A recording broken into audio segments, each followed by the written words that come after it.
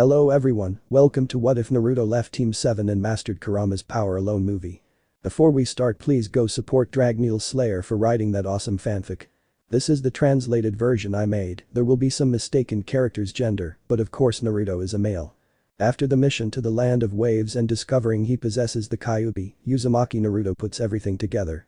He realizes why people hate him, why the academy teachers hate him. He discovers why Kakashi prefers to train Sasuke, leaving him aside. After discovering why they hate him, the young man's attitude will change considerably, surprising each and every one of the genin and Jounin. The new Naruto will appear before them. Breakup of Team 7. Naruto narrator.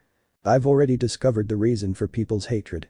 That strange power that sprang from me is the reason why everyone ignores me, why they prefer the survivor of the Uchiha clan, and despise the Jinchuriki of the Kyubi no Yoko, the nine-tailed demon fox, the most powerful Bijuu that was sealed within me by Namikaze Minato, the yellow lightning of Konoha, and the Yondaime Hokage.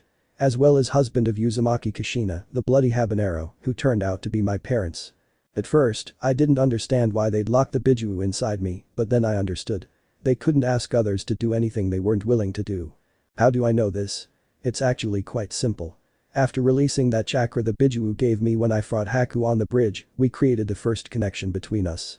The next step was simple, although he was the one to blame. After the battle, when I was sleeping, I appeared in a sewer, and there I met the Kyubi, or rather, Kurama. I got him to tell me his name. At first, he seemed mean, but later he proved to be better than most of the idiots in the village. Why do I call them that? It's really simple. Really, everyone is on the Uchiha's side, leaving me aside. Just look at how much Kakashi helps Sasuke. I don't mind that it's because they're similar, plus they both have the Sharigan. Sensei has never helped me with almost anything. Except climbing trees with my chakra to improve my control. Something that didn't help me in the fight against Haku.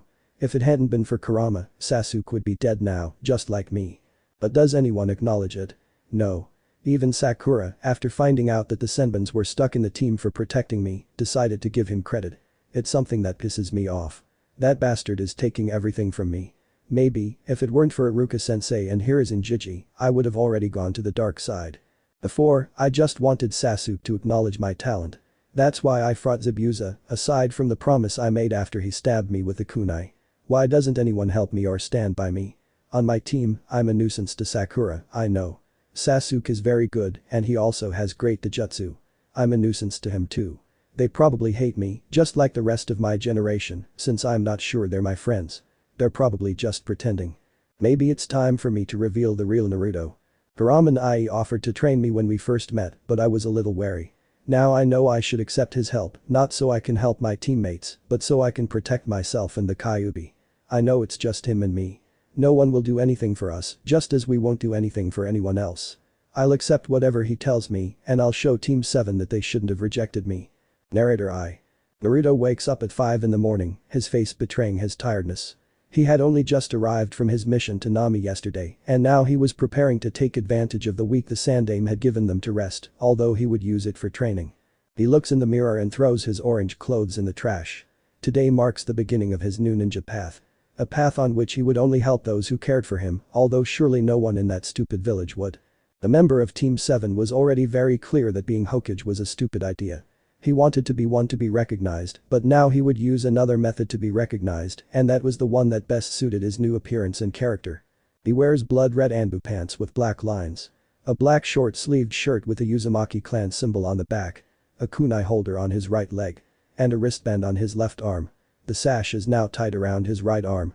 He gets everything ready and leaves his house after breakfast, which consisted of fruit, toast, and freshly squeezed orange juice. He wasn't going to eat ramen for breakfast anymore, much less eat it all day, 365 days a year. Although that was more of a Bijuu thing than him, he would clearly never stop eating it. He cared deeply for Lord Tucci and his daughter Am, who were never mean to him. In fact, they were among the few who treated him kindly. He arrives at training camp number 44, the place known as the Forest of Death, and jumps over the fence that surrounds it, entering it. He reaches a clearing perfect for his new training. Kurama. Okay, puppy-kun. It's time to start some tough training, perfect for improving your entire physical and intellectual appearance in a couple of months, he says, laughing. After that training, you'll have to remove the seals. Naruto. Seals. What seals? If it's the one that's got you locked up, I have no idea how to do it, Kurenai. Kurama. No, not that seal. You see, when your father sealed me into you, without foreseeing what would happen, he sealed your Uzumaki genes, leaving you only those of an amicus. That's why you hardly resemble Kushina, except for her mischievous attitude hahaha. Naruto. What will happen when I remove those seals? Kurama. You will awaken your Uzumaki powers, but some of me will mix with you. We won't be able to avoid that, I'm sorry. But I will give you the best I have, pup. Naruto sits in the clearing, tired of standing while talking to his guest. Naruto. As long as I don't grow fox ears and a tail, it's fine by me. The kitsune's laughter echoes through the young blonde's head. Kurama. Good, good, good. This week, we'll train your physical connection and intellect. For that, we'll use the Kage Bunshin no Jutsu, given its information gathering ability. Every time one disappears, everything that clone did will pass to you, although it might cause you a huge headache. Naruto stands up and makes a cross with his hands.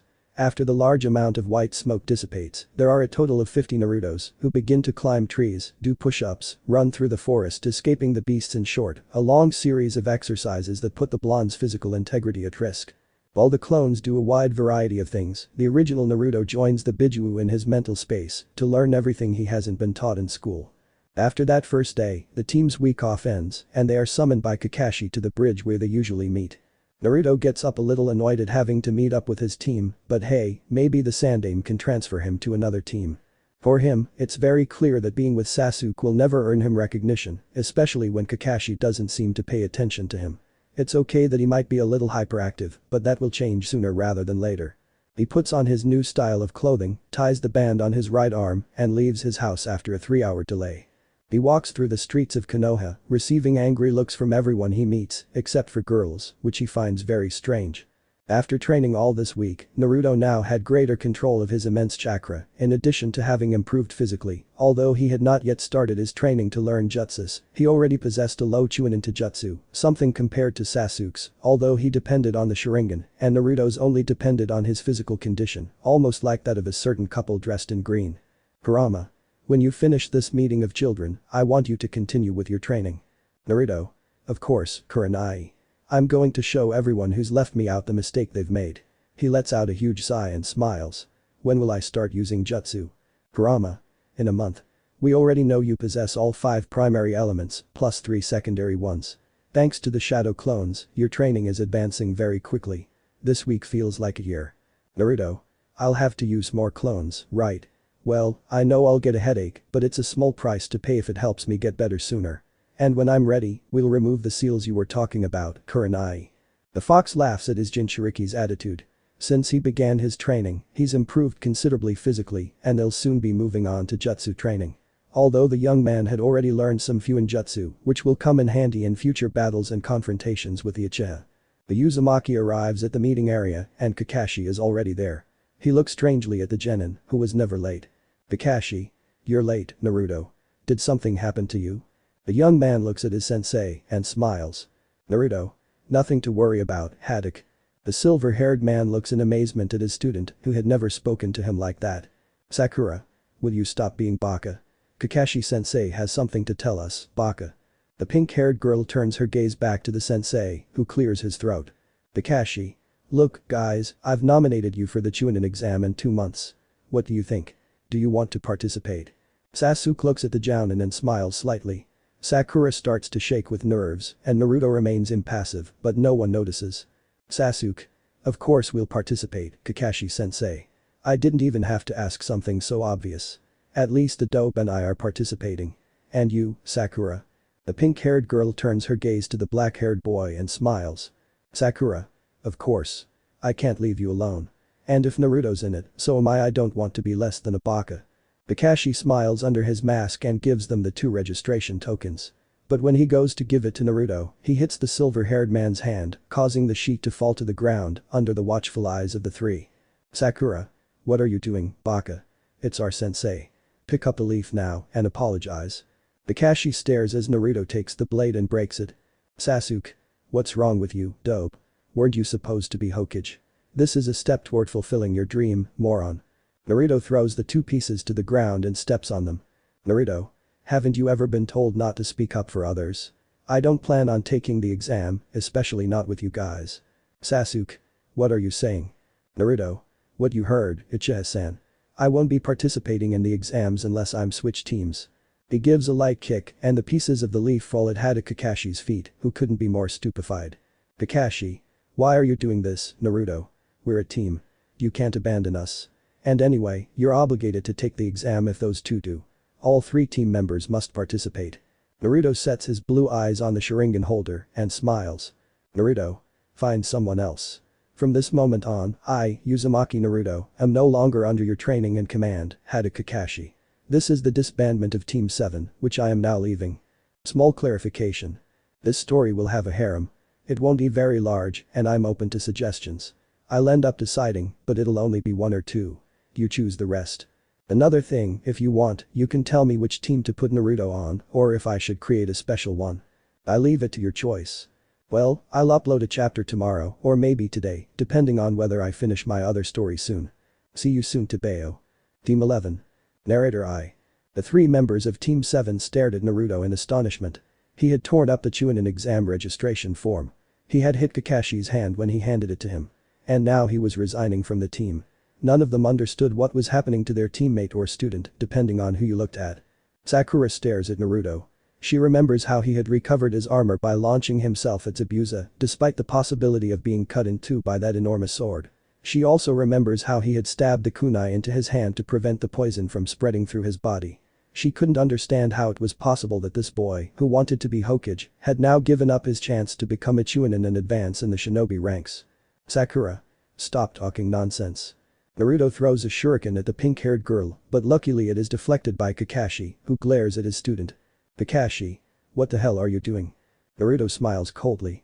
Naruto. Shut Haruno-san up. The genin was in shock. Had the hyperactive blonde really tried to kill her? That thought didn't even enter her mind. It was so absurd, she didn't know whether to laugh or cry. Sasuke watched all this in surprise, though he didn't show it on his face. He couldn't believe what the blue-eyed blonde had just done. Why was he acting like this? It nearly blinded Sakura, who was still in shock. Kakashi. If this is a joke, it's not funny, Naruto. You could have blinded Sakura, for God's sake. Naruto shrugs, implying to his former teammates that he couldn't care less. The silver-haired man grabs the genin by the shirt and lifts him up, staring at him with his uncovered eye. Kakashi. What's this about? What have we done to you? Weren't you supposed to be Hokage so people would recognize you? Why do you want to leave us? Sasuke and Sakura look closely at the blonde, who has his head down, his hair covering his eyes. He looks up and looks at his sensei. Naruto. I hate you all. Kakashi lets go of the blonde in surprise. Just as you hate me, I hate you for your contempt, for ignoring me. I'm already tired of being ignored, as if I were just another disposable object. And I'm not. He clenches his fists while holding back the urge to cry. They don't deserve a single one of his tears if I'm such a bother to you. It's better if you look for someone else. He looks at Sakura. You always blamed me for everything that happened, or rather what happened to Sasuke, like what happened on the bridge. He turns his head slightly and now looks at the Uchiha. You have always seen me and will always see me as someone inferior, a hindrance, even though I saved you. Now his blue eyes rest on the silver-haired man, and you see Sasuke more as your student than me. Despite us being on the same team, he loosens his hands, sighs, and points at the 3 of them. I'm tired of you all considering me a hindrance, useless. That's why I'm leaving this team of losers. With you guys, I'd never amount to anything. I hate you for hating me and despising me. If the Hokage doesn't put me on another team, I'll leave the village no matter what. But Sarutobi. Hiruzen, the Sandaime Hokage, couldn't believe what he was seeing in his crystal ball. The rebellious boy, the one who wanted to be Hokage so people would recognize him, was turning on his own sensei and classmates simply because they hated him, and that wasn't true. More than once, Kakashi had spoken to him about Naruto, and not exactly with hatred or anything like that. The old Hokage knew that if this continued, if he left Naruto on Team 7, someone would surely end up dead, and not exactly at the hands of the enemy. The Sandaime had to do something as soon as possible, but what? The teams were already formed, and he didn't think it prudent to remove them to place the boy on another team and remove another of the boys to put him on the 7th to fill the blonde's vacancy. But he had to do something, and the only thing he could do was form another team and find a boy to take Naruto's place, which wouldn't exactly be easy. Who would want to take charge of a team at this point? He already had all the Jounin sensei placed on a team, and he didn't know if he could gather any young genin to create that team. The Sandaime fumes, mulling over the various possibilities as he watches from the ball as Naruto walks off, leaving his former team in shock. Hiruzen, thinking. What can I do? I never expected this from him, but maybe it's understandable given everything he's been through. And now, where do I get some genin to form a new team? Maybe she wants to be the sensei, since she's treated like him. And the team, maybe the survivor wants to be on it, well the other teammate could be that red-haired boy. Okay, now I only need one member for Team 7, and I know who can provide it for me. The next day. Uzumaki Naruto wakes up late, since he didn't feel like training after what happened yesterday with those who were his teammates. He dresses in his new style, replacing his pants with a blood red one without any black, and adjusts the sash on his right arm, while on his left, he wears his wristband with the swirl symbol. Just as he leaves his house, an Anbu appears in front of him, wearing a bear mask. Okage-sama wants to see you. It vanishes in a flash of leaves, and Naruto is left thinking. Maybe he already knows what happened to Team 7, and that's why he called him. The young man jumps from house to house as he heads quickly towards the Hokage tower with a serious look, eager to know what the Hokage has to say. He enters the tower, and after exchanging a few words with the secretary, the boy is led to the Sandame's office, who lets him in immediately. The blonde man, after closing the door, sees his adoptive grandfather looking out the window, blowing smoke out of his mouth and with a serious look. Hiruzen. I know what you did. Maybe it was wrong, but I understand you, Naruto. Maybe it was a bad idea to put you on that team. Naruto. My father's student, he is a complete disaster as a sensei. The Sandame opens his mouth in disbelief and looks at the blonde in the room with wide eyes. Hiruzen. Since when? Naruto. I know Namikaze Minato is my father ever since I came back from Nami. I'm not going to tell him more, but I know enough, and that's why my new self, Jiji. The adult man nods, tired after so many lies. Hiruzen. Fine, Naruto. Since you know who your parents are, I'd give you their house, but it's still too early for that step, and the council would hang me, especially the civilians. But I already have your team, Team 11. The door opens, revealing 3 people. A woman with purple hair, a brown trench coat, a mesh shirt over her body, a sand-colored skirt, and shin guards. Then a young woman with black hair and eyes and pale skin, giving the appearance of an Uchiha, enters. She dresses like Ino, but in dark blue and with her clan logo on her back. Finally, a young man with red hair enters, his headband covering his right eye and a piece of cloth covering his mouth, something that reminds the blonde of Kakashi. He's dressed in black, with a gray vest over his shirt. His violet eye seems to glow. Hiruzen. These are Uchiha Akeno and Uzumaki Rick, your teammates. And this is Mitarashi Anko, your new sensei. He looks at the blonde and lets out a puff of smoke. You're Team 11. The girl with black eyes. Naruto narrator. So this is my team. An Uchiha and an Uzumaki. Instead of being Team 11, we should call ourselves the U-Team. Joking aside, I think these guys could be good companions. Akeno doesn't seem like Sasuke, an arrogant brat. She's relaxed, and I'd say she glances at me from time to time, which makes me blush. I don't know who she really is, but she could be my real friend, or so I hope. I'd really like her. Rick, on the other hand, seems oblivious to everything. He doesn't seem focused on me or the Sandame's words. He's like a carbon copy of Kakashi, but he's related to me, sort of like a cousin or brother, who knows. The one who can't take her eyes off me is the sensei with the purple hair and sadistic gaze. She kind of creeps me out, so to speak. But I feel strange around her. It's like I know her or something, I don't know. This will be my team. An Uchiha and Uzumaki and a sadistic-looking sensei who'll probably end up killing us or something. Seems like a good team, in my opinion. Narrator I. Hiruzen. Well, you will be the special Team 11. The Sandame exhales smoke from his mouth again and smiles slightly. You 4 have suffered alone for a long time, but now the 4 of you can be a family, so to speak. You all have a dark past, and that is why I have brought you together. He looks seriously at each of the genin and then at the sensei. I know that the idea of why I brought you together is crossing your minds. Besides putting you on the same team, he approaches until he stands in front of his desk, leaning on it and with his eyes on the newly formed Team 11. I know every detail of your lives. I have observed each one of you, in addition to seeing you grow. He releases an immense amount of smoke, takes the pipe out of his mouth to continue speaking, something rare in the Sandame. If you were on another team, I might feel some sort of emotional pressure, and I don't want that to happen again. She looks at Naruto, who ducks his head and smiles slightly, much to the team's surprise. Well, since you're the new team, I have to tell you that I've enrolled you in the Jounin exams. I want you to complete the required missions without complaint in the next 2 months. For today, I want you to get to know each other, and next week you'll begin the missions. The 4 members of Team 11 bow before leaving the room. Naruto goes last, following his new teammates and sensei. No one seems inclined to talk to each other, so once outside the tower, the new team splits up. The Jinchuriki goes home to the red light district, the worst place in the entire village, or so it said. But no one who doesn't live there can have an opinion, or at least that's the genin's thinking. He goes into his house and lies down on the bed, then closes his eyes and appears in front of the Kyubi cell. The fox stares at its container for a few seconds, then flashes a dangerous smile with its large fangs. Kurama. Well, you have a new team, pup. With them, you'll be able to grow as a ninja. Naruto. I know, Kurama. Besides, if it weren't for you, I'd probably be more dead than alive soon. The fox gets as close to the bars as possible and stares at his blonde container. Kurama.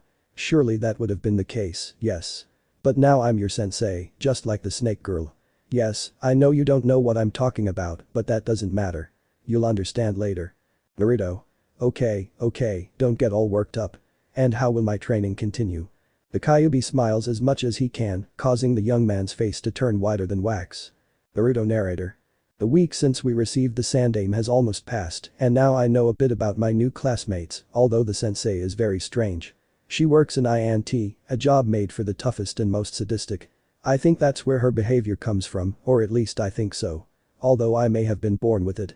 Rick, on the other hand, is very quiet, but when someone gets him talking, he doesn't stop. He's very good at Kenjutsu and Taijutsu. This week, he's given me a black eye more than once and a few bruises all over my body. Add to that Kurenai's daily training, and I'm exhausted. I still don't understand how I can stand up the next day. The Keno, on the other hand, is very cheerful, although she began to show her true character when we didn't run into each other.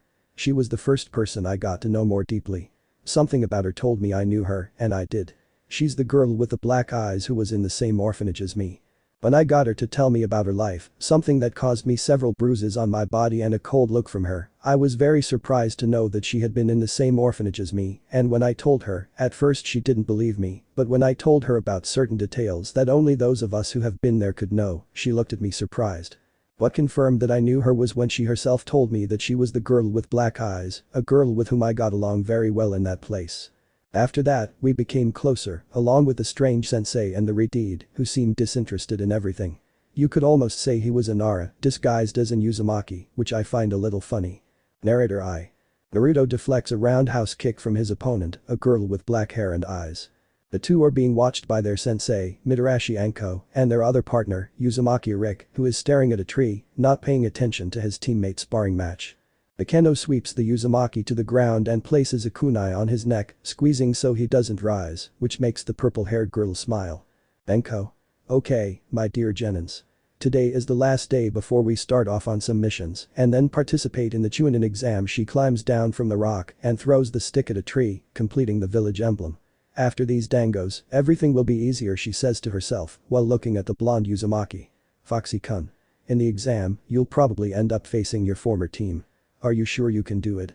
Naruto places a hand on his chin and begins to think, then smiles at his sensei. Naruto. No problema, Anko-chan.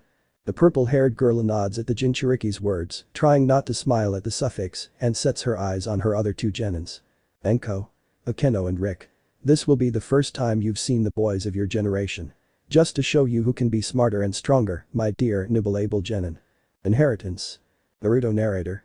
My sensei is definitely crazy and very sadistic, and she's also very annoying during missions. Her sadistic side doesn't really bother me, but sometimes it gets too much when she gets really pissed off and angry. In those moments, I'm glad she's my sensei, although I don't know if she's trying to seduce me or something. Now, I have a mark on my neck because of him. He bit me there without me being able to stop it. Thank goodness Akeno and Rick weren't there at the time. Otherwise, I would have died of embarrassment because this feels more like a mark of belonging than anything else. At least today is the day I'll get what's mine, no matter how many objections those old civilians on the council make. My Jiji had already informed me that they would try something to prevent me from receiving what is supposed to belong to Konoha, as they say. The only good thing is that they haven't been able to access anything, since the bank accounts are all in my name, and they can't enter the house, due to the blood barrier that protects it. According to the sandame, my parents modified the barrier so that if they obtained my blood, they wouldn't be able to enter. This intrigued me quite a bit, so I had one of the many long talks I have with Kurama every day, so he could explain more about it to me. He told me many things about my parents. I didn't know how to feel when he told me each story, so I had a whirlwind of emotions I couldn't control. Aside from that, Kurenai has been preparing my body for when we can remove the seals from the Uzumaki genes in me, something I want to do now, to see what changes I undergo, and see if I gain any extra powers, but from what the Kyubi explained to me, when those genes awaken, I will be able to access the Kekkei Genkai of my ancestors, which happen to be the chakra chain, one of my mother's specialties, and the Uzigen, a powerful Dijutsu. But according to the Bijuu, I could access the Rinnegan, the parent Dijutsu of all the others. Knowing all this excites me, but I'd only accept that power if I could train it myself. I don't want to be given things for free like the team. Since I left Team 7, I haven't approached them again, even though they've tried to get closer to me. Thanks to Anko-chan, I learned about the new boy accompanying them, Sai, who turns out to be a young man devoid of all emotions, or at least that's what he appears to be. He also uses a ninja art to make solid drawings with which he attacks. But we don't know anything else about him.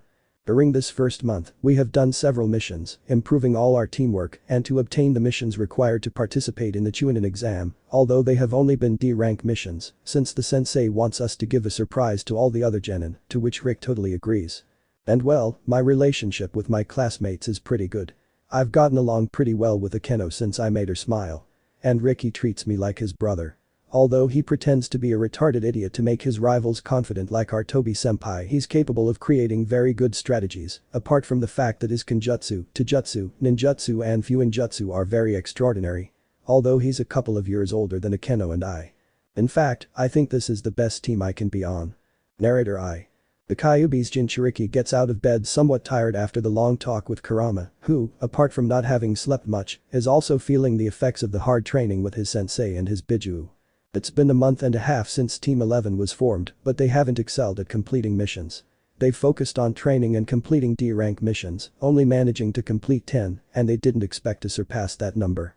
Naruto stands up and dresses in a navy blue shirt with a Uzumaki swirl on the back. He puts the Konoha sash on his left arm and a black fingerless glove with a metal plate on his right hand. He wears black Anbu pants and blue ninja sandals. For the blonde, today is the most important day for him. Today, he will receive the keys to his house from the Sandaime Hokage, along with the documents for all of his late parents' bank accounts, as well as the location of each of the Namikaze companies. He closes the fingers of his right hand, making a fist. Now the time had come for Uzumaki Naruto to take his place in the shinobi world, although to advance he would have to become a Chunin, something he would achieve no matter what. When he looks in the mirror and sees that everything is fine, he leaves his small apartment and starts jumping from rooftop to rooftop, under the angry gaze of the ignorant civilians and shinobi allied to the civilian part of the council, although it would be more specific to talk about Danzu, the man who once offered him a position as root Anbu. The Jinchuriki moves faster, eager to see his parents' house. He's so focused on jumping from rooftop to rooftop that he doesn't notice his former partner looking down at him, her jade-colored eyes shining with concern. For Haruno Sakura, the blonde's departure was not as easy as she thought. Since the young man left Team 7, the Pincat couldn't stop thinking about the boy she now saw jumping across the rooftops of all of Konoha, heading towards the Hokage Tower. Naruto finally reaches the Sandaime's office after jumping across each of the village's rooftops. Hiruzen. You're late, Naruto-kun. I thought you didn't want to see your parents' house. Naruto makes a gesture of annoyance. Naruto. How can you think that? It's what I want most. Kurama. Apart from the bites of a certain sensei ha. The genin curses his tenant inside, but a slight blush appears on his face, agreeing with the nine-tailed fox, who doesn't stop laughing. Hiruzen. Here takes a bunch of keys from the desk, along with a closed scroll. This scroll is the deed to the house, and the keys are to your house. To get there, one of your mother's students will accompany you. Behind the young man, a purple-haired Anbu appears, wearing a cat mask. You called me, Sandaime-sama. Hiruzen blows smoke out of his mouth and nods. Hiruzen, yes Nico. I believe you're the one to escort young Uzumaki home, he says, flashing a smile that the young woman in the cat mask understands. Tell her that your teacher's son already knows the truth. He can't accompany you because he's on a mission. Nico. Entendido, Sandaime-sama. Naruto, unable to understand anything, leaves the office with the Anbu girl, who walks by his side with a katana on her back and still wearing her mask. They advance through the streets of Konoha while they go deeper into the richest and most important neighborhoods until they reach the clan area, so to speak. The various clan districts of the village are spread throughout the village, with the richest and most important area being the one for the wealthy civilians, where the members of the civil council resided. And so on until reaching the red light district, where the blonde man makes his home.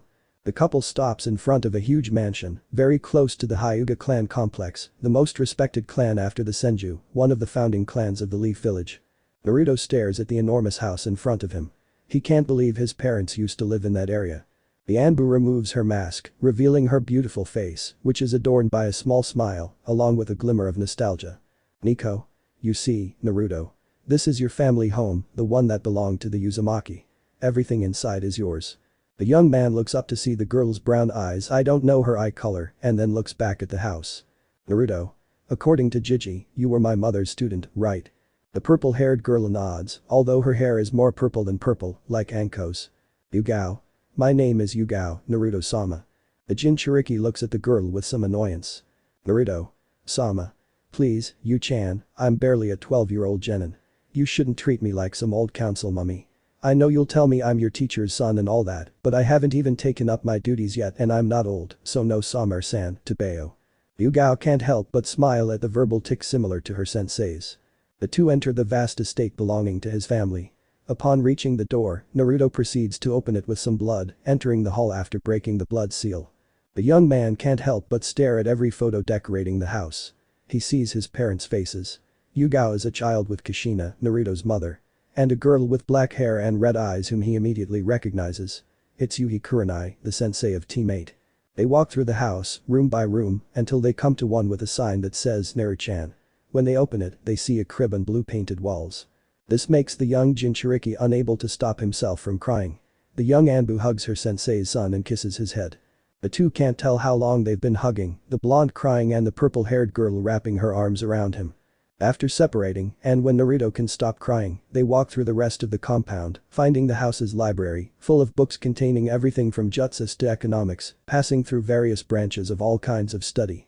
In that same library, they discover a secret room that looks more like a blacksmith shop than anything else, thus discovering that they will never again have to go to a store where they are unwelcome to buy their ninja tools. They also see the dojo outside, which is perfect for training.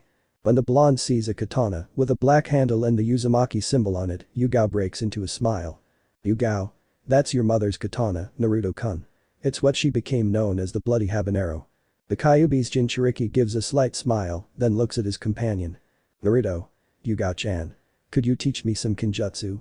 I'd like to be able to use my mother's katana to honor her memory and remind everyone that she left a son in this world. My mother's students. Narrated by Naruto. My arms are burning. I feel every muscle complaining from the movements I make. Sweat runs down my face, forcing me to partially close my eyes to avoid the stinging. Since I took the katana from my mother, the great Uzumaki Kushina, I have been training kinjutsu with the help of Yuzuki Yugao, my mother's student. I've only been here 3 days, and I'm already pretty exhausted. The gravity seals on my arms slow my movements, making them much heavier and slower. According to Yugao, I must gain strength and speed in my arms to make the weapon an extension of it, as if it were part of my arm. It's somewhat complicated for someone who has just started with the art of the sword, but since I'm striving to surpass Uchiha Sasuke and show all the genin of this generation that they shouldn't overestimate me. That's why I decided to learn kinjutsu, although it could also be because of my Uzumaki blood. Ichi's top Anbu has me do various exercises, and I don't complain, but my arms, or rather, my muscles, are ruined. Every time I wake up the next morning, I notice the aches and pains in my arms, which barely allow me to move them. But all that pain from each kinjutsu session with Yugao has its positive side, which is that my skill is increasing. For the past 3 days, my mother's student has been glued to me, so to speak. According to her, she's been ordered by the Sandaime to monitor my every move. When I asked him why, he replied that my life could be in danger now that I was about to reclaim my position as leader of my clan. But to be honest, I'm not complaining. I've grown accustomed to Yugao's presence, and she's also a very good teacher, along with her partner, Heiichakm, a sickly Jounin who can't stop coughing while he talks. But not everything is that simple in my new life. During all this time, and seeing that the Chunin exams are approaching, I've started practicing elemental jutsus with the help of Kurama, who knows a lot of them. Thanks to the Kage Bunshin no Jutsu, in the first month, I completed a technique similar to the one Kakashi used on the bridge to kill Zabuza, although it was Haku who took that attack. Instead of using Raiten, I switched it out for Kaiten, thus revealing a technique capable of burning almost anything in this world. But this technique, unlike my former sensei's, is capable of being used in several different ways, unlike Raiten's. It's a technique, like the original, that can be used to kill people with a single thrust. It can also be used as a defensive attack, although not as powerful as the originals, but still decent. It can be thrown and is also very versatile. Kakashi's technique requires great speed to perform the thrust and can only be used in a straight line, unlike mine, which can be used while moving, no matter what. But this technique comes at a cost, and that is the damage it causes to the hand I use it with, which is why I wear a glove on my right hand to hide my battered hand. But I am proud of having created a technique of my own, even if it is based on one of my former senseis. Narrator I. Naruto dodges the downward slash made by the katana in the hands of Yuzuki Yugao, the cat-masked Anbu, who lately had the mission from the Sandaime Hokage to watch over the safety of the blonde boy in front of her, making slight gestures of annoyance as she tightly gripped the control of the katana, previously used by the great Uzumaki Kushina, the boy's deceased mother and teacher of the brown-eyed purple-haired girl. The boy slides the fingers of his right hand along the handle of his weapon, noticing that despite the years, this weapon had not suffered any damage, but rather seemed to have just been forged. Small pinpricks run through the boy's hand, forcing him to make the occasional gesture of annoyance, which does not go unnoticed by his teacher, who looks at the genin with analytical eyes, seeing each of the flaws in his kenjutsu stance and whether he is holding the weapon correctly or not. Yugao, thinking. This boy is very interesting. His right hand must be hurting, maybe even bleeding, and it shows in his facial expressions. But despite all that, he keeps training and doesn't complain. It's clear he's the son of Kushina-sensei and Yondaime-sama. I couldn't ask for a better student, but he needs to stop practicing that technique if he doesn't want to lose his hand. The Kyubi's Jinchuriki sticks the tip of the blade into the ground, leaving it completely vertical, defying gravity. He wipes the sweat with the back of his left hand while opening and closing his right hand, feeling small tugs and cramps in it, causing grimaces of pain. Naruto, thinking. I've been using that technique for a month and I still can't stop it from hurting me. I know Kurama could heal me perfectly, but I don't want to overuse it, at least until he's recovered all his chakra. Yugao approaches the genin, who remains still, and shakes him slightly. Yugao. Naru, don't you think you should stop practicing that technique? I've noticed you keep making annoyed gestures, and that's not good. Give your hand a rest, at least until the third part of the exam. The blonde takes off his glove, revealing a handful of wounds and small marks caused by the concentration of chakra in it. Naruto. The truth is that you're right, Yugao-chan. He closes his hand delicately, which makes another gesture of pain appear on his face, making him smile. It's clear that I'm hurting myself if I continue like this. Yugao puts her katana back in its sheath and smiles. Ever since she started training the young man, she had grown fond of him, even though she had only been in her care for him for 3 days. Now, she barely left his side except to see her boyfriend, the other person in charge of the boy's kenjutsu training. However, the Hokage had ordered her to protect and care for the boy as much as possible, which was difficult until the same blonde prepared a room for her so she could sleep in his house if necessary, which surprised the purple-haired girl. Yugao. Well, you know, Naru. Rest that hand. She lightly strokes the boy's head and smiles. You're trying really hard, why? Naruto puts the weapon back in its holster and puts his glove back on as he stands up. Naruto. I do it so they can recognize me, Yugao-chan. People always kneel before the team, well they look at me like I'm worthless, trash. The boy's eyes turn dark, sad. But that doesn't matter to me, because I plan to prove to everyone who's called me a dope, useless, and a loser, that I'm better than the one they believe to be a god. Small flames begin to appear on the boy's right hand, which tenses the girl, who moves away from the genin a little. Yugao. I shouldn't have asked. Naruto closes his hand into a fist and lets out a deep sigh. The flames go out. Naruto. Don't worry, Yugao-chan. It only hurts a little, and it's frustrating not being able to take that pain away. But I know that one day, I'll be able to tear away that darkness I've kept in my heart for years. But Sakura. Haruno Sakura, the daughter of Haruno Mibukki, a councilwoman on the civilian side of the council, stood alone, leaning against the bridge's railing. She looked down, her thoughts racing through her head. The girl didn't feel confident in herself. Now that they had completed Team 7, they could participate in the Jounin exams, which would take place in a month. And this was what she felt insecure about. Sasuke would train after each mission, disappearing from sight for the rest of the day. Her new partner was much the same. Every time they returned to Konoha after a mission, he would disappear without warning, leaving her alone, unaccompanied. Before, Naruto always kept her company, although he bothered her because he always tried to get her attention. Now she missed him. The pink-haired girl still didn't understand what had happened to her former partner, but she would try to fix it, even though she didn't know how. He had gone to the boy's house several times, but he never found him, and he stopped insisting when the landlord told him that the boy no longer lived there, that he had left. That worried him at first, but when he spoke to the Sandaime about it, the old man told him that his former companion had simply moved house and that he should not look for him. Since that conversation, the girl hadn't stopped thinking about the blonde. Although she didn't want to admit it, she missed him, and without him, the team wasn't the same. The new guy looked too much like Sasuke, which made the missions even more boring, or so she thought since Naruto decided to change teams. And clearly, she didn't feel ready for the exam. But Naruto. Uzumaki Naruto, the Jinchuriki of the Kyubi no Yoko, son of the Yondaime Hokage Namikaze Minato and the bloody habanero Uzumaki Kushina, was in these slow fights for his life, literally. The sadistic Mitarashi Anko, the sensei of Team 11, after finding out where her student lived, decided to pay him a short visit, accompanied by a black-haired woman with red eyes and a good body named Yuhi Kurenai, a Genjutsu specialist. As soon as he saw the young blonde boy training in the front yard of the house, next to the Anbu who usually wore a cat mask to cover her face, he decided to teach his student a lesson for abandoning team training. At this moment, the boy was running, dodging each of the kunes, shurikens, fireballs and snakes that his sensei threw at him, which was seen by Yugao and Kurenai with an anime-style drop behind their heads and with a worried grimace on their beautiful faces. Enko. Come back here, Foxy-kun. I won't hurt you, at least not too much. Naruto. No way, Anko-sensei. The young man narrowly dodged a flaming kunai. But the purple-haired woman in a trench coat appeared behind him and bit his neck, causing the boy to shiver and the snake charmer to laugh in victory. Enko. I got you, Foxy-kun. Naruto, already resigned to being mistreated by his sadistic and perverted sensei, let him hug him while shaking him from side to side, resting his breasts on the back of the young man's neck, who only prayed that nothing more would happen than that bite on his neck. Kurenai, hey Enko. Shouldn't you let the boy live? Enko releases the Jinchuriki, who falls to the ground on his bottom and begins to smile nervously. For the snake tamer, angering the red-eyed girl was a danger. The boy stands up, caressing the bite area. This will leave an unmistakable mark. Naruto. What are you doing here, Kurenai-san? The red-eyed girl stopped scolding the purple-haired girl in a trench coat and focused on the boy. Kurenai. Well, according to Yugao you already know about your parents, so both Enko and I have to talk to you.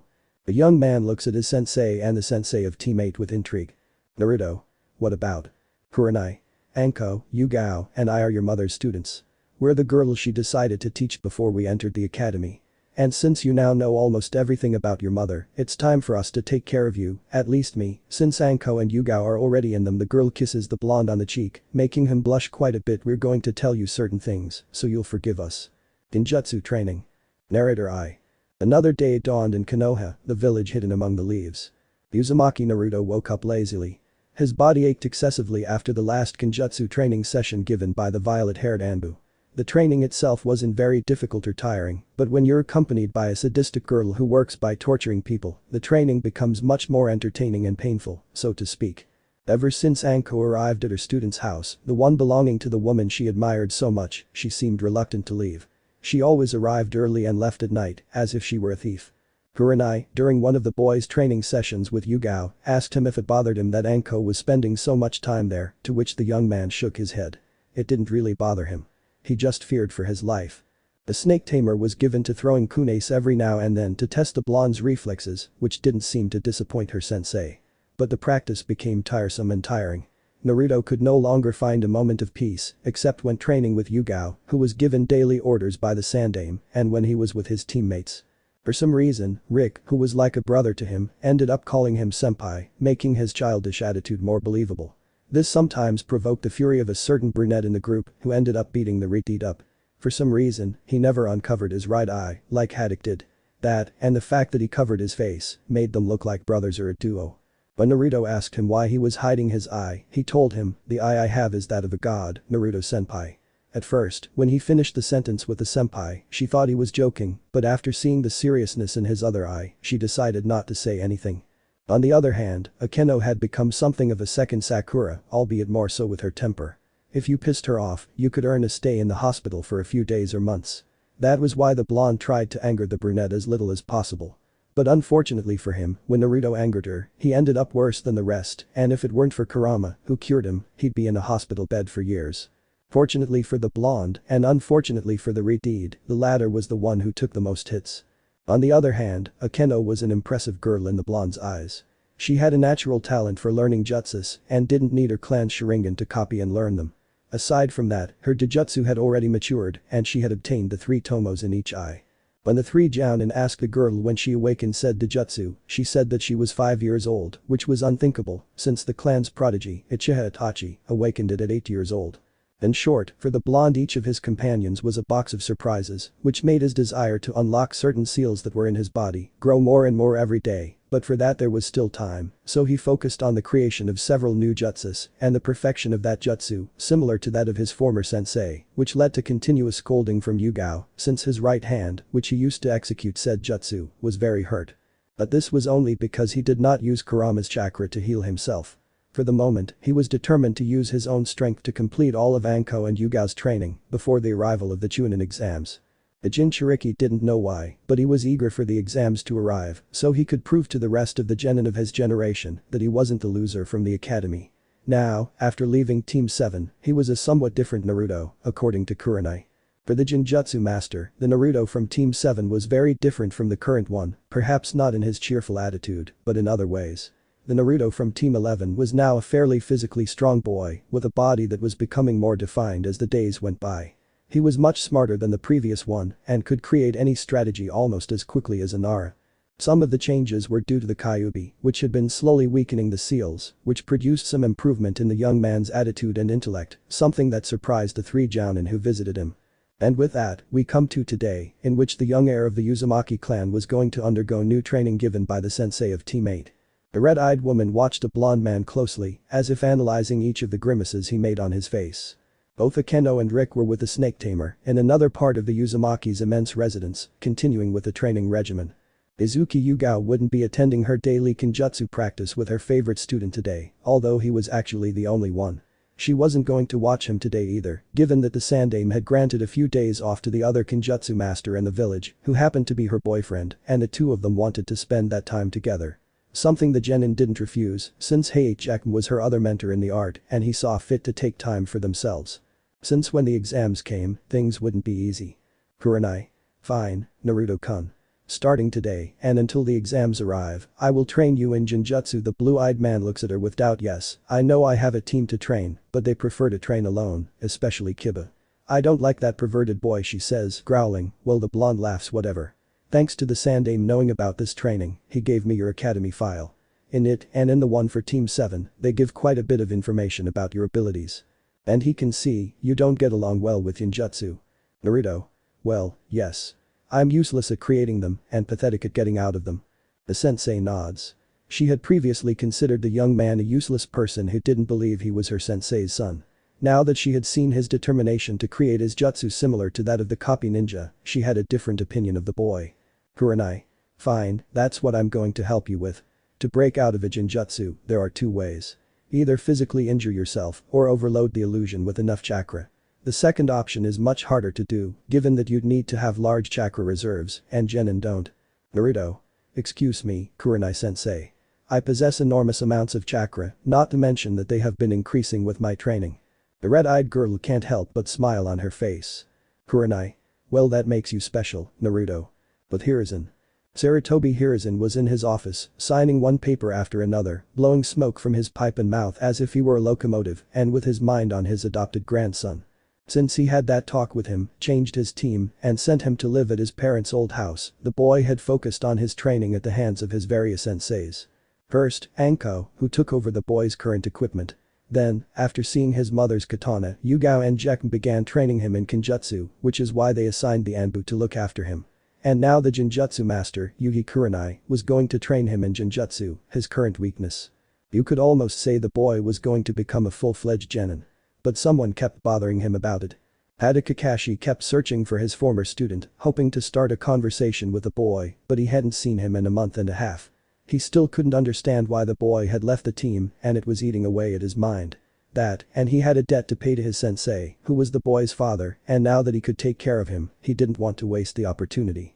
Hiruzen had to deal with the annoying Jounin sensei, who kept coming to his office looking for information about the genin, information that the Sandaime wouldn't give him, at the boy's request. In fact, no one in his generation knew where he was, except for his classmates and sensei. The door opens, revealing an Anko with a slight smile, which made the old man's body feel slight chills. Hiruzen. How can I help you? The Jounin of Team 11 stands in front of the Sandaime, with a happy face, so to speak. Anko. I wanted to ask you if I could go live with Naruto-kun. The old man's eyes opened wide. Hiruzen. Living with Naruto. I don't know why this is, but… Enko. Please, Sandaime-sama. That boy, or rather my entire team, is the one who's treated me the best over the years since that incident. And to be honest, that blue-eyed boy is the one who's treated me the best and I don't want to leave him alone. With Naruto. In jutsu after Jinjutsu, the young blonde was getting the hang of it, at least escaping from them. He still couldn't create a decent illusion that could fool the red-eyed woman in front of him, but at least he could cast a few Jinjutsu that could trap novice genins or those who weren't capable of quickly detecting illusions. The boy was sweating, shaken from escaping each of the Jinjutsus his sensei had placed on him. He had several wounds he had inflicted while escaping, but after that, he began using chakra fluctuations to destabilize the illusion, which would have killed him or rendered him unconscious if he didn't have all that chakra, not counting Kurama's. Very soon, I could master this art. Narrator I. Another day dawned in Konoha, the village hidden among the leaves. Uzumaki Naruto woke up lazily. His body ached excessively after the last Kenjutsu training session given by the violet-haired Anbu. The training itself wasn't very difficult or tiring, but when you're accompanied by a sadistic girl who works by torturing people, the training becomes much more entertaining and painful, so to speak. Ever since Anko arrived at her student's house, the one belonging to the woman she admired so much, she seemed reluctant to leave. She always arrived early and left at night, as if she were a thief. Kurenai, during one of the boys' training sessions with Yugao, asked him if it bothered him that Anko was spending so much time there, to which the young man shook his head. It didn't really bother him. He just feared for his life. A snake tamer was given to throwing kunais every now and then to test the blonde's reflexes, which didn't seem to disappoint her sensei. But the practice became tiresome and tiring. Naruto could no longer find a moment of peace, except when training with Yugao, who was given daily orders by the Sandaime, and when he was with his teammates. For some reason, Rick, who was like a brother to him, ended up calling him senpai, making his childish attitude more believable. This sometimes provoked the fury of a certain brunette in the group who ended up beating the Rick up. For some reason, he never uncovered his right eye, like Haddock did. That, and the fact that he covered his face, made them look like brothers or a duo. When Naruto asked him why he was hiding his eye, he told him, "The eye I have is that of a god, Naruto-senpai." At first, when he finished the sentence with the senpai, she thought he was joking, but after seeing the seriousness in his other eye, she decided not to say anything. On the other hand, Akeno had become something of a second Sakura, albeit more so with her temper. If you pissed her off, you could earn a stay in the hospital for a few days or months. That was why the blonde tried to anger the brunette as little as possible. But unfortunately for him, when Naruto angered her, he ended up worse than the rest, and if it weren't for Kurama, who cured him, he'd be in a hospital bed for years. Fortunately for the blonde, and unfortunately for the Redeed, the latter was the one who took the most hits. On the other hand, Akeno was an impressive girl in the blonde's eyes. She had a natural talent for learning jutsus and didn't need her clan's Sharigan to copy and learn them. Aside from that, her Dojutsu had already matured and she had obtained the 3 tomos in each eye. When the 3 Jounin asked the girl when she awakened said Dojutsu, she said that she was 5 years old, which was unthinkable since the clan's prodigy, Uchiha Itachi, awakened it at 8 years old. In short, for the blonde each of his companions was a box of surprises, which made his desire to unlock certain seals that were in his body grow more and more every day, but for that there was still time, so he focused on the creation of several new jutsus and the perfection of that jutsu, similar to that of his former sensei, which led to continuous scolding from Yugao, since his right hand, which he used to execute said jutsu, was very hurt. But this was only because he did not use Kurama's chakra to heal himself. For the moment, he was determined to use his own strength to complete all of Anko and Yugao's training before the arrival of the Jounin exams. The Jinchuriki didn't know why, but he was eager for the exams to arrive so he could prove to the rest of the genin of his generation that he wasn't the loser from the academy. Now, after leaving Team 7, he was a somewhat different Naruto, according to Kurenai. For the Jinjutsu master, the Naruto from Team 7 was very different from the current one, perhaps not in his cheerful attitude, but in other ways. The Naruto from Team 11 was now a fairly physically strong boy with a body that was becoming more defined as the days went by. He was much smarter than the previous one and could create any strategy almost as quickly as Nara. Some of the changes were due to the Kyubi, which had been slowly weakening the seals, which produced some improvement in the young man's attitude and intellect, something that surprised the 3 Jounin who visited him. And with that, we come to today, in which the young heir of the Uzumaki clan was going to undergo new training given by the sensei of Team 8. The red-eyed woman watched the blonde man closely, as if analyzing each of the grimaces he made on his face. Both Akeno and Rick were with the snake tamer in another part of the Uzumaki's immense residence, continuing with the training regimen. Izuki Yugao wouldn't be attending her daily Kenjutsu practice with her favorite student today, although he was actually the only one. She wasn't going to watch him today either, given that the Sandaime had granted a few days off to the other Kenjutsu master in the village, who happened to be her boyfriend, and the two of them wanted to spend that time together. Something the genin didn't refuse, since Heijaku was her other mentor in the art and he saw fit to take time for themselves. Since when the exams came, things wouldn't be easy. Kurenai. Fine, Naruto-kun. Starting today, and until the exams arrive, I will train you in Jinjutsu. The blue-eyed man looks at her with doubt. Yes, I know I have a team to train, but they prefer to train alone, especially Kiba. I don't like that perverted boy, she says, growling. Well, the blonde laughs. Whatever. Thanks to the Sandaime knowing about this training, he gave me your academy file.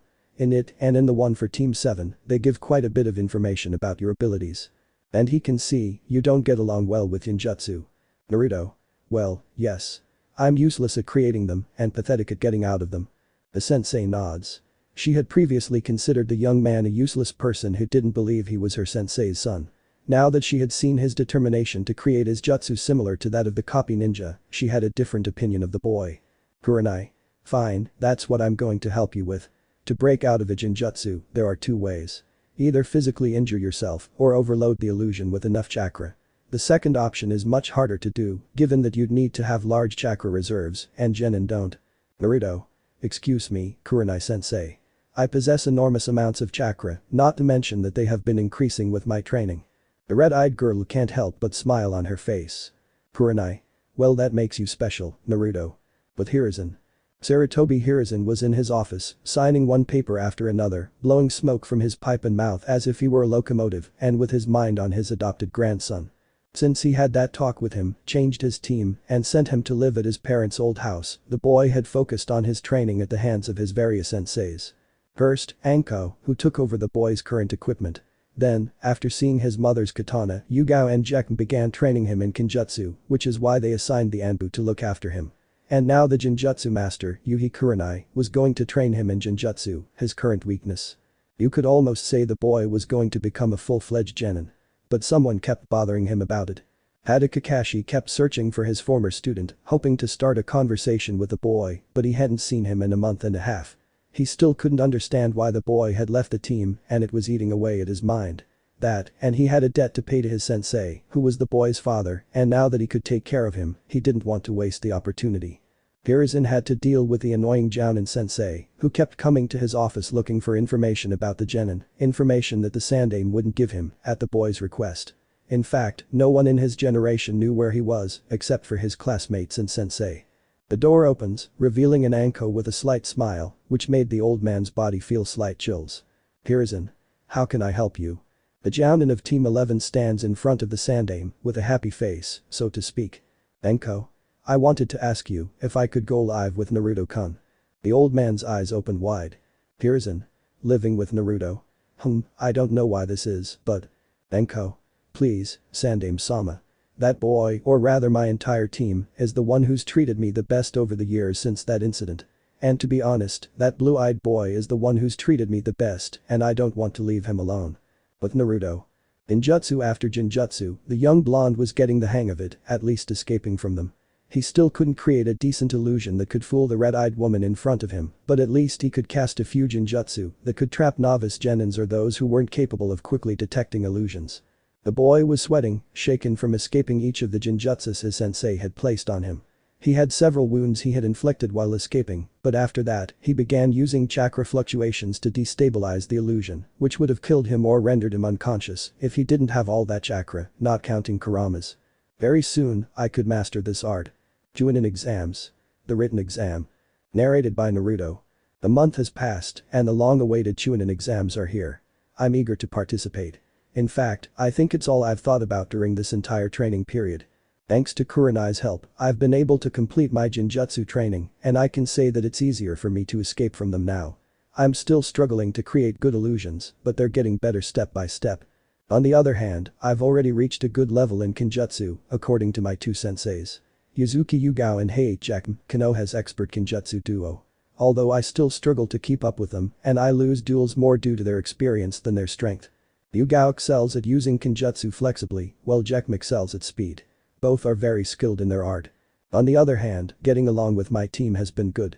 We've improved our teamwork, which allows us to complete the exercises our sensei sets very quickly and effectively. Rick and I follow Akeno's orders without question. She's the best at strategizing in the group despite all my improvement, and honestly, it's never crossed my mind to disobey one of her orders. The last time Rick did it, our beautiful teammate beat her up in front of the bandits we were supposed to defeat, causing them to bow down before her. Akeno is very scary when she's angry. Anko, for her part, has been stalking me 24 hours a day, every hour of the day, for weeks. Ever since she moved into my house, she hasn't stopped following me around, which, although it may seem strange, doesn't bother me at all. I find every single thing she does funny, although she always ends up leaving me with a bite on my neck. Rick and Akeno ended up living with us, or rather with me, and it's something that really surprises me. We're a team, living in the same house, and when we meet up for a mission, we're late. It's incomprehensible and stupid in my opinion. Thanks to Kurama's help, I've managed to complete my new Kaiten technique, very similar to my former sensei's, but I believe it's much more powerful and useful. The weak point of the technique I use on the bridge is that it's a straight line attack jutsu, which requires a lot of evasion, while mine is a directional attack. According to the Kyubi, I'm about to be able to remove the seals. I'm eager to see what their removal causes. Narrator I. Naruto gets out of bed heavily, his body stiff from his sensei's last training session. He throws off the sheet and goes into the bathroom. He's still not used to his new home, even though he's been there for 2 months, and maybe he never will. Before he can even relax in the shower, under the warm water that's perfect for him, Akeno's screams can be heard throughout the house, or rather, mansion. Since his 2 companions went to live with him, as well as his perverted and sadistic sensei, the screams always went from one side to the other in the house, more from the Uchiha than from the red-haired Uzumaki, who spent his time bothering the young woman. If it weren't for the fact that the boy had a girlfriend, both the blonde and the group sensei would think he had a crush on the brunette, who never showed her feelings to anyone except the Jinchuriki. The two had become very close. Naruto steps out of the shower, his body dripping wet, a towel wrapped around his waist. Drops of water trickle down his torso, arms, hair and face, which forms a smile as he looks in the mirror. After 2 intensive months of exercise, it was possible to see that the baby fat had disappeared from him, leaving a body more like a teenager than a 13-year-old boy, although unfortunately for him, he was still short, something that Akeno loved, since she referred to the boy as her most kawaii chibi, which ended with the brunette stretching the blonde's cheeks, who could only watch as her companion used him as a doll. Whenever he refused, the girl manipulated him by falsely crying. He leaves the bathroom and takes his clothes out of the closet. He puts on black Anbu pants along with a dark blue short-sleeved shirt and the black glove on his right hand. He puts the sash on his left arm and finally puts on his blue ninja sandals. After checking that everything was in order, he leaves his room, which used to be his parents' room, and goes down to the dining room to find the same scene he's seen since his entire team moved into his house. Rick is on the floor crying while Akeno hits him and Anko eats her dango. That was and is the scene every morning at the Uzumaki's house, and he's more than used to it.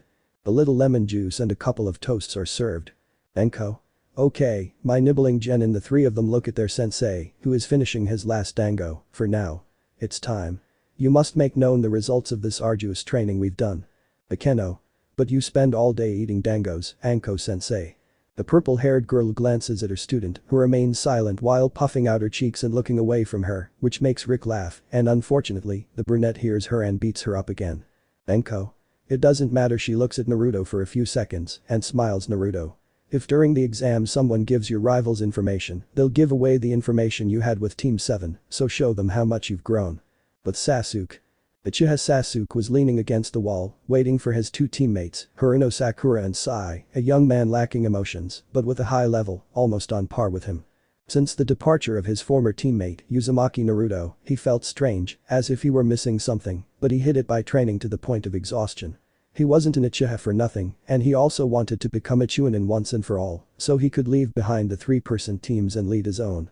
His mother had told him about the exams she passed, so he was somewhat prepared for them. The first to arrive was Sai, as calm and emotionless as ever, with his pale face, black hair and black eyes. He almost resembled an Uchiha, but he wasn't. On his back, he carried a huge scroll, which is what he used for his ninja art of drawing. He stands next to the Uchiha, but they don't greet each other, they just look at each other closely until the pink-haired girl arrives, with her usual smile. Once the 3 members of Team 7 are gathered, they head to the academy without speaking to each other. Sakura thinks about the blonde. She hadn't seen him in 2 months, and for some reason, it was getting to her. She didn't understand it, but since he left, nothing has been the same for her. In fact, from that day on, the young woman's fangirl attitude disappeared. She only used it when they were with the others to hide her sadness from the analytical gaze of Ino and the others, although she didn't care at all. Once they arrived at the academy, they went up to the second floor, where they saw a lot of people trying to enter classroom 301. I don't remember if this is the exam room which was guarded by 2 genin who didn't let anyone in. The boy in a green suit, with huge eyebrows and bowl-shaped black hair, tried to enter, but the doorman pushed him in, forcing the young woman with brown buns to pick him up so he wouldn't hit the floor. Sasuke. You should remove the Jinjutsu. Everyone looks at the Uchiha. The girls with hearts in their eyes, and the boys with a certain annoyance. What do you care? Out of the blue, one of the genin at the door kicks her, which Sasuke reciprocates. But both are stopped by the boy in the green suit. Sasuke, thinking. He stopped my kick like it was nothing. The boy lets go of both of their legs and stretches out to his full height. Weren't we supposed to avoid attracting attention? The boy with long brown hair, wide eyes and skin, stops next to the young woman with the buns. Sasuke. Who are you? The boy looks at the black-haired boy. Hyuganiji. The boy in green looks at Sakura and approaches, passing by the unfazed Sai. I'm Rock Lee. Please, Haruno Sakura, be my girlfriend. The pink-haired girl looks at him badly. Sakura. No. Lee. Why? Sakura. You're weird. The boy leans against the wall, completely depressed and with his head down. After that strange introduction, Sasuke and Lee have a fight at the request of the Green Pandex chip, which ends with the appearance of a pink turtle and a man with the same green suit, who answers to the name of Mido Guy. After the fight, which Sasuke loses despite the young man sensei having appeared, the three arrive at the real exam room, entering after speaking with Kakashi, being greeted by the looks of each of the participants present. I see you're here too. The boy with a pineapple hairstyle, a big-boned young man who eats potatoes, and a blonde-haired blue-eyed girl who throws herself at the Uchiha make an appearance. They are followed by a boy with black glasses and a grey jacket, a young man with red markings and a dog on his jacket, followed by a shy girl with pearly eyes and blue hair. Sakura. I see you're all here.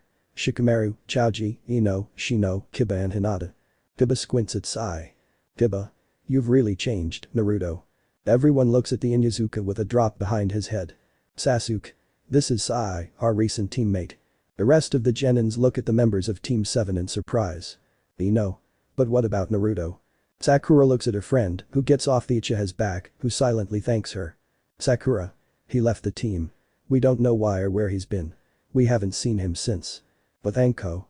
The Jounin of Team 11 walked calmly to the group of senseis from each of the Konoha teams, who stopped talking about Marino Ibiki, the first examiner in charge of the written exam, to look at the purple-haired girl. Asuma. What are you doing here, Anko? Kakashi stops looking at the page of his book and focuses his visible eye on the snake charmer. The only one who is not surprised is Kurenai. Anko. What do you mean, what am I doing here? I'm the sensei of the new Team 11. That's why I'm here. Kakashi. You're the sensei of the new team? I didn't expect that. What are your guys like? Anko smiles maliciously. Anko. I'm so sure you'll pass this exam, my name is Mitarashi Anko, she says, laughing. Well, at least one of you will pass. But the examinees. Kiba. Well, maybe he finally figured out this isn't for him. He wasn't very good at the academy. Shikamaru simply blurts out a problem and stands next to the Akamichi, who continues eating. Suddenly, Arideed, with a headband covering his right eye and a cloth mask on his mouth and nose, makes an appearance by suddenly opening the door and falling to his knees until he is in the middle of the 9 Konoha genin. Rick has defeated Akeno-senpai. All the genins in the room look at the Arideed as if he were crazy. Behind him, a young woman with black hair and black eyes enters, dressed in black lycra shorts, a dark blue top and black ninja sandals, with a shuriken holder on her left leg and the object holder on the right side, behind. You're an idiot. Shiva hits the boy and pins him to the ground, under the watchful eyes of everyone. Next time you do something like that, Whiskers-kun won't save you. Sakura. Excuse me. Who are you? The couple looks at the pink-haired girl and then at the rest of Konoha's rookie genins. I'm Uchiha Akeno and he's Uzumaki Rick. We're both members of the new Team 11. Sasuke's eyes widen. Sasuke. Are you an Uchiha? The girl looks at the young man and frowns. Akeno. Yes, any problem? Sasuke. No, I just thought everyone had died in the massacre. Akeno. Well, you see that's not the case. Ino goes a little ahead. Ino. Shouldn't there be 3 of you? Akeno frowns further and Rick raises his hand, happy. Rick. Rick was in charge of delaying senpai. Rick is a good boy who always helps train senpai. Everyone looks at the retard and they have to make an effort not to laugh at his childish and idiotic attitude. Tiba. Excuse me, beauty, but the other guy is always just as stupid as him, you're both going to end up doing really badly on the exam. The Keno gives a slight smile that no one notices before adopting her poker face. The Keno. Maybe. They're both incorrigible bakas. But don't compare me to that pair. I'm far superior to them.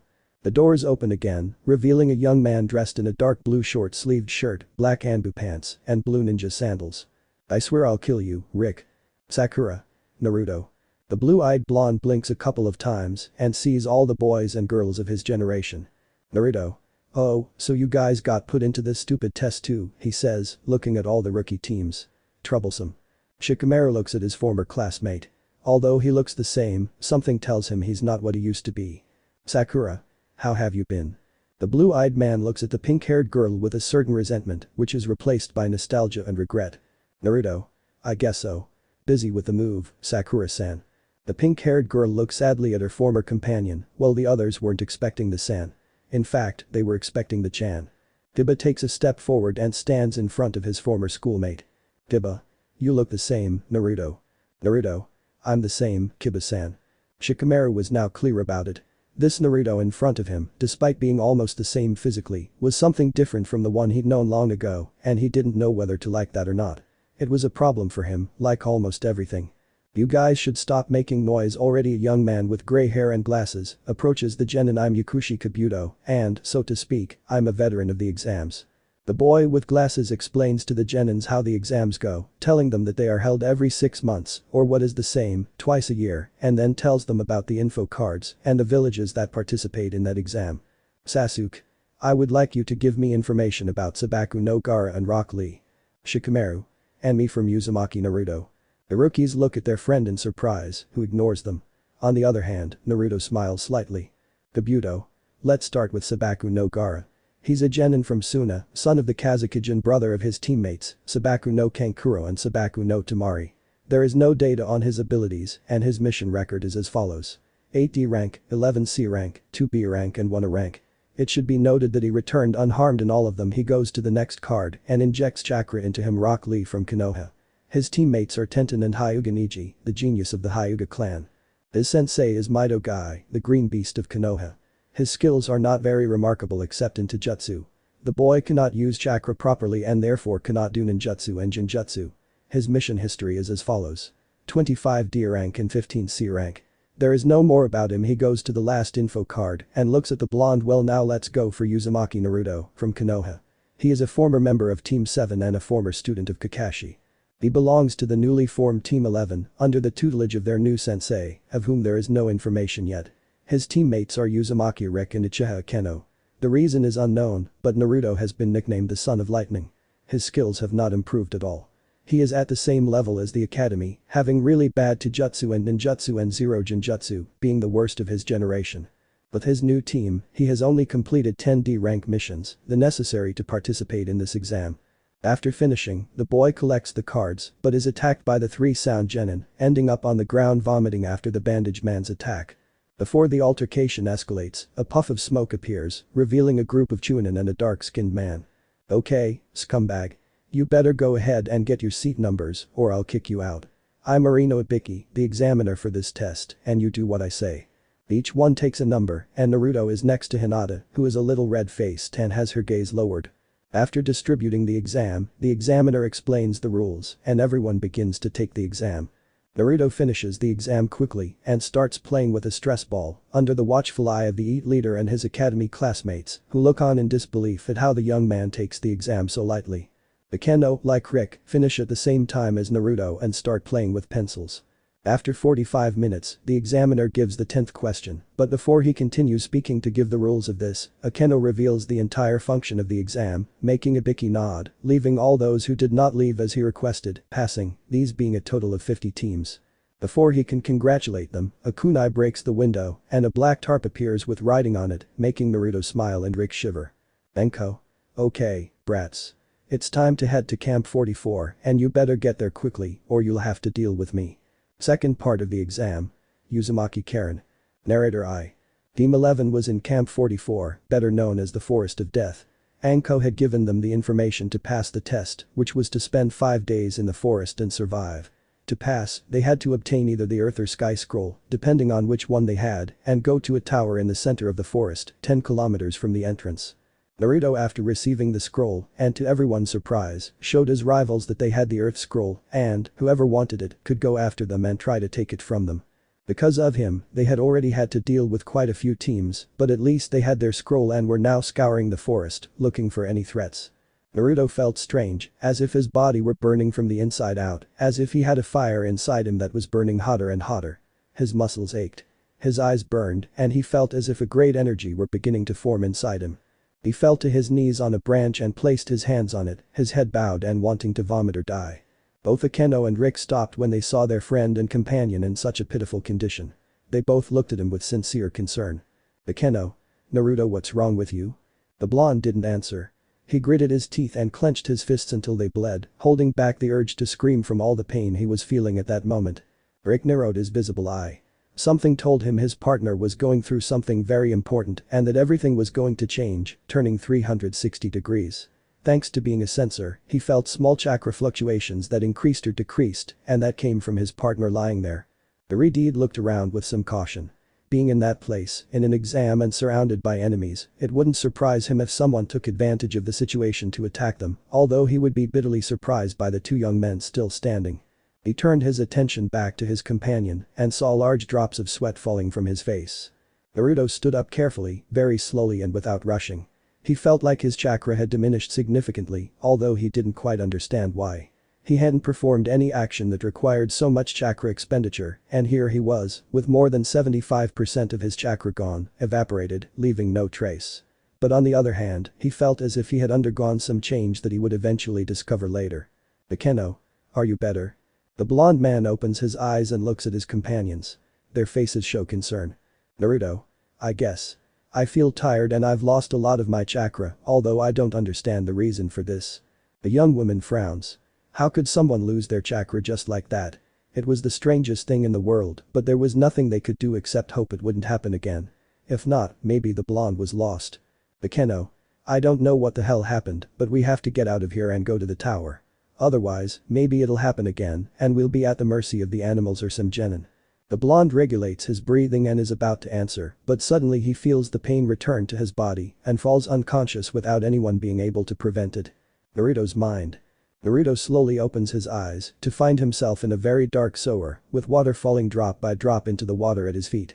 For some reason, visible water cannot get on him, nor does he even feel it as such. The blonde stops paying attention to his surroundings and starts walking toward the sound of the occasional grunt. He doesn't quite understand why, but he's walking alone, without anyone doing anything, not even himself, to make his legs move on their own, oblivious to his brain's commands. It ends in front of a huge gate with the kanji for seal. Behind this gate, a figure moves until it becomes visible to our protagonist. Kurama. I see. So it's time. The blonde looks at the fox without understanding. Naruto. What moment? Do you know what's going on, Kurama? The enormous nine-tailed fox looks at its container with its impassive red eyes, which seem to see the soul and heart of the genin. Kurama. Yes, and you should know better, meathead. The Uzumaki gene seals are breaking, hence the immense pain and chakra loss you're experiencing. Naruto nods slightly, but still with doubts in his young mind. Naruto. Why am I losing chakra? If I continue like this, I'll die without being able to prove that I'm not weak. Kurama bares his fangs in what could be a smile, at least if you ask the blue-eyed blonde. Kurama. Calm down, Gaki. I'm giving you the chakra so you don't lose your life in the process, something that would be impossible, but better safe than sorry, the imposing fox informs him. The reason you're losing chakra is because it's being used to break the seals and adapt to your new powers. It's something that will take a few hours, but don't worry. There won't be any physical after effects after your change, at least, not many. The blonde simply nodded. He was eager to use his Uzumaki genes to show everyone who he really was. But this came with a major drawback, at least for now. They were in the middle of the second part of the exam, in the middle of a forest full of enemies and potential predators. He couldn't afford to waste 5 days adapting to his new appearance, and his tenant needed to know that. Naruto. Hey Kurama. You know I'm in a difficult situation right now, right? Kurama. So what? A vein appears on the blonde's head. Naruto. And you haven't thought that, could I kill if I'm losing chakra and have body aches all the time? The Biju laughed nervously. Actually, that idea hadn't even crossed his mind until the blonde man there had just said it, looking at the fox with a serious expression. But since it was the Kyubi, he always had a backup plan. Kurama. Okay, stop screaming already, the demon fox replies tiredly. Well, I have a plan B, Naruto, but there are consequences. The blonde looks at his friend. Naruto. Which ones? Kurama stares at his container, hoping to see hesitation in its eyes, but no. Determination shines in its sapphire blue eyes. Kurama. I'll use my chakra to block the seals, but you won't be able to use my power or chakra. You'll only have your own. If you access my chakra, it's possible that when you finish using it, all the gene seals will break, bringing your body to such a point that you could die without me or anyone else being able to do anything. The Jinchuriki stares at his companion. Since Nami's return, since he met the one who was supposedly the most powerful of the 9 Biju, he never saw him as a weapon or something he could use, as if he had no feelings. In fact, that was the main reason he wanted to train and become much stronger, so he wouldn't depend on his Biju. Now, during the second stage of the exam, he had that chance. If he didn't take it, he might end up falling prey to the pain from the release of his genes. The blonde Uzumaki lets out a huge sigh, his decision already made. Naruto. Do it, Nai-san. On Karen. Uzumaki Karen, an 11-year-old almost 12-year-old Kusa genin, was completely terrified. Beside her were her classmates, their heads severed from their bodies and covered in 2 enormous pools of blood. The girl with glasses was terrified, with several cuts all over her body. Bloodstains were scattered across her clothes and face. The worst part was that the young woman couldn't move a muscle even if she wanted to. Her body wasn't responding. No matter how hard he tries to get up, he falls back to the ground, terror etched on his face. His red eyes glowed with the fear he felt at that moment. In front of the red-haired girl, 3 genin from Omegakure no Sado, wearing diving respirators and yellow suits, stood in front of her, with blood dripping from their kunes. Well. Since we don't have the earth scroll we need and your friends are already dead, we'll have fun with you. The 3 of them approach, causing the Kusa genin to crawl backward, but she can't go any further. She crashes into a tree. She watches in terror as they slowly approach her. Senpai. They're bothering Redeed senpai and Rick thinks we should intervene. The Omegakure genin turn around and find the red-haired Uzumaki from Team 11, along with the brunette from the same team. Their eyes are fixed on the 3 from AIM, who hadn't noticed them. When the leader of this trio looks back at the Redeed, he finds a blonde man carrying her on his back. A slight blush can be seen on her face, which she hides with her red locks. How dare you interfere? Before the AIM people can do anything, Uchiha Akeno, fast as lightning, makes several cuts on each of their bodies, paralyzing them in the process, thanks to the liquid she poured on her short sword. This leaves the grass genin frustrated, and they watch as Team 11 walks away from there, with Uzumaki Karen on the blonde's back. Second part of the exam. Fight to the death. Orochimaru appears. Narrator I. While Team 11 rescued the girl named Uzumaki Karen, one of the last members of this clan, Team 7 advanced through the forest, alert to any sign of danger and watching each other's backs. Sasuke led the way, his face serious, alert to any movement within his range of vision and hearing.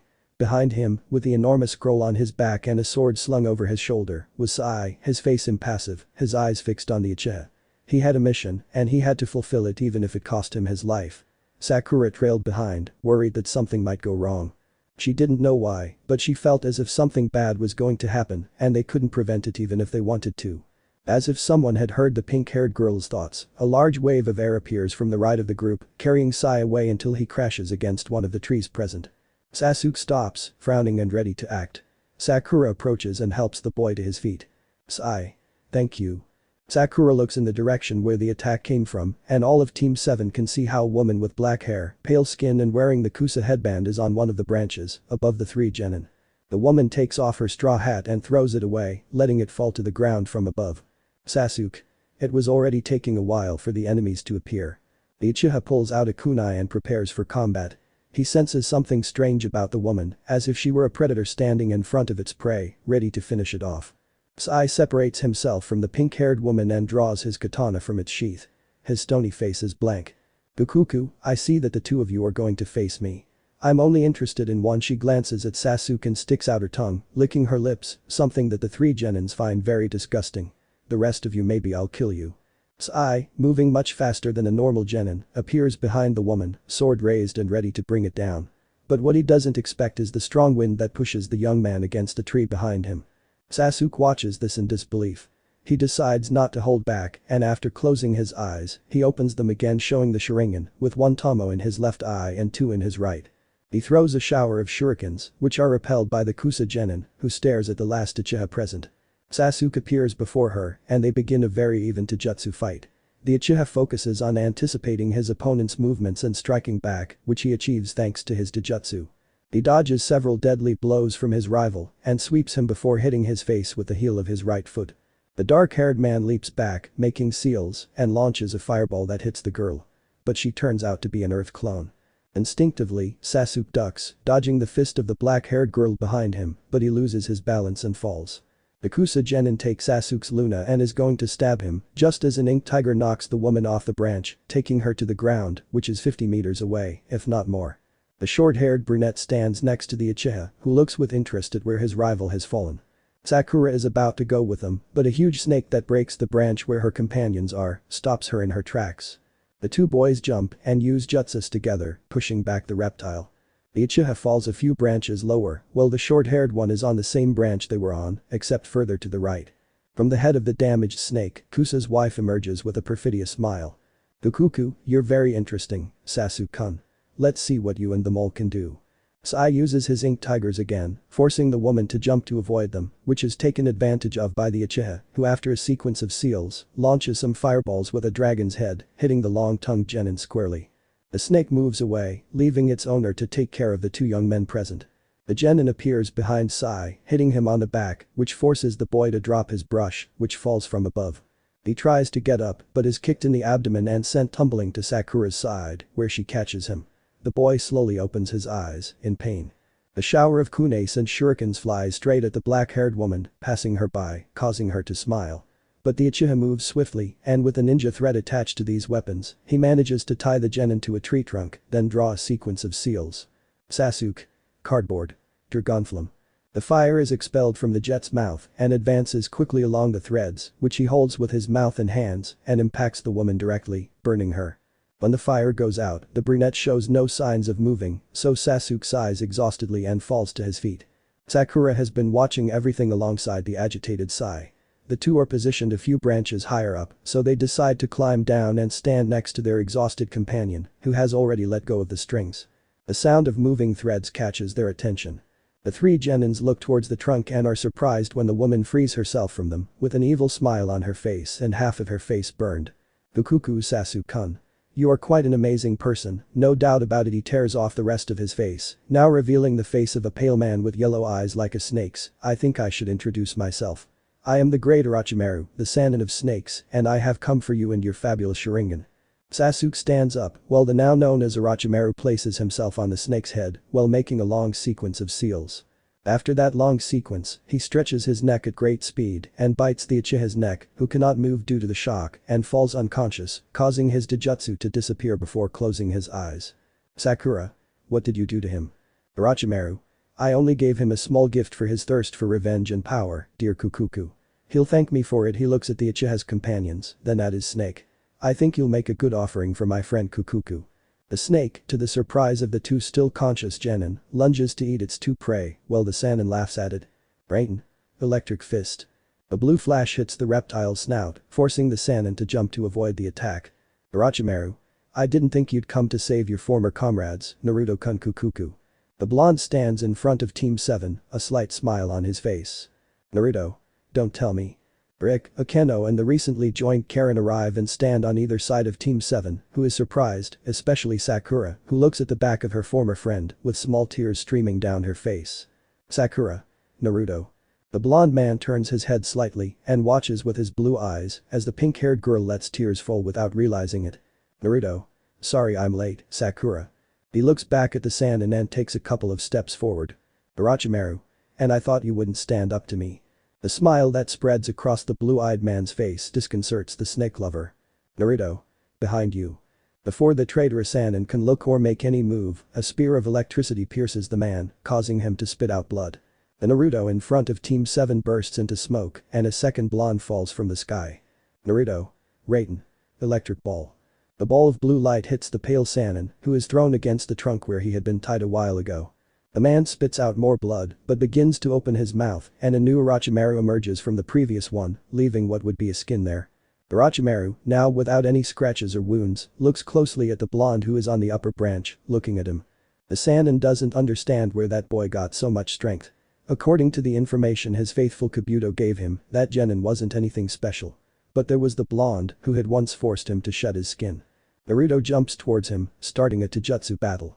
The Sannin moves dodging each of the boy's punches, as if he were a snake, with great flexibility to the young man's frustration, who manages to connect a couple of blows to the boy's face, to the surprise of Orochimaru himself, who wipes the blood from his mouth and smiles as he looks at the blonde who is facing him.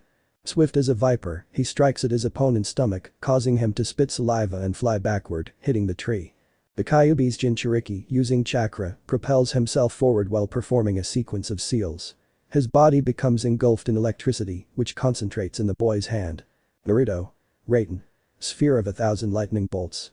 3 meters away from the Sannin, the blonde genin throws the ball of electricity, but he moves his head away and prepares to hit the blonde in front of him, who, upon receiving the blow, vanishes into smoke.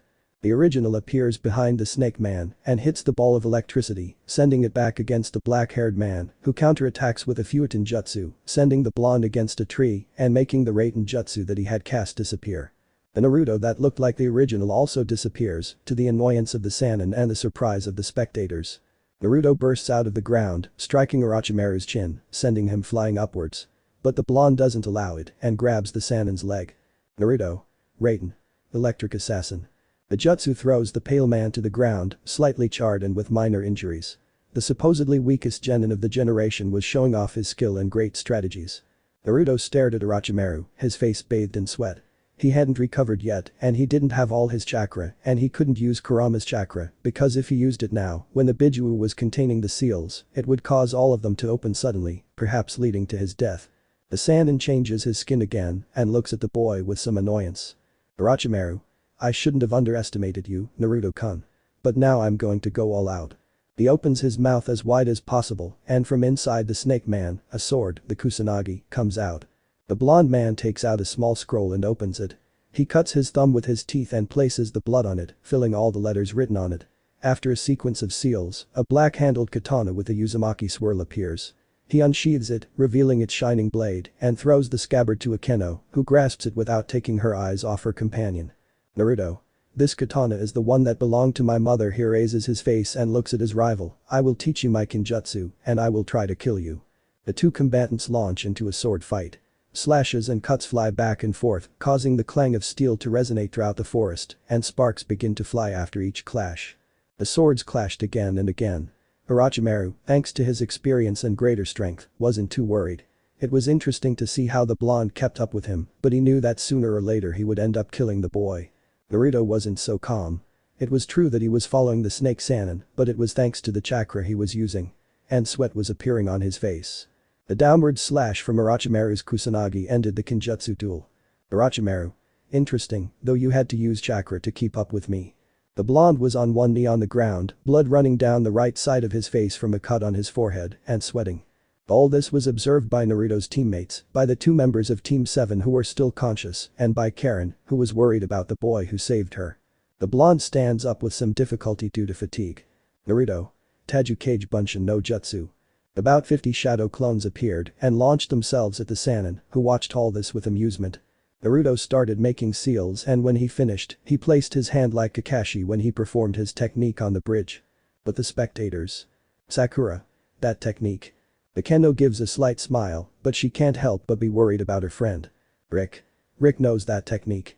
Rick thinks that this technique could hurt senpai a lot. Sakura stares blankly at the deed until the black-haired girl interferes. The Kendo. That's not Kakashi's technique, Sakura-san. It's a similar technique, but it's different. You'll see. With Naruto. The blonde's right hand was burning with 1,000 flames. He felt the power coursing through his arm, and he smiled. He raised his face and looked at his rival, who was finishing off the clones. The 10 that remained held the Sannin by the limbs, and he was powerless to free himself. Orochimaru. What are you going to do? Naruto shoots towards the Sannin, and when he is a few inches away, he extends his arm. Naruto. Kaiten. Sen no Han, Miller de Lamas. The hand touched the chest of the Sannin of the snakes, and a great wave of fire surrounded him, then causing a great explosion that threw Orochimaru backward, breaking some branches with his back until he collided with a tree. He had already finished the technique, but that had used up his remaining chakra, and he was forced to support the tip of the katana and one knee on the ground to avoid falling. The sound ninjas. Narrator I. The boy's chest heaved from the tremendous effort he'd made. In front of him, a little lower and further away from his position, was Orochimaru's body after the explosion of flames caused by Naruto's Kaiten Jutsu, which had used up quite a bit of his meager chakra reserves. He stood up slowly, letting the sweat and blood drip from his face as he tried to normalize his breathing. He was out of chakra, and if the Sannin was still alive, he should be presumed dead. As fate would have it, Orochimaru shed his skin again, annoyed. The boy had forced him to do it 3 times, and he was finding it annoying, not because it wasted too much chakra, but because the boy wasn't supposed to be fighting him, and he was tired of playing games. He already had his mark on the Uchiha and cared little for his companions. But the arrival of Uzumaki Naruto and his companions had prevented his snake from eating. He looks at the branch where the blonde man is, who has a serious look. Orochimaru. You've forced me to change my skin 3 times, and I congratulate you for it. Appears behind the blonde, and when he turns around, he receives a punch in the stomach. I wasn't going to kill insects like you, but you left me no choice, Naruto-kun. It hits the Jinchuriki's face, sending him slamming into the tree. The sound of bones breaking resonates throughout the room, making Akeno and Sakura flinch and forcing Rick to remain serious. Sai, on the other hand, is trying not to fall unconscious.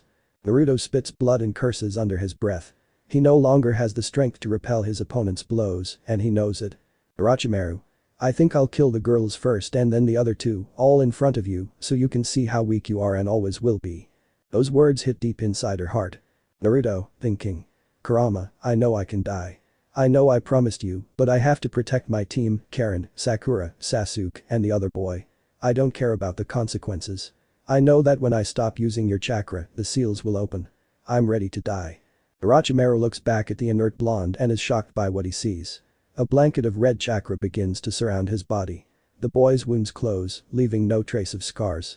His hair grows slightly, along with his nails, and the marks on his cheeks become even more pronounced. Naruto stands up as if he were a zombie, surrounded by that red chakra that is seen by his friends and companions of the leaf. Orochimaru sticks out his tongue and understands what's happening. He has the Kyubi's Jinchuriki in front of him, which is why he was putting up such a fight. When he opens his eyes, they are red, with slanted pupils like a fox's, and he gets on all fours.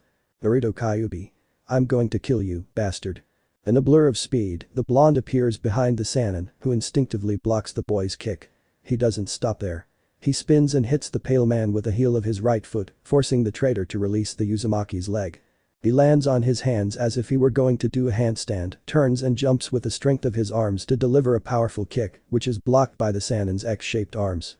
The pale-skinned man pulls the kusanagi out of his guts again and slashes swiftly in every direction, making cuts all over the genin's body, which heal quickly. Naruto hits the Sannin 30 times in the stomach, causing him to drop the sword from the force of each blow and spit out blood and saliva. Now for the traitor, it is a fact that the Kyubi boy is a problem. Using his enormous tongue, he grabs the blonde, preventing him from making any movement. He lifts his shirt and with his fingers wrapped in blue flames, he hits the tattoo on the young man's stomach. Orochimaru. 5-pointed seal. When the Kyubi's chakra stops flowing out of Naruto and he falls unconscious, he throws him to the side, hoping that he will die when he falls from above. But what he doesn't expect is that someone will throw themselves at him, not caring that he is the new target of the snake Sannin. Sakura, seeing how the man with the enormous tongue throws the one who was her friend and companion, throws herself at him without hesitation, grabbing and landing on the nearest branch to deposit the boy there, completely unconscious. Orochimaru snorts, melts into the ground, disappearing. Naruto's mind. The Uzumaki slowly opens his eyes to see in front of him a pair of red eyes that look at him with annoyance. Kurama. You could have died by using my chakra, Gaki. The blonde stands up and moves his head slightly to make the slight dizziness he feels disappear, despite being in his subconscious. Naruto. I know, Kurama-nai. But it was the only thing I could do, he replies, his eyes shining with determination. But I'm not dead, or so I think. Kurama lets out a growl. He wasn't happy with what his vessel had just done.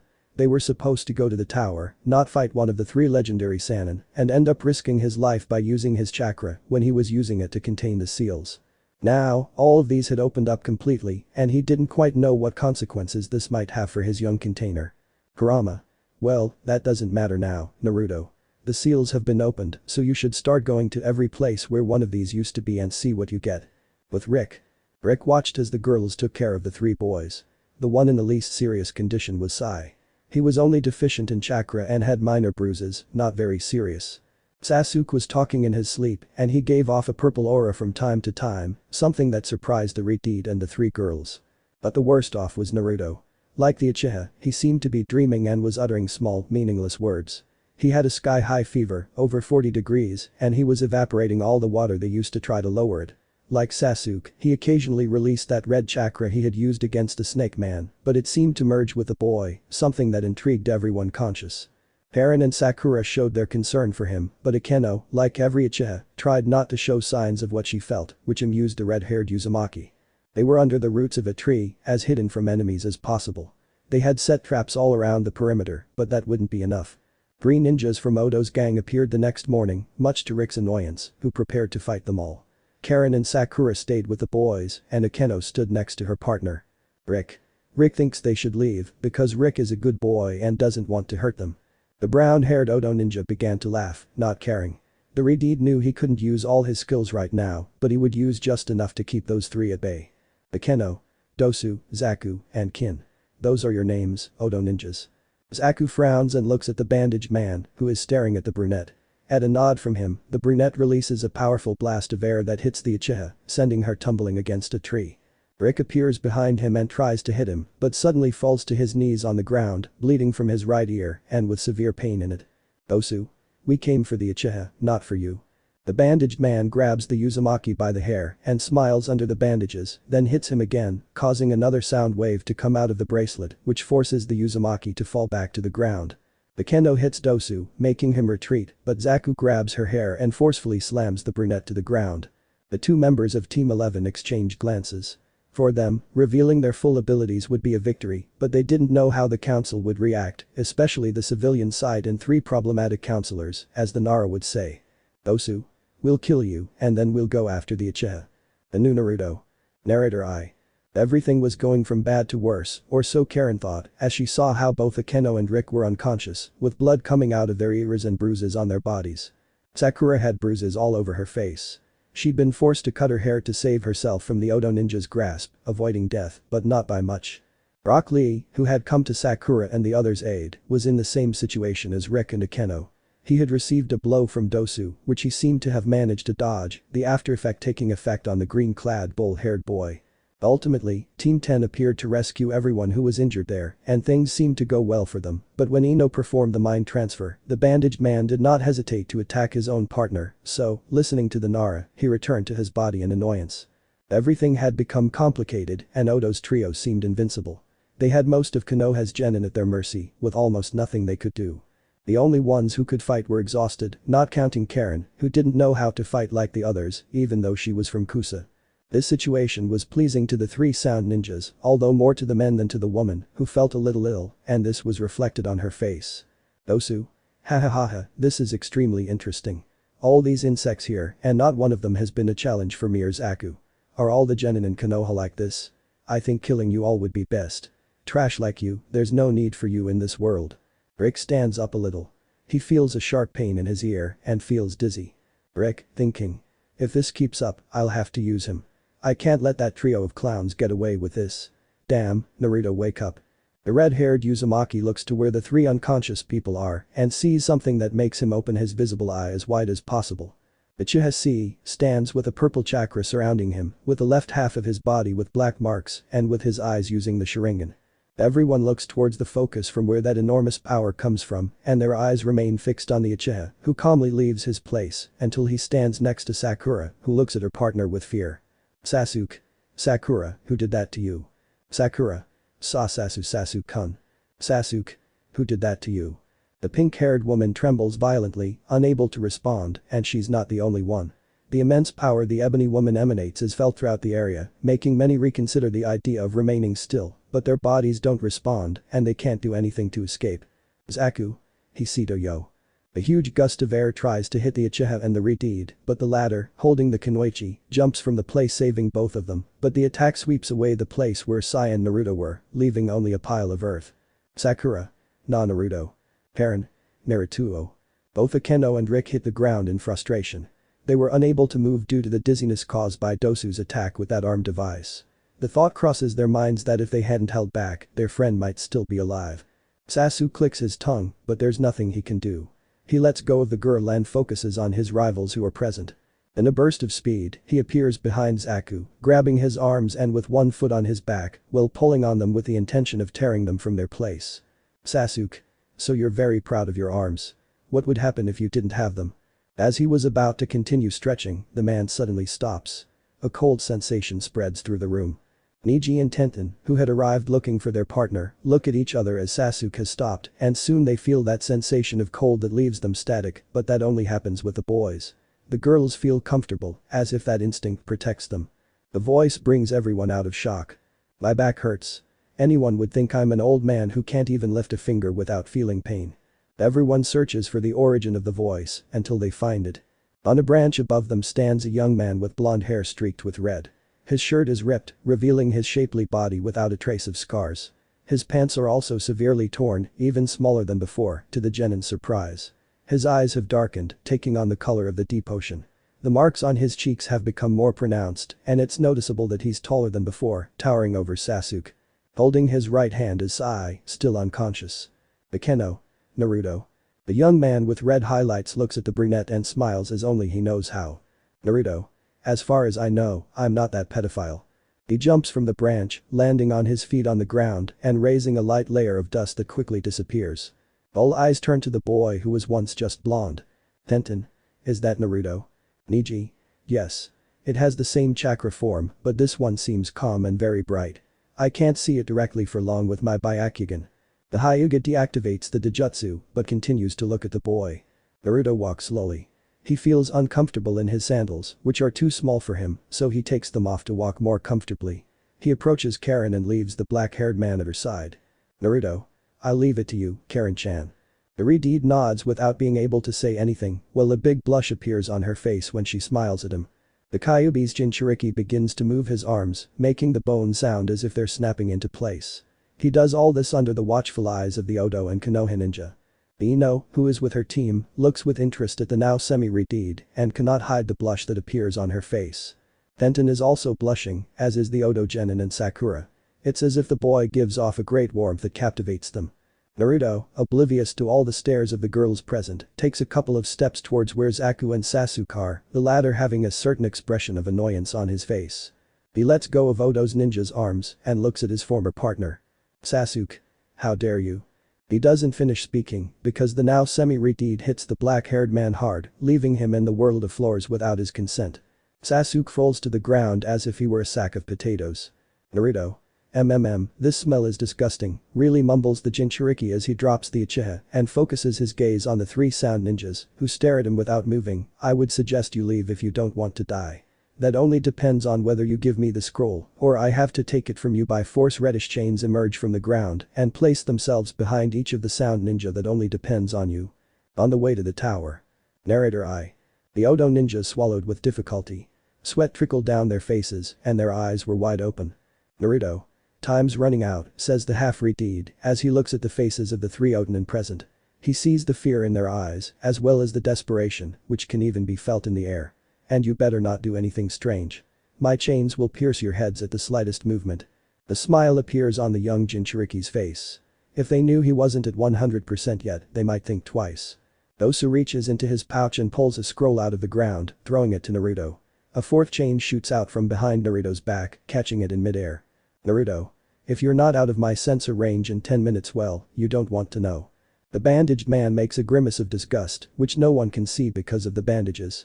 Before the sound ninjas can leave, Naruto slashes with his katana, cutting Zaku's cheek, who looks at the young man now in front of him in horror. Naruto. Don't even think about it, little one. The chestnut-haired man nods and walks away with his companions. Before disappearing into the dense forest, the woman in the group casts one last glance at our hero and disappears. The chains return to their owner and vanish, leaving no trace possible to follow, to everyone's amazement. The boy smiles and scratches the back of his neck. Naruto. Hahaha, this is weird to Bayo.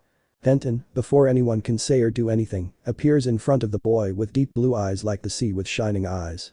Tenten. Your katana is cool. The half-breed stares at the girl from Team 9 with a drop of blood behind his head while Niji slaps his forehead with his hand. The brunette girl with buns and Chinese clothing always acted like this when she saw a weapon she liked. The Uzumaki with semi-red and blonde hair keeps the katana in its sheath while smiling at the weapon lover. Naruto. Well, if you want, I can show you the tower when. Tenten. Yes. We'll be there soon, so don't take long. He picks up the young man in green clothes with great strength and quickly leaves the clearing, dragging the Byakugan user who can only curse the red-haired blonde for having a katana. Team 10 emerges from the bushes with Ino very interested in the now semi-redeed. Shikamaru looks him up and down. He feels his power and determination just by looking at him. With that glance alone, he knows he's dangerous, but he starts to look in disbelief at the now all-powerful Uzumaki Naruto when he sees him eating potatoes with the Akamichi as if they were camping and there weren't 4 injured right there, counting Sai and Sasuke, who were unconscious. Rick didn't count because he was also eating next to that pair, so only Sakura and Akeno were there. Eren approaches the girls and under the Nara's gaze, forces them to bite her arm. Within minutes, they're both as good as new. Shikamaru, thinking. That's interesting. Akeno gets up and cleans her clothes while Ino, with one of her kunes, begins to fix the Pinkette's hair to match it. Akeno. What a change, Naruto. The now semi-redeed looks at his companion with a potato in his mouth and another in his hand. The pose is cute, making Akeno blush slightly.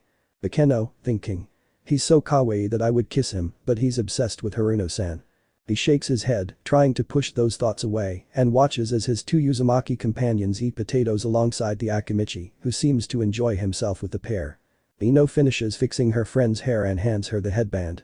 The pink-haired girl ties it around her head and smiles at everyone present. Sakura. Thank you for your help. He bows with tears in his eyes. If it weren't for everyone there, his entire team would surely be buried under the ground right now. First appeared Team 11, with Naruto at the front who faced the strange snake man, risking his own life. Then, when both his team and the 11th needed help the most, Rock Lee appeared first, facing off alone with Odo's trio of ninjas, and then, when his own life was most in danger, Ino appeared with the members of his team. Finally, Sasuke woke up, surrounded by purple chakra and black marks on the left side of his body, leaving a feeling of terror in the air. The one who ended with the surprises of the day was Naruto with his new appearance, knocking out Sasuke and repelling the Odo ninjas. Clearly, if it weren't for those people, I'd be dead. Even now, she still trembled slightly at the thought of the snake man. Ino. You don't have to thank us, big forehead. We leaf ninjas must stand united against the foreigners. Rick. Rick thinks that Naru-senpai likes the camping party. Naruto, fed up with his partner's words and attitude, hit his neck with just enough force to knock him out. Naruto. I'm sick of this. He carries his partner on his shoulder like a sack of potatoes and stands up. We better go, Akeno, Karen. He turns and looks at Team 7. He takes out the scroll Dosu gave him and throws it to the pink-haired girl, who catches it immediately. You better hurry. There are only 4 days left. Shikamaru. Do you already have your scroll? Akeno nods while the semi-redeed launches himself towards a nearby branch, sure of the Uchiha, and Team 11 disappears into the thick forest. Ino, thinking. That Naruto has to be mine. He looks so kawaii eating potatoes. But Team 11. The 3 members of Team 11 advanced quickly, second behind Karen, well, not seconds, since she was very comfortable on the back of the new Uzumaki Naruto, to the annoyance of a certain brunette who looked at the pair from time to time. Rick, already recovered from the blow from his partner, was jumping next to him, saying any stupid thing that came to mind, to the misfortune of the 3 who were his partners. There was less and less time left to reach the tower, and soon it would be time for the 3rd phase. An entertaining break. Narrator I.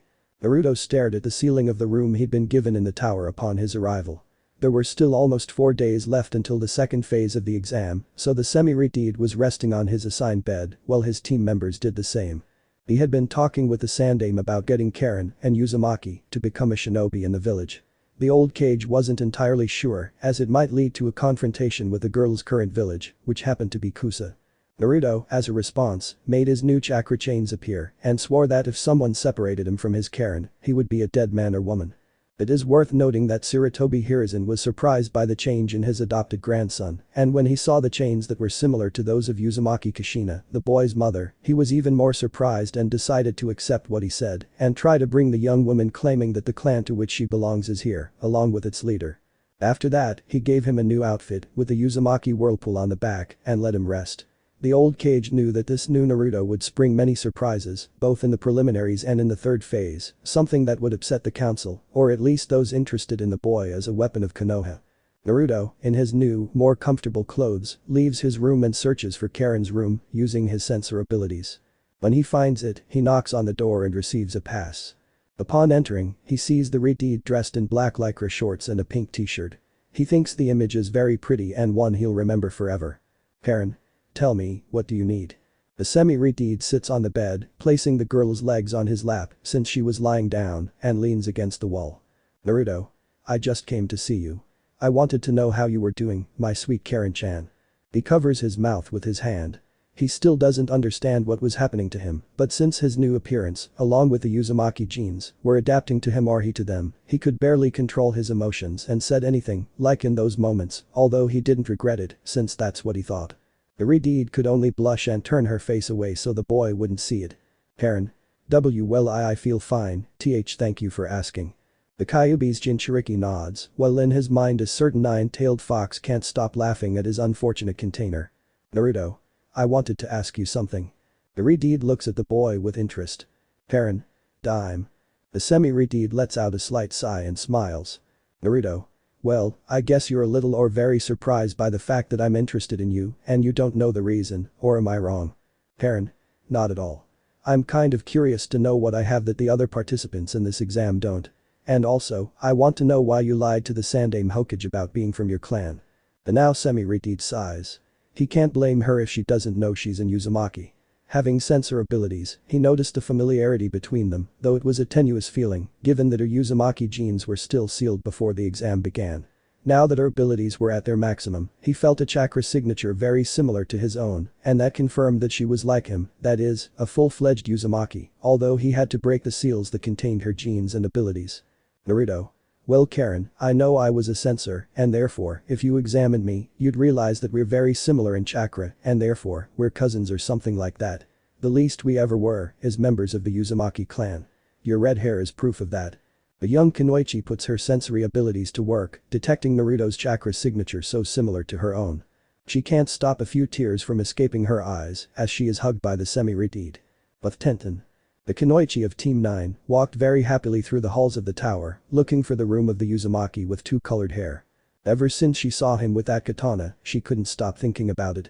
As an expert and lover of shinobi weapons, she couldn't pass up the opportunity to see that magnificent weapon that seemed so familiar to her, although she still didn't know where it came from, but she'd find out. He continued on his way until he reached the Uzumaki's room, or at least it was the room Lee had indicated to him, who claimed to have seen Naruto leave there. She wasn't sure what would be there, but the Kunoichi gently knocked on the door a couple of times, then waited. She didn't have to wait long until she began to hear the bed springs creaking with movement. Shortly after, footsteps were heard and the door opened, revealing the Uzumaki with red streaks in his blonde hair. Naruto. Hi. You're the girl from Team 9, right? The brown-haired, brown-eyed girl nodded as she looked at the young man in front of her. He was dressed in an orange short-sleeved shirt, black Anbu pants, and black combat boots. On his right hand, he wore his black fingerless glove, and on his right arm, he wore a dark blue wristband with a red Uzumaki swirl. The sash was tied around his neck, like a pendant. His deep ocean blue eyes seemed to glow slightly. Tenten. My name is Tenten. The girl looked like a bundle of nerves in front of the young man, even though she was a year younger. He smiled warmly and stepped aside to let her into his room. The girl didn't even have to think twice and entered. Naruto. The young man closes the door and sits in the chair in front of the small desk that was in that room. If I remember correctly, you were interested in my katana, weren't you? The girl, who was sitting on the edge of the bed, turned her gaze and rested her eyes on her interlocutor, who continued with a smile that never seemed to disappear. Without the girl being able to respond, Naruto bit his thumb, ran his finger over the open scroll, and after a short sequence of seals, the katana appeared in all its splendor, sheathed in its black scabbard, with a Uzumaki swirl on both the handle and the side of the scabbard. The boy blunted the handle of this one, which seemed made for him, and unsheathed it, showing the shiny, well-crafted metal blade. He gently takes the blade and hands the weapon to the girl, who takes it by the handle. He begins to study it. He thinks it's a very good katana, one that seems to have survived many battles, although he doesn't know if that's true. When you focus on the handle and see the drawing of a fox, you know who this sword belongs to. Tenten, this katana belongs to Uzumaki Kushina, the bloody habanero, one of Konoha's finest kunoichis, and also the one who defeated Kiri's 7 shinobi katana in the Third War, she whispered, amazed to be holding the weapon that belonged to such a great woman. It's amazing. Naruto smiles. Naruto. Well, I didn't know you knew my mother so well. And there he knew, that girl would not leave his side. Naruto vs Kiba. Narrator I. The preliminaries for the third phase had already begun. Various fights had taken place, leaving the winners Sasuke, who defeated Yoroi.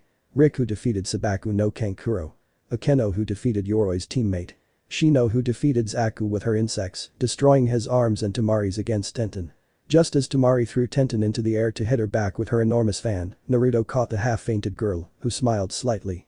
After that fight, Shikamaru's battle with Kin, the Odo ninja, followed. It was a fight where the Nara's mind gave him victory over his rival, who ended up hitting a wall when she was forced to copy his moves. After that fight, Sakura's battle with Ino followed. For Naruto, it was a normal academy fight. Neither of them reached the level they were supposed to have acquired in almost 6 months, leaving the two in a tie. After that fight, it was his turn, the new Uzumaki Naruto, who was eager to fight.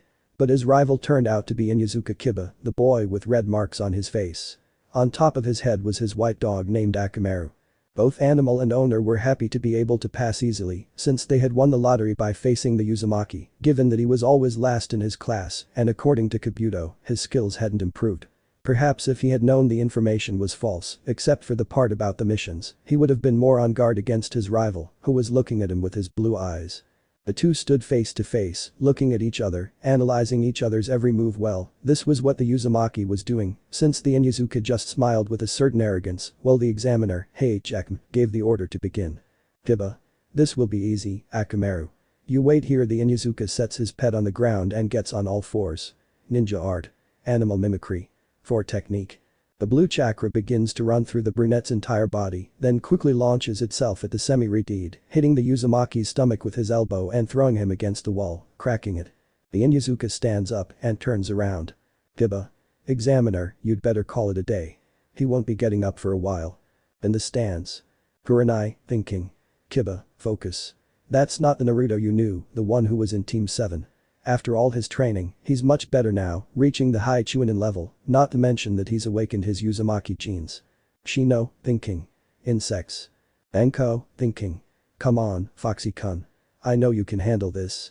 That boy is nothing to you. If you win, I'll do whatever you want. With Naruto.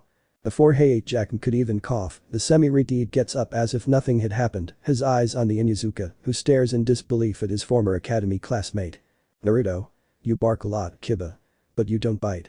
Kiba frowns and begins to clench his teeth in fists, pissed off by the words of the one who is supposed to be the class clown and the worst genin of the generation. Kiba. Shut up, Uzumaki. You should stop this already, before I use the rest of my clan's jutsus to beat you. You are and always will be the worst in the class. He picks up a purple ball and throws it, raising a huge purple cloud of smoke. The Inyazuka, along with Akamaru, wait for the moment and the dog attacks. Naruto, from inside the smoke, takes blow after blow, without seeing anything. As he tries to leave this area, Kiba's dog bites his arm, pulling him back into the smoke. Minutes pass without the dog or the Uzumaki coming out, to the stress of the Inyazuka and the concern of some of the spectators, who are interested in seeing if Naruto's new look serves any purpose, at least those who did not see what he did against the Odo ninjas. Team 11, along with Uzumaki Karen, are calm. When the smoke completely dissipates, an unharmed Naruto and an Akamaru tied up by the Uzumaki's chakra chains can be seen, who looks with amusement at the Inyazuka, who is stupefied, as well as all those who were not in the fight between Konoha and the Otonin. The Sandame from his place smiles slightly. Kiba. What kind of jutsu is that? The semi-redeed blinks, confused. Naruto. Jutsu? You mean those beautiful scarlet chains? The brunette grunts as if to make any kind of statement. Ha ha ha ha, it's not a jutsu, Kiba. It's my Kekkei Genkai, my bloodline. Now, everyone was surprised. No one was saved except the Sandame, who already knew of her death since Kushina had told only him. For the rest, what the redeed was doing was a simple, very useful jutsu. Naruto throws Akamaru against the wall, leaving him unconscious in the process and with almost no energy left. The Uzumaki makes the chains disappear and looks at the Inyazuka again. Naruto. The chakra chains that are my Kekkei Genkai have 2 functions. The first is to defend myself, and the second is to attack whoever I say. Apart from absorbing my opponent's chakra, something very useful. He takes a couple of steps until he's in front of Kiba and punches him in the stomach, sending him back several meters. I'm going to give you the opportunity to surrender. If not, I'll have to knock you out, although I won't kill you. The Inyazuka tries to stand up while looking defiantly at the Uzumaki in front of him. Naruto. Your eyes tell me everything, Kiba. The chain is launched towards the brown-haired boy, who jumps and dodges it, but receives 2 punches wrapped in blue rays that send him back to the ground. He gets back up, but a chain wraps around his neck, squeezing him and sapping his opponent of his energy. The semi-redeed makes a sequence of seals and then places his palm on his opponent's chest, causing him to fall unconscious. Naruto. I need something better to de-stress, he mutters, somewhat annoyed. But then he feels a chill run down his spine. Why do I feel like I'm about to suffer at the hands of a pervert? Testing skills. The Uzumaki chains. Narrator I. The preliminary fights had ended and the 12 finalists were already waiting to find out who they would fight against. Naruto was extremely interested in being able to use his new powers against a powerful opponent. The fight against the Inyazuka had left him wanting more and he couldn't wait to beat the hell out of his next opponent. In the room, there were few people who interested him, to be honest. Gaara was the one who caught his attention the most, aside from those on his own team. Neji might put up a fight and Nara, with his strategies, would certainly be a tough nut to crack. In short, the semi-redeeded Uzumaki was eager to know who he would have to fight in a month. Their sensei Enko passed by with the box and they took a piece of paper. Enko? Okay, brats. Say your number. Naruto. 1. Gaara 3. Neji 6. Ryu. 2. Then. 5. Akeno 10. Damari 8. Osu. 9. Shikamaru 7. Hibiki takes notes on the board as the genin in front of him speak. Hibiki. Okay, so Sasuke will be number 4. He notes the last point and shows the table to the participants. That's how the mini-tournament, which will be held in a month at Konoha Stadium, is set. Naruto looks at the table and can't help but smile. His fight will be one of the most interesting, aside from being the opening match. With Naruto. The two-toned Uzumaki advances to a hidden and little-known area to test his new abilities, as well as improve his use of chains. Their sensei decided not to give them any kind of training, so each of the young men would train on their own. Rick wanted to learn more jutsus to surprise his senpais. The boy was very good and something told most of the Jounin that behind that childish side lay some kind of genius or something. Akeno simply wanted to improve all the jutsu in her arsenal, as well as learn some that would be useful in combat. Everyone agreed that the Uchiha girl was a genius and that might cause her more than a few complications in the future with a certain part of the council. Naruto, who now had his Uzumaki genes unlocked, knew he'd have to be careful. Most likely, the council, at least the civilian side, would keep an eye on him 24 hours a day to see if he was a threat or not. But to be honest, Naruto didn't care. If any Anbu tried to monitor or catch him, the boy wouldn't hesitate to use his chains to strangle them. He had nothing against the shinobi side of the council, but the civilians were a different story. Since he was little, they were in charge of leaving him out of everything and were the ones who spread the secret that he was the Kyubi, all with the aim of being used as a weapon of root, which was led by Shimura Danzu, a former partner of Sarutobi. Now that he would be demonstrating his abilities during the exam phases, he had no doubt that they would do anything to keep him tied hand and foot. Naruto arrives at a small natural lake he didn't know existed. It's not very large, but it's beautiful and surrounded by large trees that keep it hidden from unwelcome people. It was the perfect place to train his new skills. Kurama. First, you'll use your chakra chains until you can use them without any problems. Then, we'll see what other Kekkei Genkai you've unlocked. Naruto nods, leaning his backpack against a tree.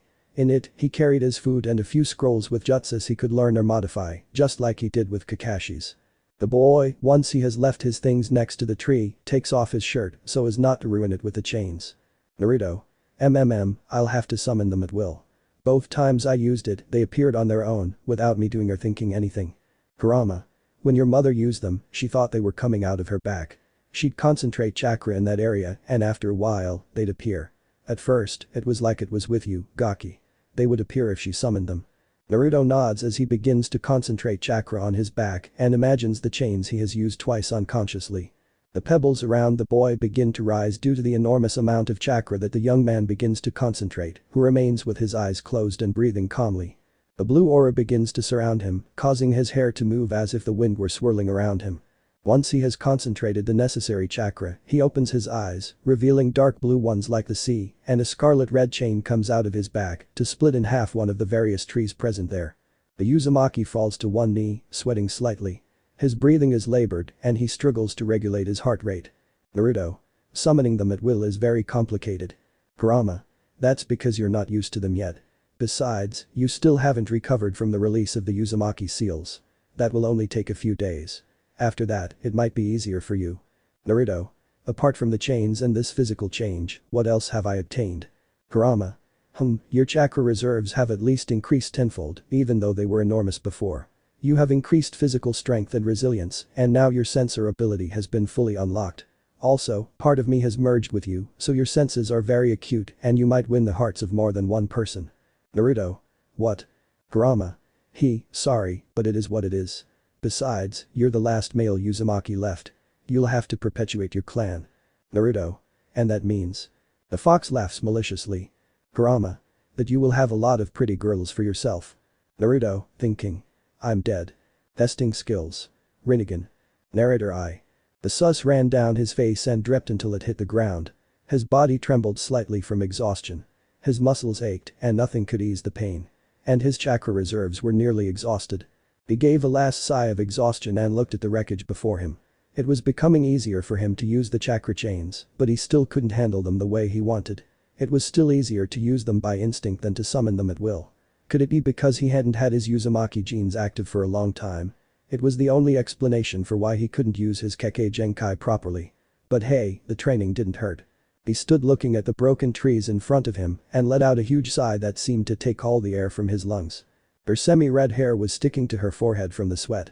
It was a sensation she didn't like very much, especially now that her hair had grown back a bit after her change. She would have to cut her hair so it wouldn't be so long.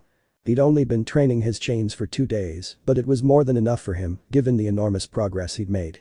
He could now summon 2 chains at once at will, but it still took a lot of energy to do so. He'd have to improve his training if he didn't want to lose to his opponent in the finals. He changed his clothes and went home to rest for the next day. The next morning, Uzumaki Naruto left his house around noon, carrying a large scroll on his back. He was wearing a sky blue t-shirt, black Anbu pants, and his black ninja sandals.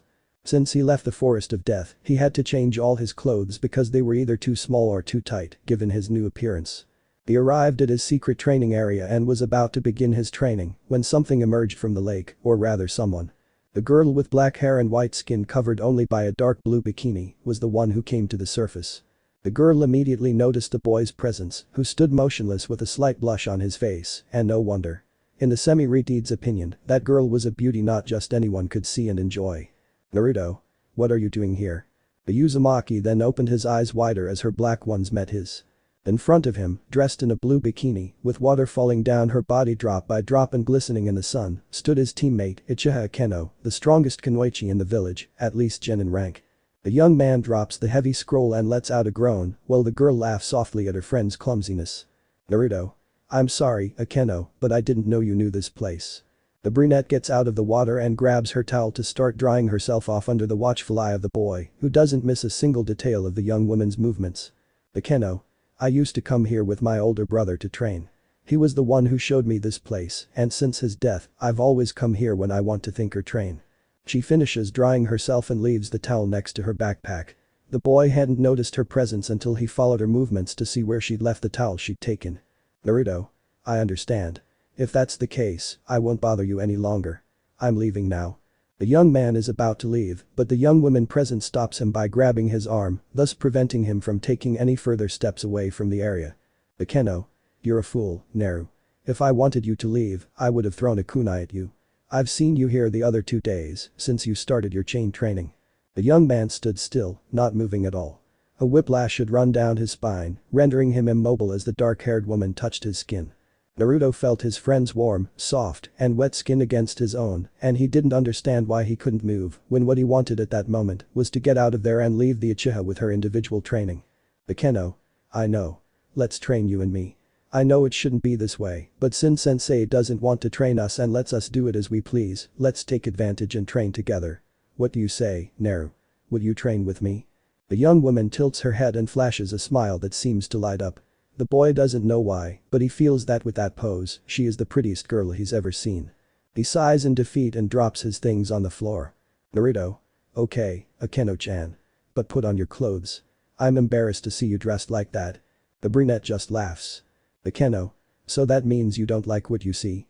Konhirzen. Sarutobi stood in the council chamber, blowing smoke out of his mouth as if he were a locomotive. In front of him stood each and every member of the council. Those on the shinobi side kept their faces impassive, showing no fear or emotion of any kind. On the other hand, those on the civilian side displayed arrogant, superior smiles, as if they were the rulers of the world, or at least of that village. The Cage sighed. He was too old to argue so much with those men from the civilian side. At some point in his life, he had thought they were worse than the paperwork he had to do every day. Hiruzen. Okay, what's this meeting about? I didn't organize it. Besido yo, Hiruzen. The bandaged black-haired man leaning on a wooden cane entered the room, followed by two Anbus wearing white masks with the initials Northeast on them. Hiruzen. Danzu whispers the Sandaime with annoyance, and what's so important that you're calling us all? The now known as Danzu sits in his place on the council, flanked by his two most loyal Anbus. Danzu. We are gathered here, why have you, Sarutobi Hiruzen, withheld information from us? The root leader reproaches him, annoyed. First, you hid from us that there was a pure Uzumaki in this village.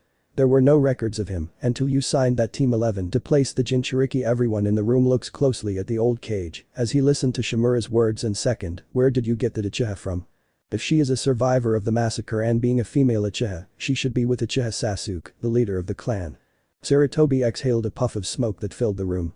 Much to the old Sandaime Hokage's dismay, the meeting had taken a while to convene. He knew that when he formed this new team with those two people, it would cause a huge stir, especially since he had hidden it from the council, even though he had no choice. If he wanted to keep them safe, he would have to hide them. Danzu. Furthermore, you've appointed that useless young woman, Mitarashi Anko, as his sensei. How do you expect the Jinchuriki to become a weapon if he's in the hands of inept people? That boy, after the Jounin exams, will have to become part of Root, just like the other Uzumaki, and the Uchiha will be one of the fiancés of the last male Uchiha. Every single civilian nodded. Hiruzen knew his hands were tied, and what could he do? If it was put to a vote, the civilian side had more power and could change the mind of someone from a smaller clan and thus win the vote. He had only one way out, but only two people could help him, and in order to carry out his grand plan, he needed Naruto to perform well in the finals alongside his partner. I had to gather everything quickly. But Naruto. Despite possessing a large amount of chakra, having unlocked her Uzumaki genes and having a Kekkei Genkai, her fight with Uchiha Akeno, the strongest genin of the generation, was proving long and entertaining. The two of them threw jutsus at each other, used their Taijutsu and Kinjutsu, but the three-tomo Sharingan was what made the difference for Akeno, who could see every movement of her friend, partner and dream boy. Yes, Uchiha Akeno felt something for the Uzumaki, and it was becoming increasingly difficult for her to remain indifferent to the boy in front of her. The two of them separated, panting.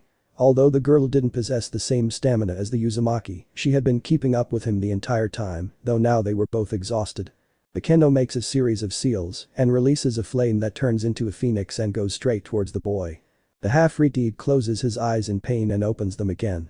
He doesn't know how, but the jutsu vanishes and the girl is thrown backward, falling to the ground. Naruto runs out and kneels beside her, worried. Naruto. Akeno-chan, are you okay? The girl opens her eyes and is shocked to see the young man's eyes. Akeno. Rinnegan, she whispers, before falling into the world of unconsciousness. New teacher. Narrator I. Uzumaki Naruto was pacing back and forth, waiting for the report from the doctor who was treating Akeno, who was still in the world of unconsciousness, which she entered after hitting her head caused by some strange invisible force. The boy was very worried about his friend. He felt guilty about that reckless act, and to be honest, he still couldn't control his emotions after the change. He felt very uncomfortable, as if he were wearing a tight suit.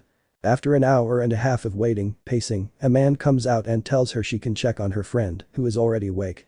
Naruto, without waiting to be told a second time, enters the room where he finds Akeno lying on her respective stretcher, with her eyes open looking at the ceiling. The semi-retard approaches the edge of the bed and sits on it without taking his eyes off the girl's. Naruto.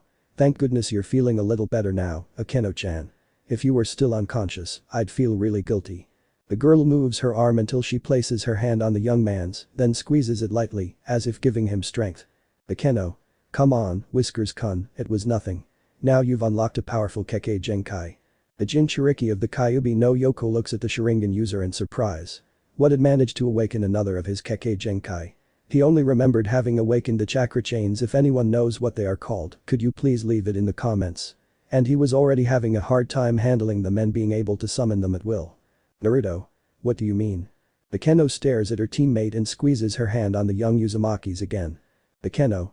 When I was thrown back, it was because of a jutsu, the Shinra Tensei, who knows if it is written correctly, a jutsu belonging to the most powerful dijutsu of all, the Rinnegan, the Eye of the Gods, answers the brunette calmly, while in the boy's eyes, you could see the brightness that represented his surprise. You woke him up during the duel, when you opened your eyes to look at me, and perhaps unconsciously, you used Shinra Tensei to defend yourself.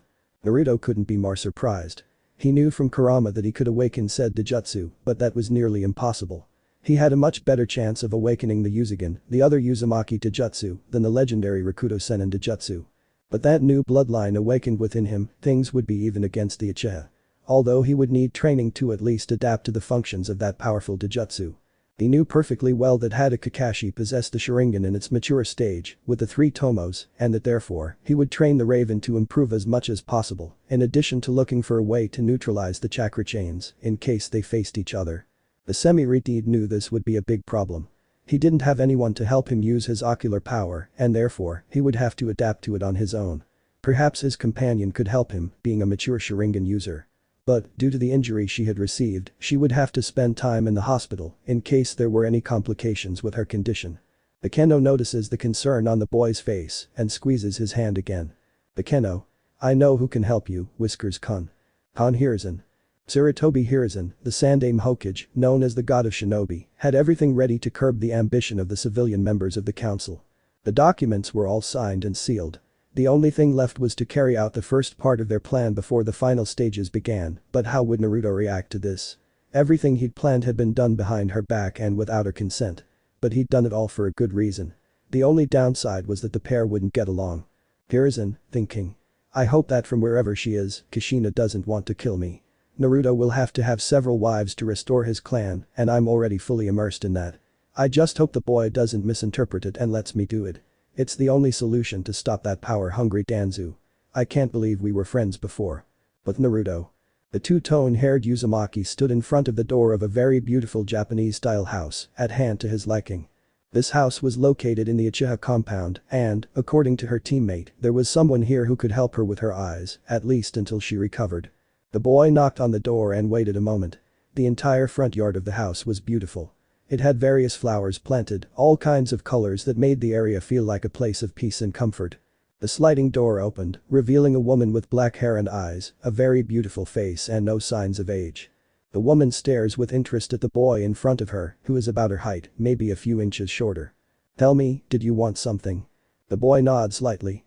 He feels nervous in the woman's presence, and he doesn't know why.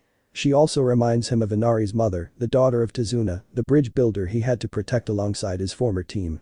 Naruto. Edo, excuse me for bothering you, but is Mrs. Uchiha Mikoto here? The woman frowns slightly and looks suspiciously at the boy. If she is, what do you want from her? Naruto. I need your help to master my Kekkei Genkai. Now he had truly captured the woman's attention.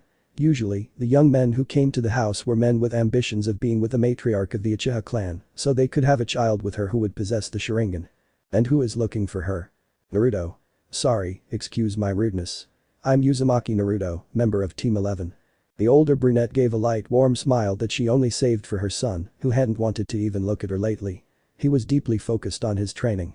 I am Uchiha Mikoto, matriarch of the Uchiha clan, as well as one of the former 4 pillars of Konoha. Naruto is slightly surprised.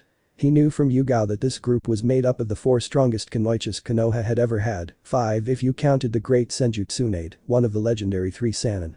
His mother had belonged to this group, but he didn't know who the other 3 were. Mikoto. Well, little one. Why do you need this former Kunoichi's help? The boy swallows hard, knowing that it could cause trouble if anyone found out what he was going to tell the older Uchiha. Naruto.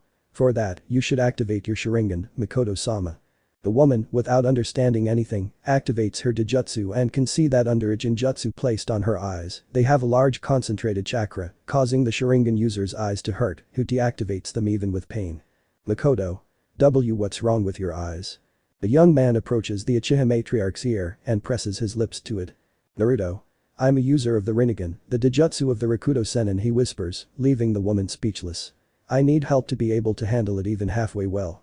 The woman takes a few steps away from the boy and looks him up and down, as if analyzing his qualities and whether he was lying to her. It was clear that he wasn't lying to her about the Rinnegan, since with his Sharingan, she could see the large amount of chakra that went to his eyes, which had a Jinjutsu to represent their dark blue. On the other hand, I also owed the boy's mother one for saving them that time. And now I have a way to repay her. Makoto. Okay, Naruto, from today on, I'm your new sensei. You better not let me down, because I don't give second chances. Plans in progress. Narrator I. Naruto observed each and every crater in his training area. Trees had been uprooted by his jutsu and chains. Uchiha Makoto looked closely at her new pupil, who is the son of her late best friend, Uzumaki Kushina. Ever since he showed up at her doorstep asking for her help, Makoto had focused on helping the young man adapt to his dojutsu. For the first time in a long time, she had put on the Jounin uniform she had stored at the back of her immense closet and hadn't thought about wearing it again. But it seems that with the arrival of the Uzumaki, that thought was banished from her mind. It wasn't that she felt too uncomfortable with this either. She was enjoying the classes she was giving the young man, and not only so that he could control his dojutsu, but also so that he could develop all his skills or Kekkei Genkai he had.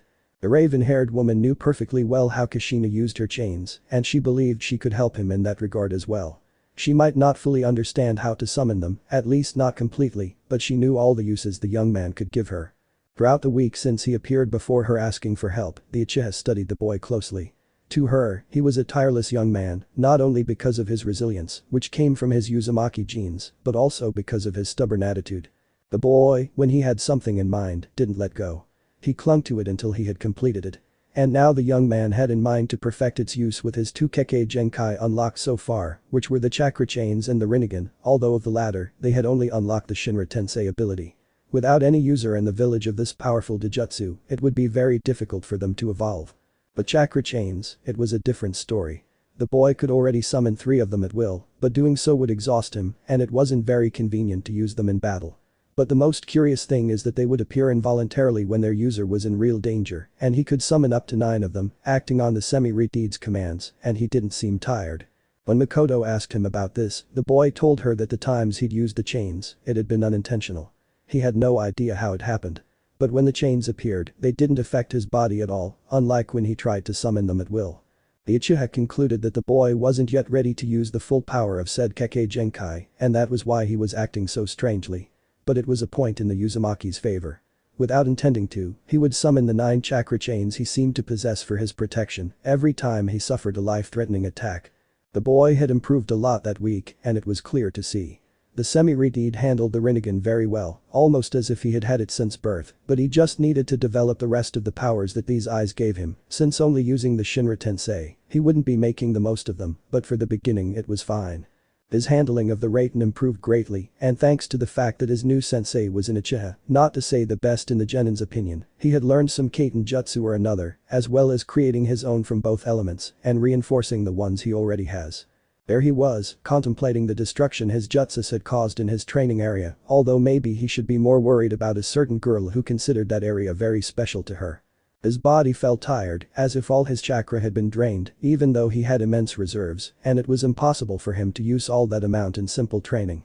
But the young Uzumaki still didn't have the physique to endure a fight for long using that immense chakra.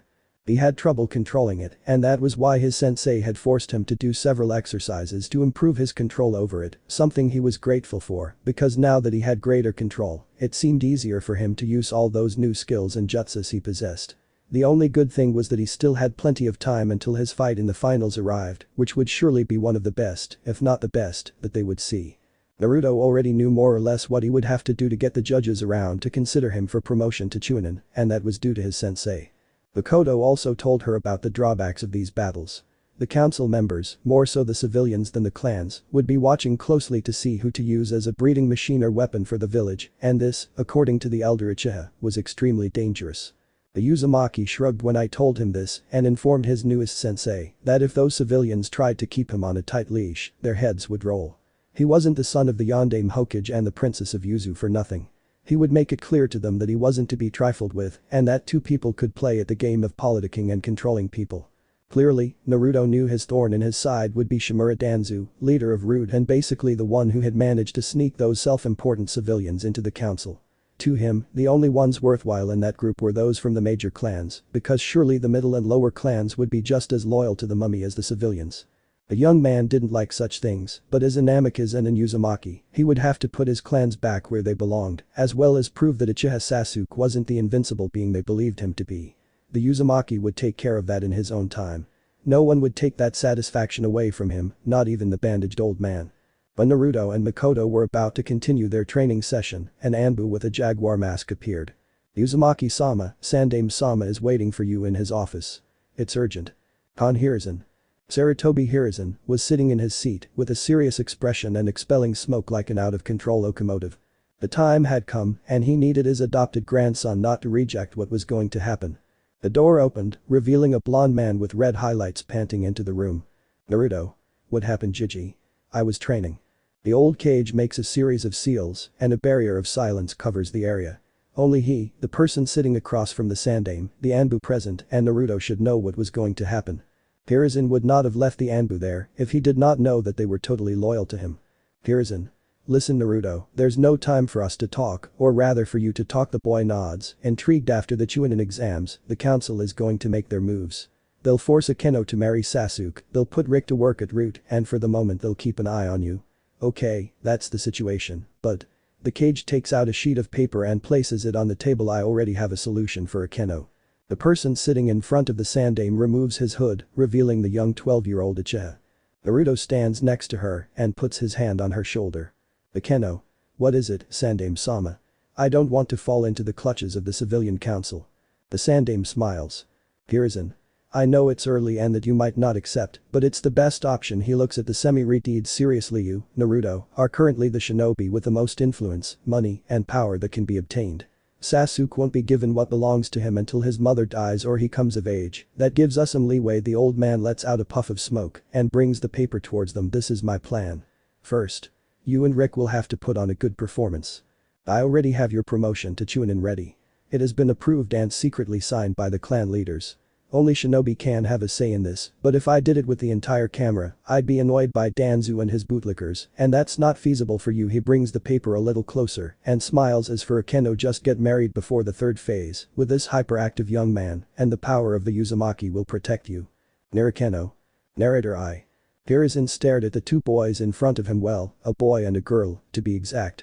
Both had their eyes wide open, but each had a very different color on their faces. The Uzumaki's face was as white as wax. He had expected some kind of move from his adoptive grandfather, but a marriage between him and Akeno. He certainly didn't expect that. It wasn't that he didn't like the girl. On the contrary, he found her quite pretty. But he didn't want to put her in danger with the council members lurking around. But it seemed he had no choice. If he didn't marry the Sharigan user after the exams, he could fall into the hands of the leader of the Root. On the other hand, Uchiha Akeno's face was as red as a tomato.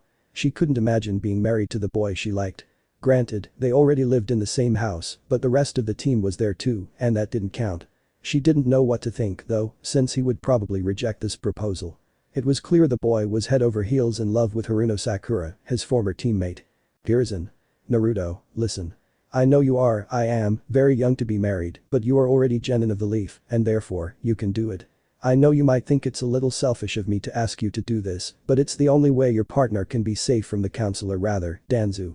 That man is up to something, but I still don't have evidence against him to arrest and execute him for treason. Naruto looked at his adoptive grandfather. The boy knew he was right, but he was too young to get married and he didn't know the girl well enough. He didn't even know who her relatives were. Kurama. You should accept, Gaki. Naruto, thinking. What the heck? Are you serious? You know full well I'm not good with girls and it would mean getting married, not dating. See the difference? The Kyubi snarled. Was that brat lecturing him about something? If it were up to him, the boy would already be at the altar getting married while he was putting a kunai in his back. Sometimes his vessel could be so stupid, and with his genes, he should have improved. Maybe they still hadn't had their full effect. He'd find out later. Kurama. Yes, I see the difference, Baka. But don't you see that your friend is in mortal danger? If she marries the Uchiha, how long do you think it will take her to kill that arrogant man who can't make a U with an N? If she kills the Uchiha, either they kill her or they turn her into an incubator so that every Thursday month she can give a new Sharingan user to that mop and her bootlicking entourage. So either you get married or I marry you, but if you get married, do N''T make me control you. The boy was stunned. His best friend, his brother, was going to force him to marry Akeno to protect her from the mummy and the rest of the civilian council. He didn't mind that, but he didn't want to force the brunette to suffer a life she didn't want to be tied to. She had to choose for herself, not him. He clenched his fists and gritted his teeth in frustration. He might have been able to kill those old men right now, but Danzu was a different story. He still hadn't fully mastered his power, and that's why he couldn't confront the leader of Root directly, at least not yet. On Sasuke. Uchiha Sasuke was in the middle of the desert, developing his battle skills. He couldn't watch the preliminaries because his match was the first, and his sensei took him to the hospital after sealing the cursed seal of heaven. He sighed agitatedly. His training with Kakashi was giving him good results, or at least that's what the young man thought. His speed was much greater than before, and his taijutsu was devastating, almost comparable to Rock Lee's. They were developing a strategy to face their opponent in the finals, and that strategy was based heavily on speed, as it was the only way to overcome their opponent's defenses. He had also finished learning Chidori, although he could only use it twice a day with his current chakra reserves, so as not to use the seal the Sannin put on him. The dark-haired boy was really happy. After his training before the preliminaries and now, he felt more than ready to become a Jounin. He'd completely forgotten about the Uzumaki and that new look. He didn't know if the young man had changed at all, but he'd probably have a hard time keeping up with him in a fight, though he wasn't confident. His only weakness was his Sharigan. He hadn't improved it yet, and that frustrated him, but he was already taking steps in that direction. He was already feeling very comfortable with his taijutsu and was increasingly seeing his opponent's movements. I was already looking forward to fighting. But Naruto. Hiruzen stared at his adopted grandson. The young man's fists and jaw were clenched, and that didn't seem like a very good sign, in the old cage's opinion, as he assumed the boy would take it the wrong way before he even proposed.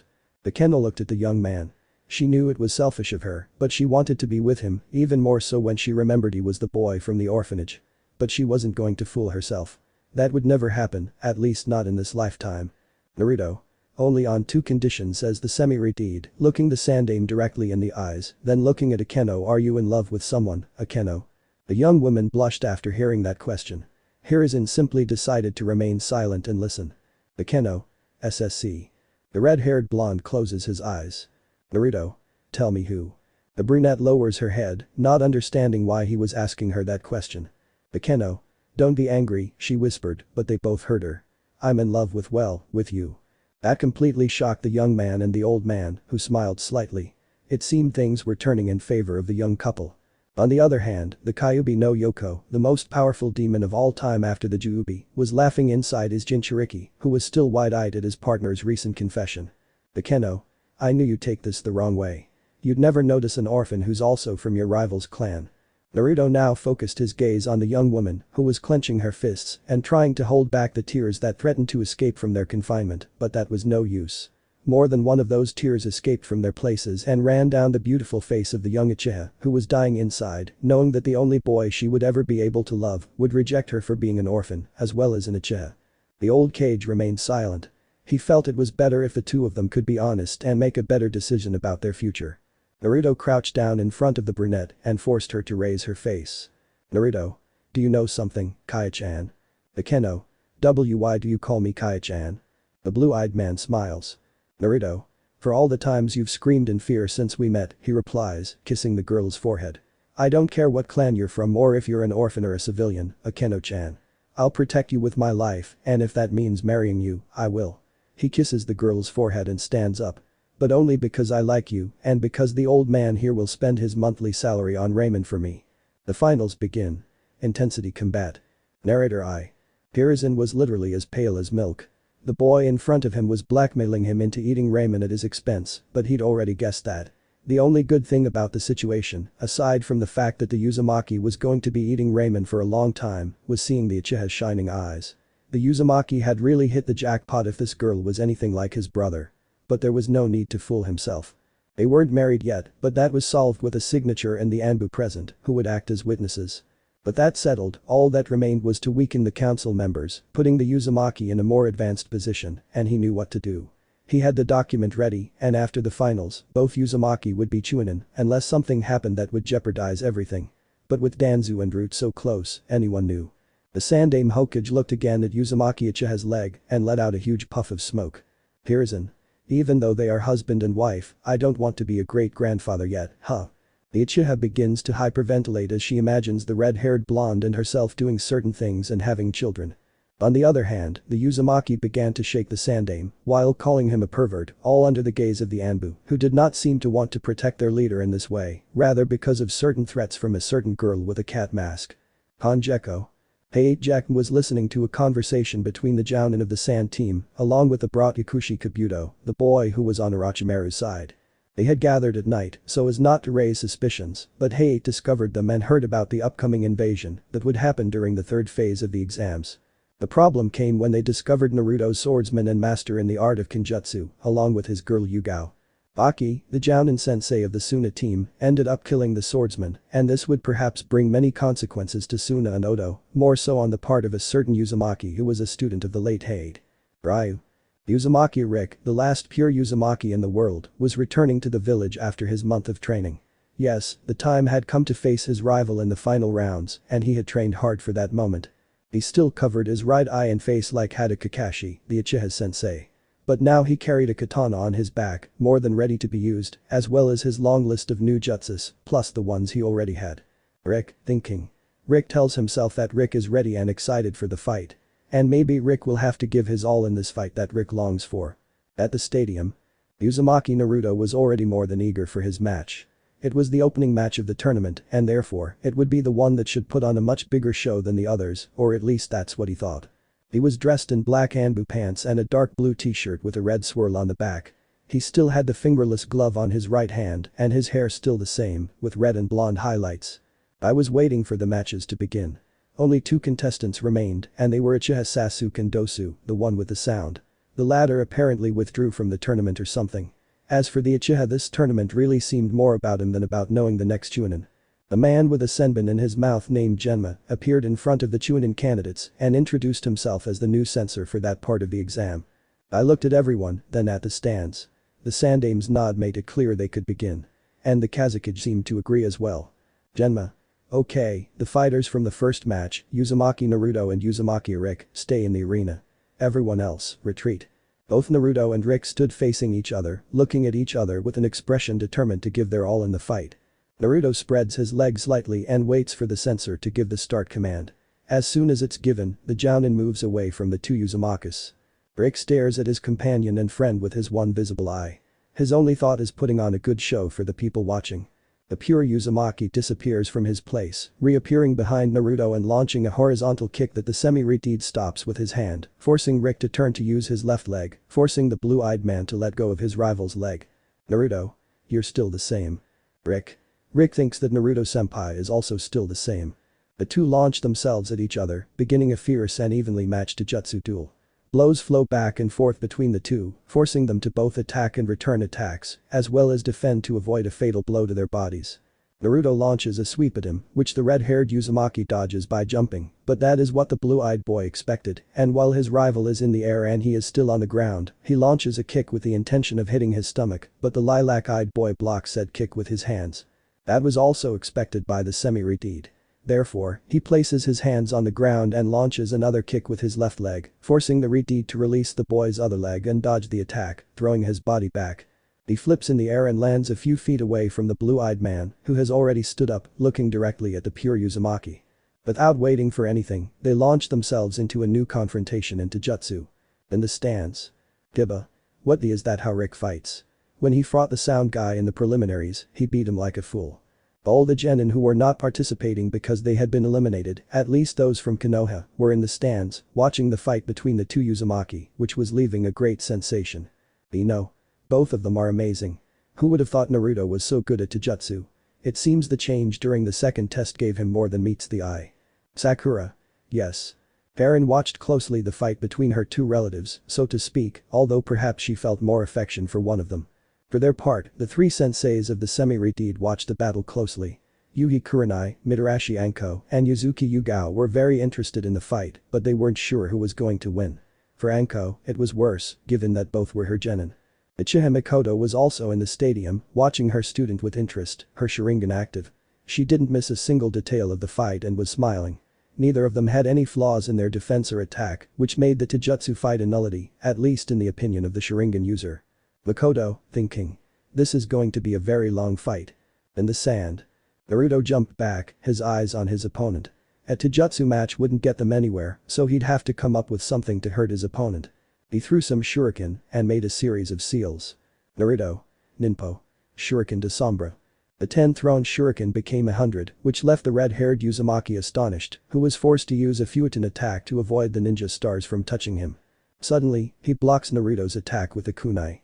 Naruto launched himself at him, taking advantage of the fact that he was busy with the shurikens, and tried to hit him with a kunai. Naruto.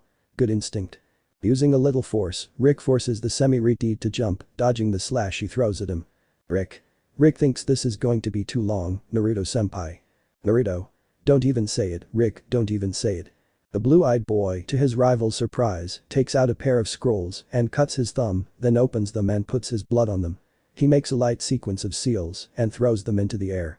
From these come a shower of kunai, which go against the purple-eyed Uzumaki, who deflects those that come towards him with his own. But it doesn't end there. Naruto, using ninja thread, moves the kunai as he runs, causing the thread to tightly bind his rival, leaving him still with his only visible eye wide open. Naruto. Kaiten. Dragon Flame. The flame advances along the threads towards the Uzumaki, who tries to escape the blue-eyed man's jutsu and his restraints. But what the redeed doesn't expect is a second Naruto emerging from behind him, his hand engulfed in flames. Naruto. Kaiten. Sen no Han. Kaiten's 2 attacks hit Rick squarely, making people fear the worst, but the tide Rick turns into water. Naruto. What? The strong wind, along with a great rain of kunes and shurikens, hits the 2 Narutos present, sending them against the wall. The redeed smiles under his mask when he sees the result. The 2 Narutos with their weapons deeply embedded in their bodies and embedded in the wall. Naruto. Good move. The 2 Narutos that have received the attack turn into smoke, and the original one comes out in front of his rival. Rick has learned new tricks, and so has Senpai. In the stands. The crowd was astonished. In those attacks that had been launched, none of them had been harmed, as they were simply clones. When had they been launched? That was the question running through the minds of everyone present, even the genin. The Jounin, on the other hand, were quite astonished, though it was no wonder. Tenten, thinking. Naruto used the scrolls like I do. It's incredible. He only saw it once, and he's already perfect at it. I'm definitely going to get closer to him. In the box. Hiruzen couldn't hide the smile on his face, no matter how hard he tried. He'd asked the blonde to put on a great show, and he'd succeeded. So far, no one seemed very interested in the Uchiha's battle that was coming up next, and they seemed mesmerized by it. The Kazekage, for his part, was wide-eyed in surprise. He hadn't expected such a high-caliber battle. But he couldn't deny that it was a great and interesting fight. This would certainly be a long fight. Legendary combat. Narrator I. The fight between the 2 Uzumakis from Team 11 is taking place in the stadium. Those present were amazed and delighted by the 2 young men's great display of strategy to stay in the fight. For the moment, thanks to their strategies and the fact that they countered each other into jutsu, neither of them had any physical damage. Naruto looked at his rival and gave a slight smile. Naruto. Taju Kage Bunshin no Jutsu. About 50 shadow clones of Naruto appear throughout the arena, which surprises Rick, who does not know what he is plotting with that ploy, and that he, by being able to use Futon, would be able to finish off all those extra Narutos. But some words and stamps surprised him, as well as all the spectators. Naruto.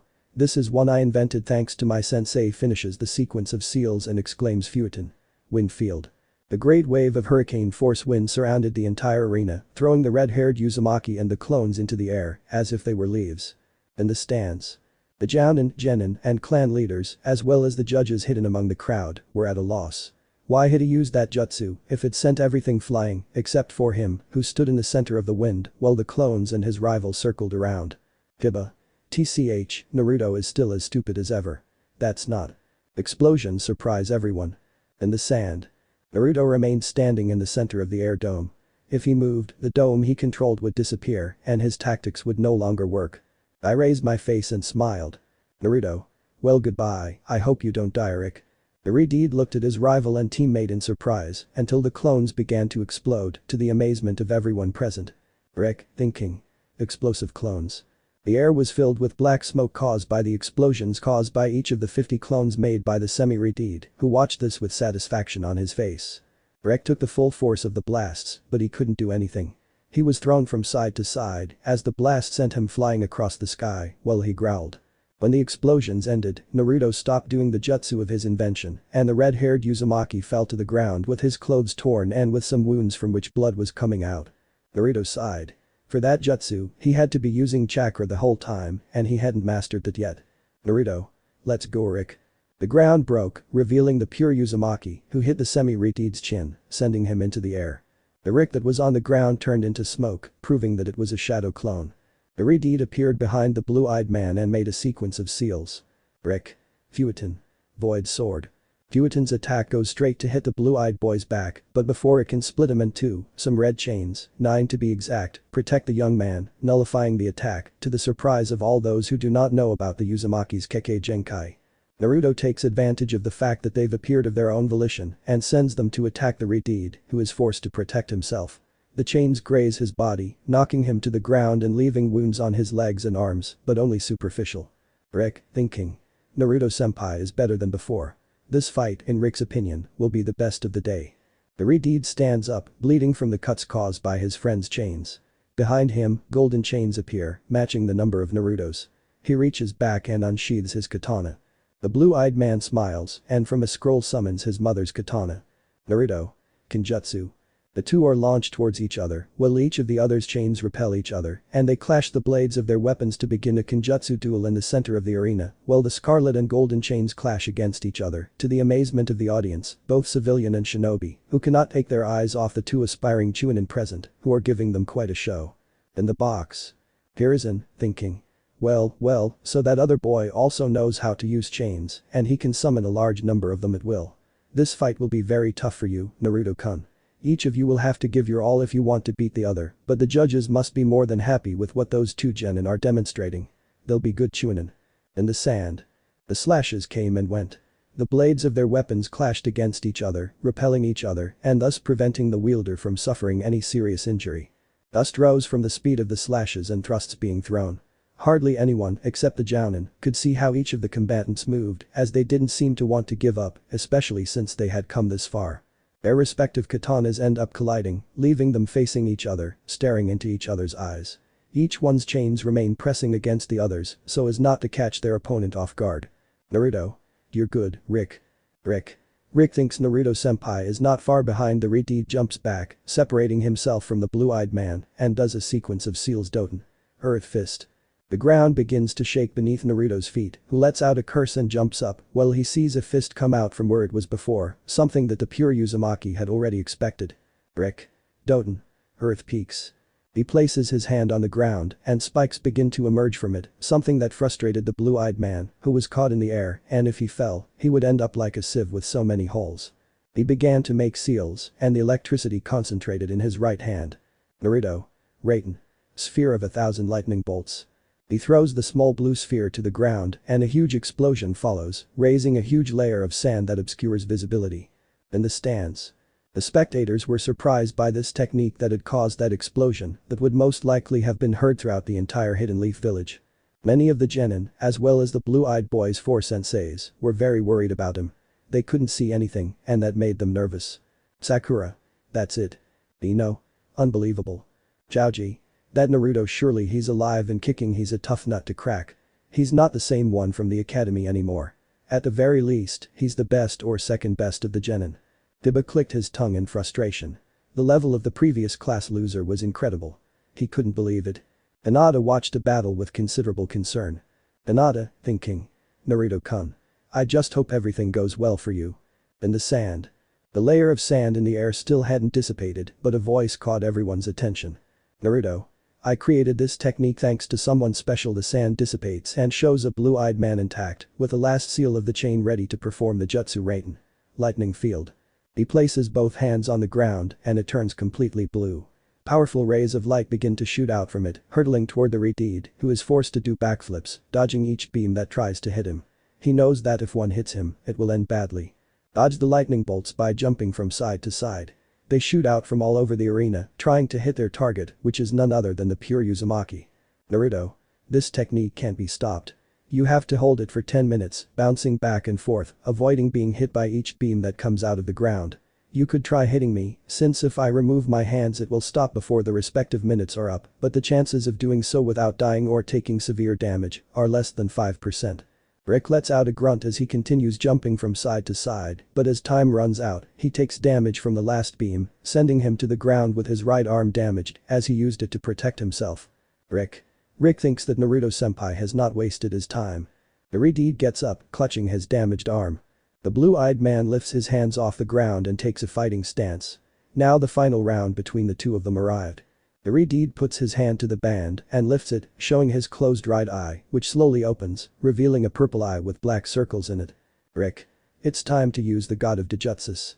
Duel of the Gods. Narrator I. Uchiha Keno watched the battle from where the participants had to wait. She was trembling with excitement. Not that she wasn't worried, which she was, but she was in Uchiha, and exciting battles made her blood boil, just like every member of her clan. She had been watching the confrontation between her now husband, something that both she and Naruto felt strange referring to themselves as husband and wife, so they decided to be boyfriend and girlfriend or something more appropriate for their age until they were older, and the other member of Team 11, Uzumaki Rick, the last pure Uzumaki. Keno pressed her hands on the railing to keep from falling into the sand, almost leaving a mark on it. She had the Sharigan activated and didn't miss any of their movements, but especially Naruto's, for whom she was worried, even though she wasn't going to say it openly. She was surprised when Rick uncovered his eye, revealing the Rinnegan he possessed in it, which she believed would further complicate the battle, or rather level it up. Keno, thinking. Naruto, give it your all in this fight, please. You and Rick are the best, but out of respect for both of you, each of you should give your all. In the stands. Makoto had a slight smile on her face. She didn't know why, but she wasn't surprised when the young man uncovered his right eye, revealing his Rinnegan. She had expected something like this, as she didn't believe the young man would try to copy Kakashi. Makoto, thinking. This battle is getting complicated for you, Naruto. You'll have to use your Dijutsu if you want to rise in rank. In the box. Both Hiruzen and the Kazekage were very surprised, especially the latter, as he began to devise something to attract that boy to his side. Kazekage, thinking. That boy would be a perfect body for me. Perhaps during the invasion, I'll take him just like I did Sasuke-kun. I can't waste the opportunity to obtain the Sharingan and the legendary Rinnegan. In the sand. Naruto smiled as he saw the eye his rival possessed. Naruto. So you have the Rinnegan, huh? This is getting intense. Rick's eyes. Rick. This eye isn't Rick's, Naruto-senpai, but his father's. It's implanted, so it's not derived from our clan's Kekkei Genkai, at least not yet. Naruto. I see, so that eye belongs to your late father. The Redeed nods, before getting into a fighting stance. Let's continue. The battle between the two Uzumaki erupted again, but this time at a much faster pace. Thanks to the Rinnegan, Rick was able to land more hits with his Taijutsu, which somewhat annoyed the semi-Redeed, who was receiving 10 hits for every 3 he dealt. He separated and made a sequence of seals, and then launched a large amount of electric senbon against a red-haired Uzumaki, from whose mouth only 2 words came out. Rick. Shinra Tensei. The attack was repelled, and the red-streaked boy crashed into the wall thanks to an invisible force. Naruto, thinking. Damn. Rick knows how to use Shinra Tensei. If he knows any other Rinnegan powers, I'm lost. He wakes up with pain all over his body after hitting the wall. Rick adopts another fighting pose. Rick. Rick will show you something he saw during his training. With Niji. Hyuga Niji couldn't believe that boy would use that pose. Niji, thinking. That Jukin pose is from that technique. Does he know how to use it, or is it just bluffing? In the stands. The Hyuga clan, who attended to see the fight of their clan's prodigy, could not believe that a boy who did not possess the Byakugan, nor was he a Hyuga, knew any technique of said clan, besides being one of the most advanced. Hiashi, thinking. This is definitely a bluff. He'll never be able to use that technique again. He doesn't possess the great power of our Byakugan. In the sand. Rick. Jukin. 8 trigrams. 64 palms. Who knows if it's like that XD. The red-haired boy throws himself at the surprised blue-eyed boy, who receives blows all over his body without being able to avoid them, more due to the surprise itself than anything else. After finishing the Jukin technique, the semi-Redeed is thrown by the attack against the wall, again, and spits out blood, falling to the ground face down. Rick. Naruto-senpai. I've closed all your chakra points. You can no longer use your chakra, you're at 0. You'd better surrender, since Rick is a good boy and doesn't want to kill his senpai and friend. Naruto hits the ground in frustration. He can't use chakra. Not a drop of it comes out. In the box. Hiruzen, thinking. And now what will you do, Naruto? In the stands. All the Byakugan users were surprised, although only the Hyuga were the bearers of this powerful Dijutsu, and, therefore, the only ones surprised by why the Uzumaki boy had used said Jukin technique. On the other hand, the blue-eyed man senseis were more than worried about him. They knew the technique, and now that the young man had no chakra, he would be more than finished. For the judges, everything was clear. Both deserved the promotion, but this battle was already over. In the sand. Naruto spat out blood again. He barely had the strength to get up, but he had to. Naruto, thinking. What do I do now? Without chakra I'm finished. Kurama. Shut up, semi-tomato. You still have chakra. Naruto, thinking. What are you talking about? Rick just shut down my chakra system and nothing flows through my body anymore. I can feel it. No matter how hard I concentrate, nothing comes out. The Kyubi smiles. Kurama. Use my chakra, puppy-kun. The half-breed flashed a blood-soaked smile. He spat again and stood up in front of everyone, who was beyond shocked. An orange layer of chakra began to envelop the young man, healing his wounds and making the ground tremble, lifting the small stones in the place. He opens his eyes, showing his Rinnegan in each one. Naruto. There's still a battle, Ricky says, when the cloak ends up wrapping his body. In the stands. All the civilians and shinobi who knew what that cloak meant were surprised that the young Uzumaki could control the chakra of the Kyubi no Yoko, the nine-tailed beast that was locked inside him. In the box. Hiruzen, thinking. You surprise me more and more. You have the chakra chains, the Rinnegan, and you know how to manipulate the Kyubi's chakra. With all this, plus your strategies used during this fight, your promotion is more than assured, Naruto-kun. I want to see what other surprises you have in store for this encounter. In the sand. Naruto launched himself at Uzumaki, who despite having the Rinnegan, was unable to block the kick coming from his right. Thanks to the Kyubi's chakra, the blue-eyed boy was faster and stronger than before, and each and every one of his injuries received in that fight had disappeared. The fox boy was as if the fight had started at that very moment. Naruto. Shinra Tensei. Rick was thrown backwards, but never touched the wall that was located several meters behind him, as he was received by a kick from the blue-eyed man that sent him upwards, a moment that he took advantage of to launch a series of blue lightning balls, which hit the young man, who turned out to be an earth clone. The semi-retreated Uzumaki blocked Rick's katana with his own, exerting force, until it separated. Naruto. Estilo de Kinjutsu Uzumaki. Court Celestial. The young man throws a horizontal slash through the air, but nothing happens for a few minutes. When he sheathes his weapon again, Rick has to protect himself from the immense air slash that was launched. Rick grunts as he places his right knee on the ground and uses his Shinra Tensei, but it is blocked by Naruto's, creating a large cloud of sand. Rick thinks it's better not to use too many Rinnegan abilities, since the stadium could go kaboom and fly away. He covers his right eye again with the eye band and stands up grabbing the sword. It also tires Rick out a lot, Naruto-senpai. Naruto deactivates his Rinnegan and sighs. Despite his training, his body isn't yet adapted to being exposed to the Dijutsu. Naruto. My grandmother says it's time for a nap. I think it's time to end this match, Rick. Rick, being the good boy that he is, thinks the same as senpai. Hanakeno. The girl smiled. She couldn't stand this long fight any longer and she wanted to hug Naruto and then steal his first kiss, or rather, his first with a woman bucking Sasuke. He stole Naruto's first kiss and that one belonged to Akeno-chan, but she didn't care. She wanted, despite being only 12 years old, to give her first kiss to the boy she loved. Akeno, thinking. Come on, Whiskers-kun. Show who you are and sorry Rick. But you're going to lose. The last act. Uzumaki duel. Narrator I. The crowd was astonished. No one in that stadium would have expected the half-breed to be able to use the Kyubi's chakra at will, without it ever possessing him. This fight would surely be the greatest in the history of the Jounin exams, or at least that was what the Jounin present thought, along with Anbu and judges located in the stands. But this fantastic fight had to have a winner, although according to history, there were Uzumakas who lasted days fighting, and since there were two of them there, who knew when the fight would end, but the people didn't seem to pay attention to anything else. They didn't even remember that today the last male Uchiha in the village was fighting. Now, each and every one of the attendees, including the daimyos present, were with their minds and senses focused on that dream fight. The two young men possessed the same Kekkei Genkai. They were good at Kinjutsu. They had their own jutsus, and they nullified each other into jutsu. Basically, this fight could or could not end that day, or end in a draw, and no one would complain about that. Both fighters present deserved to win that fight. In the sand. Naruto and Rick stared at each other. The two-colored Uzumaki was still surrounded by the orange chakra granted by his inner beast. The two had deactivated their Dijutsu, although Rick rather hit it with his band. Naruto. This fight is the best of my life, Rick. I know you've beaten me several times during training, but now I have to win.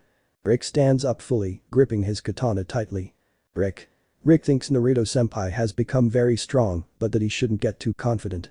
Rick still has enough energy to finish this fight as the winner. He throws himself at the blue-eyed boy and tries to cut off his head, but he quickly ducks and throws a punch that sends the Redeet into the air, who bursts into smoke to appear behind his rival to try to stab the two-colored Uzumaki. But the chakra chains prevent that by grabbing the Redeed by the throat and then exploding, this being another shadow clone.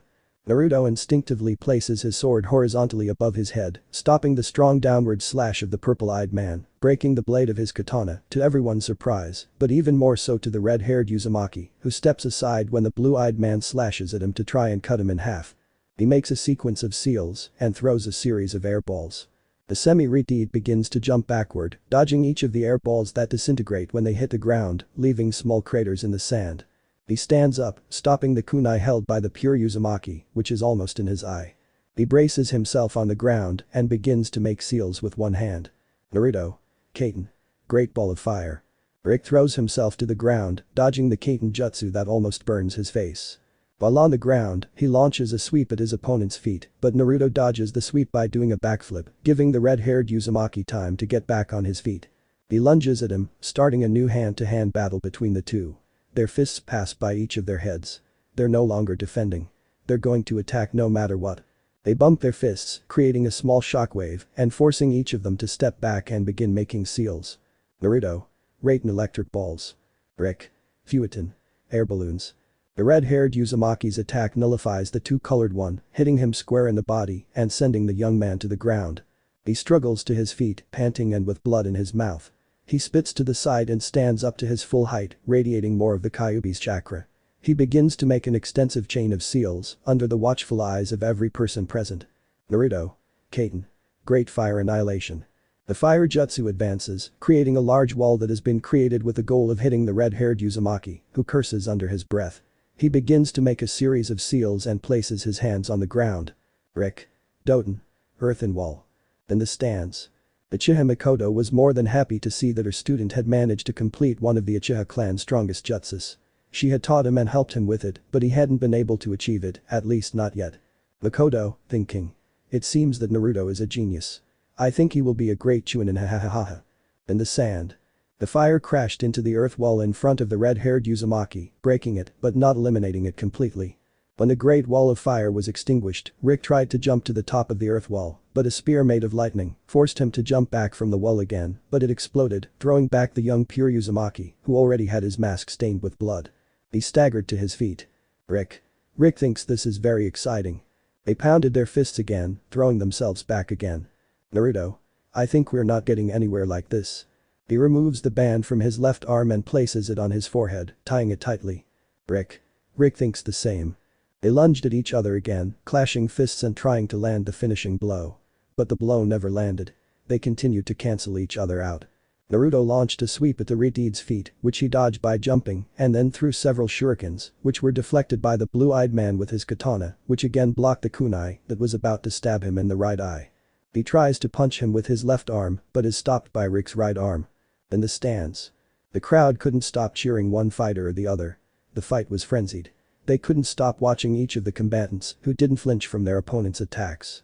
The Jounin and judges present were more than satisfied with the great battle that was taking place before them. And even more so because they were two genin from their own village. The genin present couldn't have been more stunned by the fight they were witnessing.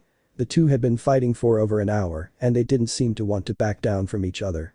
Even the other participants were hallucinating, except for Sabaku no Gaara, who was watching the fight as if he was expecting something.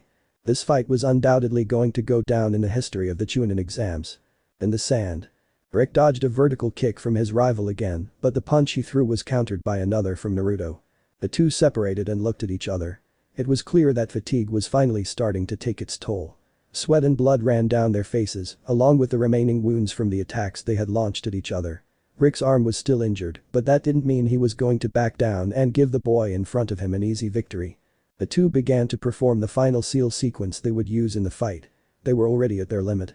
Naruto was almost out of the chakra Kurama had given him, and so this would be the final attack, the one that would determine the winner.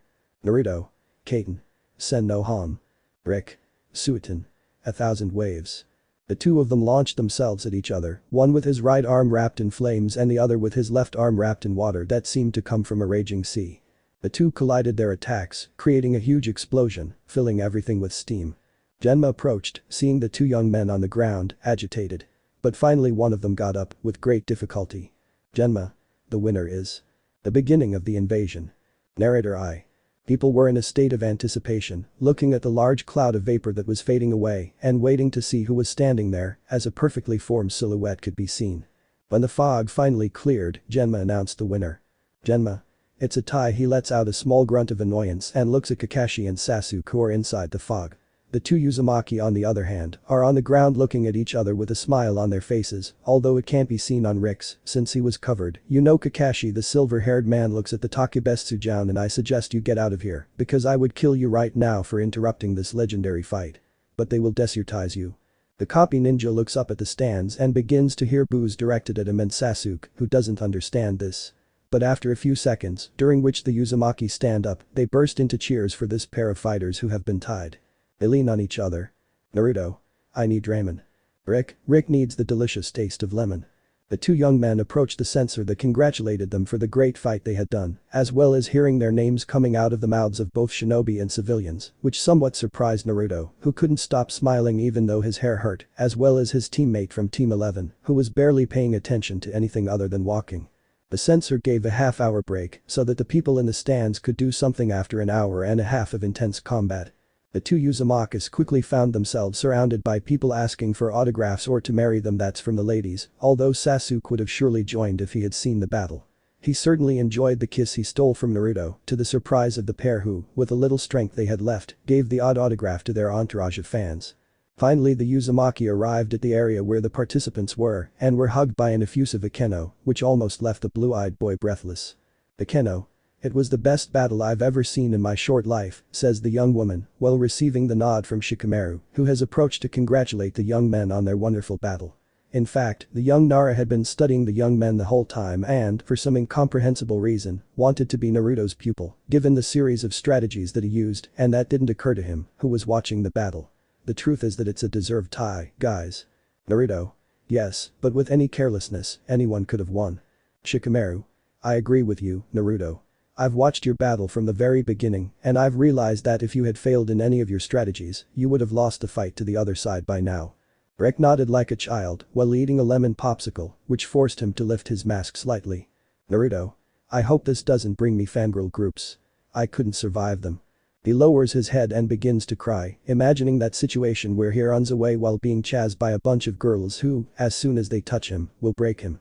Rick is exhausted. He has no chakra left and his nails hurt. Akeno shakes her head, then laughs. Apparently, the great warrior of an hour and a half ago has given way to his childish side. Shikamaru reaches into his storage bag and pulls out 4 pills. Shikamaru. It's 2 food pills and 2 ultra-concentrated chakra pills. The Uzumaki take 1 of each.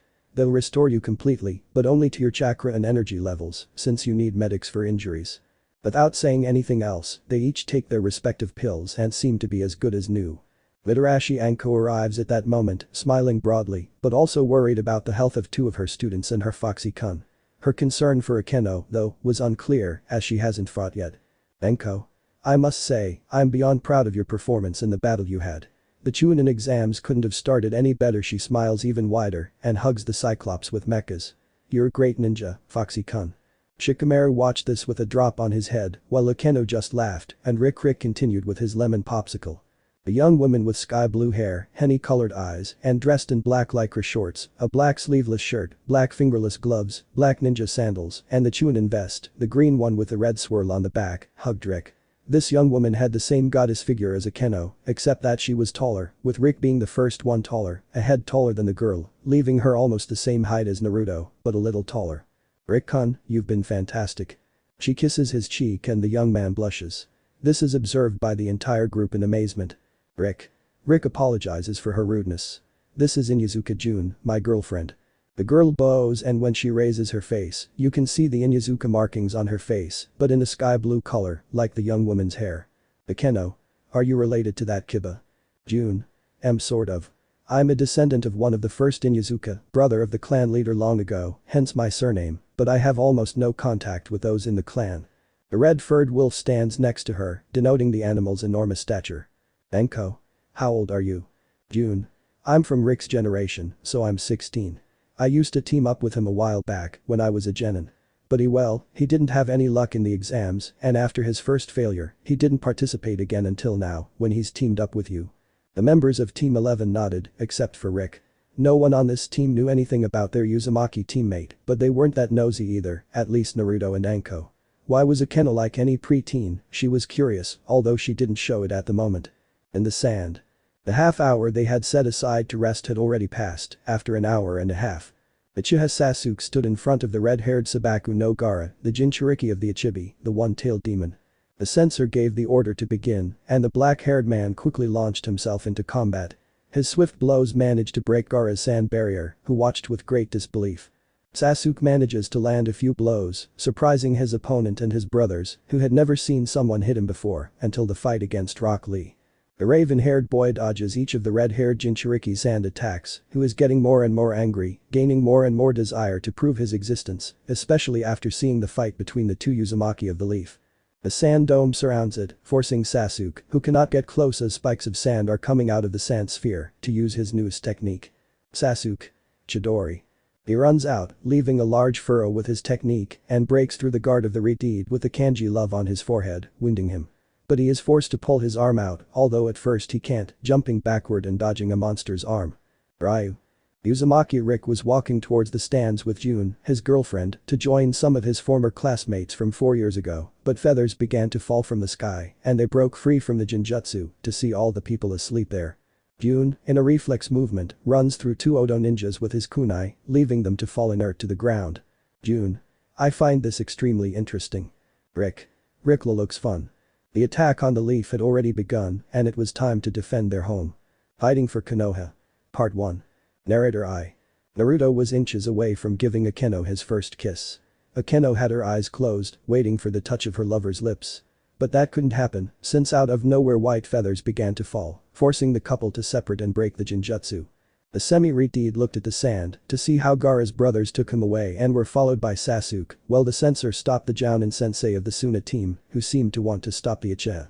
The sound of clashing metal and the screams of those who received some kind of injury could be heard throughout the stadium, while the civilians and most of the genin were immersed in the Jinjutsu.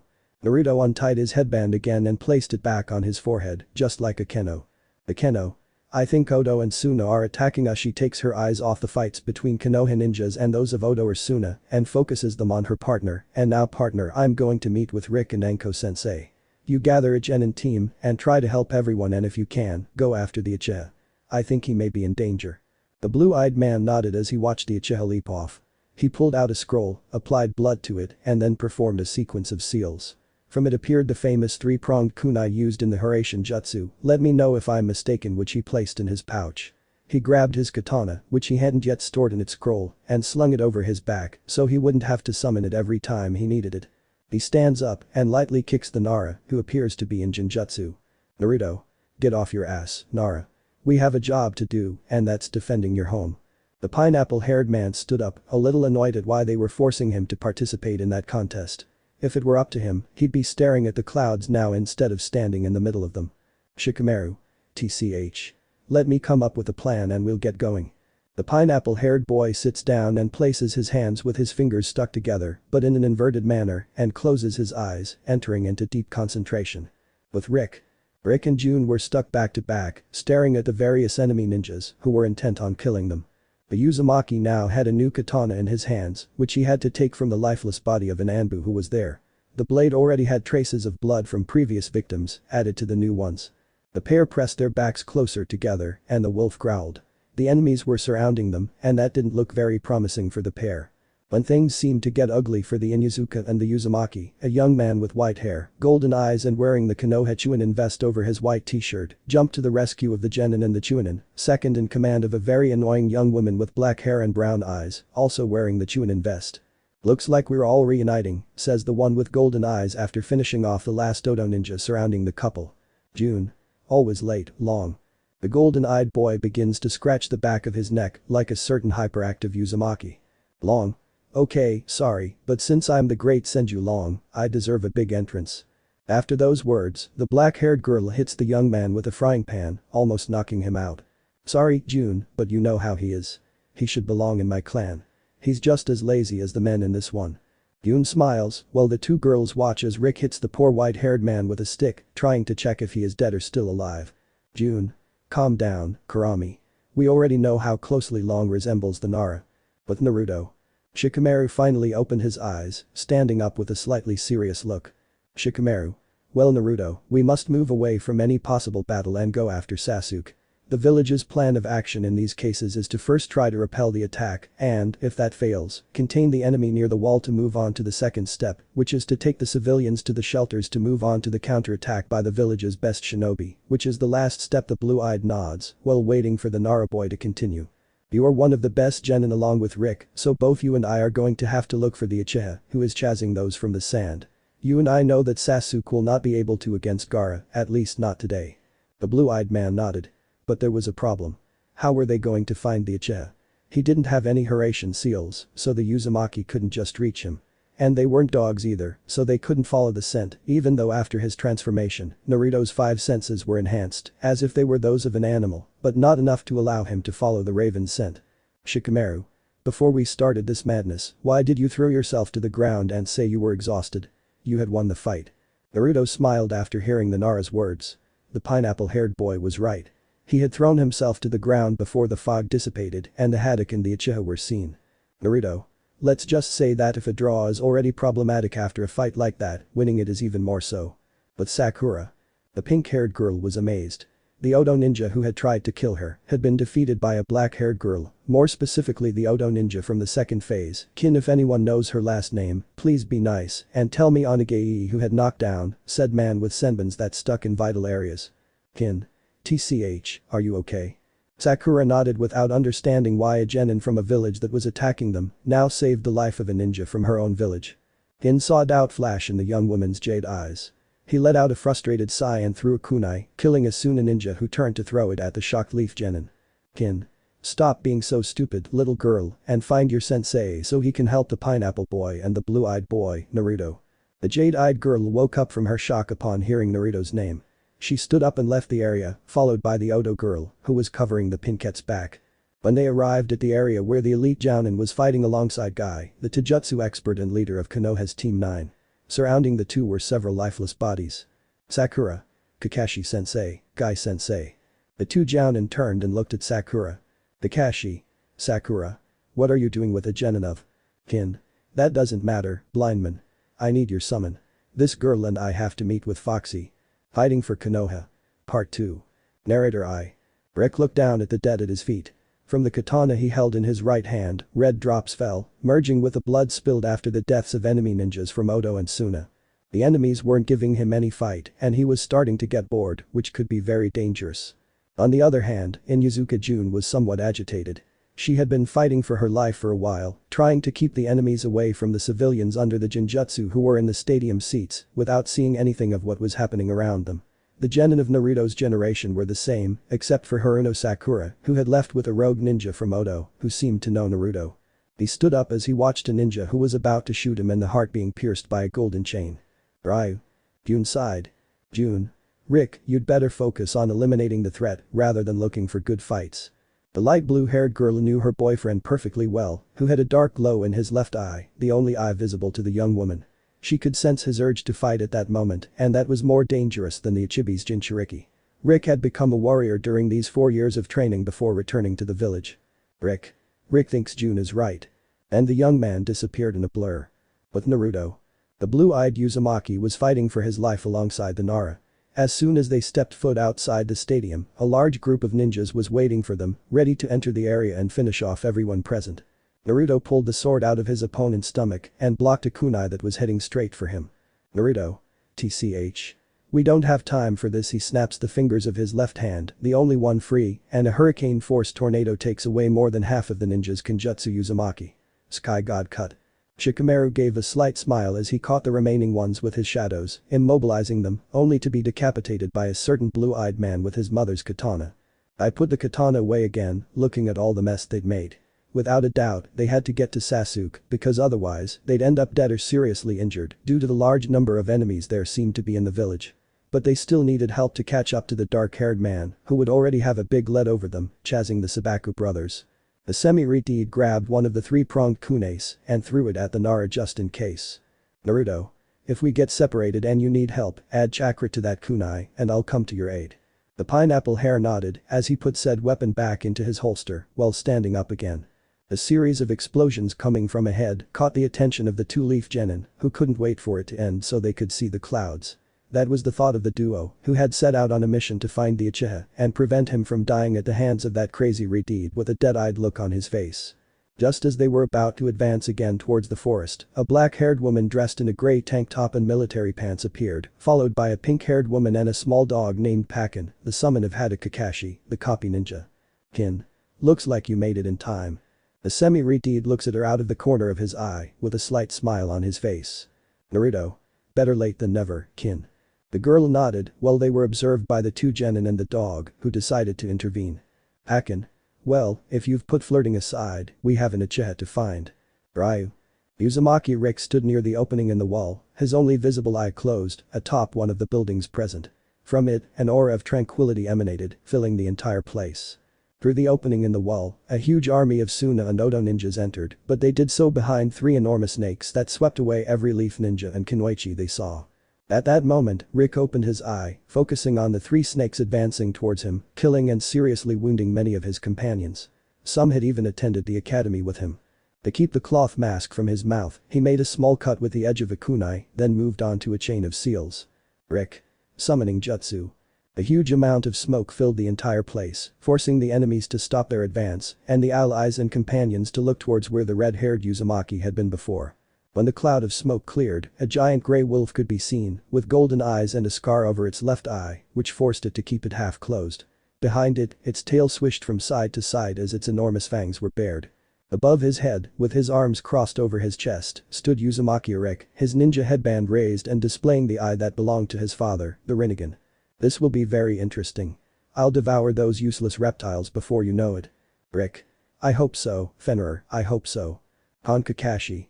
The copy ninja was stuck to his partner Mido Guy, who covered his back with all his power concentrated in his great Taijutsu, the Goken, but the sensei of Team 9 did not need to use the internal doors to crush the weak enemies that were coming for them. Kakashi, if you defeat more enemies than me, I will run 500 laps around Konoha, my eternal rival. Kakashi.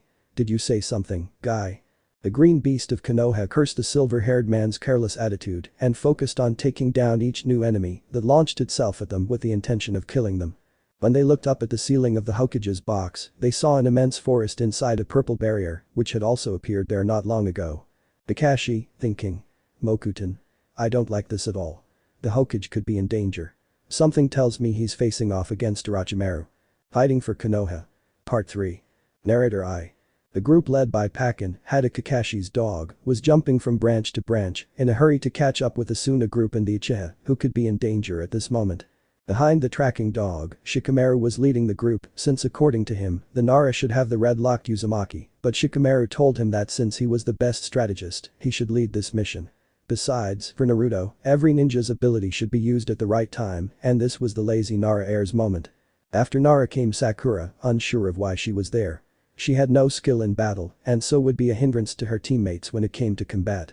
Following the pink-haired girl came the renegade and traitor of Odo, who from time to time looked at the Kyubi's Jinchuriki with a gleam in her eyes that no one in the group, except for the Uzumaki, understood.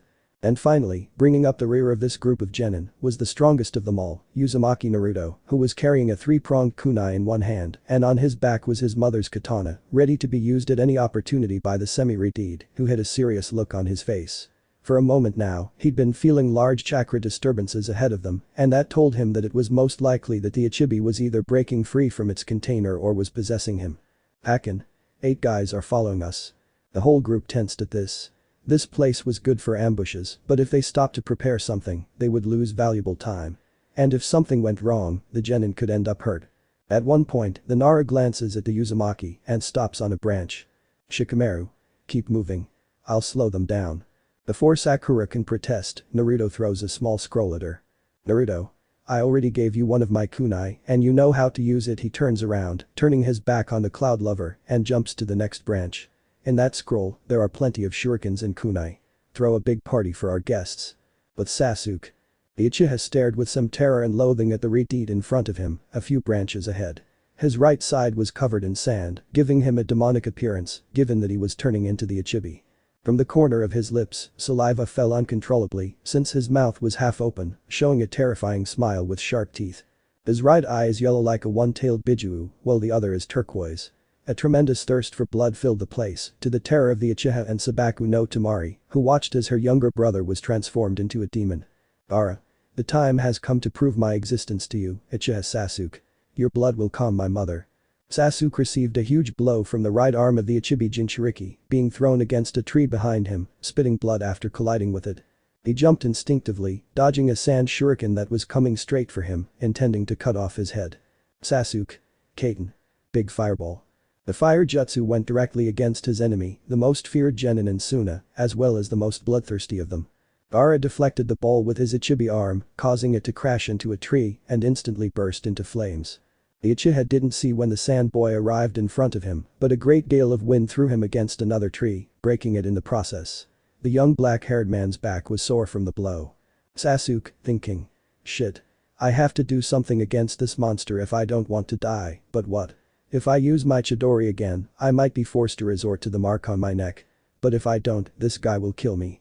With Mikoto.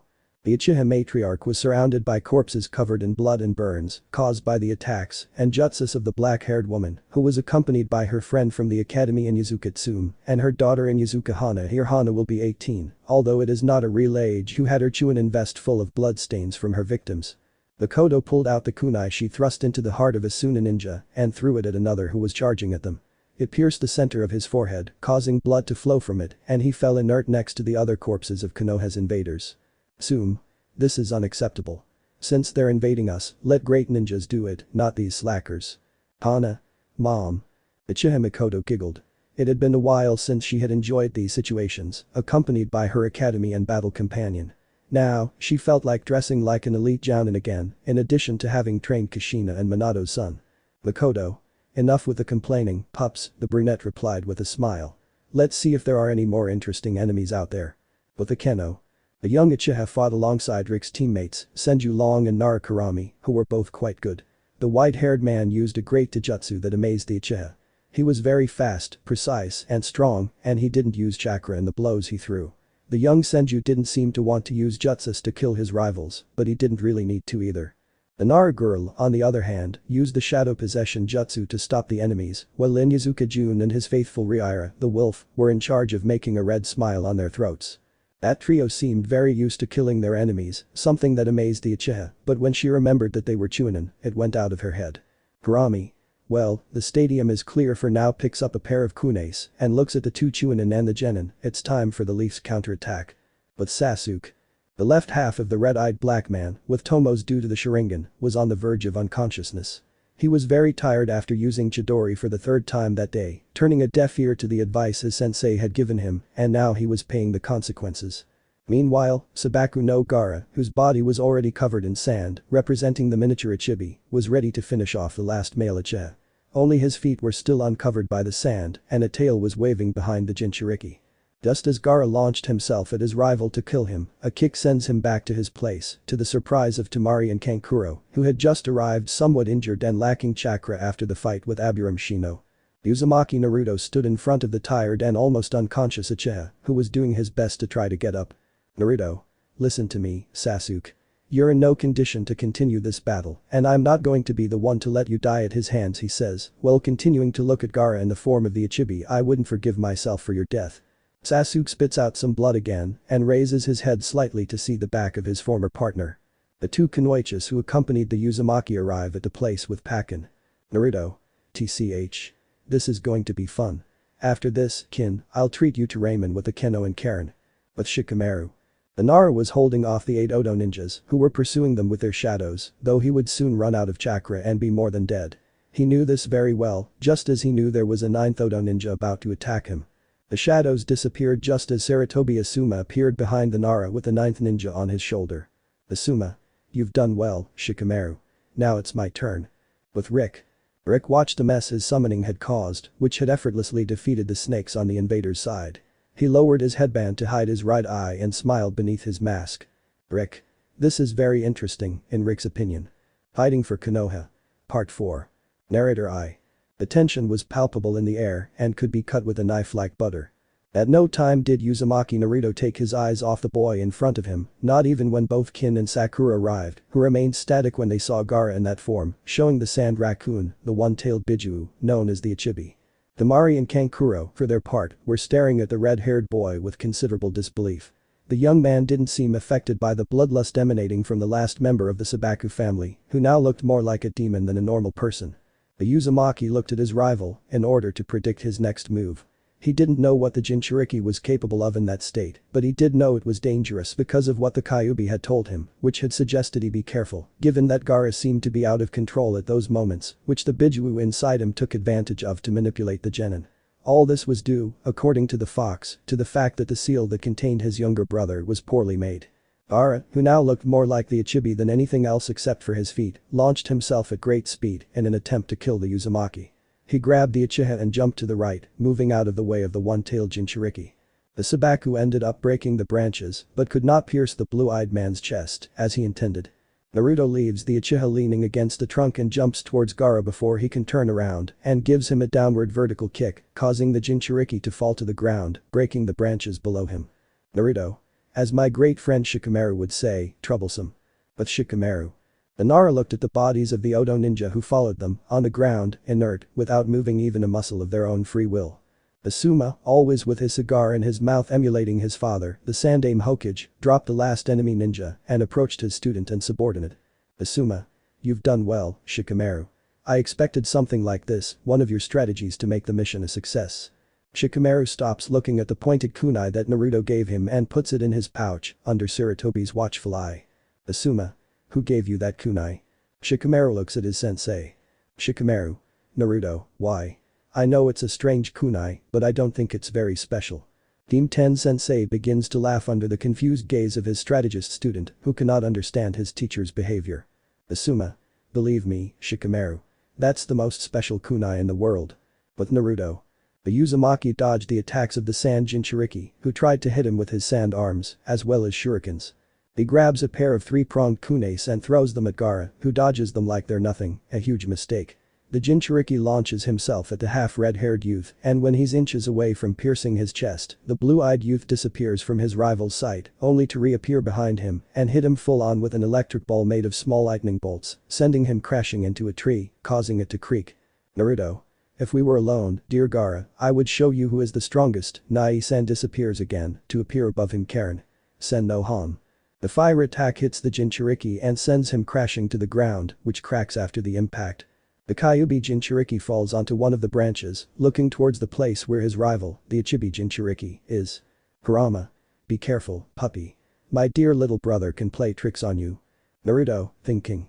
I know, Kurama. But I can't give it my all. Despite the pills Shikamaru gave us, I'm still not fully recovered and there are other people here. I can't risk them getting hurt. Kurama. I see. Then be careful. I'm sure my little brother has something up his sleeve. Naruto was about to respond to his guest when instinctively he jumped back, avoiding the sand that was beginning to gather beneath him. He threw another of his three-pronged kunes, which were stuck in some trees. Naruto. Stop bothering, you idiot raccoon. Taju Kage Bunshin no Jutsu. 100 Narutos appear in the area, with their fists wrapped in blue lightning, using the Raiten.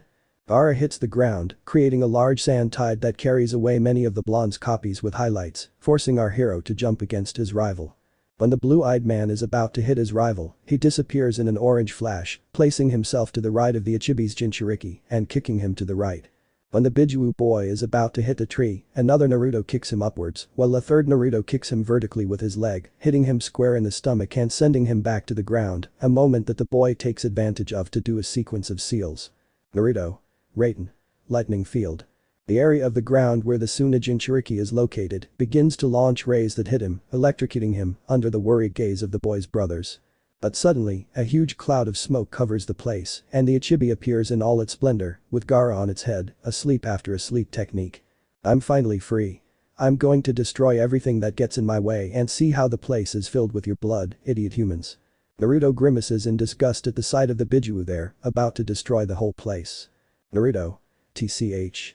When this is over, I'll make Shikamaru tell me where the best view of the clouds is. He begins to release a red chakra that envelops his body summoning jutsu. But the Keno.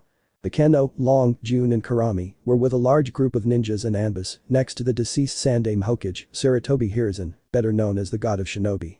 Uncontrollable tears streamed down the Uchiha's cheeks. That man had done so much for her and she didn't think it was fair that that snake had taken the life of someone who didn't deserve to end up in the hands of his student. The brunette clenched her fists tightly.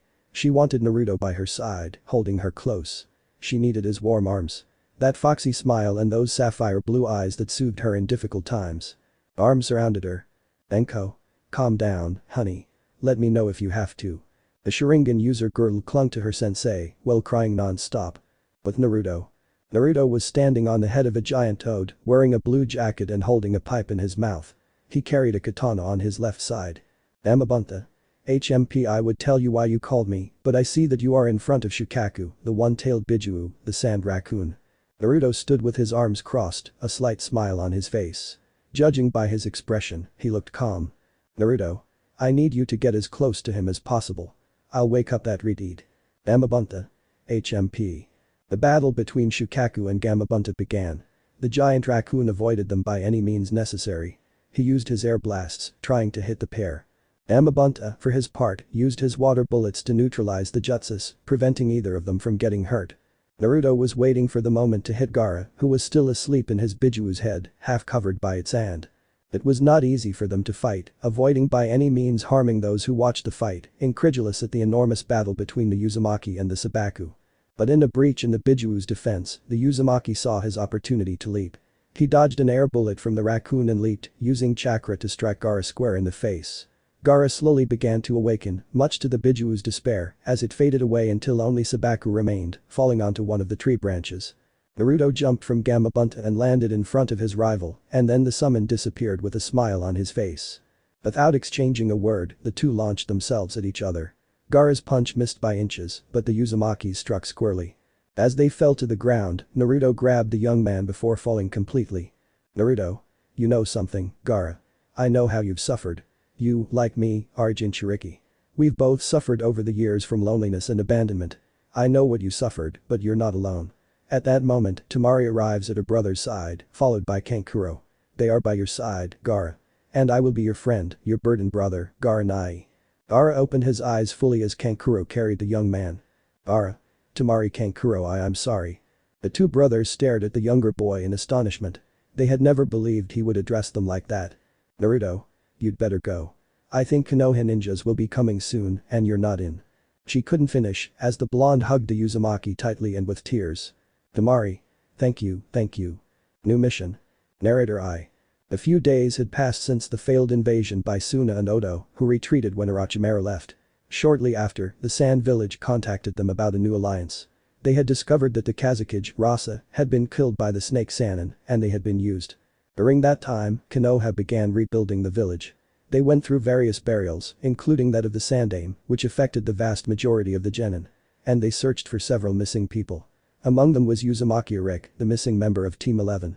Only his black sash was found, which was where he was last seen, along with his summons facing the snakes. This fact shocked his entire team, who couldn't understand where the young man was. Uchiha Akeno, although she always beat the retard, wanted to gather a tracking team. But she couldn't do that without an order from the Hokage, since it was vacant after Sarutobi's death, and most of the genin were busy with reconstruction, and others were still in the hospital, recovering from injuries sustained during the invasion. Naruto, for his part, never left Akeno's side, keeping her calm as much as he could. He knew the girl was suffering after the old man's death and the disappearance of her companion. He had to be there to support her, as it was his duty as her husband, friend, and companion. The genin also spent time with Kin and Karen, who were living in the Uzumaki compound at the blue-eyed man's request. Without much thought, he was filling his house with girls. She focused on her training with Yugao and Anko-sensei. The cat mask Anbu, not having anyone to protect since she was one of the Sandaime's personal Anbu, spent almost all day at the Uzumaki compound with Team 11. It also served to forget the death of her boyfriend, Heiichakm, who perished after being killed before the finals of the third exam. During this time, the one who took charge of leading the village was Shikamaru's father, Nara Shikaku, one of the best strategists in the village, as well as one of the members of the legendary Ino Shikacho, which his descendants tried to emulate. The Nara handled most of the matters, feeling some pressure from the civilian council on certain issues. But the man made it clear that those matters would be discussed when they had a Goddamn Hokage. He would be in charge of addressing those matters to the council as a whole. However, there was one flaw. They had no candidates for the position of Hokage. Even Shimura Danzu, who had always wanted to fill the position, hadn't returned to the village since the Sandame's burial. No one knew what he was doing, but those on the civilian council believed he was preparing everything for when he decided to take the position. With no candidates, many names began to be considered, including those of two Sannin, Jiraiya and Senju Tsunade, who were now out of the village, but who led the council's decision to give the position to the Senju. Now all that was needed was for someone to go look for her, but they couldn't waste their forces just like that. They needed the Jounin nearby as well as the Anbu, in case a new attack occurred. They could only send a few Chunin or genin, but all of them were either injured or fixing the village. Faced with this dilemma, the leader of the Nara clan decided to follow in the Sandame's footsteps. With Naruto. Uzumaki Naruto stood in the large front yard of his home, shirtless and holding his mother's katana in his hand, tightly gripped and unwilling to let go. In front of him stood Yuzuki Yugao, the cat-masked Anbu and the young genin sensei. She also had her katana in her hands, ready to strike at the boy. Gin, Karen and Akeno were spectators, and they didn't miss a single detail of the boy's movements, which made them blush when they saw that he wasn't wearing a shirt. From one moment to the next, teacher and student launched themselves against each other, clashing their katanas with a metallic sound that resonates throughout the place and begins to reproduce after each clash of the katana blades, which seem to produce the occasional spark. They continue to launch rapid slashes that follow one another, while each combatant looks for an opening in their opponent's defenses to end the duel. Yugao throws a thrust that is deflected by the blue-eyed man, who takes advantage of the opportunity to launch a downward slash that is blocked by the purple-haired woman with her katana. Yugao keeps the sword horizontal, stopping the blade just inches from his head. The two exchange glances, connecting his blue eyes with her brown ones. Yugao. It seems that the change is for the better. Naruto. You're an understatement, Yugao-chan. Quick as lightning, she separates her katana from the blade of her opponent's and tries to sweep with her left leg, which is dodged by the sensei, before they clash their weapons again in a succession of quick and precise vertical and horizontal slashes, increasing the metallic sound of the area. Naruto tries to open a gap in his teacher's defense, but it's extremely difficult. The girl leaves no openings, and when one appears, she quickly plugs them with a succession of powerful blows from her katana, forcing the blue-eyed man to retreat. As they are about to continue slashing and stabbing, an Anbu wearing a bear mask appears before everyone. There. Uzumaki-san. Shikaku wishes to speak with you about something very important. He will be expecting you at the Nara complex as soon as possible. With Sasuke. The Uchiha was training in a remote training ground outside the village, which the civilian council had given him. He was sweating and panting, seeing the destruction his techniques had caused. The young man was extremely upset after failing to defeat the Suna boy. Things would have been different if the Redeed hadn't turned into that thing, turning the fight in his favor. Despite the Chidori he had used, he ended up exhausted and with the curse mark active, something he only wanted to happen when he had it under control. That was the reason why Sasuke was training all his techniques so hard, as well as trying to create some. Another reason was Naruto. The boy had become quite strong in the time he'd been away from Team 7, and the Uchiha didn't understand how that was possible. Who was the person who had trained him? The Uzumaki had created very good techniques that he would like to possess or surpass.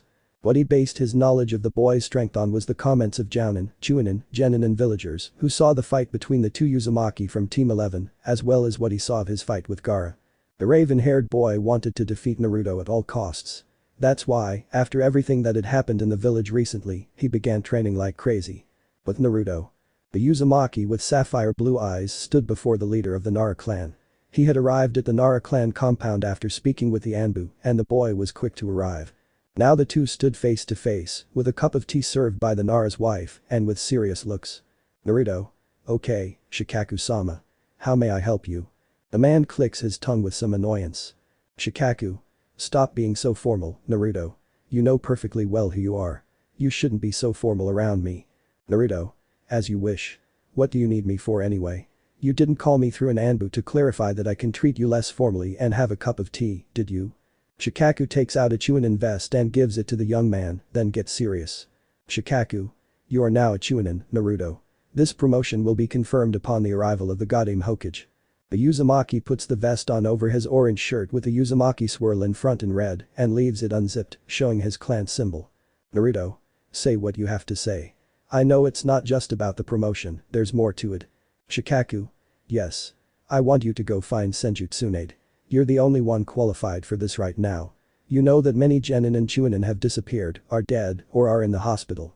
Those who remain aren't on your level. The young man stops tying the band on his left arm and looks at the man with the pineapple hairstyle, which his son inherited. Naruto. I see. So I'm the only Chunin qualified to search for a woman whose whereabouts you all don't know. That might take me a while, but it doesn't matter. I'll do it on one condition. Shikaku. Which one? Naruto. I want someone to accompany me. In an unknown place. Orochimaru cursed his master. His arms were bandaged and felt like they were on fire. Because of him, he had lost the ability to make seals when he used the Shinigami to try to steal his soul.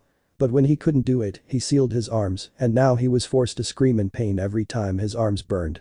But there was only one person who could help him, and he was already looking for her. Footsteps are heard, causing the Sannin to raise his face and smile. Orochimaru. I see you're already here. The young man with red hair, dressed in the sound Jounin costume, with Odo's headband covering his right eye and a cloth mask over his mouth and nose, leaving only his left eye visible, comes into the light, showing himself to the Sannin of the snakes. Orochimaru. Uzumaki Rick. Sensei and student. Narrator I. Two figures walked calmly along the path that led them away from their village, on a mission to find Senju Tsunade. These people were Uzumaki Naruto, the new Chunin of Konoha, and Uzumaki Karen, who wore a leaf headband on her forehead. The girl was dressed in black lycra shorts and a pink sleeveless shirt with a Uzumaki clan symbol on the back in red. She wore glasses, which made her look innocent. Behind them, red eyes shone with everything they saw. She almost looked like a child, in the opinion of the blue-eyed Chunin, who carried a backpack on her back with everything they needed in case they were forced to camp outside. The Uzumaki had decided to accept the mission entrusted to him by the leader of the Nara clan. Although he knew he could not refuse, he made the request that a person accompany him, and that was his cousin Uzumaki Karen, who was very excited, even more so than being a genin from the village hidden among the leaves. Naruto decided to take her as a partner, since he couldn't risk Shimura Danzu or any civilian from the council trying something while he was away, and he didn't want to take any risks, especially now after the disappearance of his partner. The two traveling companions continued their way to the country of tea, where it seemed that Senju Tsunade had been for some time, and there they could find information about the woman. As they walked, they were talking. Karen. So now that you're a Chunin, you're like someone who leads the genin, right? Naruto. Basically yes.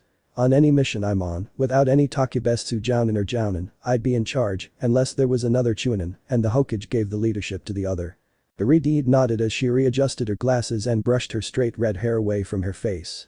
Karen. I see. That's why you're wearing that green vest, to identify yourself. Naruto. That's right, Karen. And Jounin have a uniform, besides the vest itself. The two walked calmly, their minds focused on the conversation, although Naruto, thanks to his sensor skills, was on the lookout in case someone attacked them. Karen. I see. Now I really want to become a Jounin and be like you, Naru-kun.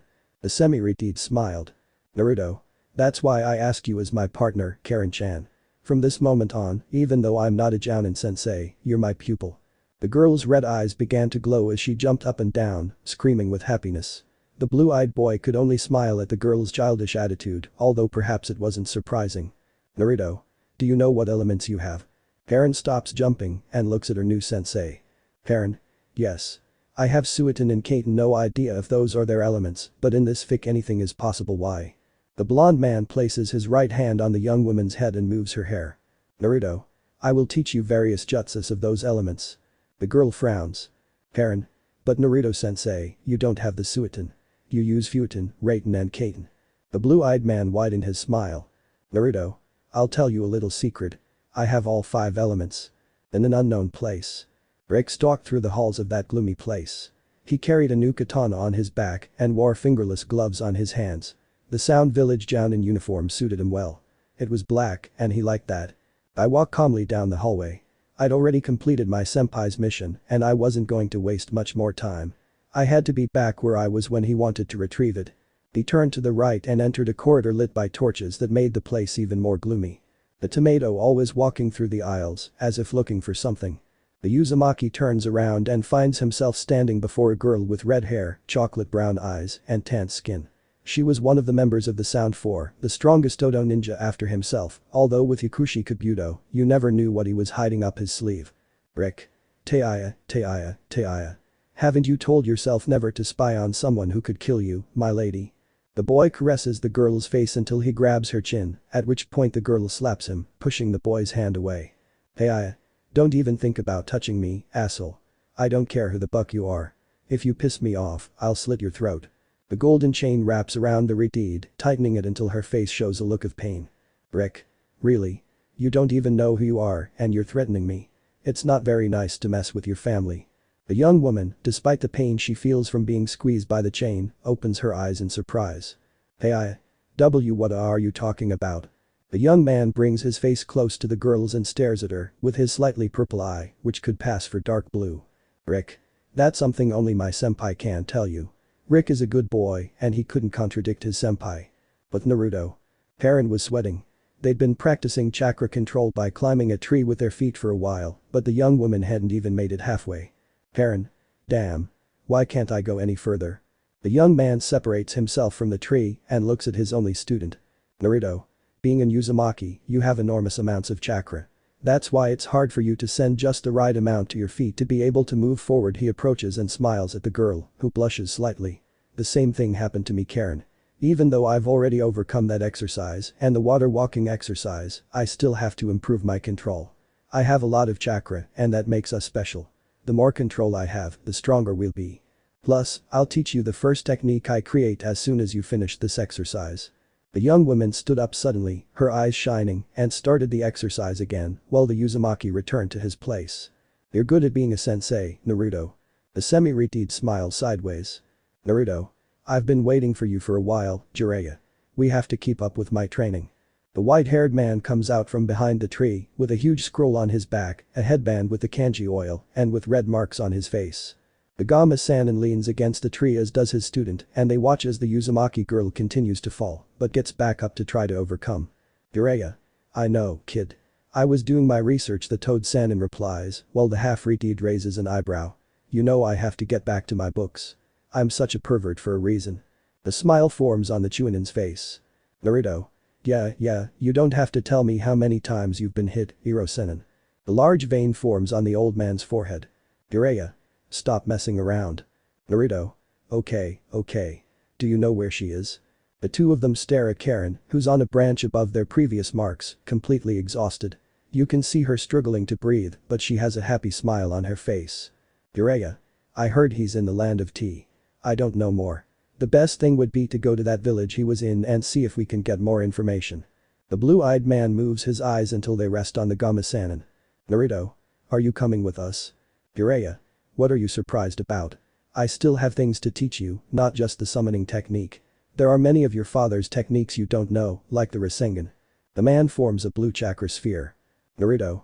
Okay, you didn't need to blackmail me by teaching me more techniques, the boy snorts, but smiles. You'll also take her as your student. In an unknown place. The Hibi-sanin was frustrated by the immense pain in his arms. He had to get his arms back so he could attack Konoha again and wipe them all out, taking Uchiha Sasuke with him. A silver-haired man and a red-haired man entered the gloomy room. Orochimaru. Kabuto. Rick, have you found her? The Yakushi shakes his head while the Uzumaki remains impassive. Kabuto. Orochimaru-sama, we'll be almost there. Hang in there a little longer. You'll see, we'll find her. Trust us. The pale man stares at the retard. Orochimaru.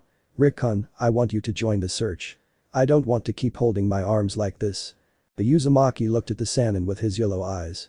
Rick. That's how it will be, Orochimaru-sama. Akatsuki. Itachi and kiss him. Narrator. I. The three of them began to continue on their way after Karen's brief training session. Karen was happy and wanted to finish the exercise. Naruto told her that she could finish it the next day and that as long as she practiced the Kage Bunshin no Jutsu, it would help her in her training. The genin simply nodded, happy to learn jutsus that would help her in battle. Jiraiya, as he told Naruto, joined him in his mission while teaching him the basics of performing the Rasengan, a technique created by Namikaze Minato, Naruto's father. The young Chunin was practicing that technique while at the same time he was teaching techniques to Karen, who was very focused on the Kage Bunshin no Jutsu since she wanted to master it as soon as possible. The trio arrived at a crowded village. It was the closest to Konoha as they hadn't left long before. Jiraiya. Well, you guys go find a place for us to stay. I'll go investigate. The boys nodded, although the Uzumaki was not very convinced that an investigation was going to take place. In an unknown place. Rick looked through some papers, searching for some information that might be useful to his senpai. There were so many folders scattered across the desk, he was getting tired. His head hurt from reading so many reports and all that kind of paperwork. The Uzumaki was searching for a cure for Kagaya Kimimaro, the fifth member of the team. He was the strongest thanks to his strange Kekkei Genkai and his great skill with Taijutsu. He was truly dangerous unless you were one of those who risked their lives in combat, and he was one of those. He didn't mind dying. He was a warrior in the service of his senpai and would remain so. There was no one who could change his loyalties, and that was why he had abandoned Team 11 and Konoha. He dropped a few more leaves into the enormous pile at the side and let out a deep sigh. Since he'd begun researching the cure for the white-haired man, he hadn't left his room unless Orochimaru himself called him, and perhaps soon he'd have to leave it for a while. They would be searching for the only person who could cure the Sannin, and he would be obligated to accompany the leader of the Sound and the Land of Rice. According to the latest reports they had received, the person they were looking for was in Tanzaku, a city not far from one of their hideouts, so they would soon head there to search for the person. The door opened with a small creak, and a Redeed entered the dark room. "Hey, I'm here, asshole." The Redeed puts the papers aside and looks at the foul-mouthed young woman. She's wearing clothes similar to the Sannins, but she has a good figure and the cap on her head doesn't look bad on her. "Rick. You're so disrespectful, girl," he says as he returns to his own business without paying attention to the girl. "Did you bring me what I asked for?" The chocolate-eyed Redeed snorts as she throws a folder at him. "Hey, I don't know what you're looking for with those guys, but that's your problem. I just want to know what that whole we're family thing is and all that crap you spout. Rick. Would you like to get married and have children?" Hey looks at the Redeed with a slight blush on her face. "Hey what are you saying?" Rick puts down the folder with the name Taka and turns his gaze back to the girl. "Rick. What would you say if I told you that you're the property of a prince? You're from a nearly extinct clan and you belong to him." On Sasuke. The Uchiha was furious. He had learned that his brother, whom he wanted to make pay for what he had done to his clan, had been in the village, fighting against some Jounin and defeating Kakashi by putting him in Tsukuyomi, a Genjutsu of the Maguekio Sharigan, an evolution of the Sharingan. After that, he had left the village with his friend in search of Naruto. This surprised him, but it was one of the reasons why he had now run out of the village in search of the dope and his brother, to kill him. Sasuke, thinking. Why is my brother looking for the dope? I don't understand, but I can't let him do anything to him. I have to find Naruto before Itachi kills him. But Naruto. The Uzumaki was in his room with his student Karen. He didn't know if she was actually his student, but at the very least, she was his pupil. He couldn't let her continue in this state. She could die from being unable to defend herself, and he didn't want to bear the blame. There was a knock at the door, and the blue-eyed man, under the Redeed's gaze, opened it. In front of him stood a black-haired man with a ponytail and marks on his face, and a blue-skinned man with a shark face. Both wore black cloaks with red clouds. The shark-faced guy carried a sword on his back that Naruto recognized as Samahita. Uzumaki Naruto. The blue-eyed man looked at the black-haired man. He looked familiar. Those black eyes gave him the clue as to who he was. Naruto. "No, I'm your grandmother," she replies, appearing behind the two Akatsuki members. "I suggest you don't waste my time, Uchiha Itachi." The black-haired man and the shark turned their faces to look at the semi-Redeed in amazement. They didn't know when he had moved there. Karen knew that these two were dangerous and that if she left she would hinder the young Chunin, so she decided to stay hidden inside the room. "How the hell did you do that?" The blue-eyed man looks at the Shinobigatana coldly. "Naruto. Kiss him, one of the 7 swordsmen of the mist," he says through gritted teeth. "It seems my destiny is to kill each and every one of your group, from what I see." "Kiss him? What do you mean, Gaki?" The blue-eyed man unsheathes his katana, which Itachi recognizes. "Naruto. Momochi's abuser, even if I don't kill him, I will face him." The blue-skinned Akatsuki member smiles, showing his teeth. "Kiss him? If I couldn't kill him, what makes you think you can beat me, that I'm much stronger than him?" Itachi frowns. Was this the Naruto he had known when he was just a child? The only thing that had changed about him was his body, which had grown, and his muscle mass, as well as those red streaks in his blonde hair. I look at the young man's vest. "Itachi. You are a Chunin." The blue-eyed man smiles. "Naruto. Yes, I am a newly appointed Chunin. But that doesn't matter, my dear Itachi.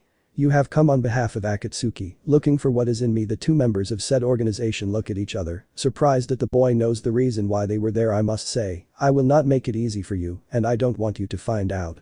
As Kisum was about to speak, the young Chunin lowers his katana without hitting them, but with a snap of his fingers, a great blast of wind throws the two out of the hotel, breaking the wall in the process. "Naruto. Karen. If Hiro Sennin comes, tell him I have some red clouds." Karen. "Hi. Sensei." Itachi. The Uchiha stood up, stroking his head as he looked at the hole in the hotel wall. How could a kid have done that to them? They had to be more careful from now on. The only good thing was that they were in a forest area. Isam grabbed Samahita and let out a grunt as he stood up. He had been the one who had received the attack most directly, but now he was more than prepared and the Kyubi's Jinchuriki wouldn't catch them off guard. As they were about to re-enter the hotel, some glitter chains stopped them in place. Itachi, thinking. Kushina-sama's adamantine chains. The voice brought the two Akatsuki out of their thoughts. Naru. Raiten. Electric balls. Balls made of lightning hit the two Akatsuki boys, sending them backward once the chains released them. The tailless Bijuu stood up, firmly gripping his sword and ready to fight. Naruto. Doten. Head decapitation jutsu. Hands grabbed the shark face by the ankles and pulled him down to the ground, leaving only his head free. The Uchiha was more than surprised. Kisame. What the buck? Naruto, after a series of seals, placed his hand on Kisame's head and electrocuted him until he went to the dream world. The Sannin of slugs. Narrator I. Itachi stared in amazement at the boy in front of him, who returned his gaze calmly with his sapphire blue eyes. They were facing each other, with a third unconscious and buried in the ground, only his shark-like head sticking out. Itachi. HMP, you caught me off guard. But that's not going to happen again, Naruto. The Kyubi's Jinchuriki smiled slightly as 9 chains appear behind him, as if they were the Kyubi's tails. Naruto. Maybe he won't beat you, but remember that your partner is like this because he underestimated a boy who is barely 13 years old. Uchiha frowned. Did he have anything more powerful than those red chains? Itachi didn't believe it. Itachi. Okay, what do you want to talk about? The Uzumaki puts his katana back in its sheath and looks at the Uchiha indifferently, as if he didn't care at all about what they were going to talk about. Naruto. Working for Konoha from the shadows must be exhausting. The Uchiha opened his eyes in surprise, but quickly returned to his indifferent expression. How was it possible that this child had discovered that? No one besides the Sandaime, Shimura Danzu, and the other 2 advisors knew what had happened, what really happened that fateful day. If Naruto had found out, it would be extremely dangerous. But what could he do? If he faced him now, with the power he had, he would delay him long enough for the legendary Sannin of the Toads to arrive, and that, with his partner unconscious, would be a real problem. Itachi. HMP, how did you find out? Naruto. I stole some reports from the Hokage's offices before Shimura and his people made them disappear, now that the Sandaime is dead. Uchiha Itachi nodded slightly, preparing himself in case he had to rush into battle with the boy in front of him. He didn't like the way things were going at all, but he also had no intention of going after the Uzumaki now. He was just infiltrating that organization and he had to keep up appearances. Itachi. What are you going to do with those files, Naruto? The Jounin smiled slightly.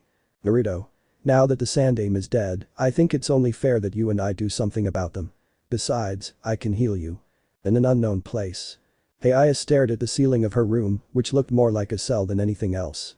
She had been serving that snake-like man for who knows how long. She touched the back of her neck, where the curse mark was, and let out a sigh. How did she have to be there? She knew no one loved her, she had no family, or at least that's what she thought, until Orochimaru's favorite boy, Uzumaki Rick, told her they were family, and that only the prince would speak to her about that, and that she belonged to him by right. What the hell did he mean? What did he mean by belonging to a prince? Did he mean Orochimaru? She was racking her brains over that weird boy's words. He was weirder than Kabuto, who looked like the snake's lover. But Heiya knew the Uzumaki was very powerful. So what was he doing in such a place? His presence had no place there, but it still seemed like the Sannin and the red-haired boy had known each other for a long time. The young woman closes her eyes, frustrated. She didn't like feeling this way. Besides, for some strange reason, she felt the need to get outdoors and escape that damned place. But where would she go? She had no one, no matter how much the boy told her they were family. And what was this about belonging to a nearly extinct clan? Heiya, thinking. TCH, everything surrounding the Uzumaki is very mysterious. Who the hell is that guy? He's not like us. I'd say he's the second most powerful, behind Orochimaru. I'm sure that even using the second phase of the seal, I wouldn't beat him. The girl clenches her fists and covers her face with her right arm. What the hell is happening to me? With Naruto. The 2 Akatsuki members had left, one in worse condition than the other after the arrival of the Gama Sannin, who appeared with a girl who had been put in some genjutsu. Shortly after the Akatsuki disappeared, Sasuke appeared running. The anger he had been holding back was evident on his face. When he arrived, he began asking about his brother, to which Naruto denied having seen Itachi, but that he had seen a guy with a blue shark face. With a look of annoyance, the dark-haired man left again for his village, while being watched by the 3 ninjas. The day after that event, the 3 left the village at a normal pace heading for Tenzaku, where the 3rd Sannin was supposed to be. The Jounin was already in the third phase of Rasengan training, while the red-haired genin had already completed the Kage Bunshin no Jutsu. Although she possessed the same power as the blue-eyed man, she hadn't managed to make more than 5 clones, something that worried the boy, since with her high chakra reserves, she was supposed to be able to make many more clones. But he would figure out how to fix that. He took off the glove on his right hand and handed it to the red-eyed girl, who was looking at him intently. "Parent, what is this glove for?" "Naruto. As soon as you finish the tree walking exercise, I'll teach you one of my techniques. The only problem is that until you can master it, it'll damage your hand. This glove will prevent it from doing much damage." Parent takes the fingerless glove and puts it on her right hand under the gaze of Gama-sanin, who can't wait to see that technique. When the trio is forced to camp, the red-haired, red-eyed Uzumaki stands in front of one of the various trees. She grabs one of the kunai she has and starts running toward the tree, thus beginning her training. Naruto watches this while leaning against a tree. He never thought about having a student, much less so soon, but now it doesn't seem so bad to him. In fact, thanks to this, the blue-eyed boy has promised himself to seriously train Konohamaru so that he can be strong enough when he becomes a genin. On Sasuke. Uchiha Sasuke was training like every day, except now his sensei, Hada Kakashi, was missing as he was feeling ill after the confrontation with Akatsuki. The black-haired boy felt a great rage. He hadn't found his brother where Naruto was, and apparently only a guy with a sword had faced him. The supposed appearance of his brother was what had made him take his training much more seriously. He could now use the Chidori 3 times without activating the curse mark, and his speed was getting much faster each time. Like Rock Lee, the dark-haired man had weights on both his arms and legs, but they weren't as heavy as the ones on the thick-browed boy. But that wasn't a problem for him. He wanted to improve a lot in a short amount of time, and he was going to achieve it no matter what. In an unknown place. Rick stared at the folder in his hands, which had the name Hibi on it. Inside the folder were the names of certain people, along with their information and the Kekkei Genkai they possessed. The Uzumaki suspected that this was to form a team to serve someone, and he already knew who it was going to be. He puts the folder back on the table and walks out of his room with a calm stride. It was time to meet with someone. Rick, thinking. The time has come to see that person who will save Orochimaru-sama. He better be of some use, otherwise I'll kill him. With Naruto. A couple of weeks into their trip, the Konoha trio found themselves in Tanzaku, a city filled with casinos. It was clear that it was a city dedicated to entertainment more than anything else. Jiraiya. Okay, guys. We'll split up and search for Senju Tsunade in the various casinos and bars around town. I've already told you what she looks like, so let's go. Without further ado, the white-haired Sannin vanished, leaving the Uzumaki couple with a drop on their necks. Perrin clenched her right fist and raised it strongly while smiling. Perrin. Come on. The semi-retard shook his head, amused, but followed his disciple through the streets of the casino-filled city. The retard was happy for the little break she would have. She had already completed the tree training and had started with the water walking technique, which she had almost mastered, and was already training the Kaiten technique that Naruto was teaching her. It was something that excited the genin enormously, who did not want to disappoint her sensei. Although it did not seem that Naruto would be disappointed, and less so coming from the girl who was his pupil. When she finished her training, the red-haired Uzumaki would be one of the strongest kunoichis, along with her Akeno. They spent the whole day searching for the Sannin until they met up with Jiraiya and went to a bar. Upon entering, first a man followed by the 2 Uzumaki, they were surprised to see the man's face. Jiraiya. Tsunade. The blonde, honey-eyed woman looked at the Gama Sannin in slight surprise. Beside her was a black-haired girl, holding a piglet in her arms, also looking at the white-haired man in surprise. Tsunade.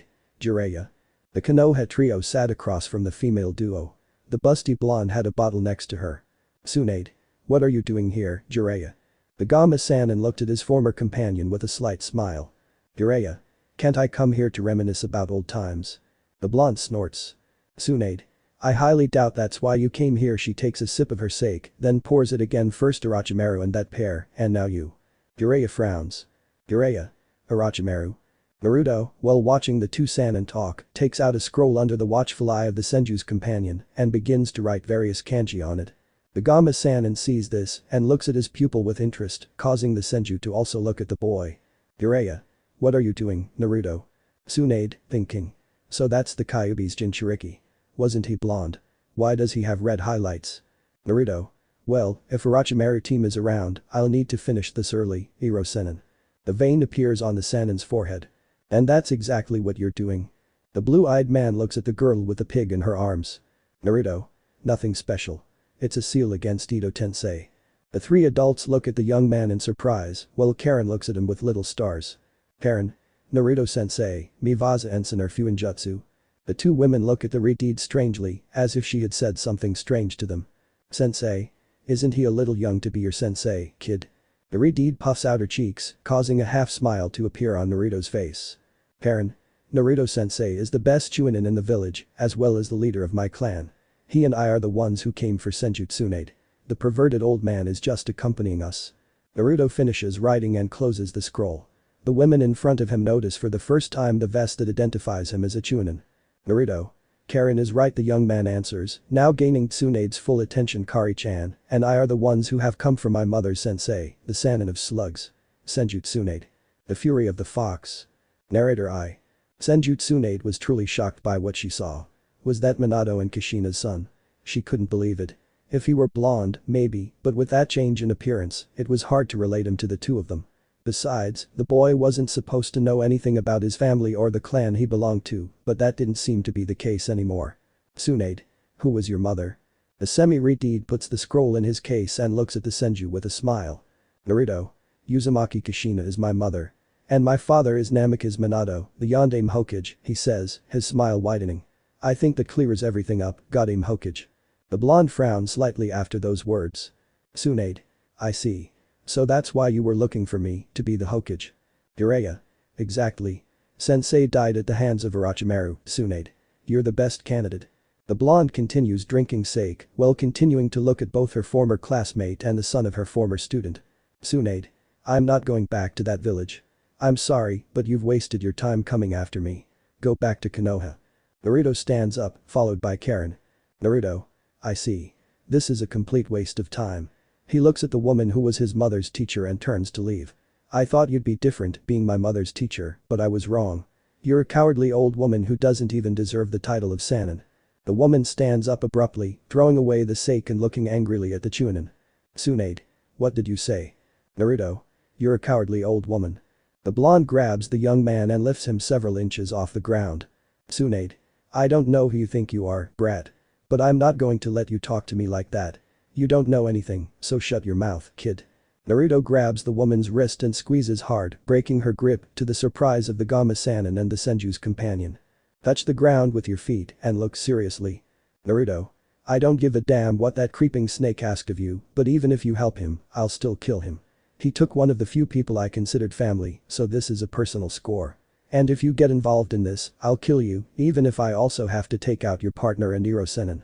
She separates from the honey-eyed blonde, who is surprised by the boy's attitude, who looks at her with darker blue eyes than before. Naruto. I'll be here for a week, Tsunade Haim. He places his hand on Karen's shoulder and the two disappear in a red flash, leaving everyone amazed. Tsunade. That was. Jiraiya. He has improved the Hiraishin, says the Gama Sannin, looking at the place where the Uzumaki couple used to be. Who would have imagined that in such a short time, he had improved it, surpassing his father. What do you mean, Jiraiya-sama? The man notices the black-haired woman. Jiraiya. I gave him the Hiraishin scroll 2 months ago, Shizune, right before the Chunin exam finals. He learned it in no time, and he's already evolved it. The two women were more than surprised, especially Tsunade, who knew about the Yondaime's jutsu because she had seen it in action during the war. She drank sake again, the words of both Naruto and Orochimaru on her mind. She didn't know whether to accept her former teammate and friend's offer or to return to Konoha as the Godaime Hokage. Although she knew the Uzumaki threat was still present, she couldn't believe that a newly promoted Chunin would put her in such a difficult position during a fight. With Naruto. The two Uzumakis rented 2 rooms. One for themselves and the other for the Gama Sannin. At this moment the couple was lying in bed, side by side, looking up at the roof. Karen. Don't you think you've been too hard on her, Naruto? The blue-eyed man didn't answer immediately, but instead stared at the ceiling, paying little attention to his pupil. What did Orochimaru ask the Senju to make her feel like this? He didn't know exactly, but if that woman stood up to him, he wouldn't hesitate to kill her, even if it would cost him. Karen. Naruto, I'm talking to you. The Chunin returns to reality and sets his sights on her. Naruto. Sorry, Karen-chan, I was just thinking about something else. The redeed puffs out her cheeks, annoyed by the lack of attention her sensei gives her, and readjusts her glasses. Karen. I was asking you if you hadn't been too hard on her. Naruto. Maybe. But you should keep in mind that I won't back down if she decides to help the snake, he says, forming a Rasengan. If that ever happens, I'd be willing to kill her even if I get locked up for it. Karen stands up and looks at her sensei. Karen. I understand you. But I don't think she'll accept. I know she might have proposed something like reviving one of her loved ones, but I'm sure she won't accept. That snake is a slithering creature and probably wants her arms back no matter what. But Tsunade. Senju Tsunade, after the week that her former partner and the Jounin called Naruto had given her to make a decision regarding returning to the Hidden Leaf Village, found herself in front of 3 people in a meadow with various rocks scattered around and not far from Tenzaku. The woman had taken off her green jacket with a kanji for loser on the back moments before when she had knocked down a wall with her fist and had left it there to face the 3 men in front of her who seemed to have all the patience in the world. The silver-haired man lunged at her, his hands wrapped in chakra. That was Ukushi Kabuto, an expert medical ninja and loyal follower of Orochimaru, although in Rick's opinion, what he wanted was something else from the snake. Kabuto was trying to give her a simple blow with his chakra scalpels to cut muscle and incapacitate the Sannin for having refused to help her master recover his arms.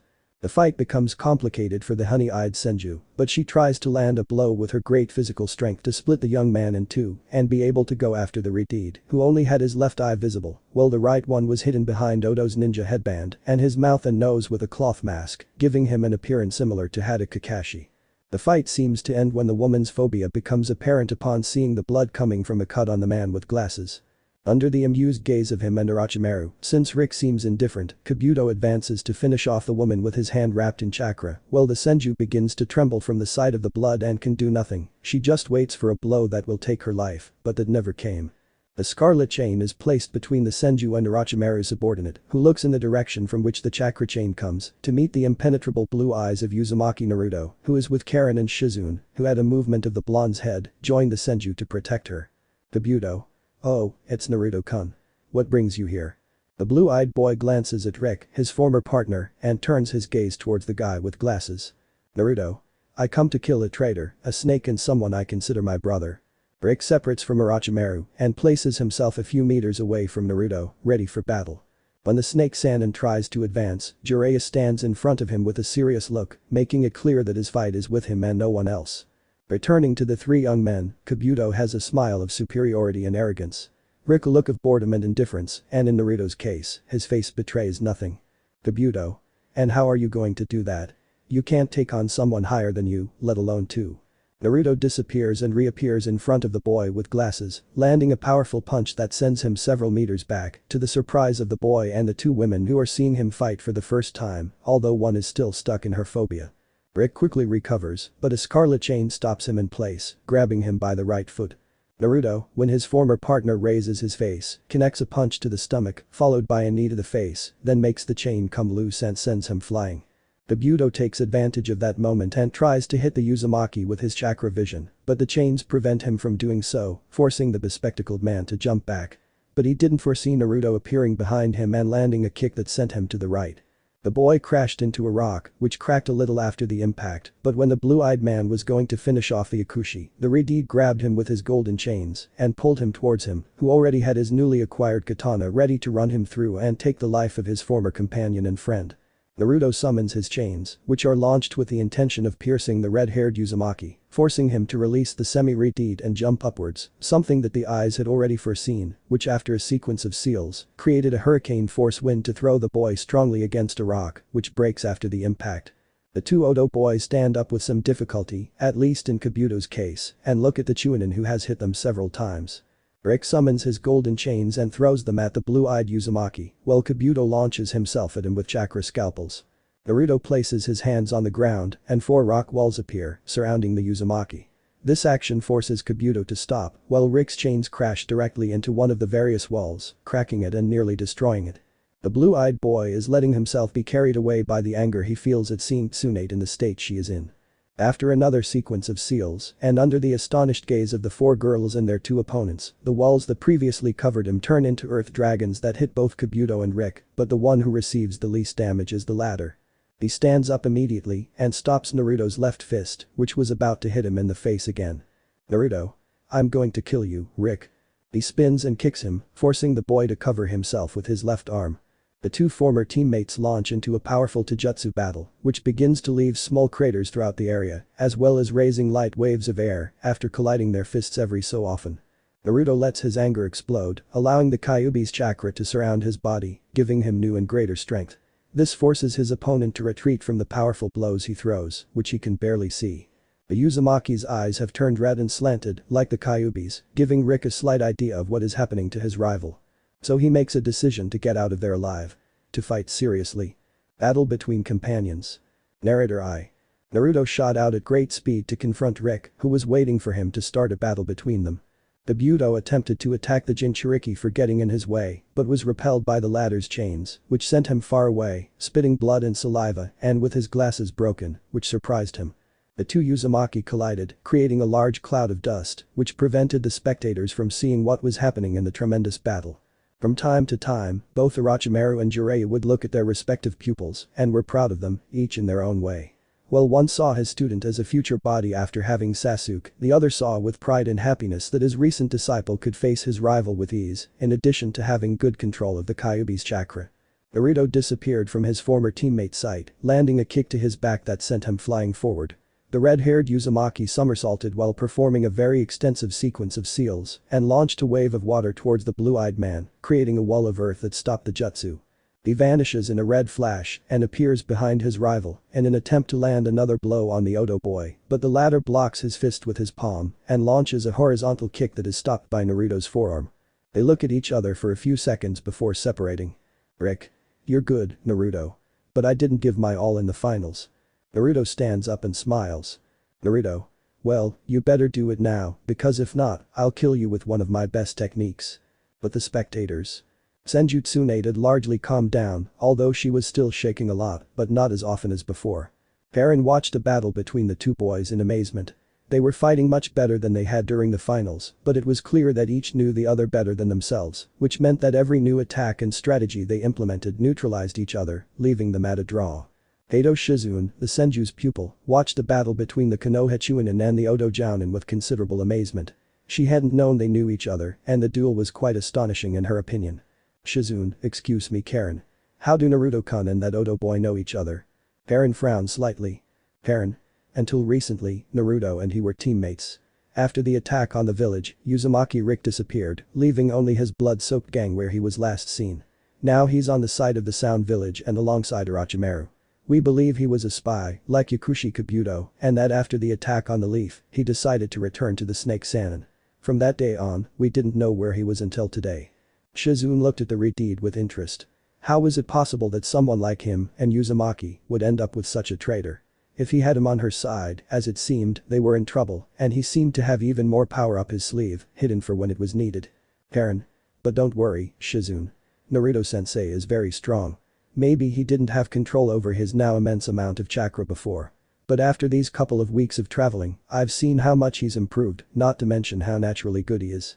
You saw that he made a blocking seal for Ito Tensei, which he's been working on since the attack on the village. Sensei definitely still has a few tricks up his sleeve. In combat, the chakra chains of both contenders cancelled each other out, preventing any of the rivals from harming its user. Naruto, like Rick, draws his katana, which belonged to his mother, and charges at the other Uzumaki, starting a Kinjutsu battle. Naruto. Uzumaki Kinjutsu style. Tiger Fang. Naruto's attack creates an immense force that raises a great wind, forming a tornado that hits the Redeed, who receives cuts all over his body and then disappears, turning out to be a clone. Naruto leaps back as Rick appears from beneath the ground, intending to impale his opponent with his sword. Seeing that he has failed, he throws his chains, trapping the blue-eyed boy and throwing him against the ground, creating a large crater. He removes his golden chains and begins to advance to the edge of said crater to see what Naruto was lying in the middle of it, with blood and torn clothes. Pain. Sen no Han. The chains protect Rick from the blue-eyed man's fire attack, creating a large explosion that sends the two of them several meters back. Rick. You're annoying. Suiten. Giant geyser. Naruto is forced to jump to the right as the ground begins to shake and a large pillar of water erupts from it. Naruto. I see you've created your jutsus, huh?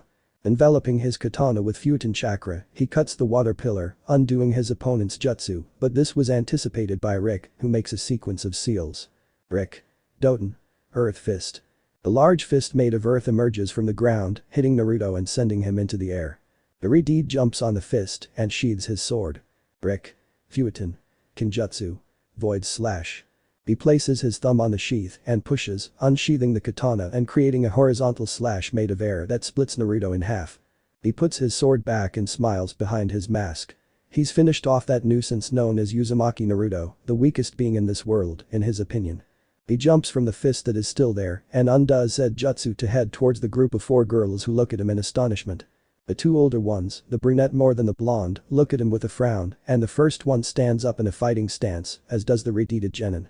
Rick, oh, come on Karen. You don't expect to be able to beat me, do you? I already killed that idiot. Although I have to admit he put up a hell of a fight, it wasn't that bad. So there's no way you can do anything to me. Bansho Tenin, I have no idea if this is the one about divine attraction, if not, please tell me so I can correct it. Rick was thrown backward at great speed, leaving him somewhat surprised. When he managed to turn around, he was greeted by a punch from Naruto, which threw him back to the opposite side. The semi-redeed had purple eyes with black rings. He was using the Rinnegan along with Kurama's chakra. He disappeared from everyone's side and reappeared behind his opponent.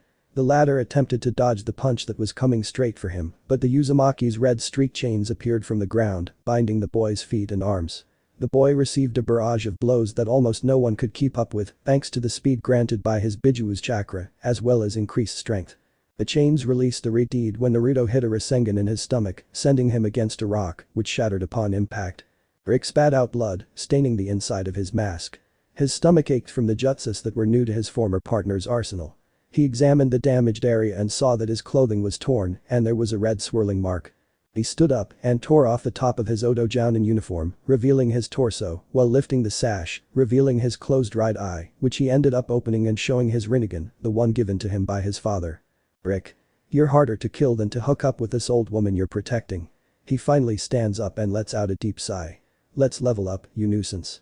The golden chain is thrown towards the Senju, under the stupefied gaze of Naruto and the 2 girls who are with the blonde. The chain is getting closer to the woman and none of the 3 can move to avoid it. The cry of pain, plus a quantity of blood falling onto the grass, is what is seen and heard. Rick's chain has pierced flesh, muscle, and clothing, all at the same time, and appears on the other side. Rick. Wow, I failed. The chain is still embedded in Uzumaki Naruto's left shoulder, who has moved to prevent his former partner from killing the Senju, who is stunned after seeing how the young Chunin has stood between her and the chain. Blood gushes from the wound, running down his arm and chest. The Chunin vest, along with the undershirt the young man is wearing, has been pierced. He grits his teeth, spitting out blood. Rick. You're still being too kind, dear Naruto. You'll get nowhere like that, just like when we were teammates. Naruto looks at his former companion and smiles. He makes a couple of hand seals, as the chain is still on his left shoulder, preventing him from moving that arm. A small scroll appears, and he opens it using his mouth and his free hand, while placing it on the golden chain. Naruto.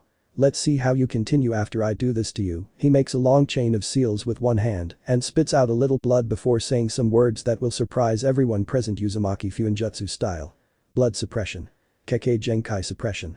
The chain begins to glow, then disappears as if it had never been there, leaving a hole in the shoulder of the young, half-red-haired Uzumaki. The scroll has vanished along with the chain. The girls look in amazement at what the young man has done, as well as at the 2 Sannin who are fighting each other and a Kabuto, who is recovering, leaning on a rock. Rick screams in pain for a few moments and then looks at his former partner. Rick. What have you done? Naruto holds his left arm as he deactivates the Rinnegan and closes his left eye in pain. Naruto. I've removed your chains, dear Rick. You won't be able to use them, at least not for now. Rick, furious, punches Naruto in the face. The blue-eyed man can barely defend himself. Rick. You wretch. I'll kill you now. Before the Uzumaki can move, Naruto's right hand is covered in 1,000 flames. Naruto. Kaiten. Sen no Han. He hits the young man, covering him in fire, and after an explosion, he is sent flying with many wounds on his body. He falls heavily to the ground, panting, as he closes his right eye and covers it with a bandage. Rick. I didn't expect that. Naruto falls backward, but never reaches the ground as he is held in warm arms. The Battle of the Sannin. Narrator I. Senju Tsunade held Naruto in her arms. Blood was still oozing from the wound on his shoulder, and it didn't seem to want to stop. The blonde woman berated herself. She was the one to blame for the young man receiving such a serious injury. If only she had moved, none of this would have happened. He places the boy on the grass under the watchful eyes of Karen and Shizune, and his hands are enveloped in green chakra after a short sequence of seals.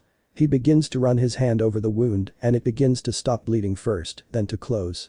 After completing his objective, which is to cure the Uzumaki, he sees with amazement how Rick is without a scratch, as is Kabuto.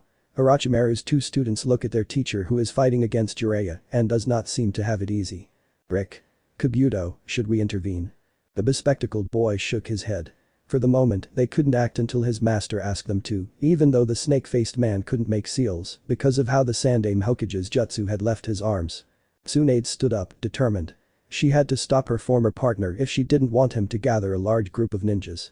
Just looking at those two, the Redeed more than the other, it was clear to her that they were both strong, with the Redeed even being able to stand up to a cage or even kill him. Tsunade. Shizune, Karen. Stay with Naruto. I'll take over from this moment. The woman rushes into battle, knocking the Sanin's two disciples away as she heads towards where Jiraiya and Orochimaru are fighting. When Kabuto is about to get in the way, just like Rick, some red chains stop them, to the surprise of the two Odo ninjas, who look at the summoner of these, who is with his head resting on the legs of the Senju's assistant. Naruto. Don't even think about it, bastards. But the Sanin. Jiraiya dodged his former comrade's sword as it nearly pierced his chest. He was still weak from his former comrade slipping something into his drink last night, making it very difficult for him to fight the snake Sanin, who pulled his sword out of his stomach every time he saw an opportunity to kill his former comrade. Orochimaru, despite not being able to use his arms to make seals because of the curse his sensei had placed on him when he tried to steal his soul with that technique he used, was not willing to lose to the Gamma Sanin, whom he once considered his friend, but that was no longer the case. He had many goals to achieve, and he already had one almost done. He had obtained Uzumaki Rick, one of his best ninjas. He was better than his pupil Kabuto, and he also possessed the Rinnegan in his right eye, as well as the Uzumaki chains. Without a doubt, the Redeed was a great warrior who was not afraid of death and had even emerged unharmed from his fight against the Fox Boy, although he assumed that his subordinate had not used his full power, but had held back to use 10%. The Sanin knew the boy was a danger, but nothing could shake his loyalties. Since failing the Jounin exams, the Uzumaki had joined his cause, though he didn't want the mark. He considered himself someone who didn't need external influences to be powerful, and he proved it amply, including being one of his infiltrators in the village, alongside Kabuto. The immortal man was proud of himself. With people like that boy, along with the Sound 4 and Kabuto, no one would be able to stop him from invading Konoha again as soon as he had his arms back and it was time to pick up his new body. Jiraiya dodged again the sword that came out of the Sanin's mouth, but his tongue grabbed him by the leg and threw him against the ground, creating a crater after that small impact. Just as he had the chance to run his former partner through with a Kusanagi, he received a strong punch from the last member of the Dendetsu no Sanin, which sent him away from the Toad Man. Senju Tsunade launched herself against the ancient white snake of Konoha, trying to connect some more blows to end this once and for all, and remove that thorn. The Sanin was truly surprised to see that his former companion was no longer trembling at the sight of blood. She stood right in front of him, her fists wrapped in chakra, adding much more force to her physical blows than they already had. Orochimaru had to dodge each of the punches and kicks that his former partner threw at him, leaving craters everywhere, under the surprised gaze of Karen and Naruto, who did not know the level of the Senju, who, already tired, grabbed her friend's tongue and threw him against the ground, creating an immense crater. When the woman was about to strike the blow that would send the Sanin of the snakes to the other world, a Redeed blocked said attack with his body, more exactly with his left arm, which creaked. Tsunade stepped away from the Uzumaki, who now had one arm dangling. For his part, Kabuto approached Orochimaru and helped him stand up, while Rick kept the Sanin at bay and then stood next to the traitors, with his arm already in place and almost recovered. Orochimaru. It was a nice reunion, Jiraiya and Tsunade. But I'm afraid I must go. I already have a way to get my arms back, and I must follow my plan to invade Konoha, which after Sensei's death will be easier, considering all the casualties in your ranks, plus the recent addition of Uzumaki Rick and Yakushi Kabuto. To mine a chilling smile formed on his pale face and snake-like eyes, which never stopped looking at Karen. You will hear from me very soon. There are certain things that interest me about the village, and I will soon go after them, so take good care of them, because otherwise I would be very angry, Kukuku. And without further ado, the three melted into the earth. Midnight meeting. Narrator I.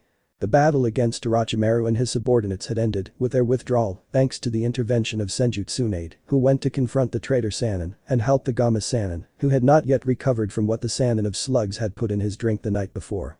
The two companions approached where Karen, Shizune and Naruto were, who had a hole in his vest and shirt, exposing the skin of his shoulder, which had already healed and seemed to be as good as new after being pierced by the chakra chain of his former friend and companion Rick, who seemed to be on the side of the traitor, and he had made it clear during the fight. That matter was a concern for Jiraiya. He knew the boy's talent and it was truly astonishing. He even found it hard to believe that was the Riteid's full power. He had tremendous control over the vast amount of chakra he possessed. During the fight, the Gama-sanin, while fighting against his former friend, occasionally looked at the fight between Rick and Naruto, and it seemed to him that the Riteid occasionally missed the attacks on purpose, as if he didn't want to harm the boy with the locks. But that theory went down the drain when he used a chain with the intention of killing Tsunade to make Naruto get in the way and receive said attack. Jiraiya and Tsunade arrived at the boy's side. The two girls were helping the Jounin get up, who was exhausted after the intense fight against his former teammate and after using the Rinnegan and the Kyubi's chakra. Tsunade. Rinnegan, huh? That, combined with your mother's chains, is amazing, kid. Did you really just get named Jounin? Naruto nodded while moving his left arm. Naruto. Yes, Tsunade Haim. I've been a Jounin for 2 weeks and my first mission was to find you. The blonde looked the boy up and down. After this battle against Orochimaru and his men, it was clear to her that the young man was at least a low-level Jounin. He could easily be a Takubetsu Jounin rather than a Chunin. That thought was what had led her to make a decision. Tsunade. Well, your mission has been perfectly accomplished, Naruto. The blue-eyed man looks at the woman without understanding. She smiles back. Shizune. Tsunade-sama, what do you mean by saying that Naruto-kun has completed his mission perfectly? The honey-eyed girl places a finger on her student's forehead, widening her smile even further. Tsunade. In a couple of days, we're going to Konoha, Shizune. I'm going to accept being the Godame Hokage. At night. Naruto got out of bed, with only the moon as a witness. He had spent the day with the Senju, Shizune and Karen, while the Gama-sanin went to the hot springs for his research. During that time, the Senju decided to give the Uzumaki classes, while Naruto promised the girl that he would continue training her as he had done until now. He couldn't waste the opportunity for someone to learn from him. Much less if it was a kunoichi like her. He had to train her to be a good sensor ninja, and since she was in Uzumaki, she could have the chains or the Rinnegan, and he would have to help her control those Kekkei Genkai if she had them. He left the room, leaving his pupil sleeping in the other bed in the room, and went to the roof of the largest house in the area to sit on the edge of the roof and look at the moon calmly. He had already completed his first mission as a Chunin, although he did not expect to encounter Orochimaru and his aides, but the good thing was that they had not been seriously injured. I see you're still admiring the moon, Naruto. The male voice emerges from the shadows, slightly surprising the Uzumaki, who remains in place, without taking his eyes off the night star, which floods his face with its light. Naruto. What are you doing here? I thought you'd want to know about the progress before anyone else. The semi-Riteid lets out a snort of annoyance. Naruto. I didn't ask you to do anything. I know. I'm doing it because it's in our best interest, and you know it. Naruto. I won't be the one to save you from her beating. I deserve it. Naruto sighs as he continues to gaze at the beautiful light of the full moon in the starry sky. In Konoha, he often climbs onto his father's head to admire the sky on nights like tonight, a hobby that calms him down when he's nervous about something. Naruto. I almost lost my arm, Rick. The Riteid steps out of the shadows, dressed in his Oto Jounin uniform, with a sound band covering his right eye as always. Rick. It was a ploy to get the Senju to react, Naruto-senpai. I didn't mean to kill you, but it was a good move. The Uzumaki sits next to the blue-eyed man and admires the moon for a few seconds. After the admiration, he hands a folder to the semi-Riteid. Naruto. What is this? Rick. There are cards with the names of various boys and girls, senpai, he says, still with his eyes on the night star. I suggest you take a look at 4. Jugo, Mizuki Sagetsu, Kagaya Kimimaro and Teiya. The blue-eyed boy looks at the files of those 4. They seem to be young people with quite interesting skills. But the one who catches his attention the most is the Riteid with chocolate eyes, who seems to have a look of annoyance. She's only 2 years older than him. Naruto. And Uzumaki. Does Orochimaru know about her genes? The Riteid looks away from the moon and focuses on his friend and brother. Rick. Believe me, senpai. If that snake knew about her genes, he'd have her safely hidden, he replies, disgust in his voice as he pronounces the name of the Sannin of snakes. That girl is good at Jinjutsu with her flute and with her summoning. But I think it might be better if you help her awaken her Uzumaki powers, in addition to making her your other pupil. Naruto snorts. Judging by the skills that girl possesses right now, it's clear she could become much better than Karen, even though he had just started training her. But those chocolate brown eyes had the shine of a warrior, like Rick's visible eye. Naruto. Okay. Does he know anything about what you're doing? The boy smiles under the mask. Rick. More or less. She knows she belongs to someone, and I think she suspects me. But I'm sure the moment you hug her, she'll fall at your feet. That said, she's pretty wild for a 14-year-old. The blonde man shakes his head and smiles. He hadn't talked to Rick like he was doing at this moment in a long time. Naruto. What can you tell me about the other three? Rick. Mizuki Sagetsu was the apprentice of Mamachi Zabuza, the demon of the mist. Physical attacks didn't affect him at all, since his body can turn into water, allowing him to swim in any area with water very easily, as if he had done it as soon as he was born. He is a great user of Suiton. I don't know the rest, he says. Well, moving on to the next. Yugo is a kind boy who wouldn't kill anyone, but he has a dark side. He has a split personality. While one is good, the other could kill you. Normally that happens if he gets out of control, but I think there is a way to help him. In addition, he is a great censor and has a great friendship with animals, which is rare, he informs. Moving on to the last boy, a white-haired man with 2 purple dots on his forehead. Kagaya Kimimaro, the last of said clan. Despite the fact that it is said that they are from a war-loving clan, Kimimaro is something of a righteous knight. He is loyal to Orochimaru and does not have the desire to kill the rest of his clan. He has a Kekkei Genkai that allows him to generate bones and throw them or use them as he wants.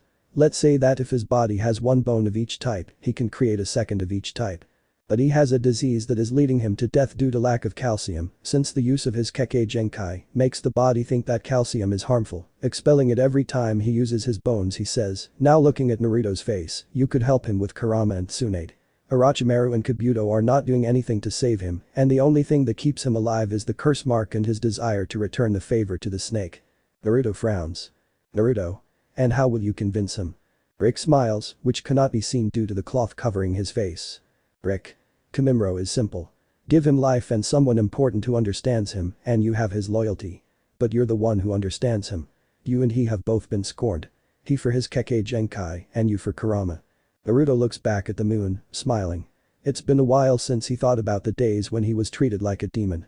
After the snake's unsuccessful invasion, Naruto helped as many people as he could with any task and without charging anything in return. This earned him the friendship of many people, although there were still those who didn't want to face the reality. Naruto. Okay, is there anyone else you're interested in? Rick. In a criminal organization, there's a blonde man who's passionate about the art of explosions. I think I can convince him. Naruto takes out a scroll and hands it to him. Naruto. This is the seal against Ito Tensei. I still need to finish it, but you can use it in case that snake and his bootlicker discover you. I think you'll know how to finish it. Rick takes the scroll with the Uzumaki symbol and puts it in the storage bag. Rick. One more thing, senpai. Train Karen as much as you can. That snake wants her, so I'll come for her as soon as she asks me to. Naruto. I see tch that guy has something against my clan. When I see him I'll shove a snake up his, let's see if he likes it. The Redeed starts to laugh, followed after a few seconds by his friend and blue-eyed companion. Rick. I think it's time to go, even though I left a blood clone. But I have to move the pieces of this giant sagi, and there are too many rivals, senpai. Naruto takes out a second scroll and throws it so that the Redeed can catch it without much difficulty. Naruto. With that, you'll be able to use your chains sooner. AI's decision. Narrator I. A Redeed with chocolate eyes, dressed in clothes identical to those of the snake Sannin, and a black cap on her head that made a lock of hair cross her face. You know how Taya was walking around her room, which looked more like a cell than anything else, while she thought about the words of one of the snake Sannin's assistants, which didn't seem to want to leave her head. She, who usually messed with everything and everyone no matter what, now spent her time seriously, running errands for the red-haired servant of the snake she didn't like. Taya was only there for 2 reasons. She had no family, and the mark on her neck bothered her. The only way to ease that pain was to be with her creator. It was as if she were dependent on the Sannin. If she left on her own, the mark would make her realize her mistake and start throbbing, forcing her to be with him again. She was frustrated. Now she was Uzumaki Rick's secretary, that bootlicker like Kabuto, although he was obviously powerful, which didn't suit the girl. What was that guy supposed to be doing there if he was already so strong?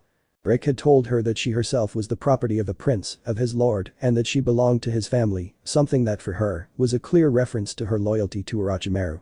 She had never seen that boy until days after the attack on Konoha, though she didn't have to do much. Both the Suna and Odo ninjas took care of that. As soon as Rick arrived, he seemed to notice her. This had bothered her since the Redeed looked her up and down and then got her token, and the funniest thing was that he asked for it from her. She had no choice but to hand it over, under the analytical gaze of the snake. After that incident, that boy basically took care of her. Orochimaru agreed to let her work with him.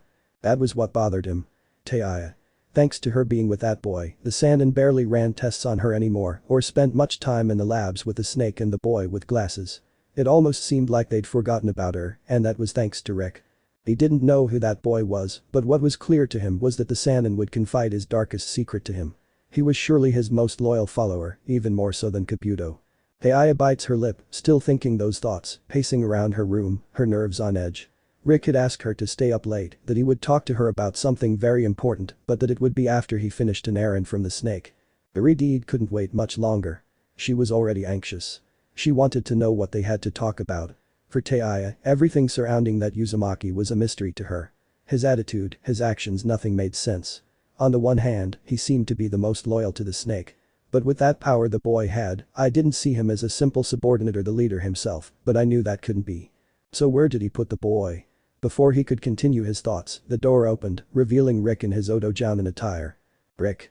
I see you listen to me, Heiya. The girl snorts and looks at the Iridied with a frown. Heiya. As if I had a choice. The boy leaves a couple of scrolls on the table in the girl's room and also leaves the folder he gave her a few days ago with information on 4 people, including her. Rick. I think you're overthinking things, my dear Heiya. The boy opens the folder and takes out the file. You'll wonder, how is it that someone like me is on Orochimaru's side? Sometimes you have to look beyond what you see, sweet girl. In this world, not everything is what it seems. Heiya clenches her fists and glares at the boy with a look of anger, not very contained. Heiya. Then who the buck are you? Stop playing games about me belonging to a family and all that. I'm not stupid. You're. Rick. On Orochimaru's side. He cuts her off, smiling under his cloth mask. Stop seeing me as the snake's bootlicker, girl. You and I both know I could kill him if I wanted to, as well as that guy with glasses. Heiya. TCH, stop bothering me. I'm sick of these people. I don't understand anything, damn it. The chocolate-eyed Iridied sits on the bed, her head on her knees, her eyes slightly watery, which surprised her. She wasn't one to cry, at least not since her parents' death. She didn't allow herself the luxury of shedding a tear in front of people like the traitorous Sannin and his subordinates. She didn't understand why she shed them in front of that boy. Rick. You suffer like everyone else, but you keep quiet about it. The boy leans against the wall and closes his visible eye. You belong to the Uzumaki clan, to my clan. That's why I say you're my family. The girl's eyes snapped open. What, she belonged to a clan, and that boy's clan at that? That didn't make any sense. If she belonged to a clan, how come the Sannin didn't know anything about it? Rick. Before you say anything, I know you're from my clan by your chakra signature. It's very similar to mine, almost the same, although you don't have the same immense amount that I have, hence why you're good at Jinjutsu. He opens his left eye and looks closely at the young woman. His head is still down, but he's stopped crying. If you're wondering why no one from your clan was with your family, as often happens, it's because we're from a clan that's almost extinct. At the moment there are a total of 4 members, counting the 2 of us. Adi raises her face, on which traces of tears can be seen. Heiya. What are you doing here? Why aren't you with them? What was that about me being a prince's property? Is that you? Rick pushes away from the wall. Rick. I'm here, looking for people to face evil, so to speak. The reptile Sannin has very skilled children, and it seems unfair to me that they are used as weapons. I will help them, and you are among them, apart from the fact that you are from my clan. He answers, crossing his arms. Yes, you belong to the Prince of Yuzu, since he has to restore the clan, and you already know how the girl turns red like her hair, and I am not the prince. I cannot help my leader restore the clan, since he is the only one with the ability to reproduce. Still active, he crouches in front of the girl with the Jinjutsu and places a hand on her shoulder. Will you help us bring peace? Let me make it clear that you will only be with him if you both love each other and stuff. I'm not good at expressing myself, okay? Ai laughs lightly. She'd longed to feel what a family was like for a long time, and this boy was proposing it to her, besides the fact that he could do good. I didn't trust him yet, but I could try. Ai. I'll accept when you gain my trust. Change of loyalties. Narrator I. The group consisting of Senju Tsunade, Kato Shizune, Uzumaki Karen and Uzumaki Naruto were in a city in the country of Tea, more specifically in the hot springs. The Toad Sannin, Jiraiya, had been marked a few days ago to continue investigating any moves Akatsuki or Orochimaru made from now on. For the Gamma Sannin, it was better to have the enemy under control before they made a move than to have them do it and see the consequences. Naruto didn't give much thought to the Sannin's departure. The young man doubted anyone would attack them, especially since Orochimaru had already done so. If they had the Senju, it was very unlikely anyone would approach them with malicious intent, given the Sannin's power. In any case, they had the Uzumaki, who was already at 100% after his fight against Rick, his former teammate who had betrayed them.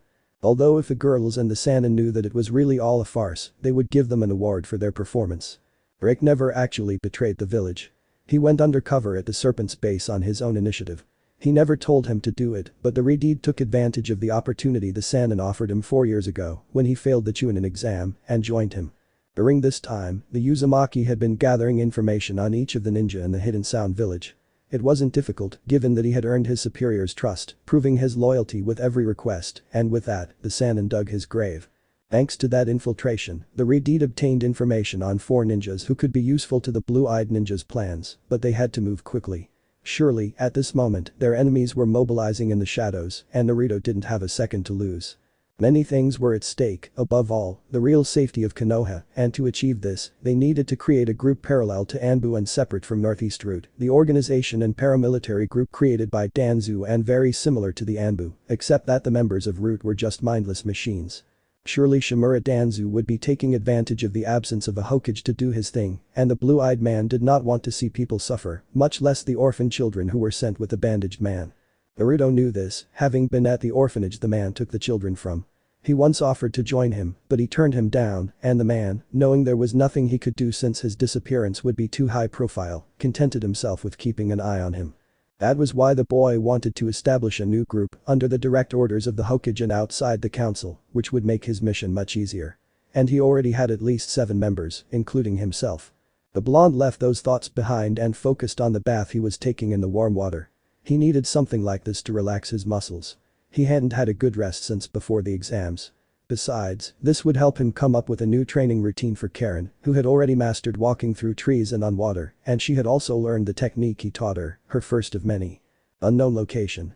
Redeed, dressed in the uniform of an Odo Jounin, his right eye covered by the headband that identifies him as a ninja of this village, and a cloth mask covering his mouth and nose, was advancing through the dark damp corridors, which were barely lit by a few torches. A few drops fell, hitting the floor and echoing in the air. The boy stopped in front of a black metal door and opened it, his concern at best. He knew that both Orochimaru and Kabuto were in another lair. They had to move up the body swap because of the seal on Kabuto's arms, and they couldn't count on the Uchiha, who was currently in Konoha.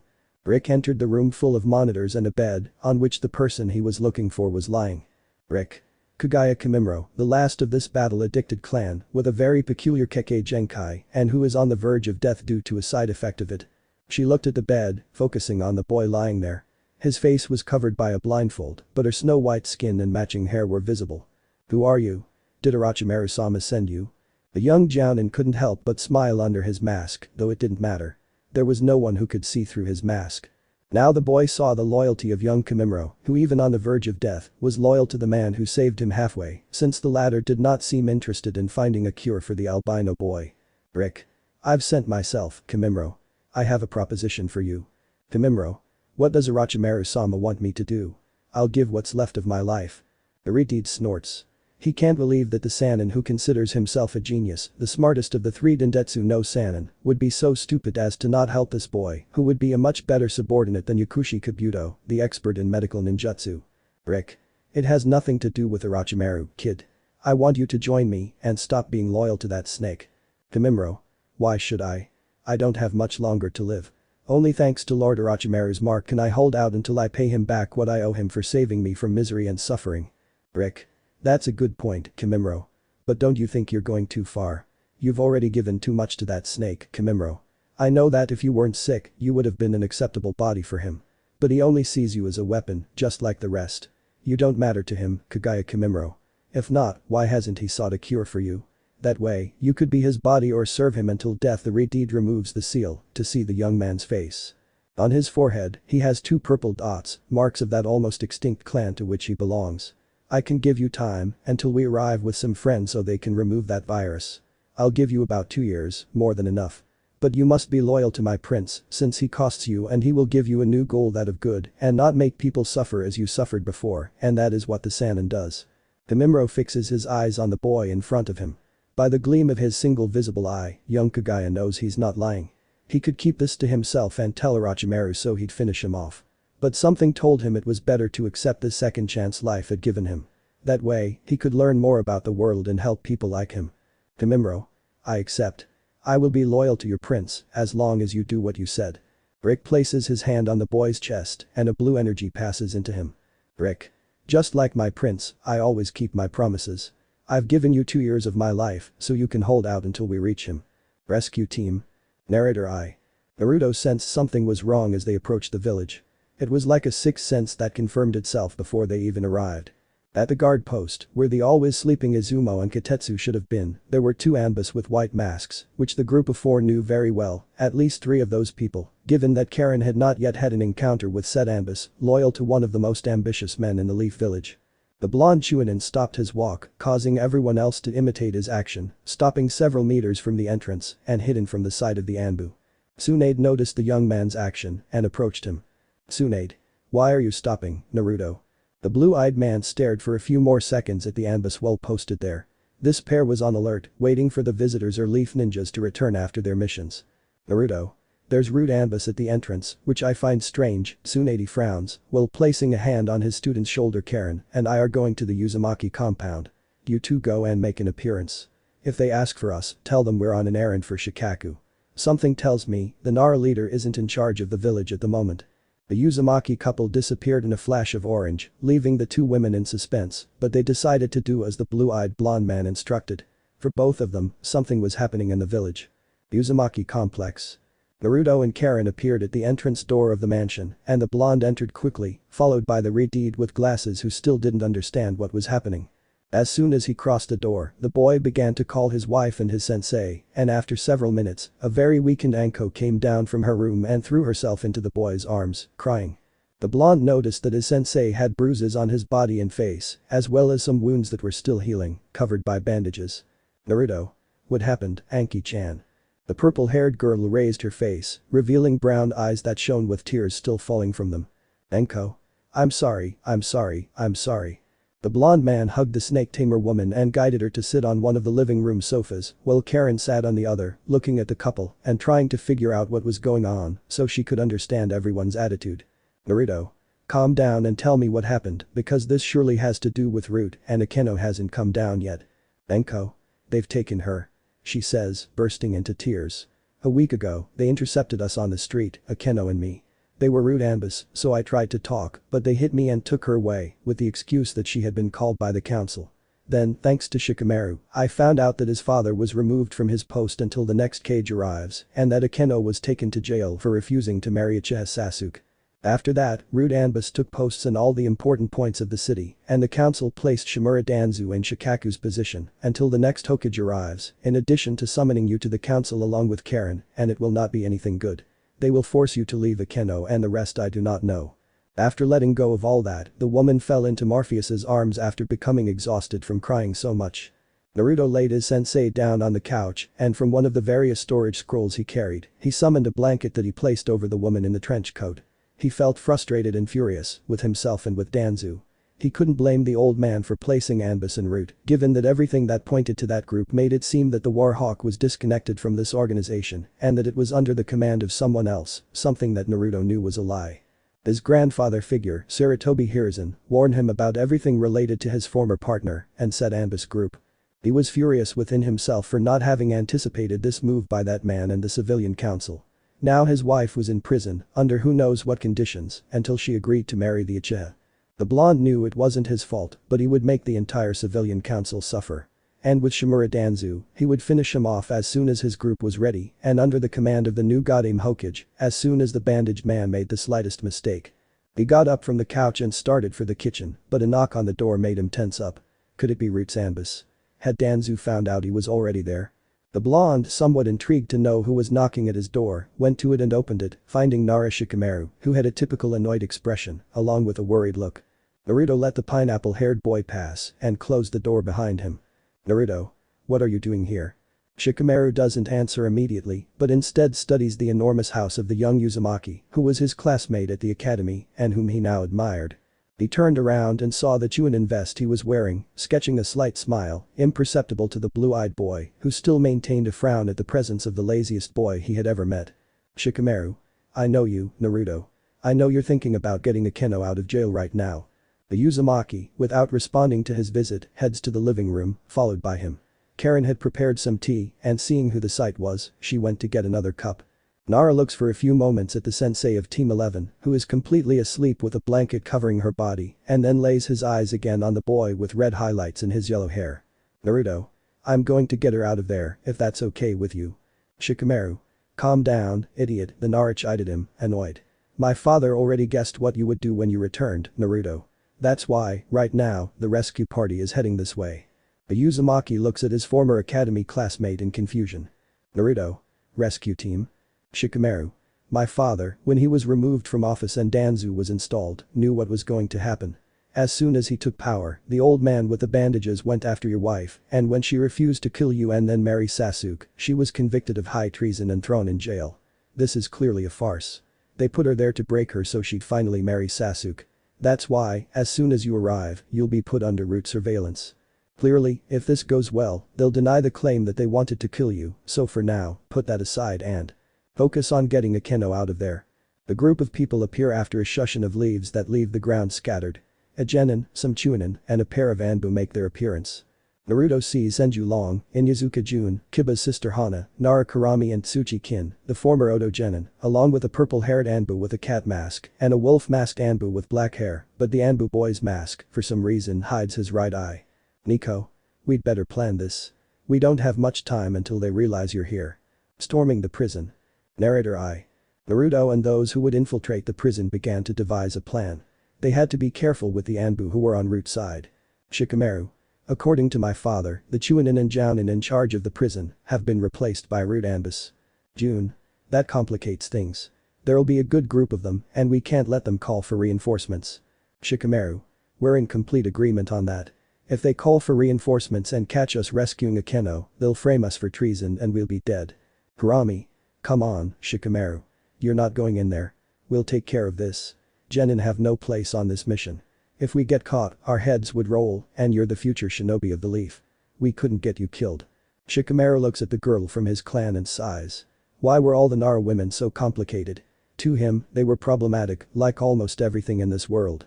Wolf. Enough talk. The wolf-masked Anbu steps away from the wall and looks at the Chunin present, aside from Shikamaru, Kin, and Karen, the only genin present, who were staring at the boy. We don't have all day, kids. I don't work as a team, but I'll do this for the Uchiha. He unsheathes the katana he carries on his back and points it at the three genin of you. Only Tsuchi Kin will participate in the operation. Naruto looked at the dark-haired Anbu, who was eager to get started on this mission, to return to his place, without having to join the others again. The man was dressed entirely in black, except for his wolf mask. He stopped looking at Nico's companion and focused on those who would enter the place to rescue Akeno. Senju Long, Inuzuka Jun, Inuzuka Hana, Nara Kurama, Lobo, Nico, Tsuchi Kin, and himself. That would be the rescue team. Those would be the ninjas who would act behind the council's back and who would assault a highly secure location. Wolf. Tsunade-sama, you could keep Shimura Danzu busy during the meeting tonight. That might be the moment we should take advantage of to act, suggests the lone Anbu while looking at Naruto for a few seconds.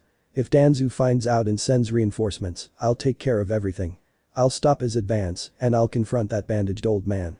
In this room, I have the best chance of emerging victorious from a confrontation with an entire squad of his Anbu. And Suna. Sabaku no Gaara, son of the late Kazuka Jirasa, was at the training ground he had used since recovering from the fight against Uzumaki Naruto. Since that day, he distanced himself from his brothers, claiming he had to train. But that wasn't the whole truth. Gaara thought a lot about the words the Uzumaki had said to him after that fight, and they didn't seem to want to leave the mind of the young man with the kanji love on his forehead. He pushed those thoughts aside as he looked at the destruction he had caused using his sand. He had to increase his chakra level much further, as his combat style relied on ninjutsu using his control over the sand he carried. Jinchuriki of the Ichibi, Sabaku no Gaara. The boy turns around upon hearing the unfamiliar voice, standing in front of a young man dressed as an Oto Jounin, with his headband covering his right eye and a mask covering his mouth and nose. His red hair was brighter than his own. I think I have a proposition for you, one that will be good for you. Gaara. My name is Uzumaki Rick and I am gathering powerful ninjas too. In Konoha prison. The moon shone in all its splendor, casting its silver light upon the earth, while the watchful stars watched what was going to happen that night in the Hidden Leaf village. In Konoha prison, the Anbu wearing root masks patrolled the prison cells, oblivious to what was happening to them, though they had no right to question what Shimura Danzu said. They were his most loyal servants and would obey his every command until death. The Anbus were moving, making their rounds of surveillance when, without warning, the door burst, falling to the ground with a metallic sound. Everyone in that place became alert, including the prisoners, but the most vigilant were the men and women in white masks. Two bodies fell to the ground, inert, with blood stains on their masks and robes, indicating that they had been wounded. One of the rude Anbu present there came out of shock and checked the vital signs of the pair of guards. Clearly, this pair was more dead than alive. They weren't breathing, and the man couldn't find a pulse. A huge fireball swept through the place, taking with it the Anbu who was checking on the condition of his two companions. The group of Jounin and two Anbus entered the prison, using various jutsus that killed or seriously injured each of the members of Rei's present there who, after being in shock by the surprise attack by ninjas from their village, began to fight to try to hurt them and put them in prison. Senju Long, fed up with everything, drew a sequence of seals and, to the surprise of Naruto, Kin and the two Anbus who accompanied them, a huge wooden dragon swept away about 20 white masked men. Long? What? He asks, seeing the look the Uzumaki was giving him. We've never fought together, and I doubt Rick would tell you about my abilities. Jun, along with his wolf, took the lead, accompanied by Hana. The two Inyazuka girls guided the group to the cell of the prisoner they were seeking. The rescue group advanced through the corridors in search of the cell in which Akeno was locked. Long stopped next to Kurama, and they turned to look at their pursuers, who were running towards them, while the screams of the prisoners were heard. Kurama. Keep going. We'll stop here and then follow you. Hana, Jun, Naruto, Kin and the two Anbus, separated from the Nara and the Senju, who were looking at the root members who continued to advance towards them. Kurama. Do it. The white-haired man with golden eyes snorted and placed his palms on the ground. A great tremor ran through the enormous building, as if it were an earthquake, and trees began to sprout from the ground, grabbing each member of root, preventing him from continuing toward them, as he struggled to free himself from the branches. Long. All yours, my lady. The black-haired girl unsheathed her katana after taking it out of a storage scroll. Kurama. Futon. Kinjutsu. Falcon Slash.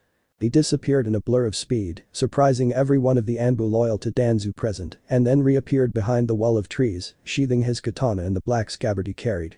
When the click of it being sheathed was heard, everything went haywire. The wall of trees split completely, as did most of the Anbu caught by it. Others only suffered serious injuries, which would need to be treated if they didn't want to bleed to death. Basically, a shower of blood and mutilated and wounded bodies was present after the Nara attack. But the rest of the team. The Inyazuka continued to guide the group through the corridor. They had to go down stairs and ramps, reaching lower and lower floors. Naruto and Wolf were in charge of clearing the way with their katanas, which were already filled with red blood, obscuring the steel of the blade. At one point, Wolf stopped next to Nico, both with their weapons ready, with the dark-clad Anbu's weapon dripping with blood. Nico. Move forward and don't look back. But that said, the now four-member group moved forward while the pair of Anbus loyal to the Hokage positioned themselves for battle. A group of rude Anbus appeared on the scene, making the black-haired man with the wolf mask smile. Anbu. Stop. You are under arrest and will be transferred to Root's custody until the civilian council decides. He couldn't finish, as Lobo, like a predator, pounced on his prey, decapitating it. The body fell inert to the ground after a few seconds, while the head rolled around. Wolf. I hope you give me fun. But the rest. The four continued advancing further down, avoiding every trap in the area and eliminating every guard who tried to impede their progress. Since each and every one of them was a member of Root, the Chunin and Genin had no qualms about killing someone who was more of a puppet than anything else. Again, two of the members stopped, this being the case of Inyazuka Jun and Tsuchi Kin, along with the wolf of the first, who was showing her fangs. Kin. You know what's coming, so get out of here. She launched a shower of senbons that immobilized a group of rude Anbu, giving the wolf the opportunity to tear out their throats and kill them instantly. Naruto along with Inyazuka Hana, followed by their dogs, continued the advance towards the Uchiha prison, which should already be close. Jun, after losing sight of his companions and seeing that they had a clear path, positioned himself for the fight alongside the former Odo ninja, who had more senbons ready in her hand and would not hesitate to throw them. Jun. There, why would my Q-trick betray us? He'd have fun killing these puppies. But Naruto and Hana. After eliminating a group of roots, the pair opened the door where Akeno's scent was coming from. It was a dark cell, with barely any light and very unclean. The Uzumaki entered it and saw his young wife, friend and companion chained up, with blood on her face and marks of blows. Her clothes were torn and ripped. He opened his onyx eyes and the possible ones in the blue eyes. Akeno. Naruto-kun. The boy cut the chains with his katana and hugged the young woman who fell into his arms more dead than alive. Seeing her in that state, the boy could only kiss her sweet lips while holding back the tears that wanted to escape from his eyes. The mask falls. The Revenant. Narrator I. Moments before the Konoha prison was raided by the rescue party, an important meeting was taking place in the village, more specifically in the council chamber. The soon-to-be Godame Hokage, Senju Tsunade, had a terrible headache with every single request the civilian councilors made. Each and every one of these requests was to kill Uzumaki Naruto for being a traitor by taking Karen, the other Uzumaki, from the village when she was going to be one of Uchiha Sasuke's wives, just as Uchiha Akeno would be. The latter refused without giving any reason and was imprisoned. Tsunade knew the civilians, not the counselors, but those who worked to earn a living. They, like almost everyone else, had previously hated the boy, but after what he did during the invasion, it was replaced by admiration and respect. So the counselors were very wrong about what their people wanted. On the other hand, Shimura Danzu, one of the three advisors, wanted to have control of the Uzumaki to be a root Anbu alongside Tsuchi-kin, the former Odo genin.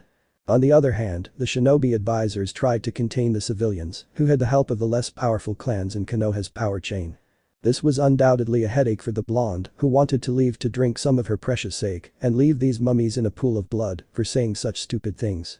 An Anbu loyal to the civilian council, or in other words, a member of Root, appeared in the room and whispered something in Shimura Danzu's ear, causing him to grip his staff and stand up. Danzu. Without a doubt, that Jinchuriki is a traitor. He's attacking the prison right now, aiming to free the traitor Uchiha Akeno. In prison, with Hana and Naruto. Naruto stopped kissing the brunette, who opened her eyes again, a noticeable blush on her face. The wounds had been healed, and no trace remained. Naruto. Sorry I'm late. Akeno gets up with the help of her blonde husband, feeling that her chakra reserves are full, and she feels as if she had never suffered for a week the mistreatment of Danzu's men. Hana. You two lovebirds. Sorry to interrupt, but we're in a very serious situation, and you two are constantly kissing each other. She throws a change of clothes to the genin, who gratefully takes it. Come on, there's no more time to waste. With Long and Kurama. Senju Long was pushing back a group of root Anbu, using his Suiton Jutsus, which was not surprising for the Nara, who knew the ease with which his partner could do water release Jutsus without a hint of this element anywhere. She, for her part, was using her Kenjutsu skills to cut in half each of the masked men who were trying to kill them. There was so much blood and organs scattered around the place that anyone could vomit, but not this pair of shinobi, who weren't even afraid of death. Kurama, using the Fuiton element, along with her Kenjutsu techniques that she learned with her sensei, created a rain of blood in the blink of an eye, which terrified all the enemies there, who tried to stay away from her, something that was almost impossible with the reduced space. Long.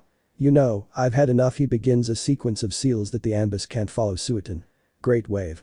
A huge wave of water surges into the narrow space and sweeps through the entire corridor, taking all the Anbus into shock and unable to move, while Nara remains on the roof using the chakra in her feet. Kurama. A little more and you take me too, Baka.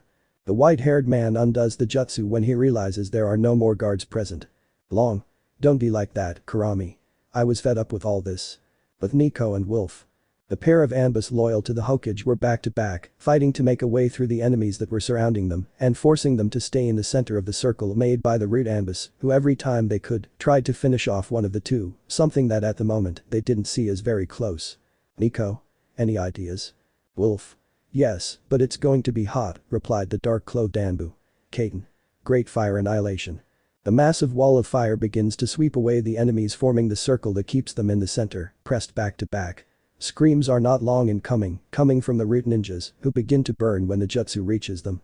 Before those in front of Nico can recover from their shock and attack, Wolf disappears and reappears behind them, his katana swiping out, taking their miserable lives under the mind control of the bandaged man. He stands to his full height while drops fall from his katana and hit the ground. Wolf. I have something to do. Meet with the Uzumaki. Danzu's son. Shimura Danzu had left the council room after receiving a message from one of his Anbu about the attack against his ninjas imprisoned. But every cloud has a silver lining. He would use this attack by the Jinchuriki to gain control over the boy, taking with him all the knowledge of the Uzumaki clan and everything in Yuzashigakure, the island that rightfully belonged to the young man. This would certainly be very good for him. Kaiten. Great fire annihilation. A huge wall of fire took the lives of the Anbus that were in front of the leader, thus preventing him from advancing with the reinforcements that were going towards the prison. Danzu glared at this, gripping his staff. Danzu. Who's there? An Anbu emerges from the shadows, carrying a blood-stained katana. With Jun and Kin. The two Kunoichis and the sky blue-haired animal companion were finishing off the last guards there when a root Anbu shot out of the hallway and crashed into the wall at the end of it. Naruto made an appearance, followed by Hana with her dogs and Akeno on the back of the young Uzumaki, who continued running. Hana. Come on. Don't just lie there sleeping, you lazy bitches. Kin, like Jun, frowns, but they start running after their companions, leaving behind them a large group of corpses. Danzu's son. The advisor and leader of Root, although no one could link him to said organization, was pissed off. In front of him was the person who had caused the death of several of his Anbus and almost himself by using that powerful Kaiten jutsu. The subject, in the blink of an eye, finished off the rest of the mummy guards present here and returned to stand in front of the councilman with the katana dripping with fresh blood. Danzu. I don't know who you are, but I'll finish you off. I doubt it. He dodged the Fuetin jutsu created by the old warhawk with a jump and landed on his feet on one of the branches above him. Danzu. Who are you? I never saw you next to that old senile Sarutobi. My codename is Wolf. But that's not important, he says, as he removes his wolf mask and reveals his face. A serene face missing his left eye, while the right is a dark blue, resembling violet. I, Uchiha Shisui, have come to reclaim my eye, old fart. The herd gathered. Narrator I. Shisui stared at the man who had stolen his right eye years ago and then implanted it in his own, simply because it had a special power that he wanted to use to rule Konoha as he saw fit. He felt anger, a lot of anger and resentment toward this man whose only goal was to protect the village, which was blasphemy. For his part, Danzu was shocked, angry, and confused. He couldn't believe that the boy he'd killed a few years ago was now standing there with only one eye, but not its natural color.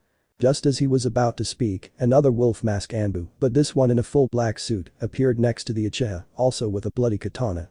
I finally caught up with you, Shisui. He takes off his mask, revealing a face with the right half of his face scarred, with the black right eye of the Uchiha and the left with the Rinnegan, purple and all the rings, demonstrating his maturity. I'm never late, but I had to leave Nico protected.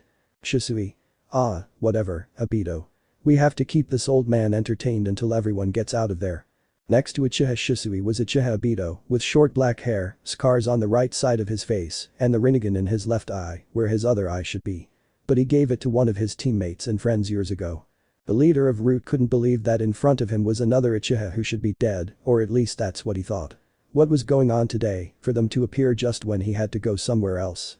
His men, stationed in the prison, needed urgent help, and this one didn't seem to want to get out of their way. Danzu. Fuetin. Cutting wind. The two Uchihas jumped in different directions, Abito jumping to the right and Shisui to the left, facing each other on branches above the bandaged man, while the tree they were in before was destroyed, as were all those behind it. Shisui. Don't be impatient, Danzu. It's not us who will judge you, but someone else. Danzu. Enough with this nonsense.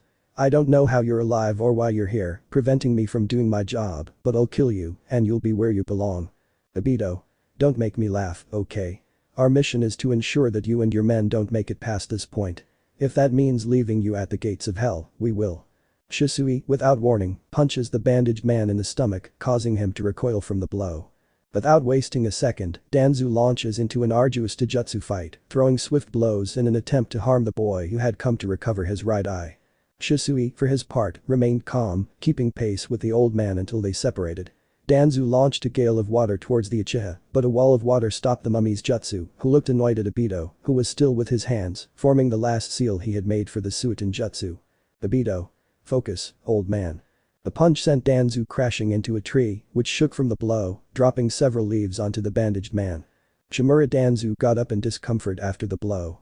He was facing two of the best Uchihas his clan had ever seen, along with Itachi. The only way he could defeat them was by using the Sharigan implanted in his right arm. When he was about to remove the bandage, Shisui kicked him, forcing the Root leader to cover himself with both arms, thus avoiding a fatal blow. Danzu. You're a pain. Shisui.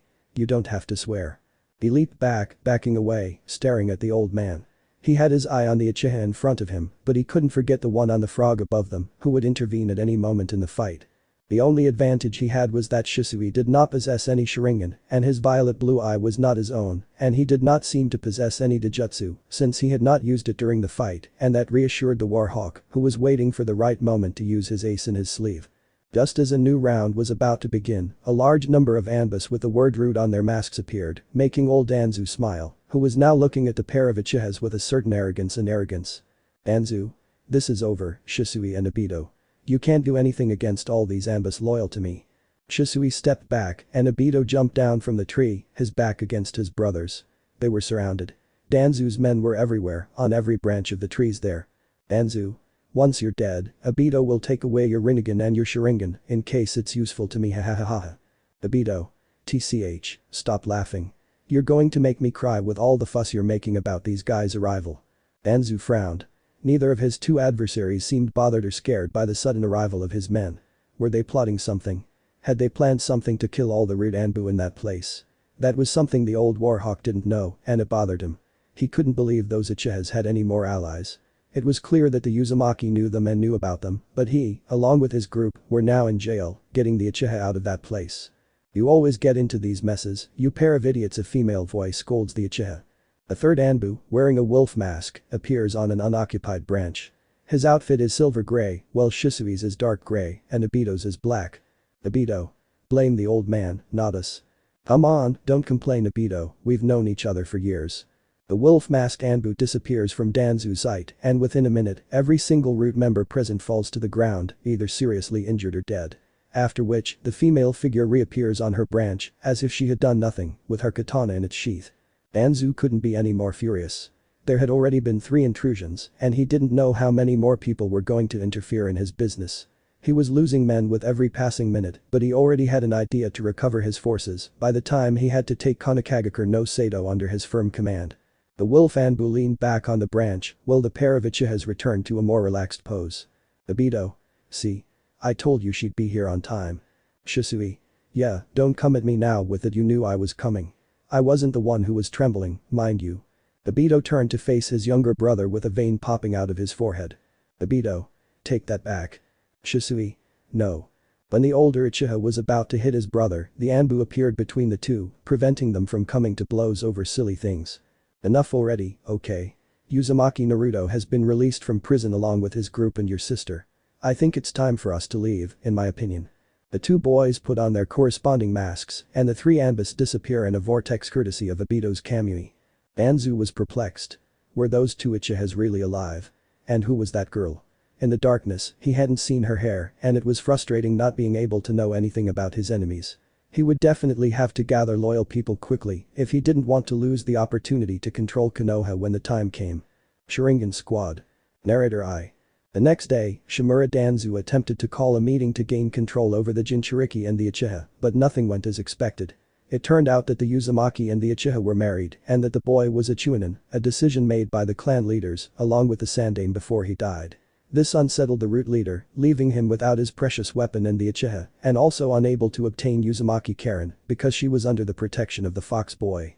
Now the leader of root was sitting in his office, looking at the files corresponding to the Anbu he had lost that night. Between the performance of the 3 wolf-masked Anbu and the Uzumaki team, which turned out to be Rick's former team, Inuzuka Hana, Kin, and the Anbu Nico, he had lost many high-level personnel, something that infuriated him. But he had already begun to remedy it. He had caused many stray children to disappear, taking them to the root facilities. He also took charge of the escape of several high-level prisoners, making them disappear from the face of the earth for the rest of the world. Now his loyal followers were increasing, and when everything was ready, he would take over Konoha. The Anbu loyal to the next Godame Hokage, Senju Tsunade, were not at the level of his own, and during the invasion, he had caused a large number of high-potential genin to disappear. Everything would have been perfect if that trio of Anbus hadn't gotten in his way, but he'd take care of those idiots Uchiha Shisui and Uchiha Obito. Plus, he had to find out who that girl was as soon as possible. He didn't want any more surprises. The boy dressed as an Odo Jounin, with red hair and only one eye exposed, appeared in the room, with a headband hiding his right eye and a cloth mask covering his mouth and nose. "Danzu? What are you doing here, Rick?" The boy stands in front of Shimura Danzu with a serious expression. "Rick. I suggest you leave Uzumaki Naruto alone for the time being. You must prepare to take your place as leader of Konoha. Furthermore, Orochimaru-sama has sent me to tell you that Uzumaki Karen is his property." At the Stone of the Fallen. 4 wolf-masked Anbu were staring at this monument honoring those killed in combat. 2 of them were staring at 2 of those names. Uchiha Obito and Nahara Rin. One of the 2 boys removed his mask, revealing his now fixed face. The scars on his right side are gone, and his Rinnegan is still in his left eye, where the eye he gave his comrade and friend when he thought he was about to die should be, if it hadn't been for him. "Obito. It's strange to see your name on a monument made for those killed in battle." Shisui, who wasn't wearing his mask, stood a little ways away, staring at his companion, next to the 4th member of that group. It was another girl, with long dark brown hair. "Obito. I want to meet Minato-sensei and Kushina Ni's-san." The silver-gray Anbu removed her mask, revealing her face, corresponding to that of a 17-year-old girl. Her eyes are brown and she has 2 purple marks on her face. Her hair is dark brown and short. "Obito. I don't think it's convenient, Rin. The girl snorted at what her partner had said. The two were former members of Team 7 and former students of Namikaze Minato. They were supposed to have died, one saving Hada Kakashi and the other being pierced by the silver-haired man's Chidori when they were surrounded by enemies during the war and wanted to use her as the Jinchuriki of the Sanbi, the three-tailed Biju. Rin. Spoilsport no one knew how, but young Nahara Rin, who should have been the same age as her companion, was much younger, only 17. The girl carried a katana on her left side, ready to be used like the night before. I'm not leaving without hearing from him. I must be by his side, as sensei would want. Obito sighed. When he was saved by the person who gave him his Rinnegan, he decided to help his sister. That's when he recovered, but he saw how the love of his life died, and that's why he joined him, since he promised to save her, as long as she didn't fall into darkness. That was the only reason he didn't attack his former companion. That and the fact that once Rin returned to life, he explained what happened. Obito. I want to be by his side too, Rin. But we have things to do before we meet. He's waiting for us. The last wolf Anbu, who was also a girl, with long dark brown hair, removed her mask, revealing the face of another 17-year-old girl with black eyes. Exactly, Rin. We should meet with him. You know he's not finished with that matter yet. When he's done, we'll meet with the Uzumaki. Shisui. Izumi is right. We're already falling behind. Uchiha Izumi is the last member of this group, dressed in a smoke gray Anbu suit with a matching mask. She was supposed to have died in the Uchiha massacre, but she was still alive, although she must have been older than she was. Rin. Okay, you guys are more annoying than Obito when he gets his mind right. She puts on her mask and takes one last look at that stone with names carved on it. Minato-sensei and Kushina-ni, I promise I'll help Naru-chan no matter what it takes. Even if I have to drag Obito's baka here. En route. Anzu looked at Uzumaki Rick with some annoyance. He didn't like being ordered around, much less by other people's subordinates, but what could he do? He needed the help of the Snake Sannin and Itagakure no Sato if he wanted to take control of what was rightfully his. Anzu. Why does Orochimaru need the girl? It would be better to keep her under control, in my opinion. Rick looked at the old man with his bandaged face indifferently. He wouldn't mind killing him right there, but he was clear that if he wanted to destroy Konoha, along with Orochimaru's followers, he had to leave him alive on the snake's orders. Rick. He needs her to join the Hibi team. Anzu frowned. The snake was forming a team. Well, that benefited them both. The more shinobi on their side, the better. They already had Kusa and Odo, two small villages, but one that was filling up with good specimens for both Rude and the traitorous Sannin. Anzu. What do I gain by letting the girl go? The snake better have something to offer me, because that genin would make a good root member. Rick. Actually, I do have something for you, Danzu. I'd be the change. The man opened his only visible eye in surprise. Would Orochimaru trade his best card for that little girl who barely knew anything about the ninja world? Where was the catch in all this? He couldn't believe the snake would be so stupid as to give up his best asset just like that and give it to him, a potential future enemy. Though, when you looked at it, what was the problem? He might lose an incubator, but he would gain a Rinnegan user and a pure-blooded Uzumaki. Anzu. Where's the trap? Rick. There is simply one condition. I will join Root after leaving Uzumaki Karen with Lord Orochimaru and after completing the last missions he assigned to me, including taking Uchiha Sasuke to be my lord's new subordinate and his future body. Anzu. Has he changed bodies yet? Rick. He was forced to do so and after 3 years, he took that of the last male Uchiha after Itachi. At the Stone of the Fallen. The 4 of them had their masks back on, hiding their faces from people who shouldn't yet know they were there. Shisui. We'd better head to the meeting point now. It's almost time. Izumi. Finally some action. It's time for the Sharingan squad to make an appearance. Rin stood in a corner with a depressing aura. Rin. I don't have Sharingan. Obito. And neither does Shisui. He only has one violet blue eye. Shisui. Okay. I have to get my eyes back and when I do, I'll have my Sharingan back. Izumi raised her fist in the air, a smile forming behind her mask. Izumi. Let's go.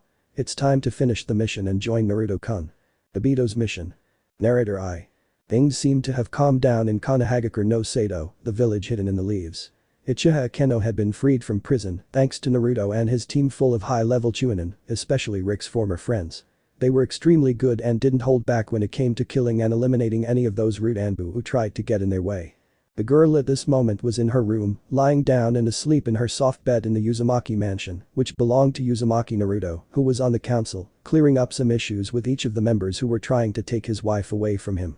It wasn't clear to the civilians that Akeno didn't belong to them and was married to him, Uzumaki Naruto, the leader of the Uzumaki clan, and they kept pestering him about the issue. Despite being a Chunin, the counselors felt they had the right to bother him whenever they wanted. That's why he was in the council chamber, listening to all those men and women who only wanted their own well-being talking nonsense. Many of them tried to blame him for the prison break-in again. Hadn't they had enough from the previous meeting? This whole thing was getting to him. The reddish chain struck one of the civilians under the watchful eyes of the clan leaders, the 3 advisors and the Godame Hokage, Senju Tsunade, who raised an eyebrow. Naruto. My patience is running out, gentlemen. He makes the chakra chain he had just summoned disappear and looks at each of those who are demanding his arrest and the annulment of the marriage between Akeno and the demon in order to marry the girl to the Uchiha. If I'm honest, I'm sick of your idiocy, you shitty civilians. I am a Chunin and, therefore, I am not under your rotten clutches. I am the son of Namikaze Minato and Uzumaki Kushina, as well as the leader of the Uzumaki clan and owner of Yuzu. I don't know if I'm making myself clear when I say that I do not intend to follow your rules and abandon my wife so she can marry a power-hungry boy. If you keep calling me for this nonsense, what I did in prison to free Akeno will be the least terrifying thing you've ever seen compared to what I will do to you for bothering me. Believe me, I don't care about your lives at all. I'll kill you if you touch my wife or anyone important to me. Your lives hang in the balance, you scum. But the Sharigan squad. The 4 wolf-masked Anbus advanced quickly through the forest, their faces hidden behind their respective masks. The group of 2 men and 2 women moved quickly towards their objective, which was none other than Kumagakure no Sato, the village hidden among the clouds. The group was led by Uchiha Obito, the oldest of the group and the one with the most experience in combat. He was followed by his brother Uchiha Shisui, and then there were the 2 17-year-old girls, Nahara Rin, an excellent medical ninja, and Uchiha Izumi, another user of the famous Dojutsu of this clan, which was none other than the famous Sharingan, a name that the squad also had. The 4 of them were people who should have been dead. Yes, they should have been in a grave years ago, but in the case of the boys, someone saved them, and in the case of the girls, the same person resurrected them. That was the reason why both of them hadn't aged much, or rather, why they weren't as old as they should be now. Obito stops on a high tree branch, causing the group to stop behind the eldest Uchiha, who stares at the wolf-masked Anbu standing in front of him, a katana slung over his back. The darkness of the dense forest makes it impossible to see his hair, so he can only be recognized by the white wolf mask he wears, which hides his face. Obito. You're late. I had things to do, Obito. The Uchiha stares at his white-masked companion. Although many believe he's the leader, the one who truly commanded the squad was that Anbu with the white wolf mask. He was the person who had saved them and who had prevented any of them from going down the wrong path, especially the same one when he saw what Kakashi did to Rin. Obito. Okay, so what now? We've helped extract Uchiha Akeno and put the root members in their place. What's the next move? The Anbu in front of them doesn't respond. He just scans each one, analyzing them, seeing if any of them aren't who they should be. When he's satisfied that everything is okay, he returns his gaze to Obito. I have a mission for you, Uchiha Obito. The Sharingan squad's deputy leader is slightly surprised by the words that came out of his leader's mouth. Would he be the only one in charge of this mission? What would it be about? If it was very important, the entire group would come, as they had done when they returned to Konoha to help Naruto and rescue Uchiha Akeno, his little sister. Both the Uchiha and the Sharingan squad leader stared at each other for a long moment, saying nothing and not moving a single muscle. Only their chests moved, indicating that they were both still breathing and not dead on their feet, which was what they truly seemed to be. This mission is of utmost importance, Uchiha Obito, and you must complete it as soon as possible without anyone else's help. Just you. The Anbu with the white wolf mask looks at the others and then looks back at Obito. You must fight Uzumaki Naruto until you make him abandon the idea of good. You must destroy his spirit and his body if necessary. If you refuse, I will kill you. The leader of the Sharingan squad. Narrator I. The entire squad was astonished. Was he really asking them to do exactly that? Obito glared at the white wolf mask Anbu, but when he went to do something, a golden chain immobilized him, unable to make a move on his own. The Uchiha was slightly frustrated. He could have used his Kamui to escape, but he didn't want to start a fight with him right now. The chakra chain disappeared and the Anbu removed his mask, revealing the serious face of Uzumaki Rick, his Rinnegan eye covered and locks of hair falling over his forehead. The young man was dressed as an Anbu. Obito. What do you gain from that, Rick? The boy threw the mask to the ground from his perch on the branch he was on. Rick. I want Uzumaki Naruto to fully awaken his genes, Obito. He has a long way to go, and the war with Rude and the traitorous Anan could break out at any moment. I don't want to be the one to blame for his death. Shisui. But what does that have to do with Obito destroying Naruto both psychologically and physically? Do you want him to turn dark? Rick stares for a moment at the fastest Uchiha ever seen. He stares back, stoic and unblinking. Rick. No, Uchiha Shisui, that is not what I want, replies the Redeed, fixing his eyes again on Obito, who remains in his place. I want Naruto to be reborn as what he is, the heir of my clan, the Uzumaki clan. It is his duty to be ready, and he is not yet. Izumi. But why rush him? We can still hold off Danzu and Orochimaru for a while, until Akatsuki makes their moves and they start hunting the Bijuus, something we will prevent at all costs, at least on my part. Rick snorted as he looked at the beautiful Sharingan user. She would certainly make a good wife for his prince, or so he hoped. The Uzumaki sighed. Trying to get all these people to follow their lead was harder than staying straight. I stretched my arm muscles by moving them from side to side under the watchful eye of my squad. Rick. The order is given, Obito. I expect a severe beating. Break his body until he's half dead. I know he won't die. Kurama-sama wouldn't let him die, not being who he is. Rin. I'm going anyway. With my medical ninja skills, I can save his life if this baka passes by. Obito. I understand. Rick. You're right, Nahara. It's best if you accompany Obito. It's best to keep him in line, lest he go too far and I run out of. Obito. What a lot of confidence, the Uchiha grumbles, while making an angry gesture that Rin finds very cute as she looks at him closely. I wouldn't kill Sensei's son, I'd just leave him at death's door. It's not the same. Shisui shook his head with a slight smile. Rick. The thing is, I need Naruto to grow up now. Not in years, months, weeks, days, hours, minutes, seconds. I need him ready yesterday. His future is bright, but there are many enemies in his path. Izumi. Well, if we all go, I'll stay with Neru-kun Fufufu. The three boys stared at the Uchiha with a smirk on their faces. She's definitely become a pervert over time. All because of the Ichiha of a certain super pervert who goes from hot spring to hot spring, chasing after each of the most beautiful women on the entire elemental continent. Rick. Well, if you want to grape him, that's not my problem. I rescued you for that very reason. Izumi raised her fist, shouting things about that being her destiny and that she would fulfill it, while Obito and Shisui shook their heads and Rin blushed like a tomato, imagining her friend doing unholy things with a certain red-streaked boy who was in Konoha, along with his wife and future wives. Rick. That's your new mission. Obito. The one about getting Izumi pregnant. Rin hit the older Uchiha's head, causing the poor man to fall to the ground, leaving a large crater. Rick. The one to make Uzumaki Naruto wake up. Rick was satisfied with his group. They had taken care of many things over the years and would undoubtedly be key when Naruto faced Akatsuki, Root or Orochimaru. Those were, for now, the three pillars they should remove from the path to bring peace to the world. Shisui. Is there no other way?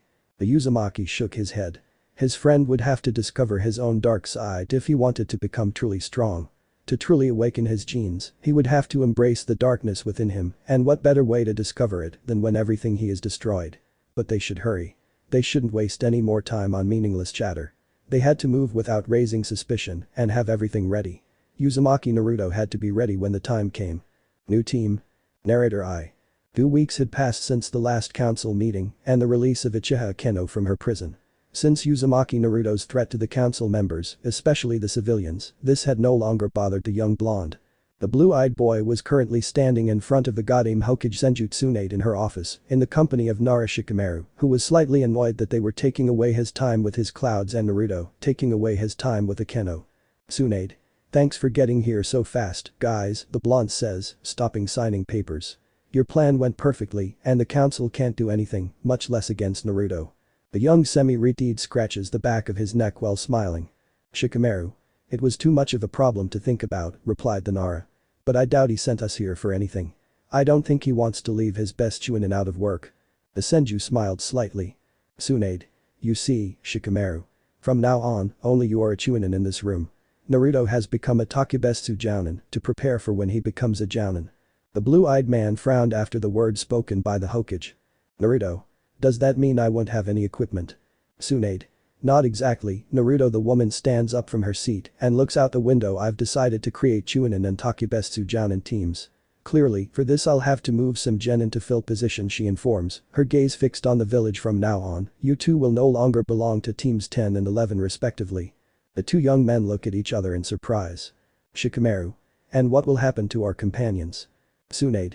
In the case of Team 11, that team will be made up of Uzumaki Karen, Tsuchi-kin and Uchiha Keno, led by their sensei Madarashi Anko. Naruto, thinking. Shit.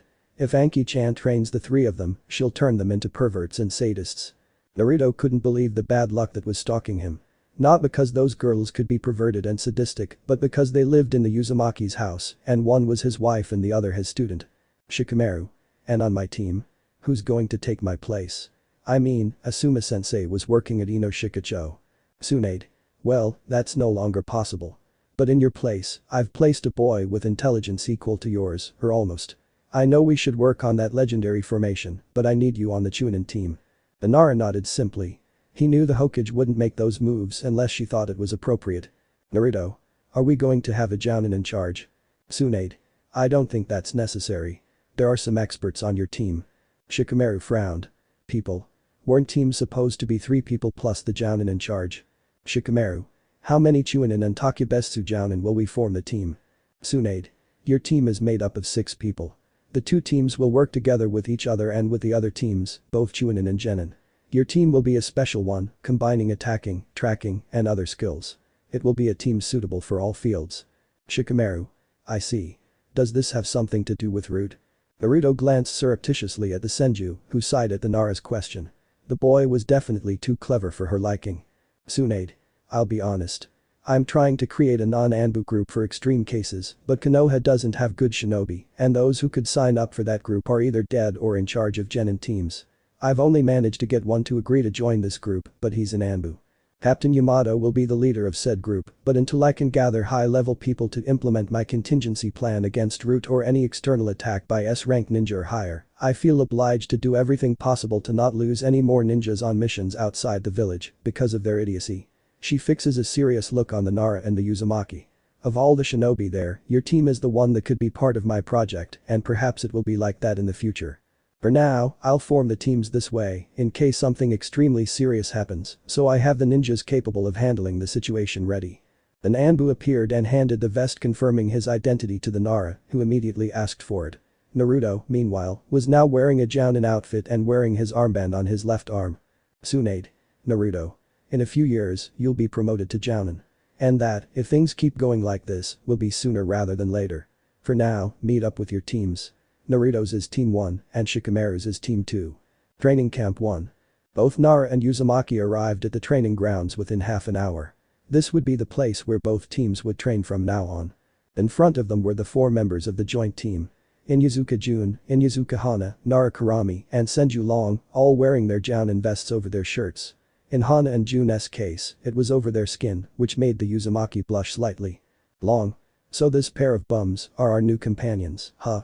Jun hit his friend, making him close his mouth and not open it again for a while. Jun. Excuse the idiot. Since we've already met, I don't think it's necessary to introduce ourselves. Kurami and I are members of Team 2. The blue-eyed boy raised an eyebrow while Nara let out his typical troublemaker. If he had to deal with 2 girls on his team, it would be very difficult to take a break to look at his precious clouds every now and then. Shikamaru. I am your new partner. Hana. That leaves the Uzumaki as a member of my team. Kiba's older sister smiled. Now that you're a Takebetsu Jounin, I don't know what my brother will think of you. The Uzumaki awakening. Narrator I. The new Team 11, made up of Uchiha Keno, Tsuchi Kin and Uzumaki Karen, led by their sensei, Mitarashi Anko, were moving quickly toward the village. They had completed a mission near Kusagakure no Sado, the grass village, where the 12-year-old Riteed was from. The group of 4 girls jumped between tree branches, eager to get home. They wanted a break after their mission and clearly wanted to be with a certain blonde Uzumaki. But golden chains forced the genin and their sensei to jump to the ground. Many branches broke as the chakra chains passed by. Riteed appeared on one of the surviving branches, his uncovered eye fixed on each of the girls and said Konoha group. The Keno had activated her 3-volume Sharigan. The Keno. What are you doing here, Rick? The Uzumaki didn't answer, which angered the brunette. In front of her was her former teammate and friend from Team 11, who turned out to be an Atogakure infiltrator and the right-hand man of Orochimaru, the traitor Asanin. They all got ready to fight, which made the boy smile under his mask. This would definitely be a lot of fun. But Team 1 and 2. The 2 teams, made up of Chunins, advanced quickly towards the position where Team 11 was. Within seconds, the Godame Hokage had received a request for help from this team. They were fighting against Uzumaki Rick near the village, about 2 kilometers away, and things weren't going very well for them, to be honest. Of the 6 who were supposed to make up a rescue group, only 5 were there. One of the members of Team 1 was on a solo mission at the council's request and wouldn't return until the afternoon. Nara Kurami led the group, followed by Shikamaru, the heir to this clan. Behind them were the two Inyazuka, and behind her was the white-haired Senju Long, who was holding a senbon in his mouth, copying Genma. When the rescue team arrived, they saw Team 11 injured and exhausted. In front of the girls, a man wearing an orange mask resembling a whirlpool was laughing and showing his Sharingan through the only visible hole. Behind him, sitting on a rock, was the former Konoha genin, Uzumaki Naruto. Duo Tobi wants more fight. Tobi is disappointed with this. The 5 Jounin fell in front of the young women, who thanked them with their eyes. Uchiha Akeno was the only one still standing, but her right arm was severely injured and she was standing in front of Tsuchi-kin. It seemed she had sustained that injury after saving the former genin from Odo. Senju Long took a couple of steps ahead of everyone. Long. I don't know who you are, nor do I care, to be honest. But if you're with that traitor Rick, then I'll kill you. June, for her part, was in tears, being comforted by Kurami, who hugged her. Rick. Tobi. Finish this now. The masked man nodded happily. Before he could do anything, Long threw a wooden dragon at him which only passed right through him. He quickly received a strong kick that took him out of shock and threw him backward, colliding with one of the trees in the area. Shikamaru frowned. If Long couldn't keep up with that guy, how would they get out of there alive? Only Naruto and the Senju were at the level necessary to put up a fight against the masked man. Karen, despite having been trained by the blonde Uzumaki, wasn't at that level yet. Long stood up and spat blood to the side. This was irritating him greatly. How had he made his body intangible? That way, he wouldn't be able to hit any of her jutsus or physical attacks. The fireball approached them, but an earth wall made by Kurami prevented the catastrophe. Kurami. Shikamaru, take Team 11 with you in June. Hana, Long, and I will buy us some time. We may not be able to return but we have to. The boy with the pineapple hairstyle nodded annoyed as he followed his partner's orders. Senju Long launched himself against Tobi in a fast and powerful taijutsu battle, which left craters all over the clearing. Finally, the Uchiha, since he had a Sharingan and black hair, landed a strong kick on the white-haired man's right side, and after a sequence of seals, a series of fireballs burned the forest, creating a wall of flames that prevented Team 11 from retreating, along with the Nara and the light blue-haired Inyazuka. Tobi? Yes. Tobi is happy. Now he can burn people. He begins a grand sequence of seals under the horrified gaze of the Leaf Ninjas. Kaiten. Great Fire Annihilation. The great flame comes out of the masked Uchiha and advances towards the Leaf Ninjas, who are already closing their eyes, awaiting their imminent death. An immense wall of water, with a fox's head engraved on it, emerges from nowhere, stopping the masked man's fire jutsu. Rick smiles at this. Tobi jumps back as red chakra chains emerge from beneath the ground. The blue-eyed boy with blonde hair and red highlights, with 3 marks on each cheek resembling cat whiskers, appears before the shinobi. His outfit consists of an orange and black hoodie, orange pants, and brown ninja sandals. Naruto's in Shippuden. He wears his ninja sash on his left arm. Rick. I thought you wouldn't show up. The blue-eyed man looks seriously at the red-haired Uzumaki, then looks at the man with the mask. Naruto. I see where you got your idiotic side from. Takes a few steps forward, as the Senju did earlier, and assumes a battle stance. I will show no mercy. The Uzumaki lunges at Tobi, who easily blocks the boy's fist. The blonde-haired man hasn't realized that the guy no longer has the Sharingan, but rather the Mangekyo Sharingan, which will be a challenge for him to overcome. He receives a knee to the stomach, causing him to spit out saliva and blood. He recovers and tries to strike his opponent with his heel, but his leg is stopped by the Uchiha's hand, who throws him to the ground and then launches a series of fireballs at him, which crash into an earthen wall. If the Chunin weren't surprised, they are now. Their partner was attuned to the 5 elements. The Uzumaki stood up as a clone of himself appeared behind Tobi, hitting him with a punch wrapped in lightning, but he became intangible and the attack hit Naruto, who spat out blood. He tried to get up, but the masked man hit him in the side and sent him tumbling into a nearby tree, causing him to crash into it with a crunch. Naruto tries to stand up, but golden chains tie him to the tree, to everyone's surprise. Rick was intervening. Tobi made a sequence of seals and a lightning spear formed in his hand. Tobi. Now that Naruto-san is tied up, Tobi will be able to kill his friends. Without thinking, the masked man threw the spear at Akeno. No one moved from the shock. The jutsu slowly approached until it pierced a body and blood spurted onto the grass.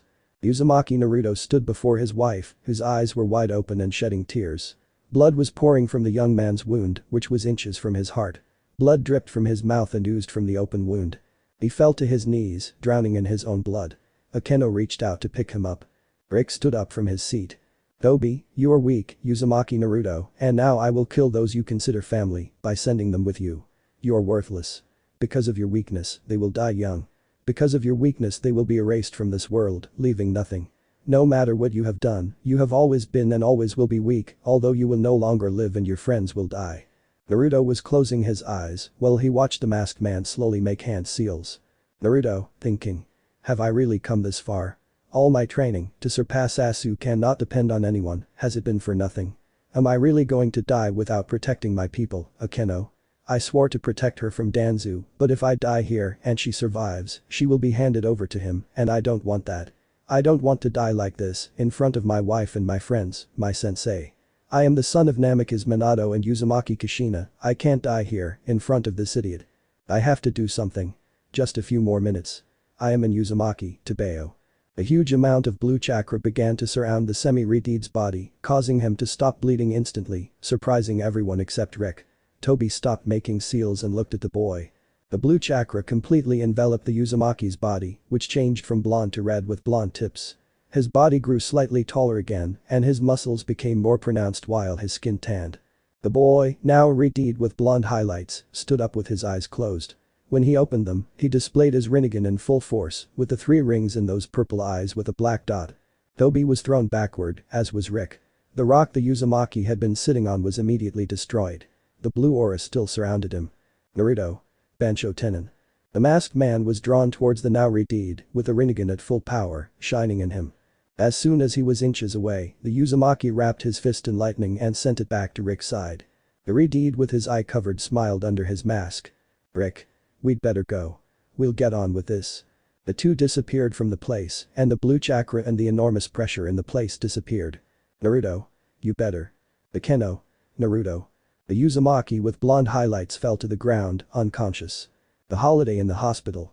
Narrator I. The nurses at Konoha Hospital kept pacing in front of a specific room in case their resident needed anything. He was somewhat amused by their situation. Every time they saw him, they blushed. When they brought him here, they all wanted to treat him and check him over. Thankfully, his wife and friends kept them in line. This patient was Uzumaki Naruto, or rather, the new Uzumaki Naruto. Now, after the new release of his genes, his hair was red with blonde streaks, his eyes were dark blue with violet tinges, and he stood about 5 feet 7 inches tall, a lot for his age. And, unfortunately for him, all his clothes would have to be thrown away and bought another. Now the boy was lying in the hospital bed, resting. The gene release had greatly increased his chakra reserves, completely altering his entire system. During his fight with Toby, after he stopped releasing chakra, he fainted. That's why he was now in the hospital, to await further results from his studies and to fully restore his chakra reserves. Kurama. Naruto. When you leave this place, you'll have to start your training all over again. Naruto, thinking. Why? The Kyubi laughed lightly. Kurama. Your chakra reserves aren't very large right now, being half of those of Uzumaki Rick, your partner. After the increase, you'll have to retrain chakra control, though it will be useless for now. Naruto, thinking. Useless. If I don't control the chakra, I'll die. Kurama. I know, but that's not what I mean.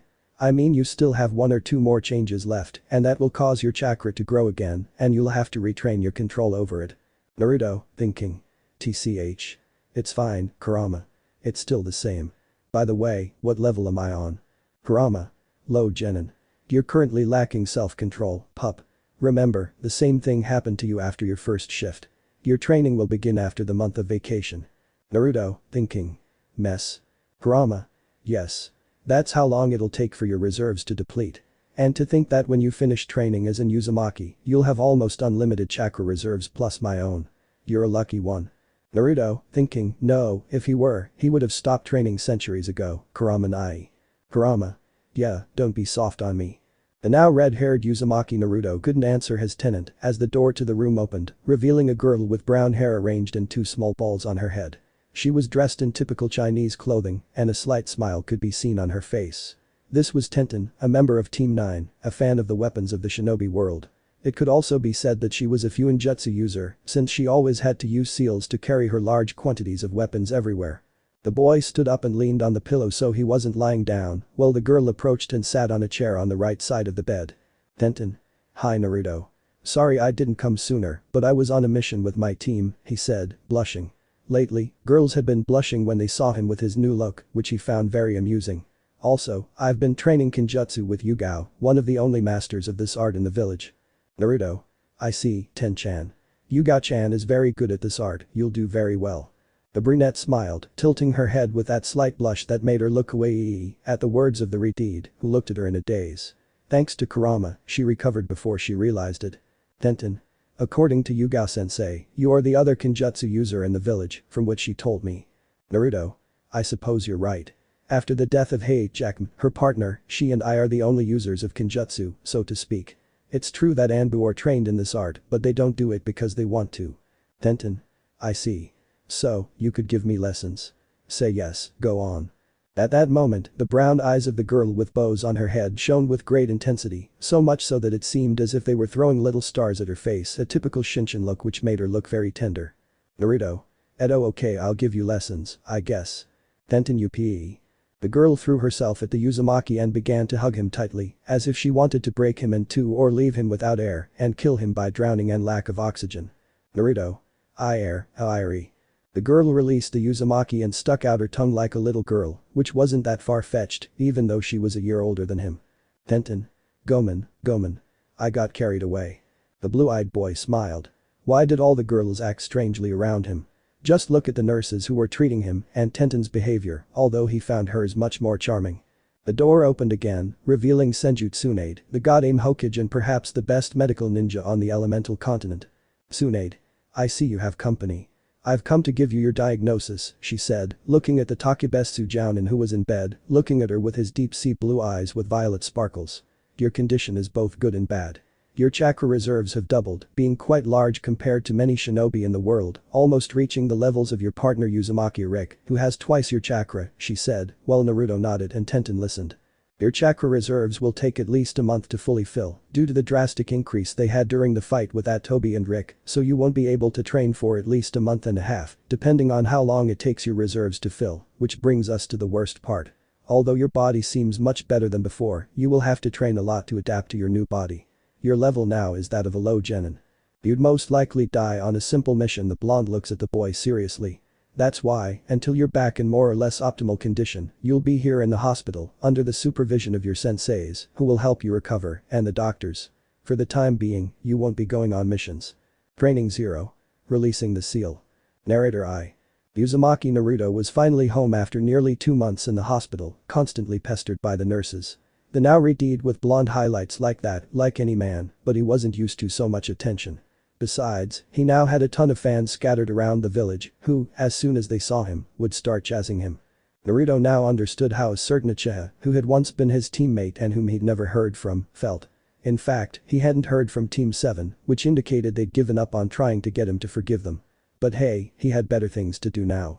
He went into his room, which he shared with Akeno since she was his wife, and took a long, satisfying shower that relaxed his new body. Soon, he would be 13, which meant it had been almost a year since he graduated as a genin, which made him happy. In case a year, he had managed to pass the Chunin exam on his first attempt, thus ascending to that rank, but after the mission in which they went in search of Senju Tsunade to be the god-aim, he was named to be Takebetsu Jounin, and thus learned to be a Jounin, something that will bring him many responsibilities, more since the village suffered the invasion by Odo and Suna, leaving the defenses of the village in very poor condition, in addition to reducing the number of shinobi in it. Naruto stepped out of the shower and put on his clothes, which consisted of a mesh shirt under an orange short-sleeved t-shirt with the Uzumaki clan symbol on the back, black knee-length pants, and black ninja sandals. He placed the ninja headband on his left arm, as usual. Today, he began his new training to master his newly acquired body, his new abilities, and the vast amount of chakra he currently possessed. This training would take a considerable amount of time and effort on his part if he wanted to return to his previous level. He left the room and went down to the dining room, finding Akeno still in her pajamas eating breakfast, her back to him. The Uzumaki approached slowly and placed a kiss on the Uchiha's cheek, which surprised her, given that Naruto hadn't been very given to these things since they got married a couple of months ago, but there's a beginning to everything. Naruto. Good morning, Akeno-chan. The brunette smiles sideways as she watches her redeed prepare some toast and a couple of pieces of fruit. The boy sits down with his breakfast in front of the Uchiha, who was already finishing her own. Akeno. Naru-kun, what are you going to do today? Naruto. I'm planning on starting my training so I can get used to the new amount of chakra in my body. And you? Akeno. I'm taking a break for now. My team went on a joint mission with Team 10 and I wasn't required for that mission. Naruto nods, finishing one of the toasts with a smile. Kurama. Today you will free me, cub.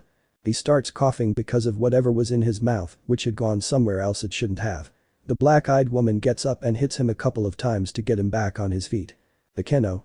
Any more and I'll lose you. The blue-eyed man smiles while drinking his mixed fruit juice. After finishing his breakfast and a chat with his wife, Uzumaki goes to his room, closing the door behind him and placing a silent seal while he assumes the lotus flower pose, closing his eyes and opening them again. But this time he is not in the room he shares with the Uchiha named Akeno, but rather he is standing in front of a huge gate with a paper with the seal kanji on it. From the shadows of the cell, a huge red-furred fox with slanted ruby-like eyes appears. Naruto approaches the cell and reaches out, slowly peeling off the paper. A hand is placed on his shoulder, causing him to stop. Are you sure? I don't think you should remove the seal.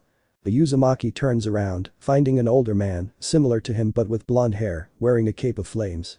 Kurama is amazed, even more so when he sees the woman with red hair and violet eyes who is at his side.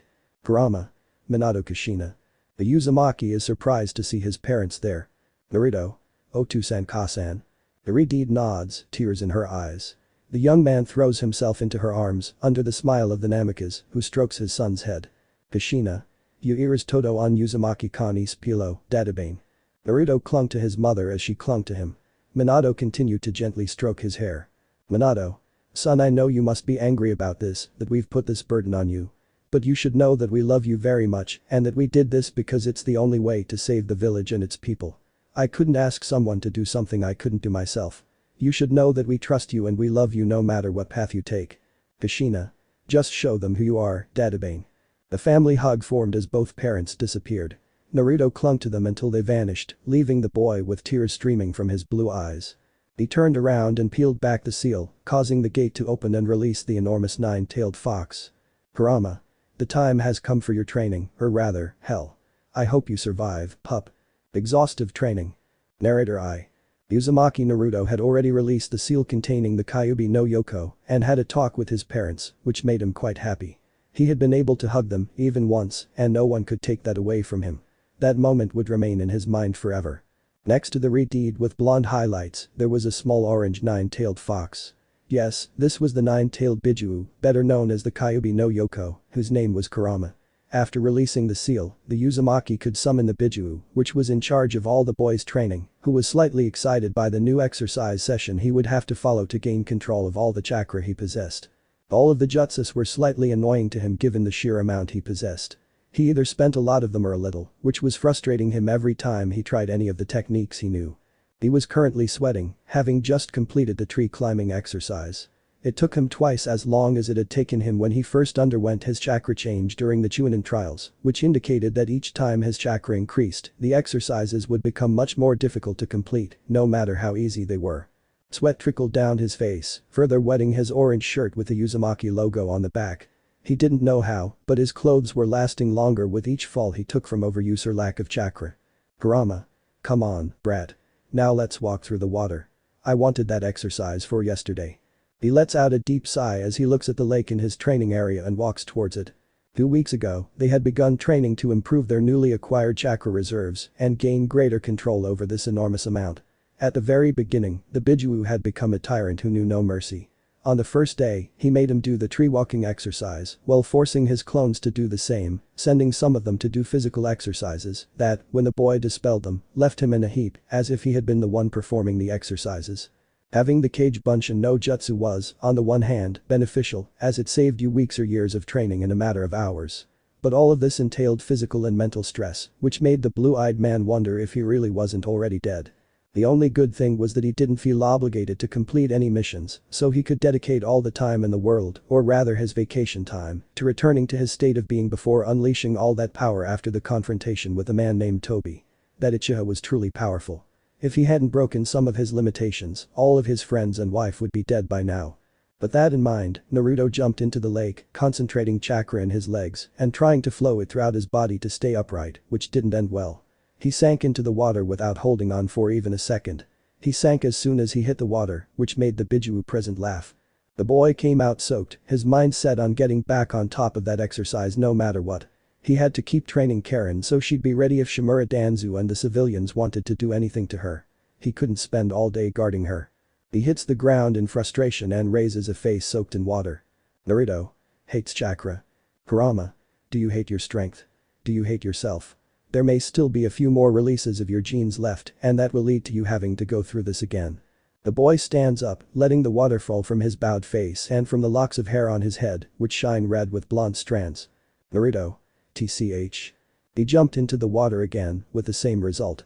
His reserves were so high that he thought it was impossible for him to complete this exercise as quickly as he had before. And he still had to do it a couple of times, which bothered him even more and made him angry. Unknown location. Uzumaki Rick stared at the people in front of him. They were Taiya, Kagaya Kimimaro, the Sharigan squad, and some members of the famous Akatsuki organization. They were the renegade from Iwa, Dadara. The renegade from Kiri, Hoshigaki Kisame. The renegade ninja from Konoha, Uchiha Itachi. And the paper angel from AIM, Conan. These 4 people, wearing the red cloud cloaks of Akatsuki, were in a meeting with the ninja from Itagakure. With Naruto. Oblivious to this, the Uzumaki continued with his hellish training in an attempt to balance on the water, something that wasn't very easy for the young man, since he ended up in the water every now and then, something that the blue-eyed boy didn't like very much, who looked at it with frustration. Perhaps he would have to accept the training of the Dendetsu no Sanin, Jiraiya, for when he had a new gene release, which could happen at any moment. Naruto. I'll beat you, cursed water. You'll see how I can keep up with you, Dadabeo. Izushiogakure no Sato. Narrator. A group of 5 people were jumping from tree to tree. One of them was dressed as a Jounin of Itagakure no Sato, while the rest wore Anbu robes and wolf masks. The group was made up of 2 girls and 3 boys, who were Uzumaki Rick, Uchiha Obito, Uchiha Shisui, Uchiha Izumi and Nahara Rin. This group, not counting the Uzumaki who wore his right eye covered and his usual mask, was known as the Sharingan Squad, a group that moved around the great elemental continent, recruiting shinobi or killing people. They were listed in the bingo book as S-class criminals, but no one knew what they looked like since they always covered their faces with a wolf mask. They were dubbed the Sharingan Squad because 3 of them used this famous and powerful Dojutsu. People only knew that much about the group. The rest of the information was a complete mystery to anyone who had heard of it. They don't even know who the leader really is, since none of the 4 members have been referred to as such by their companions during missions. The creator of this group was Uzumaki Rick, a current shinobi in the service of a certain Sanin with questionable attitudes. The boy, with red hair and violet eyes, kept great secrets within himself, and no one would know of them except the one who would one day be his lord and prince. It was for him that he stood by the Sanin, gathering information as well as freeing people from his clutches. Although it wasn't much, given the great ambition that most of it possessed.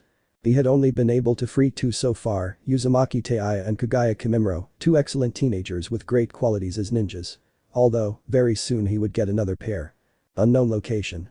In an underground base, in a room lit only by torches, sat a man with pale skin, bandaged, including his face, with only one eye visible, sitting on a throne-like chair. In front of him were his 5 best ninjas, not counting the boy with glasses and the Uzumaki.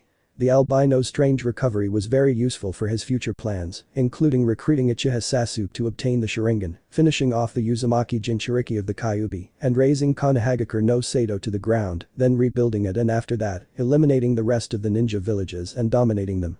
In a few years, Itagakure no Sato would have more high-level ninjas who, added to the Northeast operatives, led by Shimura Danzu, would give them a victory over the Godame Hokage, Senju Tsunade, who would only enjoy her position for a few years, at most 3 or 4. Prostrated before him were Kagaya Kimimaro, Uzumaki Taiya, Kitamaru a young man with 6 arms, Jirobo a young man with orange hair and a huge belly and Seiken, another young man with white hair. The 5 formed the group known as the Sound 5, being the strongest shinobi in the village after Kabuto and Rick, who were carrying out their respective missions entrusted to them by the Sanin of the Snakes. The 5 of them were on one knee, their heads bowed, in a gesture of respect before the man sitting before them, with a look that promised pain to his enemies if they stood in the way of his plans. The one who was furthest ahead was the albino with 2 red dots on his forehead and green eyes. Kimimaro. What do you want us to do, Orochimaru-sama? The young man's voice sounded neutral, bouncing off the walls of the room. He always spoke respectfully to the Sanin and held him in high regard. Basically, the young man would have given his life for that disgusting creature before, but now he only wanted to kill him so he could help the prince who would save him.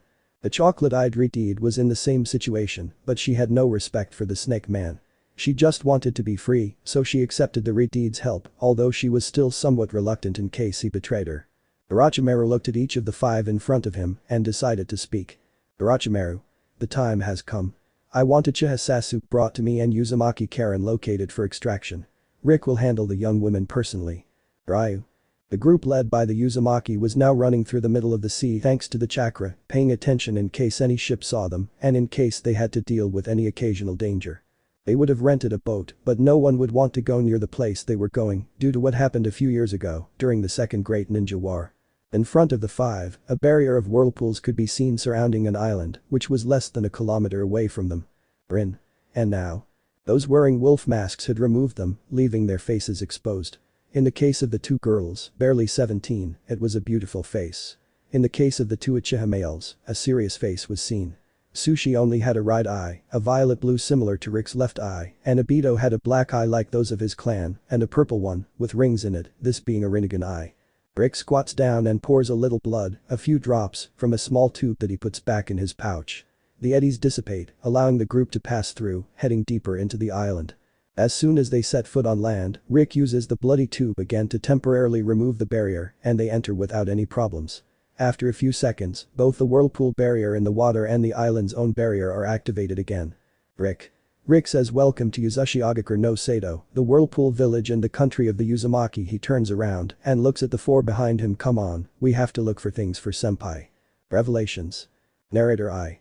Rick looked at the whirlpool village, or rather what was left of it, the great tower of the Uzukage, leader of Yuzu, his home, and that of every Uzumaki still alive on the elemental continent.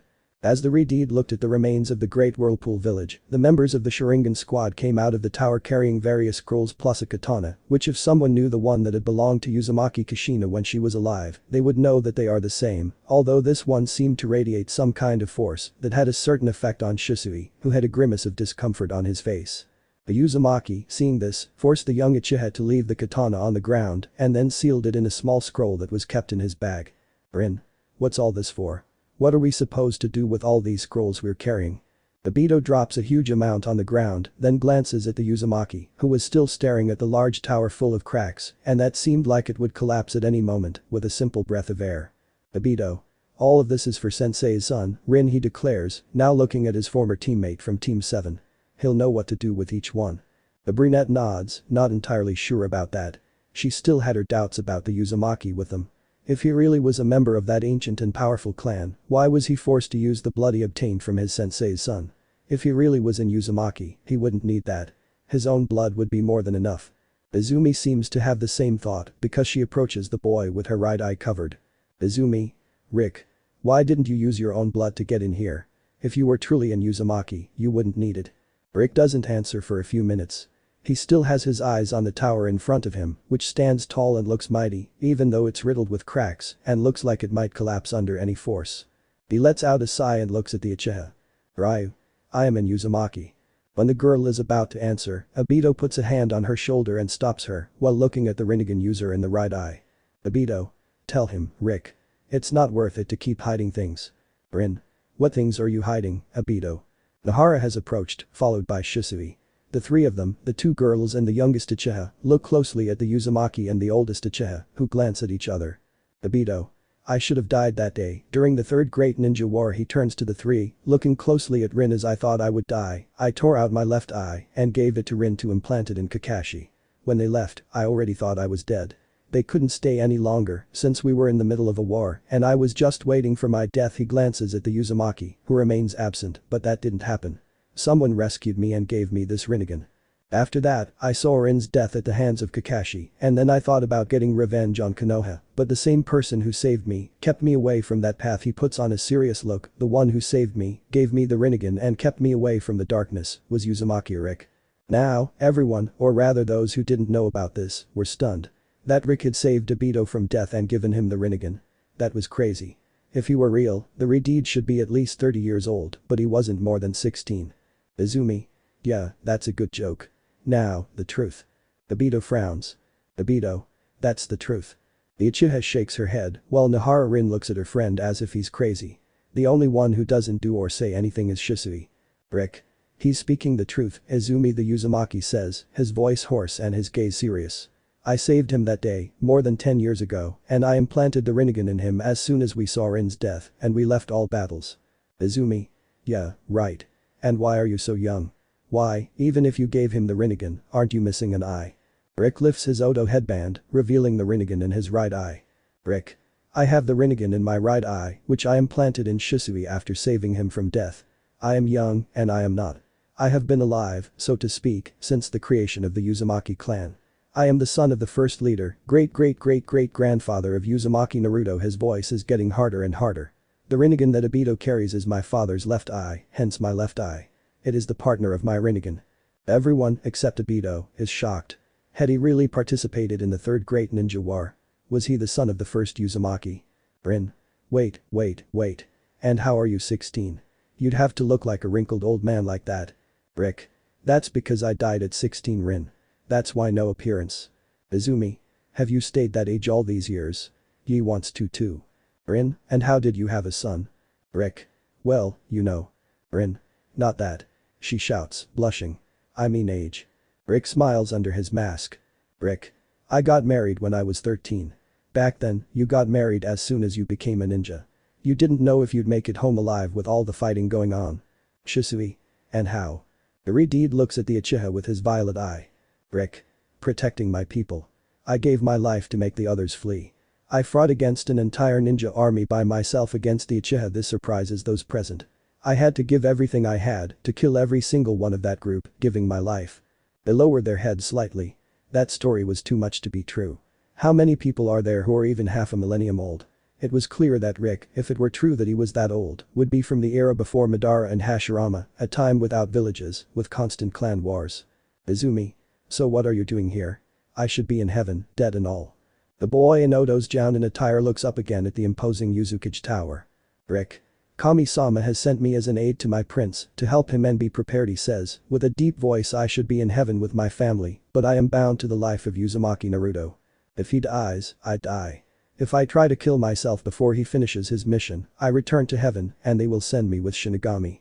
If Naruto turns evil, I must kill him, and when he finishes his mission, I will disappear and return to my place. He looks down and looks at the members of the Sharingan squad. I am bound to everything Uzumaki Naruto does, my prince. Past life. Part 1. Narrator. 250 years earlier. We can see the vast island known as Yuzu, where the newly created Uzushiogakure no Sado, the hidden village of the Whirlpool, was located. This village was home to an extremely powerful ninja clan. The Uzumaki clan. This clan is one of the most powerful on the elemental continent, although it could be the most powerful. They rivaled the Uchiha and the Senju, and thanks to their art of Fuinjutsu, they were greatly feared. All Uzumaki had red hair, which made them very recognizable to their enemies. Aside from their Fuinjutsu art, they were also known and feared for their great art of Kenjutsu, their enormous resistance, and their immense amount of chakra that no one else could match unless they were from the clan. Furthermore, it was assumed that in this clan, one of the two Dojutsus granted to them by their Kekkei Genkai could be used in addition to the chakra chains. These Dojutsus were the Uzigen and the legendary Rinnegan, although the latter had a very low chance of being awakened. The probability of obtaining it was so low that at the moment there was only one person who possessed it, Uzumaki Shura, current leader of the clan and ruler of Yuzu. In short, the Uzumaki were enemies to be reckoned with. But they were the complete opposite of the other clans. They weren't interested in constant bickering over who was the best clan or the best ninja. They preferred to stay out of the way whenever possible, and if provoked, the enemy could already have their will ready. Walking through the village streets, a young man with red hair, violet blue eyes, and his face uncovered could be seen. This young ninja, with a swirling headband on his forehead, was Uzumaki Rick, heir to the Uzumaki clan. Yes, this boy running through the streets is the son of the clan leader. The young man is dressed in a blue t-shirt with a Uzumaki clan symbol on the back, black shorts, and black ninja sandals. He carries a kunai holder on his right leg and a weapon holder behind him. Rick was running around happily, given that today he had finally become a ninja at 13 years old, which was a bit frowned upon, given that most of the genin were 10 years old, which made one think that the heir wasn't that good. But that couldn't have been more wrong. If the young man didn't leave the academy until that age, it was because he was bored inside the building and always ran away, skipping many of his classes. This made his father angry and laugh. So he forced him to spend more time there. In reality, young Rick was, for the moment, the Uzumaki with the most chakra in the village, surpassing by 3 times his father, who was supposed to have the most chakra.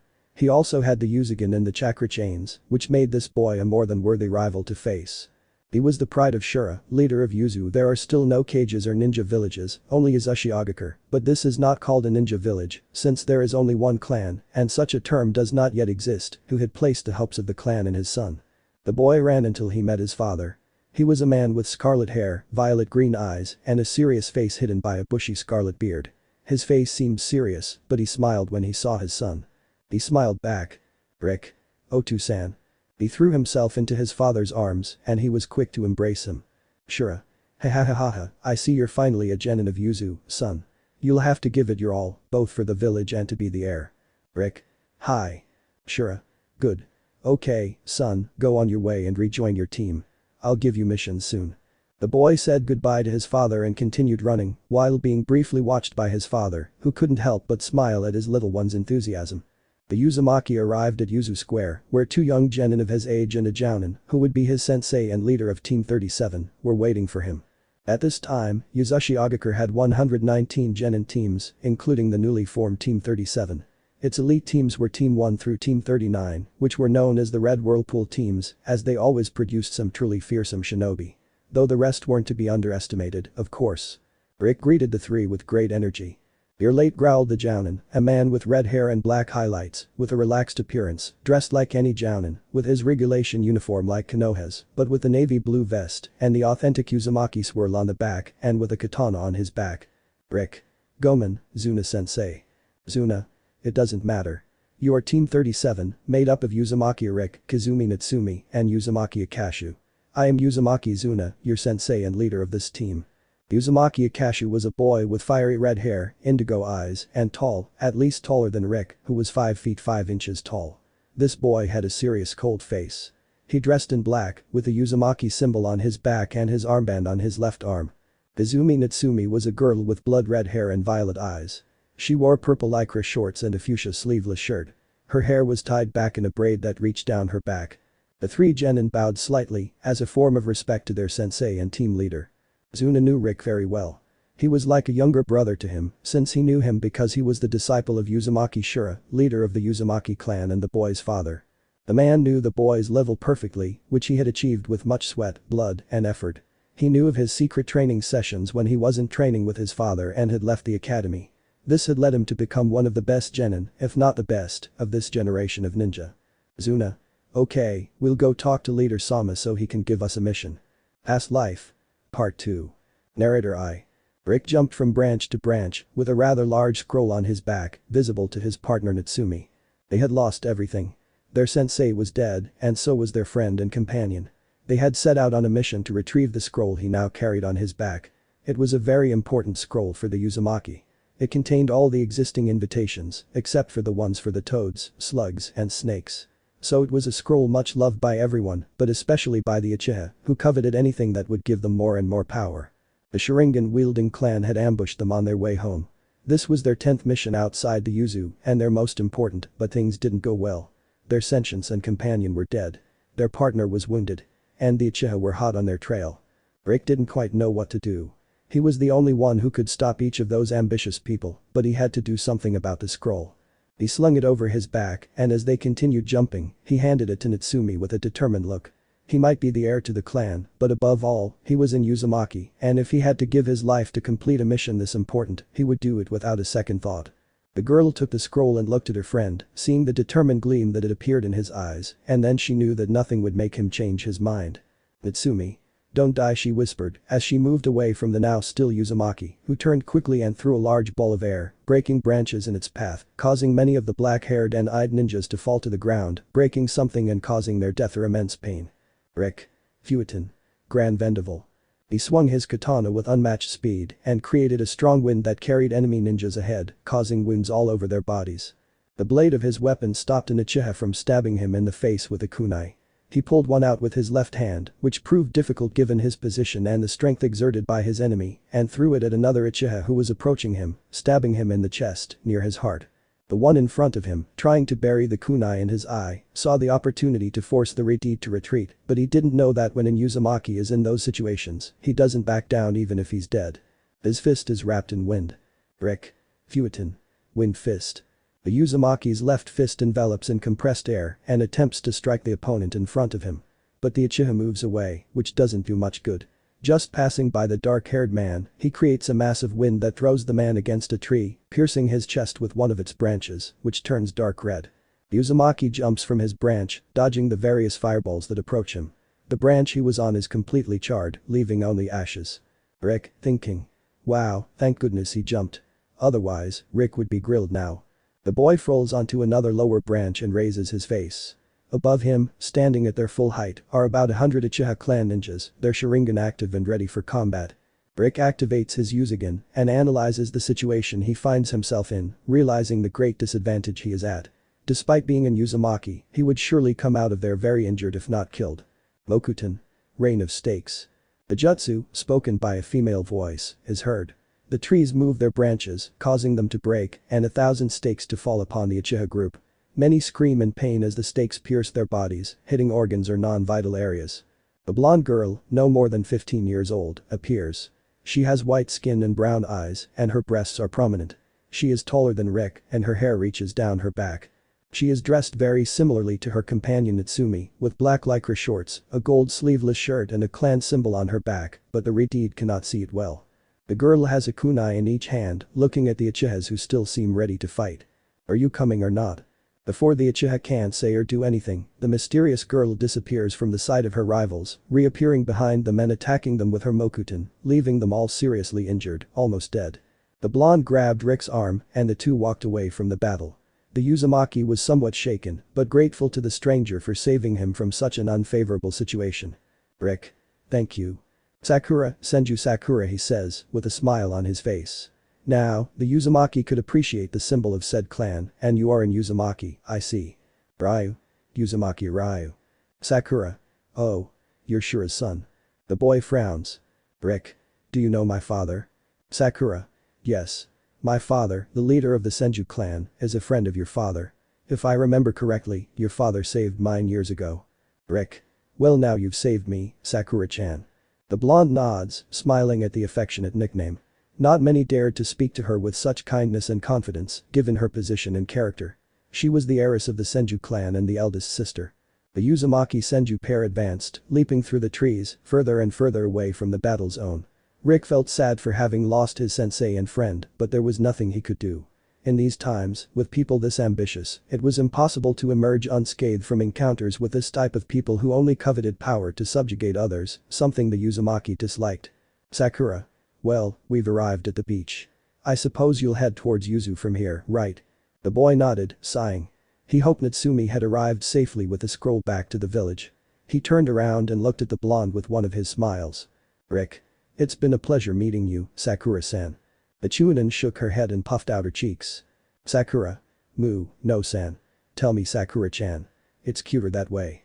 They both smiled, not knowing what they had sealed with that meeting. Naruto vs Sasuke. Narrator I.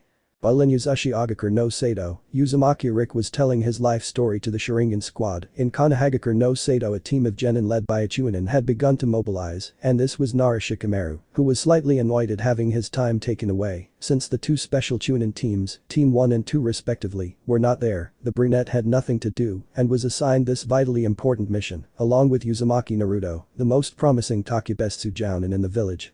Despite the fact that he had not yet managed to control his new chakra reserves, and it would be very possible that he would not be of much help. Even more so if he had not released all the seals on his genes, which seemed true.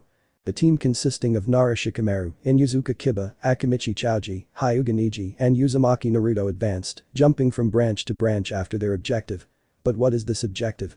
None other than Uchiha Sasuke, who had deserted the Leaf Village to go with Orochimaru to gain more power to kill Itachi, who at that moment was with Kisame on a mission, but not exactly for Akatsuki. The Konoha group moved quickly. The Sound Five were the Uchiha's guards and wouldn't allow anyone to interfere with their mission, which was to bring the Sharingan user to their master. Among those 5 members were Teiya and Kamimuro, who had a neutral face, something that did not go unnoticed, more because of the Redeed's new attitude than the green-eyed albino. The first confrontation that took place was between Choji and Jirobo, the enormous, orange-haired, and rather fat man. The Akamichi stayed behind to stop the boy with everything he had. Next came Niji against Kitamaru, the boy with 6 arms who attacked as if he were a spider, which wasn't so far-fetched. Next came Kiba and Akamaru against Seiken, the ninja who seemed to be unharmed and who possessed what appeared to be 2 heads. Next up was Nara Shikamaru and the red-haired girl who couldn't take her eyes off the Uzumaki, which bothered him a little and made him blush, but she quickly left. For a time, Naruto pursued Kagaya, who was carrying the container in which the Uchiha was imprisoned.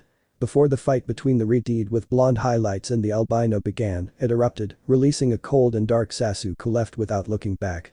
After a time that Kimimaro deemed prudent, he let the Uzumaki pass just before Rock Lee appeared to confront him. But Shikamaru and Taiya.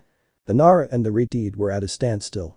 The girl had used the second phase of the curse mark, turning into a monster so to speak, and pushing the young Chunin to his limits.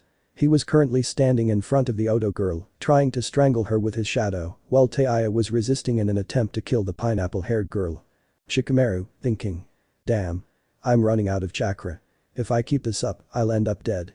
Maybe I can't do anything else, but I have to give Naruto some time.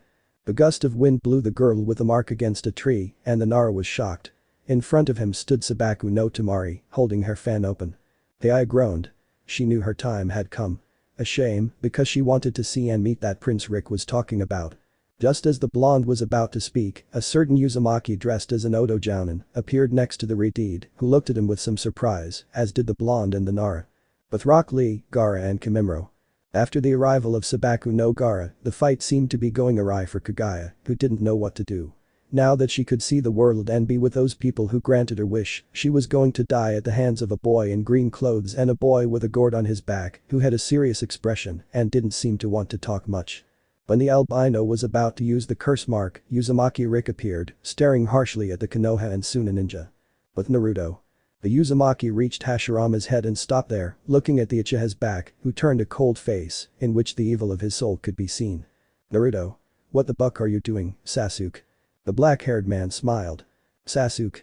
Wow, but he's the traitor. How's it going with Team 11? Oh no, wait, you also abandoned it like you did with us, all for that Takubetsu Jounin position. The boy with eyes as blue as the sea clenched his fists in anger. Who did that idiot think he was, to demand anything from him? Naruto. You'd better shut up, Uchiha. I don't have to tell you anything about my reasons for leaving Team 7, although you should know them. They've always preferred you to me, so what are you complaining about, Sasuke? You have everything in the village, and you prefer to go after that snake, then very well. I'll take you back, even if it means breaking your soul. I will fulfill my mission. He disappeared from the onyx-eyed Uchiha's sight, and he felt a pain in his stomach. The red-eyed with blonde highlights had his elbow jammed into him, causing him to spit out blood and saliva, then fly off Madara's head, falling into the water. Sasuke remained standing in this thanks to his chakra control. He raised his face and revealed his two-tongued Sharingan eyes to his opponent, who was standing at the edge of the head of the statue of the great Uchiha Madara.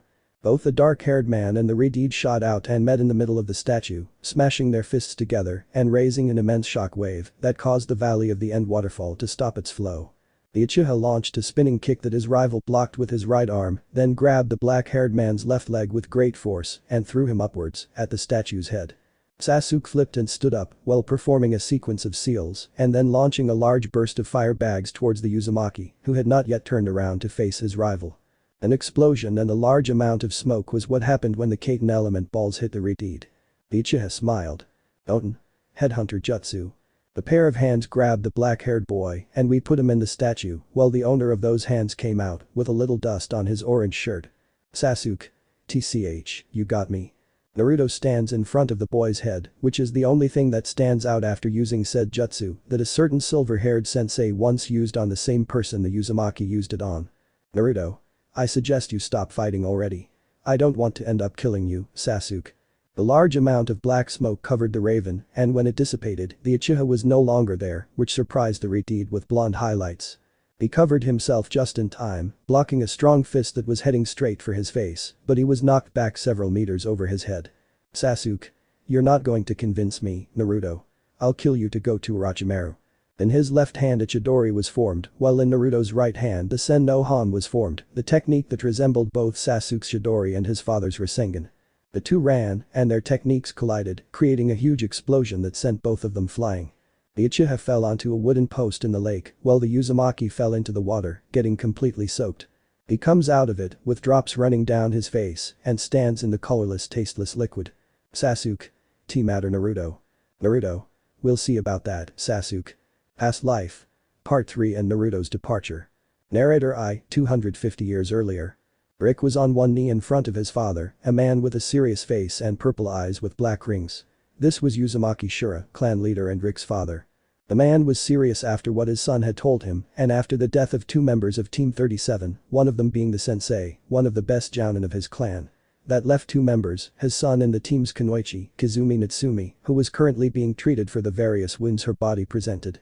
Beside the younger Uzumaki lay the enormous scroll containing all the existing summons except for three, which were for the toads, the slugs, and the snakes. It was because of that scroll that he had lost two shinobi from Team 37 and almost lost his son, who was on the verge of marriage. He looked at his precious heir, who still had his gaze lowered, in a show of respect for his father and clan leader. Shura. Well, Rick my son, you may rise. The genin stood up without much effort. Now looking at his father, I congratulate you for having completed the most important mission that has been granted to you so far, but it costs some very important casualties to our ranks. He gets up from his seat and places his hand on his shoulder. The time for your marriage has come, son. Your fiancé is here, in Yuzu. Rick frowned slightly, somewhat annoyed.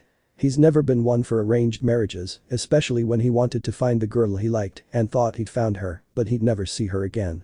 That Senju, if it hadn't been for her, he'd be either seriously injured or dead right now, just like his sensei and his partner. As he was about to protest to his father, the doors of the room opened, revealing three people, one hidden behind the first two.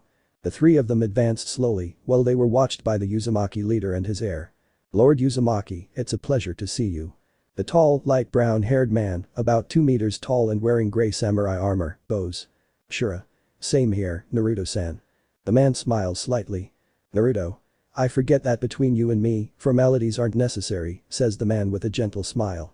The one accompanying me is my cousin, Hiroshi. Shura. Mucho gusto, Hiroshi-san. Hiroshi. The pleasure is mine, Uzumaki. The brown-haired boy denies the cold and emotionless attitude of his black-haired cousin. Naruto. It's always like this, excuse me Shura, he says, smiling. Well, as we agreed, here is my daughter, so she can marry your son. He steps aside and reveals the blonde chocolate-eyed kunoichi who saved him in the forest. Let me introduce you to my eldest daughter, Sakura. Rick Sakura.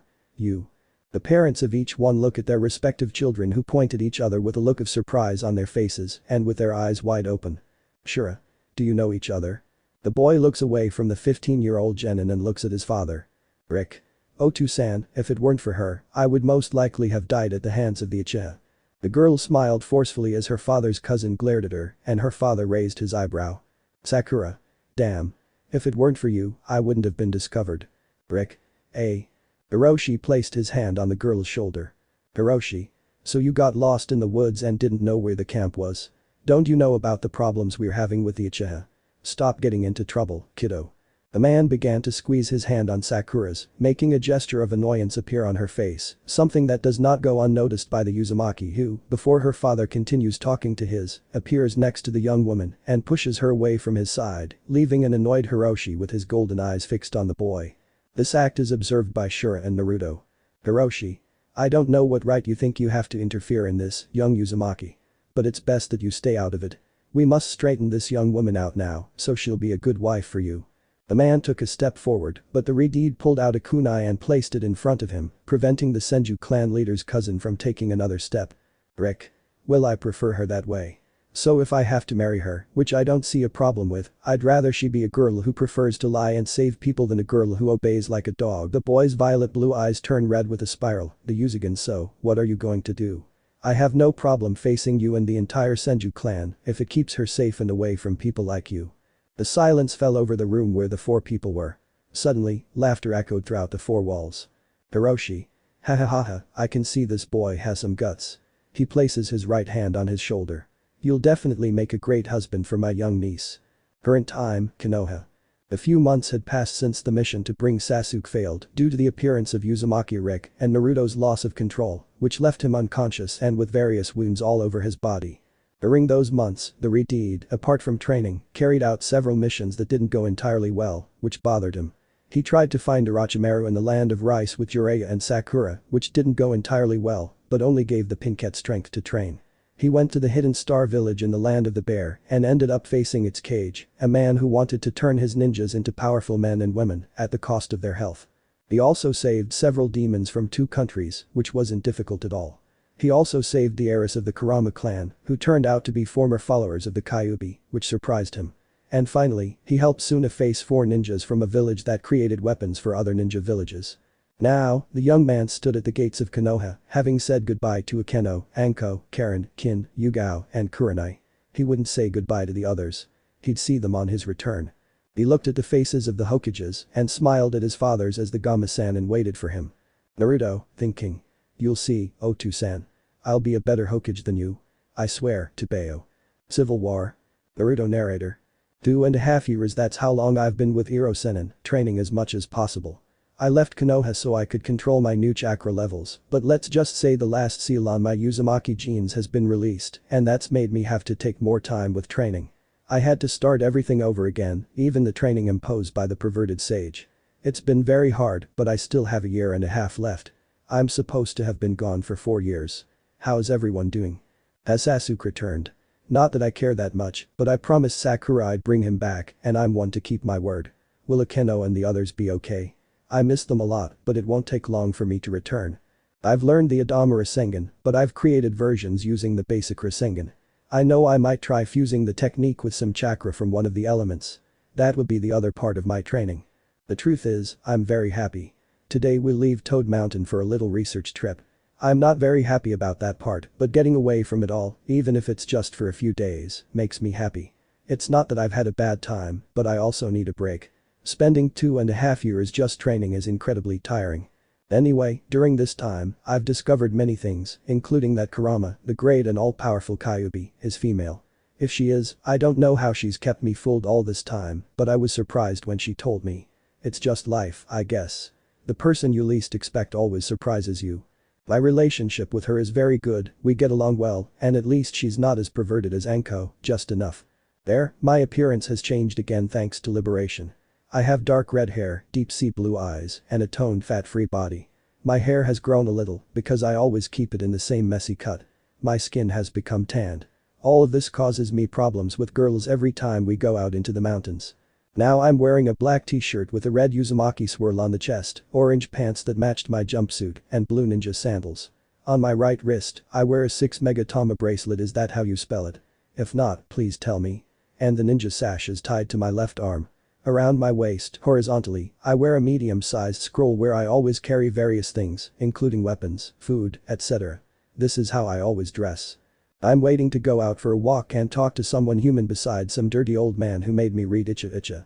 Thank goodness Akeno isn't here, otherwise I'd be dead. Narrator I. Naruto tied his ninja headband tightly and left his room at the home of the Toad's Pa and Ma. He had to bend down quite a bit given the height of the doors in relation to his now 6'2" frame.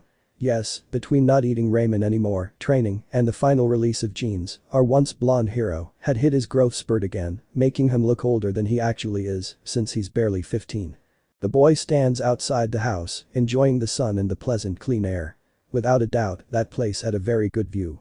The landscape, filled with nature and crystal clear waters, was beautiful, and according to the Takebetsu Jounin, nothing on earth could match it. The white-haired man stepped away from the wall beside her. His clothing hadn't changed at all, and he still wore the sash with the kanji for oil on it. Jiraiya. Ready. Naruto. Don't even doubt it. Unknown town. His sensei had already left him, leaving him alone under the unholy stares of various young women and adults. These stares made the young man blush. He wasn't very used to going through this kind of situation, and if you factor in the fact that he'd spent 2.5 years in a forest with only the company of a date, a pervert, and a sleeping kitsune, things didn't make things any better. They were in that village because a new group had appeared. There were 13 of them, all of them wearing Anbu gear and wolf masks. This group had appeared 1.5 years ago and were known as the 13 Blades of Death. According to legend, they had been killing shinobi all over Hai no Kuni, leaving nothing but a trail of destruction and blood wherever they went. For that reason, Jiraiya, upon learning that the same group was acting near where they were, decided to investigate it, and Naruto found himself dragged into that adventure. The boy walked calmly through the streets of that small, seemingly cheerful town, a smile on his face. He loved watching the children run around carefree, always laughing and playing with their friends and siblings. The scene was so beautiful that he didn't notice the Anbu placing a kunai on his neck. Come with me, Uzumaki Naruto. The boy didn't resist. Something told him that what he had to see or hear was extremely important. The pair entered the forest and came to a small clearing. Once there, the Anbu removed the kunai from the Uzumaki's neck and stood in front of him. This Anbu boy wore a white wolf mask, and his uniform was like the others in Konoha. Only his mask stood out. He removed it, showing Uzumaki Rick, with his right eye covered by Odo's headband and the mask covering the rest of his face. Naruto. Rick. What are you doing here? Don't tell me you belong to that group of assassins, do you? The boy clicked his tongue, annoyed. Naruto's disconnect from the world was frustrating to him. Rick. Yes, I belong to that group. The Takubetsu Jounin took up a fighting stance. Infiltrating Odo was one thing, but belonging to a group that went around killing ninjas was quite another. Naruto. Why did you do it? It's one thing to infiltrate with Orochimaru, but it's quite another to kill ninjas across the elemental nations with a group known as the 13 Blades of Death. Rick. Killing ninjas. More like killing root dogs, Naruto-senpai. You've been disconnected from the world for too long for my liking, the boy retorts. Things have changed, in High no Kuni at least. Naruto. What do you mean? He asks, without leaving his fighting stance, just in case it's a trap. Rick lets out a small sigh. He didn't like explaining things, like when he had to explain something about his life to the Sharingan squad in Yuzu. Rick. As you may know, a year ago the group known as the 13 Blades of Death appeared, but we are not murderers, Naruto. We are only waging a war, he reports in a serious voice. After you left with Jiraiya, the civilian council tried to get their hands on Akeno and Karen, but thanks to the Goddamn Hokage, it could not be carried out, but that enraged Danzu, who put his plan into action. Naruto. What plan are you talking about? Rick. After a month, Shimura Danzu, along with his root Anbus, began to wipe out all shinobi loyal to the Goddamn who were located throughout the Land of Fire. This weakened Senju Tsunade and suited Shimura and the civilian council, he says seriously. Some time later, a coup d'etat was declared and civil war broke out in Konohagakure and the Land of Fire, all to overthrow the Goddamn. The rebels were signed by Shimura Danzu, his root Anbus, the civilian councillors, and the ninjas loyal to him, who are the majority, given that they are from minor, medium and civilian clans themselves. That caused war to break out throughout High no Kuni, but the daimyo can't do anything. His daughter is being used as a hostage by Danzu and his people. Iridid dropped his battle stance, completely in shock. A war had broken out in his home, and he knew nothing about it. He wanted to leave Rick and Jiraiya alone there, and return to Konoha as soon as possible. Naruto. And what are you here for? Rick stared at the white wolf mask for a few seconds before looking at Naruto. Rick. The Hokage's forces are scarce. They are mostly genin. The Anbu have no commander and have been besieged in the village for 2 months. He places his right hand on his shoulder. The village needs the Yondame's son. This is the end of this beautiful chapter. Here's Rick. He was created by a reader of this fic, whom I thank. He's the 13 Blades of Death. Narrator I. 3 people were moving swiftly through the trees, with a common destiny.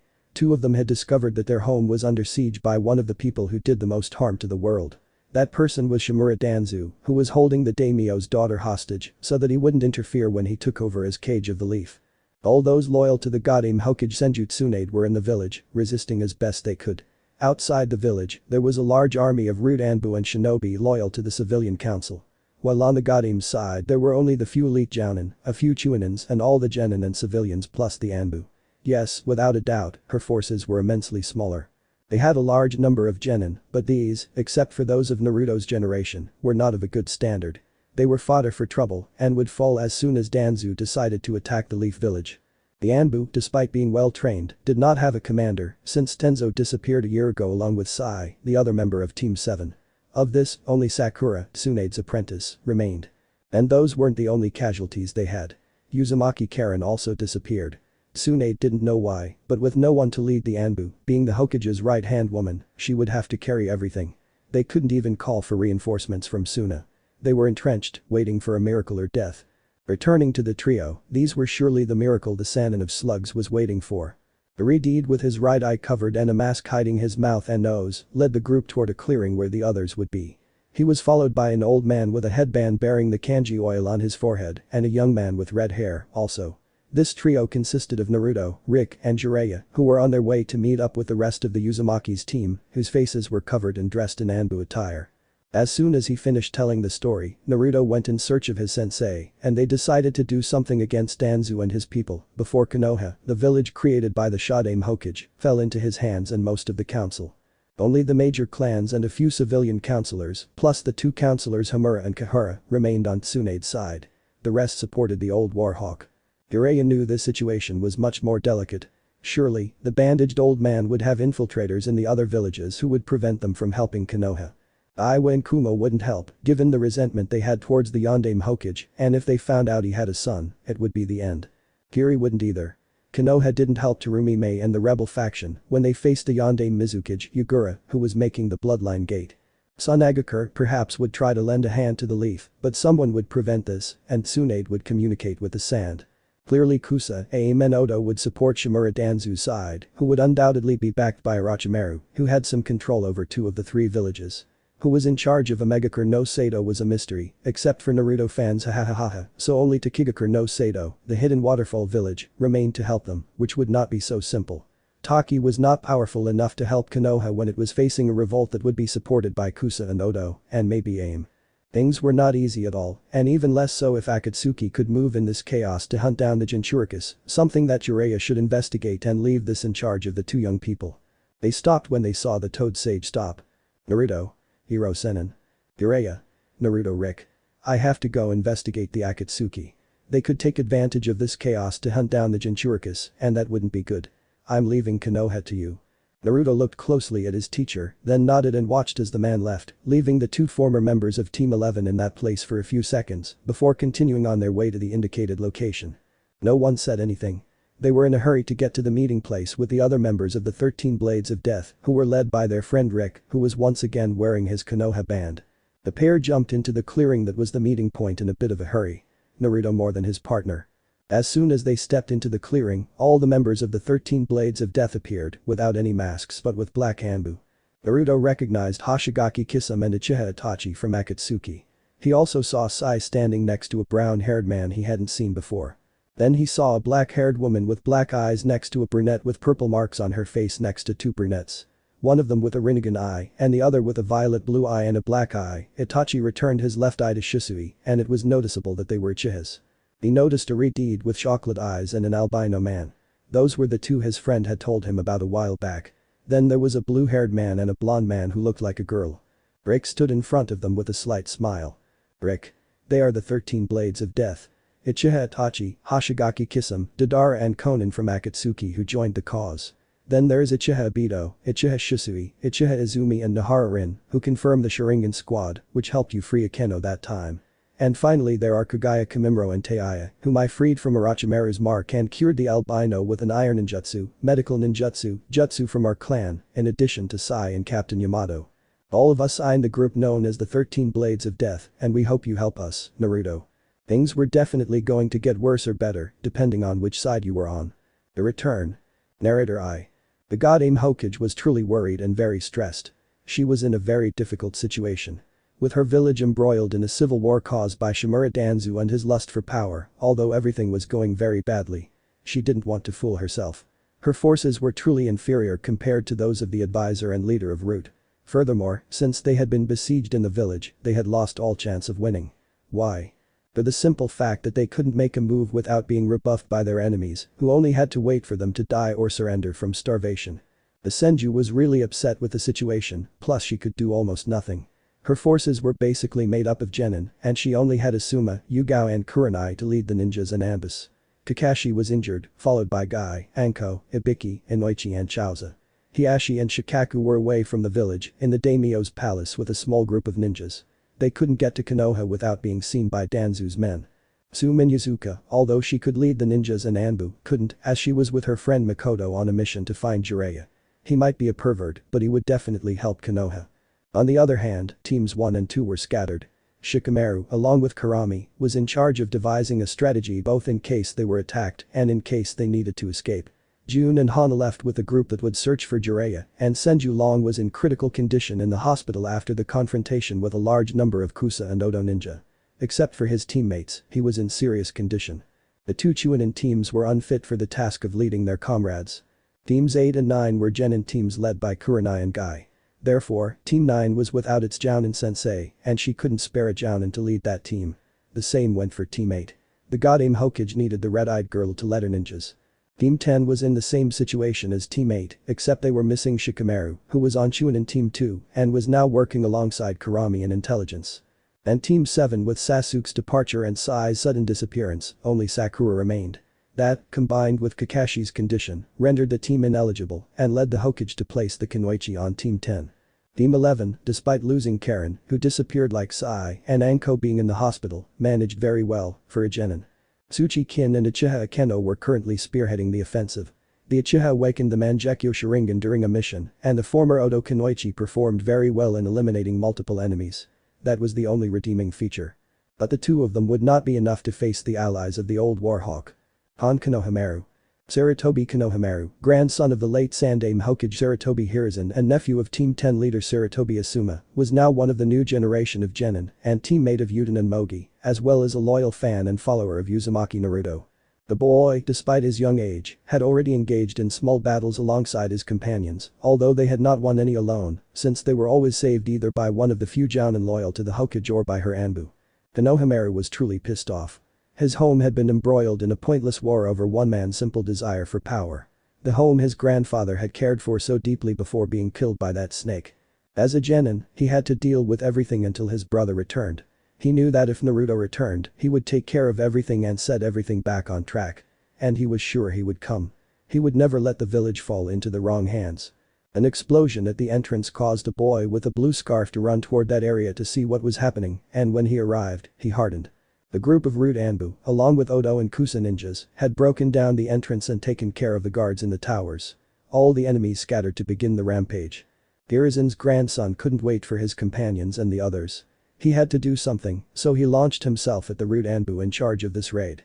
Konohamaru. I will never forgive you for this. The FFF, well look how good. The cloaked Anbu blocked the boy's attack with his sword and with a single movement threw him to the ground. He tried to get up, but a sword blade caused him to only raise his head. Last words. He swallowed hard. Even though he wanted to protect his home, the home his grandfather had cared for so much, he could no longer do so. His time had come, he knew. Asuma. Konohamaru. His uncle screamed loudly as he tried to get there, but Kusa's Jounin held him back and he could only watch as his nephew, his brother's son, died without further ado. Goodbye, boy. He began to raise his katana, then swiftly brought it down to cut off its head. But that never happened. A bandaged sword, known as a samahita, halted its advance, blocking its path. Ashigaki Kisame didn't see the need to cover his face with a wolf mask, but he wore it anyway, along with the rest of his black Anbu uniform. On his black wolf mask was the kanji for one in white. The former Akatsuki member kicked the rude Anbu, sending him several meters back. Beside him appeared another black Anbu wearing a black wolf mask with the kanji for 9. On his back, he carried his mother's katana. The two Sarutobi were surprised, but Asuma couldn't do much. He had to face those Kusa Jounin and prevent them from continuing. Kisame, go with Asuma. The shinobi katana placed his bandaged sword on his shoulder and turned around to face that pair of Kusa and snatch some delicious chakra from them.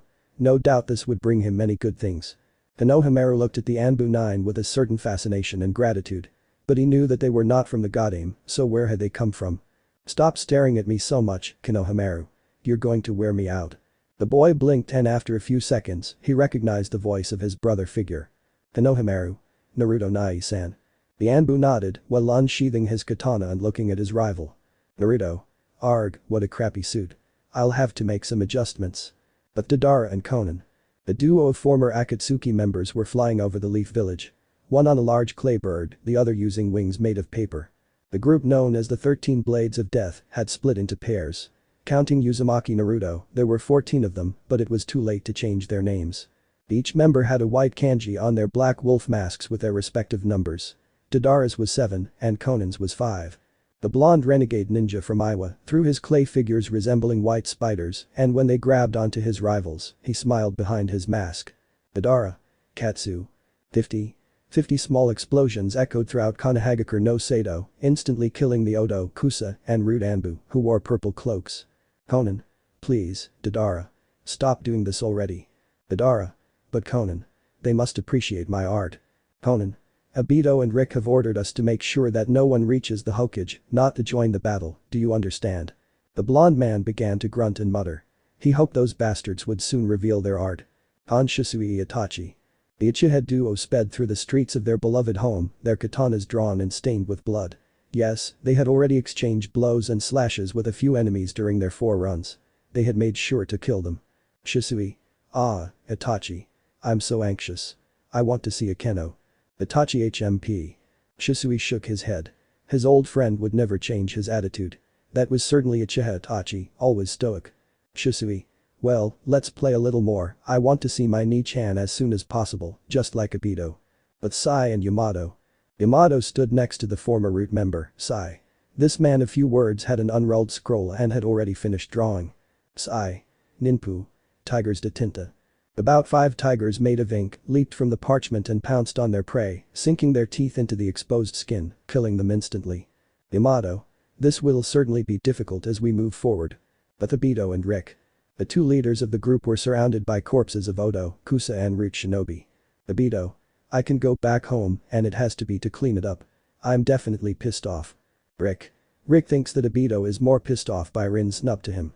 The Uchiha dropped his head, dejected by his partner's words. Obito. This is a cruel life. But Taiya and Kimimaro. The duo of former members of the Sound Five had already finished their work, leaving a Redeed and an albino thoughtful. Taiya wondered what Naruto was like. She had to talk to him to get to know him, although he seemed like a rather friendly boy. She'd have time to find out later, or so Rick promised her. Kimimaro, for his part, only thought about faithfully repaying the Uzumaki boy for finishing his cure. Yes, Naruto, using the Kyubi's chakra, ended up curing the albino, thus ridding his body of its illness. From that moment on, Kagaya swore eternal loyalty to him. With Rin and Izumi.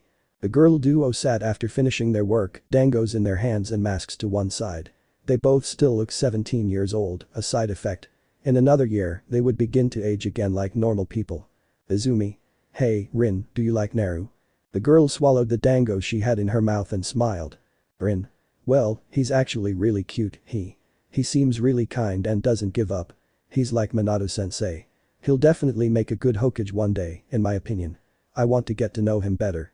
Izumi nodded at her companion's words and continued eating her dangos. But Naruto and Kisame. Naruto finished off the root Anbu and positioned himself in front of the village entrance, under the watchful eyes of Kisame, Asuma and Konohamaru. The former 2 finished off the Kusa Jounin. Naruto. Okay, now I'll close the entrance so no more enemies can get through. He began to make a long sequence of seals and placed his hand firmly on the ground. Doten. Earth wall. An immense wall made of earth, high and wide enough to close the entrance to the village, appeared, now preventing anyone from entering through said opening. Now they would have to jump over the walls that defended Konoha. Missions. Narrator I. Without a doubt, Kami-sama had heard the prayers of the inhabitants of Konoha. A group of 14 Anbus had appeared in the village when it was assaulted by a contingent of Shimura Danzu's forces with the purpose of killing the Godame, an objective they failed to achieve thanks to this group known as the 13 Blades of Death, although they were actually 14 members. The Hokage was happy, sort of. Not happy about the situation, but happy about why someone would help them. Tsunade left the Hokage Tower accompanied by Yugao and Kurenai, the only unharmed leaders of their forces. Asuma had come to Konohamaru's rescue and he would return to those wolf-masked boys. The moment he saw them, he was half in shock. His sensei's grandson was riding on the shoulders of the one with the kanji 9 on his mask. When the wolf Anbu stood before the Godame, the 9th left the young Sarutobi on the ground next to his uncle and removed his mask, leaving his face exposed, revealing the 3 unmistakable marks on each of his tan cheeks. Kurenai. Naruto. Naruto. Hola, Kurenai-sensei. That certainly surprised the busty blonde. In front of her was the boy who had convinced her to become the 5th Hokage of the Leaf, the son of her most hyperactive student. He was carrying her katana on his back. Tsunade. This is incredible. So you're the one behind this group of assassins. Naruto. Root. The 13 Blades of Death only kill root ninjas and their allies, Tsunade Obachan. But I'm not their leader. The Anbu with the kanji 3 steps forward, also removing his mask and revealing his face, more or less. A Konoha headband covers his right eye and he wears a cloth mask. His red hair falls over the leaf symbol, almost covering it. Tsunade remembers that face very well. Tsunade. Odo's Jounin, Orochimaru's right hand. Rick. Rick thinks he should clear this up. Rick was simply infiltrating that snake's base to free some good people and to warn Naruto-senpai. The honey-eyed girl turns to the boy. Tsunade. Did you know about this? Naruto. He proposed it. Thanks to that, we have this group at your service, myself included. Each and every one of the wolf Anbu removed their masks, leaving everyone except Asuma in shock. In front of them were at least 12 rogue ninja, not counting Tenzo and Sai, who were from Konoha. The Hokage was glad they were alive. Itachi. Godame-sama, the woman looks at the dark-haired man. All of us, we are here to help you in this situation of extreme need. I know you will doubt us, but I assure you that we are not here for any other reason. We all owe Naruto and Rick a debt. Madara. Say it for yourself. I still want to make hard. Bonin raised her fist and punched the boy, knocking him to the ground. Kisame, for his part, facepalmed. Kisame. This blonde. Obito stepped forward, followed by Shisui, Izumi and Rin. The blonde quickly recognized the brunette and the Uchiha. Tsunade. Obito Rin. Obito. Hi, Godam-sama. That had surprised her. That pair should have been dead. One was supposed to have died because of a rock and the other because of Kakashi. But why did Rin look so young? Nahara Rin, seeing her confusion, decided to speak. Rin. We're not ghosts, we're not from the Edo Tensei. We're flesh and blood. I'm this young because I was brought back to life by a Rinnegan Jutsu. And I'm glad about it. For his part, Obito actually survived the stone, which is why he's still alive. The Uchiha smiles, his left eye covered with an eye patch. After that, the others are introduced and the matter of saving Izumi and Shisui is made clear. After a brief explanation from Rick, the Hokage puts that aside for the moment and decides to gather the remainder of the council for tomorrow. The group split up and each went to a location given by the Godam. But Naruto and Rick walked calmly down the street, greeting the villagers. Word spread throughout the village that the Uzumaki duo had averted a catastrophe. Naruto. Well, how about Karen? Rick. He'll be with Suigetsu, Jugo, and Sasuke on Team Taka, just like I planned, Naruto-senpai. He sends his regards and kisses and says he'll keep an eye on both the pedophile snake and the emo boy. Naruto. I hope he's safe and nothing happens to him. Rick. Suigetsu and Jugo will take care of her, senpai. The boys continued walking toward the Uzumaki compound where Tsuchi-kin and Akeno might be.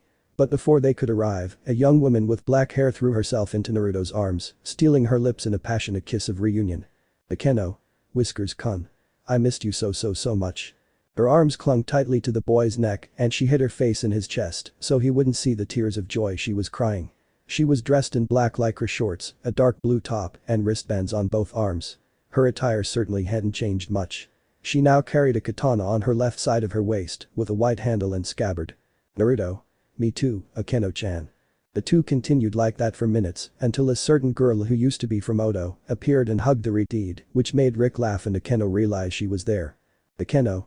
Oh, but look who we have here. It's Rick-kun. The Redeed broke out in a cold sweat. He knew what was coming his way as soon as he saw the girl's smiling black eyes. Rick. Akeno-senpai. How are you? Akeno. Now that you're here, very well. Throughout the Leaf Village, the screams of the young Uzumaki began to be heard as he began to receive the hard blows from the angry Uchiha. The next day, Naruto stood before Kahura, Himura, and the Godam Hokage, as well as Haruno Mibuyuki, the leader of the civilian council. Yes, as incredible as it may seem, the pink-haired woman was more than loyal to the Leaf. The leaders of the important clans were either in the hospital or on missions, and the rest were on Danzu's side.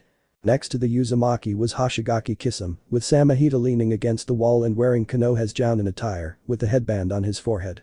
All the members of the 13 Blades of Death had been named Jounin given the circumstances, except for Sai and Yamato, one because he was already one and the other because a genin would be necessary.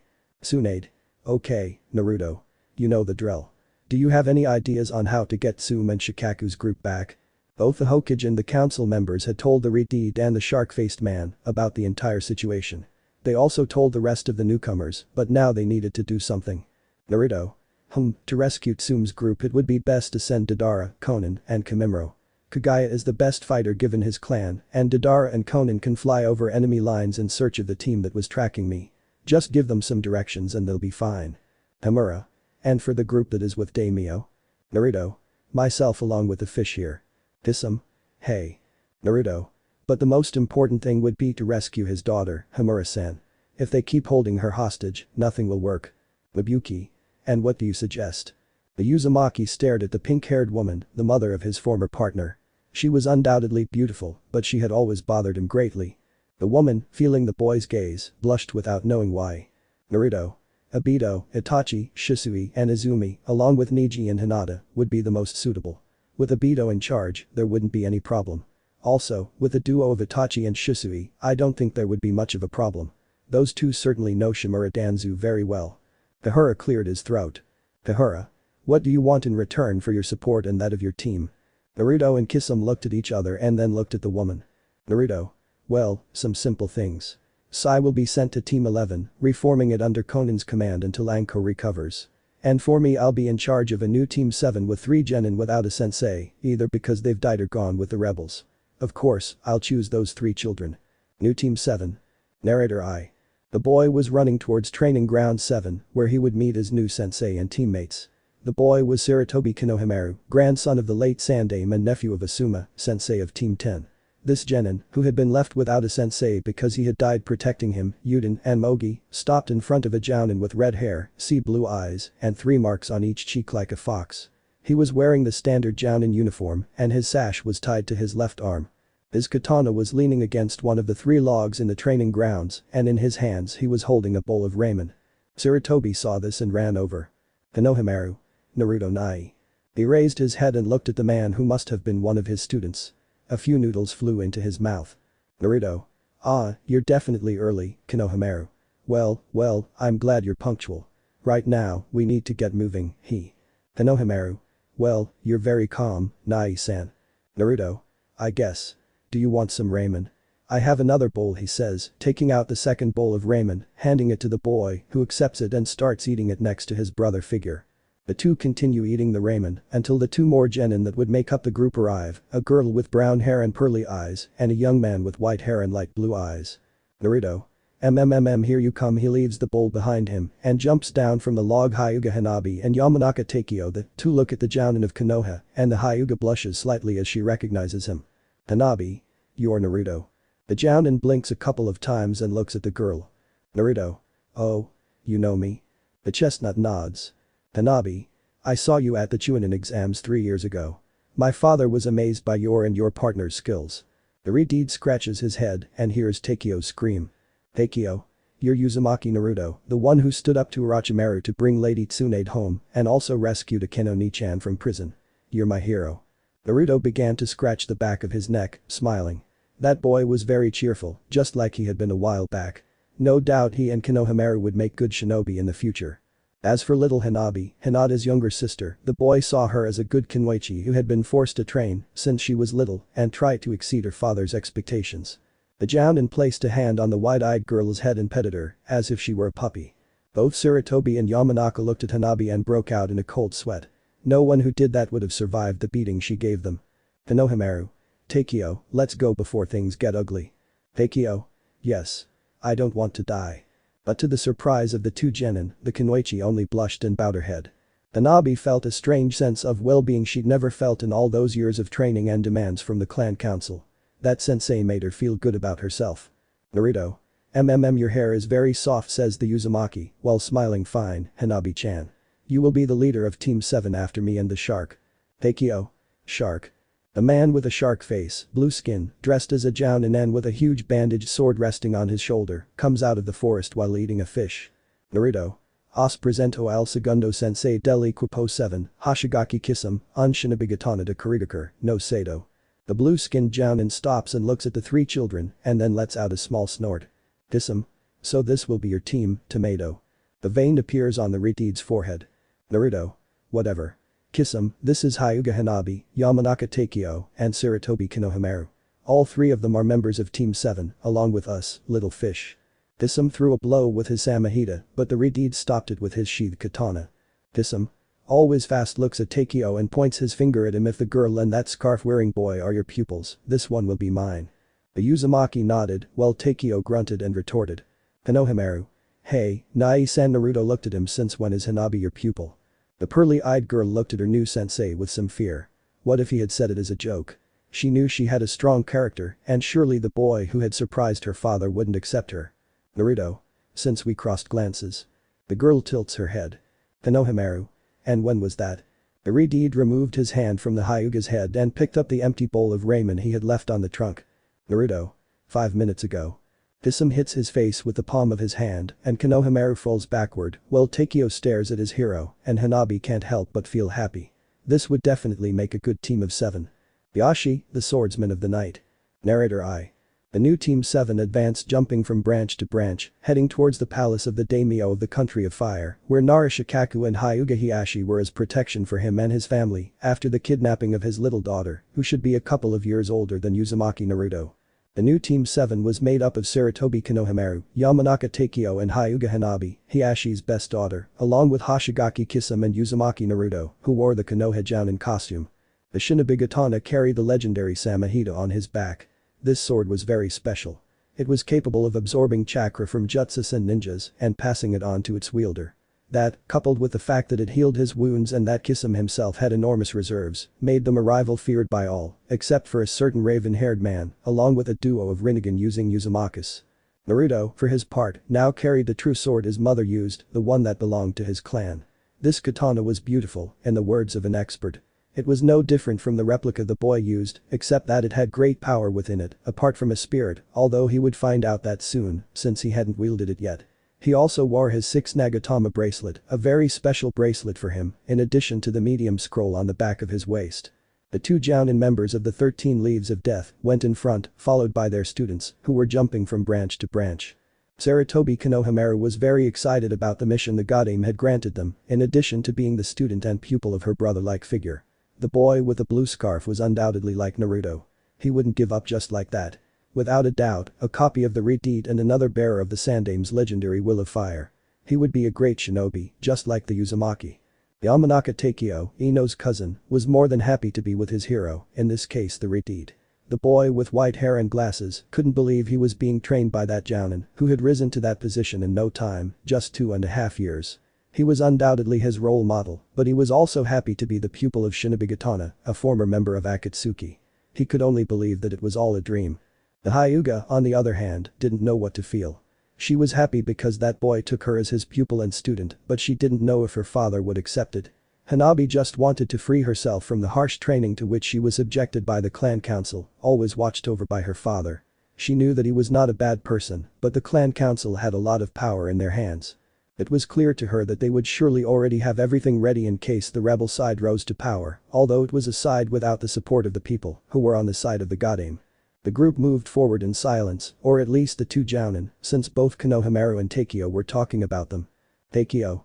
And how many new techniques do you think Naruto-sensei has? I saw his fight a few years ago, and everything he did during it was amazing. Konohamaru. Well, he's probably acquired some fantastic jutsus. He's familiar with many elements. The white-haired boy nods, remembering the battle of the Chunin exams a few years ago between the 2 Uzumaki, in which the 2 red-haired boys demonstrated a great level and arsenal of ninjutsu and movements. Takeo. Yes, I agree. Sensei is a brilliant shinobi. He's good at many branches of ninja. Without either of the 2 genin realizing it, a certain brunette listened to what the 2 were saying with a certain eagerness to discover more things about the blue-eyed boy who would be her teacher. As the chestnut was about to jump to the next branch, the tree on which it was located shook and it began to fall to the ground. She closed her eyes as she watched it fall next to the tree that had been cut down on purpose. An arm grabbed her waist and saved her from disaster. The enormous tree fell to the ground, creating a loud crash and raising a layer of dust. Naruto. Close call, he says, holding the girl. The rest of the group is a few branches further back, next to Kisame with his usual smile.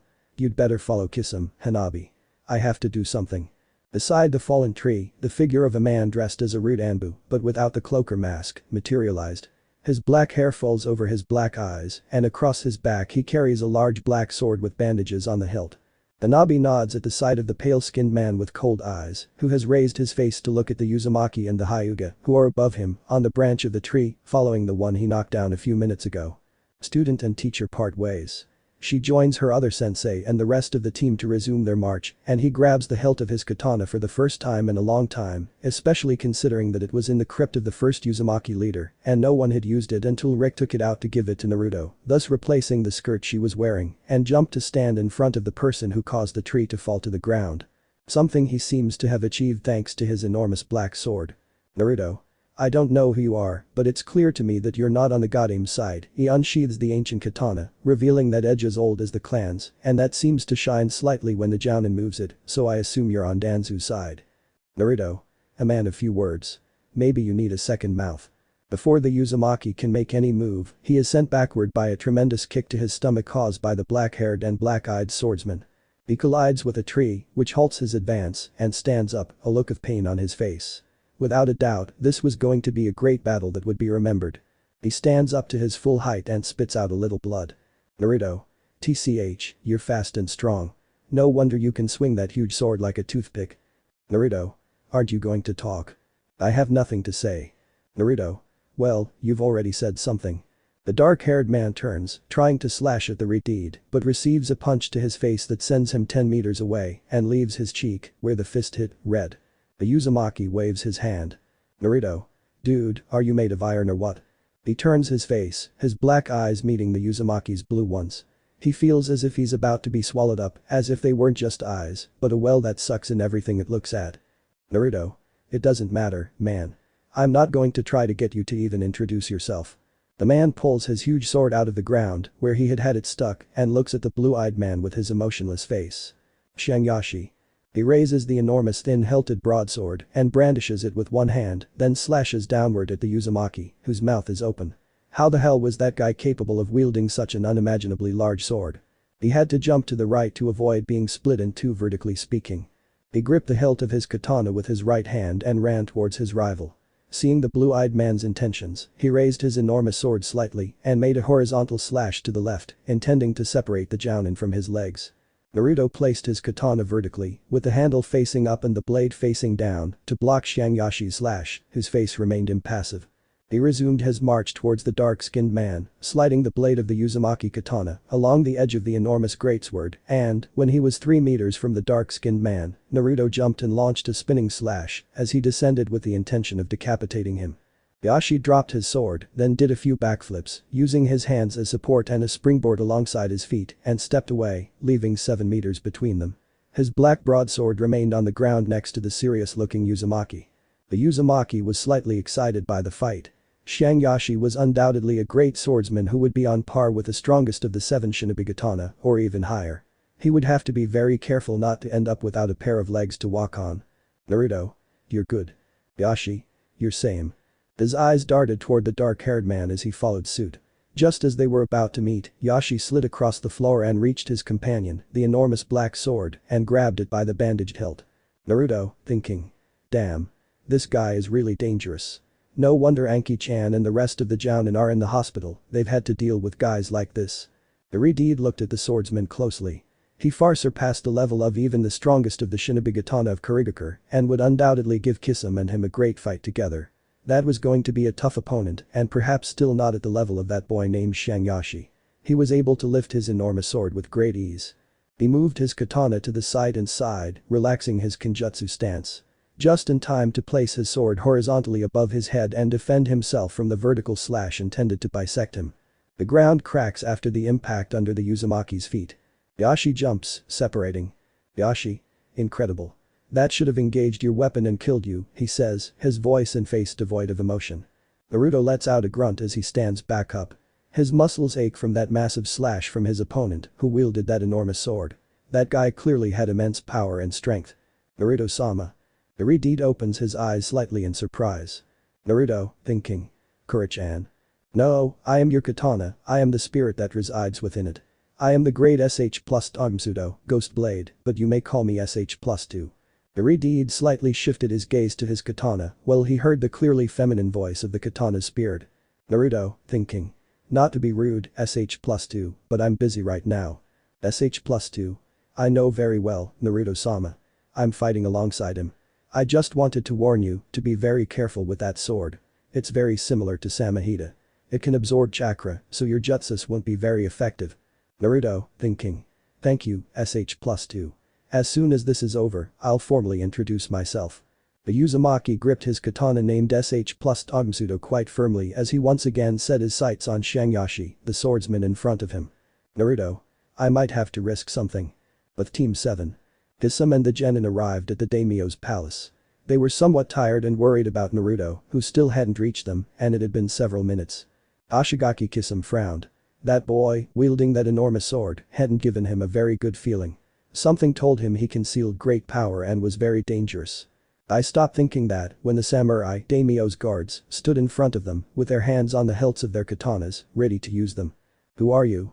Ashigaki Kisame, you're under arrest. The shinobi katana didn't flinch. It was clear that the daimyo guards weren't going to ignore the story of one of the former Akatsuki members. As he was about to say something, an orange flash appeared next to the Samahita wielder. Naruto emerged from this flash, sweat running down his face and with light cuts all over his Jounin clothes, revealing small gashes caused by the confrontation with the black swordsman. From the cut on his forehead, a line of blood runs down to his chin. Naruto. The blue-eyed boy turned around and saw Narashikaku, along with Genma and the leader of the Hyuga clan, who had approached with daimyo to see what was happening at the entrance of the palace, since they could hear the small commotion that the new Team 7 had made upon arriving. Naruto. Shikaku-sama.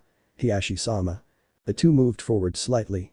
The Hyuga clan leader shifted his gaze to his youngest daughter, who had approached the Uzumaki, as if she had known him forever. Shikaku. What are you doing here? Weren't you training or something? And what's the Akatsuki member doing here? The blue-eyed man scratched his cheek while smiling. Naruto. Well, you see, Shikaku-sama. I'm the Jounin sensei of the new Team 7, made up of these 3 genin that I selected myself, he says, as if it were nothing. Kisame lightly tapped his shoulder. Ah, yes. And Kisame, plus Madara, Uchiha Itachi and Konan, have joined the ranks of Konohagakure no Sado against Root. Let's just say I'm the reinforcements the Godame was waiting for. Right now, various missions are being carried out against the rebel lines. He turns to the daimyo. As soon as we recover his daughter, we will return to the village to face our enemies. Daimyo. Have they launched a rescue mission? Kisame. Clearly. 3 teams have been deployed to retrieve Uchiha Mikoto's team, rescue her daughter, and this team aka, you guys. We're the reinforcements. Shikaku. I see. It makes sense. Lady Tsunade needs every ninja available to face Root. Besides, I suppose she needs me. All or most of the Jounin will be at the hospital. Shimura Danzu has some very good ninjas. Naruto. How Shangyashi? The Nara raises an eyebrow. Shikaku, have you run into him? He asks, and the Uzumaki nods. He's a great master of Kenjutsu. He almost killed Yugao, and he was the one who defeated Kakashi and Gai together.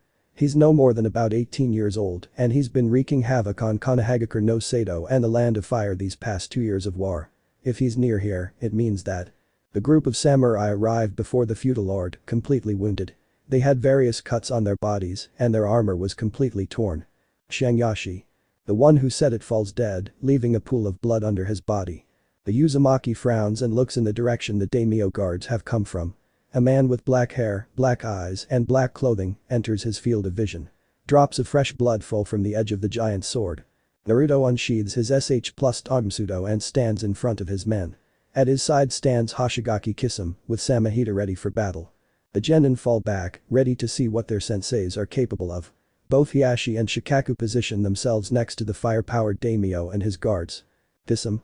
Ready, tomato. Naruto. Yes, little fish. The 2 swordsmen of the 13 Blades of Death engage in a kenjutsu battle with the boy in the black trench coat. The sound of their swords clashing resonates throughout the area. Kisame tries to hit the brunette, but he deflects Amahita and blocks Naruto's SH+ Togmsudo with his enormous greatsword and kicks the shinobi-katana, sending him away. He turns and takes the handle of his sword with his left hand and hits his rival's defense strongly, breaking it, and with the palm of his right hand, as if it were the gentle fist of the Hyuga Jukin, he hits Naruto's chest, sending him backward. The boy somersaults and lands on his feet, but for a few seconds he is unsteady. Hiashi places his sword on his left shoulder, now gripping the hilt with his left hand, and launches himself at the Uzumaki and shinobi-katana, who are still recovering from the first clash. Shikaku takes advantage of this and uses his clan's shadow possession, stopping Shangyashi's advance, at least for the moment. The boy moves his eyes and glances at the leader of the Nara clan. Unexpectedly, the dark-haired man breaks free from the pineapple-haired man's jutsu and charges at him, being intercepted by Hyuga Hiashi. Everyone watches as the clan leader, who possesses the Byakugan, launches various blows with the intention of blocking the black-clothed swordsman's chakra points. But the boy is too fast. He dodges each of the Jukin's attacks and ends up elbowing Hiashi, causing him to spit saliva and some blood, much to the surprise of his youngest daughter. Furthermore, the man had activated his Byakugan. Kisame and Shikaku take advantage of this and rush at Hiashi, but the wielder of that enormous sword sweeps the ground with them and rushes at the daimyo, who is protected by his personal guard. Heikyo and Konohamaru rush in to stop this cold-eyed, emotionless man. He sees this and with a simple sweep of his sword creates a gust that sends the 2 genin on either side, Heikyo to the left and Konohamaru to the right, and begins to accelerate. At that moment, Hyuga Hanabi makes a decision. She wants to stop the swordsman who defeated her senseis and father. She stands in front of Hiashi, who continues running and takes the Kaiten stance. But she is very slow. Shangyashi is already upon her, lowering his sword. Hiashi. Hanabi. Blood spurts onto the ground, red, almost black. Shock and horror are reflected on the faces of each and every one. The right arm is on the ground, severed by the dark-skinned man's sword. Naruto. No, I will allow you to harm my student. He raises his face, with blue eyes like 2 blue flames on his face. Where the right arm should be, now just give it blood. Hatsu. The explosive art. Narrator I. While Naruto's group faced a swordsman named Shangyashi, the group led by Konan, the paper angel, advanced through the skies in search of Tsume, Hana and Jounin Yuzuka, led by Uchiha Mikoto. This was the tracking group that was looking for Naruto and Jiraiya. Konan used her paper wings as she flew over the enemy lines. There were a large number of ninjas on the side of the route leader. There were many of them, along with a large number of Anbu from this paramilitary group, supported by Kusa and Odo ninjas, who could be seen all around the perimeter. There was a great distance between the root army and the Leaf Village. Between these two forces, there was an unoccupied space of 1 kilometer. It was like a neutral zone between the two opposing forces. Undoubtedly, the new Team 7 had to find a gap in those lines in order to reach the daimyo's palace. But with the Uzumaki boy, nothing was impossible. Madara walked beside Kagaya. He wore a standard Konoha Jounin outfit and a headband. The blonde boy carried 2 bandoliers in which he carried his precious clay for his explosives. The palms of his hands were uncovered so he could better mold the object of his explosives. Kagaya Kimimaro, for his part, despite being named a Jounin, always wore his loose-fitting kimono so he could use his Kekkei Genkai and not tear his clothes by pulling out a bone during combat. He didn't want to have to change his clothes every time he started a fight against an enemy ninja. And he couldn't walk around in clothes full of holes, so that was his preferred outfit. 3 Jounin had started their mission just a few days ago and they still hadn't found any trace of Mikoto's group. It was very likely that she was in some other elemental country and were messing around for Hai no Kuni, although it was highly unlikely. The Gade might need said team of women and the Uchiha wouldn't leave the land of fire, being in such a critical situation. It would take at least weeks to find them, even more so if they were on the move looking for Naruto and Jiraiya, one of whom had already returned and the other was on one of his investigations about Akatsuki. The albino had his own thoughts. He knew why he'd been sent on this mission. He was the fighter who would have to take down every enemy that stood before them and Kagaya was willing to do this even if it cost him his life. He would take them all down just to obey the orders of his lord, in this case, Naruto. Things weren't in a position to refuse to carry out one of the most difficult and important missions, especially when the well-being of Konoha and the victory over Shimura Danzu could depend on this outcome. Madara and Kimimaro stopped in a clearing to wait for their blue-haired teammate. The woman, like the blonde, was wearing a Jounin uniform with a sash around her neck. The origami artist descended from the sky and stood next to her 2 teammates, who were waiting for her. Kimimaro with his characteristic patience and the blonde boy with a certain impatience. She wanted to try her art again on those people who were attacking what was now her home. Madara? Well. Konan. I haven't seen them. But I was able to see a cave a kilometer ahead and it seemed to be very hidden. For someone traveling by land, it would be very difficult to see. I think they might be there, either because one of them is injured or to avoid being found. I saw a contingent of shinobi and Anbu allied with our enemies coming in this direction, toward that same curve. They'll be here in 15 minutes. Kimimaro. I see. We must confront them as soon as possible. Madara. Whoa. I'll be able to use my art to take them out. The blue-haired girl frowns as she looks at her partner. Konan. Don't you think you're a little too excited? I mean, it's very likely Kimimaro will be the one to face them, not you. He's the most suitable. Madara. I don't argue with that. The white one is the strongest when it comes to massacring large numbers of opponents, that's a fact. But you should also know that we must return to Konoha. If Kimimaro falls, it will be much more difficult for you and me to complete the mission. It's better if I face them myself. Using my clay, I can take down all those obstacles and if someone strong appears, it will be to teach them a lesson in my precious art. Konan was surprised. The blonde had just realized something she hadn't expected. If Kagaya stayed to face that contingent and didn't come out alive, it was very likely they would fail the mission on their return if they came across a strong opponent and needed a Kagaya's experience and will to fight. She sighed and smiled when she saw that the blonde wasn't as stupid as she thought. Konan. Okay, we'll follow your plan. But Team 7. Naruto was unconscious, without his right arm and with the stump of it bandaged. The fight against the swordsman known as Shangyashi had been brutal.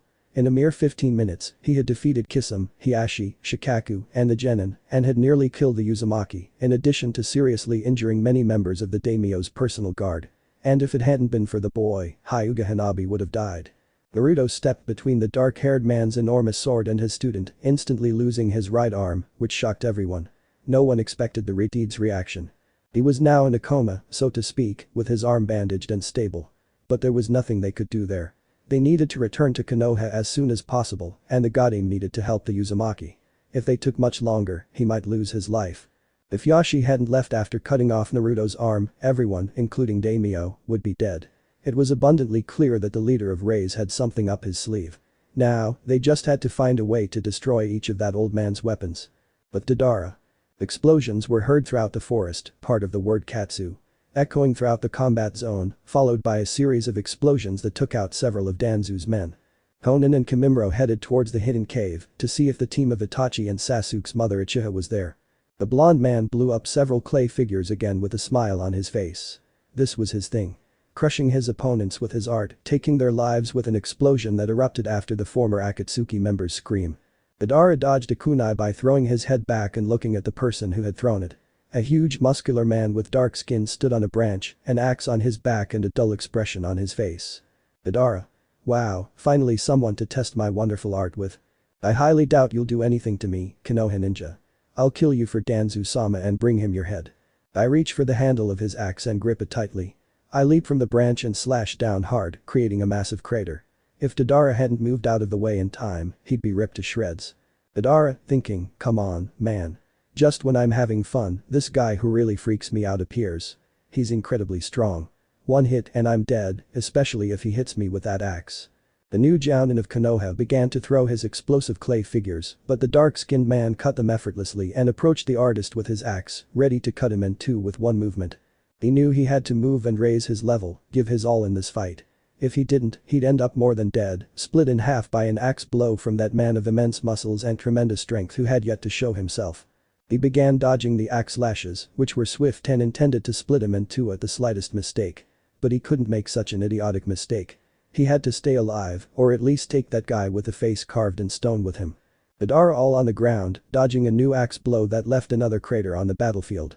With two kunes in each hand, he threw them towards his Anbu-clad enemy, and with a seal, he made them explode, raising a layer of smoke that would charge the dark-skinned man. I take advantage of these valuables and use their C2 clay to create a strong explosion. When all the smoke cleared, the axe-wielding man was still standing, his wounds freshly opened all over his body, his blood shining in the sun, something the blonde ex-Akatsuki member couldn't believe. He had survived an attack with his C2 clay. Without a doubt, that man was a monster, one who would be very difficult to kill. The axe-wielding man ran towards the blonde artist ready to cut him in two, but some figures stuck to the man. Madara. Katsu. These exploded, sending the dark-skinned man flying, who was thrown into the sky by the cloud of smoke, as if he had been kicked hard in the chin. If he kept this up, Madara would soon run out of chakra. It wasn't that he had little reserves, but he was facing that man alongside the rude Anbu and the Kusa and Odo shinobi. Not many could do this and still be standing. He stopped panting and jumped back. The axe lodged where he had been. Madara. You're tough. I raise my face and look at the dark-skinned man with a shaved head and a black beard, and that's pissing me off. He began to pick up clay again with his hands as the man jumped to the ground. I will bring your head to Danzu-sama, even if it is the last thing I do. He shot out and rammed the blonde with his shoulder, knocking him to the ground. He picked up his axe, pulling it out of the ground, and raised it to chop off the young Jounin's head, who smiled slightly. Last words. The boy stood up slightly, panting. His blonde hair slightly covered his eyes. Madara. Yes, Katsu. The large explosion on the dark-skinned man's back threw him towards the former Iwa ninja, who took advantage of the situation to stab him in the stomach with a kunai, kick him and throw him meters back, then make a hand seal, creating an explosion that disintegrated his body. Parts of the dark-skinned man fell from the sky onto the battlefield, while the blonde man fell into the grass to rest. Madara. Explosive art. It's beautiful. Hashirama's Heir Part 1. Naruto narrator. Darkness. That's all I see. The last thing I remember is that boy, Shangyashi, cutting off my arm when I protected Hanabi from being cut in two. Maybe I'm dead. My arm is basically severed, and the blood loss must have sucked the life out of me, and that's the only thing that explains Kuri-chan's absence. I can't believe she's dead. I wanted to do so many things, but that bastard took them away from me. How's Akeno doing? I hope she's not too sad. I've always hated it when tears of sadness flow from her beautiful eyes. I clench my fist. Why did he have to die right now? I haven't trained at all. But that guy, he was just too good. He matched me and Kisame in Kenjutsu together. Not many can do that, match two experts in the art of the sword. Without a doubt, that kid is a great threat. He'll be a barrier for Oba-chan to overcome, and it won't be easy. Narrator I. The light floods the enormous black room like a moonless night, enveloping Naruto with unparalleled warmth and purity. Naruto, thinking. What is this? I feel a great warmth that covers my entire body and even gets inside me. But I can't see anything. There's too much light to distinguish anything. The immense light that envelops the room fades, leaving the Uzumaki in a completely white room. In front of him stands a man with black hair and red armor, his face serious, but not as serious as an Uchiha. I see that the time has come. The boy uncovers his eyes, seeing this man, who stares at him. Naruto. Who are you? Aren't I supposed to be dead? Not at all. You're still alive, except in a deep coma. Naruto. I see. But at least I'm not dead. I have hope of waking up someday, although I hope that by that day, Senju Tsunade will still be the Hokage. The man raises an eyebrow, looking at the boy. Do you know Tsunade? He blinks a few times as he looks at the man in red armor. Naruto. Yes. I had to go for her when Sandaime died and a Goddamn Hokage was needed. I see. Naruto. Do you know her? Of course. I'm his grandfather. Naruto. Wait. I shouted in great surprise. I'm sorry, but I don't believe he's her grandfather. I mean, she's older and all.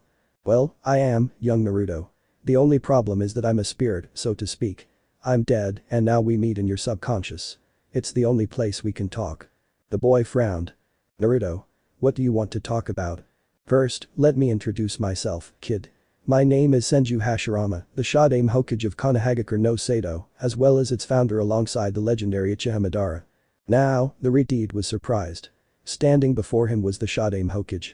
This was a moment no one else could enjoy. Naruto. It is an honor to stand before you. Naruto bows to the man present, who can only wonder where to go in the face of his descendant's attitude. Hashirama. Come on, there's no need for such formality. I don't think that attitude suits you. Naruto. Ah. Hashirama. From above, I have been and am watching you, along with your parents, my dear Mito and your mother's parents. I must say, you have surprised me, young Uzumaki. You are a worthy heir to my clan and the Uzumaki. For what seemed like hours, Naruto remained motionless, making no movement except for the chest movement that indicates he is breathing and has not left the world of the living. Then a loud shout resounds throughout the place. Naruto. Heir to the Senju clan. Me. Hashirama laughs at the young man's face. Hashirama. Yes, you, he says, with a slight smile on his face. You see, 200 years ago, the heiress of the Senju clan, as well as the Mokuton user, the first to be known, married the heir of the Uzumaki clan, the Prince of Yuzu. But they died 3 years later, so the Senju heir was the younger brother of Senju Sakura, the heir of this. Until her death, the Shodaime looked into the dark blue eyes of his descendant while telling the story. From that son, of whom the Senju did not know since the relationship between the two clans ended, the following princes of Yuzu were born, until reaching Uzumaki Ashina, the first Uzukage of the formed Yuzashigakure no Sado. The Shodaime's eyes now become clearer. Well, by that time, my clan wanted to restore the relationship with yours, but had to because of a marriage pact. Me and Uzumaki Mito, the first Jinchuriki of the Kyubi no Yoko and your mother's father, with my daughter, my firstborn. You know everything else. About the attack on Yuzu, etc. Basically, the blood of the two heirs of the first Senju generations and my own runs through your blood. Naruto remained silent. With everything Hashirama had told him, he was basically the heir to the two most powerful clans in history. For me, the Uchiha aren't that powerful. They have good ninjas, but that's it. Those eyes of theirs, they deserve all the credit, except in the case of Madara, Itachi, Shisui, and Obito. Those are good Uchihas, as are Mikoto, Izumi, and clearly Akeno, which was really hard for him to process. Naruto. I see. Hashirama. I know it'll be hard for you to process that, but I know you'll do it. He flashes a big smile. Your friend Rick, along with Tsunade, implanted my right arm to replace yours. You basically have my blood now, and your Mokuton is unlocked. His gaze turned serious. The time for your training has come. Hashirama's heir. Final part. Narrator. Naruto had been in a coma for a month after losing his right arm due to a sword cut by Shangyashi, one of Danzu's men, or at least, that's what it seemed. All the missions had been successfully completed. Madara defeated one of the strange men and rescued the tracking team led by Uchiha Mikoto, while the team led by Obito successfully freed the daimyo's daughter, Kasara, who was very grateful. She had no injuries, at least not at first glance. The blonde former member of Akatsuki was in a room across from Naruto's, lying down completely exhausted and with some minor injuries after his fight with the Axeman, and was visited by all his companions. The 9 rookies of Konoha already knew about the return of their generation partner, but were surprised that he suffered a defeat at the hands of a stranger who defeated him and Kisame, 2 great swordsmen, one of whom was a shinobi katana from Kurigakure. Naruto, after having his arm cut and falling unconscious due to blood loss, was absorbed by Kurama with his chakra, stabilizing it until Team 7, along with Hiashi and Shikaku, arrived at the Leaf Village, being taken by the hands of Senju Tsunade, who thanks to Rek, who carried the right arm of the Shodaime Hokage, Senju Hashirama, implanted it, although he would always have to wear it bandaged. Now, a month after the operation, the Uzumaki seemed reluctant to wake up, remaining in his hospital room, where only he was the injured. Thanks to the 13 leaves of the leaf, they were able to stabilize the situation, confronting Danzu's men and the civilian counselors, which gave all the injured time to recover and be able to face the rude Anbu. In a room in the empty hospital, more specifically in Uzumaki Naruto's, there was a young woman with black hair and black eyes, wearing a black tank top that highlighted her D-cup breasts, with the Uchiha symbol on the back. Underneath, she wore black lycra shorts and over them a short blood-red skirt. An elbow pad adorned her right arm. The girl was Uchiha Akeno, Naruto's wife and his friend and battle partner. She was looking out the window when a voice brought her out of her thoughts. Akeno-chan. She turned to the bed, seeing Naruto, who had stood up, leaving his torso exposed and well-formed. His right arm, the one he inherited from Hashirama, was bandaged across his shoulder, concealing it. Akeno. Naru-kun. Tears began to escape from her night black eyes, the eyes of every Uchiha. Naruto-kun. The arms wrapped around the boy, now half blonde and half red-eyed, with strength and warmth, leaving his face against the brunette's breasts, who let her tears escape, wetting the Jounin. Naruto, for his part, wrapped his arms around the girl's waist. To his surprise, he could move the new arm as if it were his own, as if he hadn't lost it in battle. Akeno. Now you have half your hair red and the other half blonde. How many times are you going to change your style? The boy with two-tone hair raised his face, slightly separating it from his beloved's breasts. Naruto. It's not my fault. Because of Hashirama's genes, I've got a bit of my blonde back, but it'll be completely red again soon. Akeno caressed the boy's face gently. She didn't want to go through the anguish of whether her beloved would wake up or remain in a coma again. She loved him too much to bear his loss. He held a large part of her heart and not many could achieve that. He slowly lowered his hand, gently caressing her face with his fingers. He ran his hand from her forehead to her chin, all of it gently, without taking his eyes off the blondes. He lowered his face and melted into a sweet kiss, which became more passionate with each second. Akeno parted her lips to stick out her tongue, asking her lover's permission to let her enter her cavity. This began a battle of tongues that moved very evenly, as if in a dance. Lemon skipped. Naruto. It must be repeated. Akeno. Yeez, let's go now. With long. While the two lovers were having sex in a hospital bed, a white-haired man with golden eyes walked the streets of Konoha with his arms behind his head. He had already recovered from the wounds he sustained during his fight against a large contingent of rude Anbu. An explosion at the entrance caused the Jounin to run towards the place, running into a confrontation between the Konoha ninjas and Danzu's allies, including Odo and Kusa ninjas. The guy with a huge sword appeared, taking out several shinobi of the leaf. Long. Shang-Yashi. Yashi. The Senju launched himself at the swordsman, who managed to seize Naruto's right arm. Naruto dodged each new blow, growing increasingly frustrated. His taijutsu would be useless if he continued like this. Naruto could quickly cut him in two. Long. Doten. Earth bullets. From the Senju's mouth, several balls of mud shot out, heading straight for the black-haired boy. But he, with great speed and ease, cut each and every one of them with his great sword, surprising the boy. Yashi showed no emotion at all about doing something that many would find difficult. He remained cool, stoic about what he had done. Long was unaware that his opponent's sword, like Kisame Samahita, was powered by chakra and therefore had little use for ninjutsu. Even if he hadn't split the mud balls, the sword would have absorbed them. Yashi. Fuiton. Kinjutsu. Void Blade. A slash of wind was heading toward an indecisive white-haired boy. What should he do now? If that boy started using Kinjutsu attacks, he'd end up like a sieve. Doten. Wall of the Foxes. An immense wall of earth, with fox heads carved on both sides, emerged from the ground, stopping the air slash created by Yashi and saving the Senju, who looked back. With his hands on the ground was Uzumaki Naruto, with his Jounin pants on and his torso only covered by the Jounin vest. His right arm was all bandaged as it is after losing it to Sasuke, and his hair falls over the ninja leaf headband he has on his forehead. Beside him, looking annoyed, was Akeno. Just as the two lovers were about to return to their activities, the explosion occurred and they had to put their affairs aside. Naruto straightened and dissolved the Doten Jutsu, revealing Shang-Yashi with the tip of his sword resting on the ground and his right hand gripping its handle. His face hadn't changed its expression. The Uzumaki picks up SH plus Tombsudo and places her on his shoulder, then stands next to Long. Naruto. Mokuton. Tree Army. He places his right hand on the ground and pine trees appear in various places around the village, impaling several of the enemies, reducing their number slightly, which doesn't work with Yashi, as he jumps and cuts down the tree that tries to kill him. Naruto. I thought you would fall for it, he says, with a smile. Yashi. Long stands in front of Naruto, surprise reflected on his face. Long.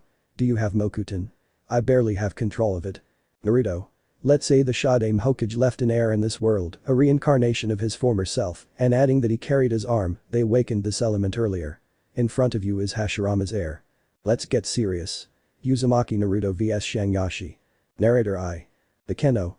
Stop explaining yourself. The Uzumaki turned his head and looked at his young wife, who was truly angry, and with good reason. He was also furious with Danzu's men, who had attacked just as they were about to attack again. This had her in a very bad mood, and an angry woman was a very dangerous enemy. He turned his gaze back to Shanyashi, who had pulled his sword from the ground and was looking at the trio with his usual indifference. Did that boy not know what joy was? Naruto. Long, he called, and the boy turned his head and looked at his friend tell Rick to put the contingency plan into action. The Senju didn't understand what he meant and he doubted the Shodaime Hokage would, but in a situation like this, when they asked Rick to put something in motion, it had to be something important. Who would let that red-haired lunatic direct something? Naruto. He decided not to argue and left the area where a great battle between two great shinobi and a great kunoichi would take place. The Keno drew her katana and stood next to her husband Uzumaki, who already had his arm back, touching the handle of SH plus Togmsudo with his full fingers. The Keno. After this, I want to pick up where we left off. Naruto. Your words are orders, Haim. The brunette launched herself at the black-haired boy and attacked with a downward slash, which she blocked with the edge of her sword, a moment that the two-colored-haired boy took advantage of to try to bury SH plus 2 in Yashi's back. But he detached his left arm from the handle of his sword and used it to grab Naruto's right arm and throw him against the Uchiha, sending them both 10 meters away. The eye rises and helps the black-eyed girl to stand up. The Keno. It's good. Naruto. You full cut. Yashi leaps toward the two, his sword slashing across the ground. From a meter away, he raises his sword, slamming into Akeno's defense, forcing her to back away from him. The black-clad swordsman spins and launches a powerful vertical spinning slash at Naruto, forcing him to shield himself with his katana to prevent it from cleaving him in two, separating me from my legs. The sound of metal against metal can be heard throughout the village.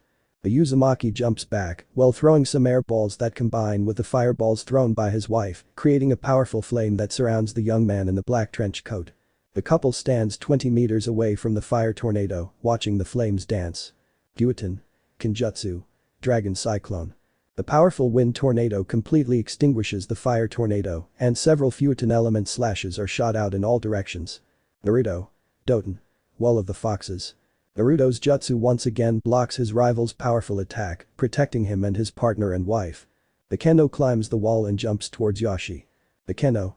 Kaiten. Kenjutsu. Hoha de Lamas. He launches a powerful vertical slash with the blade of his sword wrapped in flames, but it is stopped by two katanas carried by Shanyashi, causing doubt to be expressed on the girl's face. The young man throws a roundhouse kick at her, hitting her in the abdomen and sending her towards the wall of the village wall, but she is caught by the Uzumaki. Naruto. You're carrying two katanas now. And that great sword from before. Yashi. Is the fusion of these two katanas. And he launches himself at the two-tone boy with the intention of finishing him off, but he ends the seal of the sequence. Naruto. Doten. Great Earth Fox. The wall with fox heads collapses and turns into an immense fox that launches itself at its prey, intending to tear off its head. Yashi. Futon. Kenjutsu. Double Hoha de Vasio. Futon's two slashes shatter the fox made of rocks before it even touches a hair. Naruto, thinking. Damn. My Kyubi jutsus aren't perfect yet, and at their true power I don't know if they exist in the Naruto and Shippuden canon and series, but I've invented superior jutsus, since they come from the Bijuus. Lock the two blades with SH plus Togmsudo, placing it vertically above his head. The Keno kicks the black-haired man away from her loving husband. Yashi spins in the air and lands on his feet as if nothing had happened as he returns to the attack. Naruto. Mokuton. Kenjutsu. Races Kurtantes. He pins SH plus Togmsudo to the ground and roots begin to sprout from it, wrapping themselves around the enemy or making various cuts on his legs. Yashi uses his katanas to release the roots that are coming for him.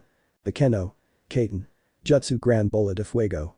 From his mouth, he expels a ball of flames that ignites all the branches in its path and continues advancing with the intention of hitting his enemy. But the latter, as he did with Long's Doten Jutsu, cuts it in half, making it disappear. The Uchiha clicks her tongue as she watches him approach. The Keno. No way, we'll have to use it. Sharigan. Her eyes turn red, with the 3 corresponding black tomos in each eye, and she launches herself at her enemy in a Kenjutsu duel, leaving Naruto's side, who snorts. No doubt his wife was too fast-paced, just like he was before. Yashi took advantage of an opening and tried to pass through the brunette, but what he passed through was the Uzumaki's left hand, which got in his way, but this caused the boy to hit the young woman hard, throwing her against a house, forcing the Uzumaki to disappear in an orange flash and appear in the girl's path, trapping her. Naruto. You better rest. I'll take care of it, he says, while he puts his wife on the ground and nods. It's better if you help Kin and Anko. The Keno. Okay, but be careful, whispers Kun. He's really strong. Naruto kissed his wife's lips, and after smiling at her, he left after telling her to be careful and come back to her. The blue-eyed boy stands up, his left hand now healed, and tears off his Jounin vest, revealing his well-formed torso, with his right arm bandaged up to the shoulder. Naruto. Well, you heard her. She wants me back, and I'm not going to contradict her. Yashi. I see. Who's been training you this month? You've improved a lot. The Uzumaki grabs SH plus Togmsudo with both hands, feeling her spirit, and smiled. Naruto. The greatest warriors of all time. Uzumaki Ashina, my grandfather. Uzumaki Shura, the first Uzumaki leader and the Shodaime Hokage. Senju Hashirama, my other grandfather. They have been my teachers, and I will show you who Uzumaki Naruto is, the son of the Yondaime Hokage and the bloody habanero. The two of them launched themselves at each other, throwing and dodging sword slashes that grazed them, almost wounding them. Yashi, using his 2 katanas, wrapped them in Futon chakra and Naruto in Kaiten chakra. The sound they caused, and the small explosions of fire that they recorded when joining the unfounded blades in Kaiten and Futon, resonated through the village, causing many combatants, both allies and enemies of both sides, to stop their battles and look at the 2 swordsmen or listen to the echo of their battle, which seemed to disturb the environment. Naruto stopped a slash with his sword, but had to move away when he saw the other katana approaching, which almost severed his head, separating it from his body, but it failed. The fight dragged on and on. Their katanas clashed for supremacy, for the chance to injure the other's wielder, something that was almost impossible, given that both were too good. They separated, jumping back. The Uzumaki's body glowed with the flames of SH plus Togmsudo, produced by the Kaiten element chakra that coursed through it. You could see the sweat running down his body. How it moved due to his breathing and how the ninja headband reflected his face, which, with the contrast of the flames, looked like a warrior in all his glory. For his part, Yashi shed his trench coat, revealing a black t-shirt with sleeves and strong arms covered in scars from training. He breathed calmly, but the excitement, the adrenaline rush of a good battle, was evident in his eyes. Yashi. Don't expect to use this, he says, with a slight smile by Akigan. The boy's black eyes take on the appearance of those of any Hyuga. Naruto. HMP, I didn't expect that, to be honest, he replies, closing his blue eyes. But you're not the only one with a Dojutsu. Rinnegan. When he opens his eyes, instead of being blue, they are purple with black rings in them and a black dot in the center. Yashi. I see, Danzu was right. The 2 Dojutsu users launch into a new battle to see which of the 2 ocular powers prevails over the other, creating a new atmosphere of combat and tension between the participants of this duel, who are observed by the other ninjas, both loyal to Danzu and those loyal to the Godaime. A duel of these characteristics did not happen every day, and they wanted to see who of the 2 would emerge victorious, the Uzumaki loyal to the Leaf or the Shang, loyal to a man without scruples or any morals. The clash of steel occurs again, creating more explosions due to the contact between the Futon and Kaiten chakra, causing slight injuries to the 2 duelists, with the Uzumakis being the only ones that recovered instantly after being produced. For minutes they were locked in this brutal Kenjutsu duel, generating air waves from the clash of their respective katanas. Finally, a huge explosion of fire and air pushes the 2 swordsmen away, forcing them to drop their respective weapons. The Uzumaki steps back, leaving the marks of his feet and his left hand, with which he has tried to hold on to the ground, and raises his face, seeing how Yashi is standing on the roof of a house. Makes a long chain of stamps. Naruto. Kaiten. Dragon Flame. A series of fire bases, like dragon heads, erupt from the Uzumaki's mouth, heading to burn the black-haired boy, who defends himself with a water shield, creating a layer of steam. Naruto is about to do another sequence, but Yashi emerges from the vapor layer, piercing through it, with his fist extended and intending to hit him in the face. But the Rinnegan user covers himself with his arms in an X shape. The impact creates a huge wave of wind, shattering the glass of the houses and the houses themselves. Naruto, thinking. Damn, what strength. He slides a few meters from his opponent's punch. Before he does anything, he crosses a couple of fingers in the shape of a cross. Naruto. Taju Kage Bunshin no Jutsu. Nearly 100 Narutos appear in the combat zone and, without waiting for a sign from the original, they rush at him. Kurama. What are you thinking about? Naruto, thinking. I need you to lend me power, Kura-chan. Kurama. I can only give you up to the sixth tail, Naru. You don't have control of my power yet, so we must go to Turtle Island. The boy cuts the connection with his tenant and a chakra cloak envelops him, creating 6 reddish chakra tails that wave behind him. Naruto. New level. I'm going to crush you.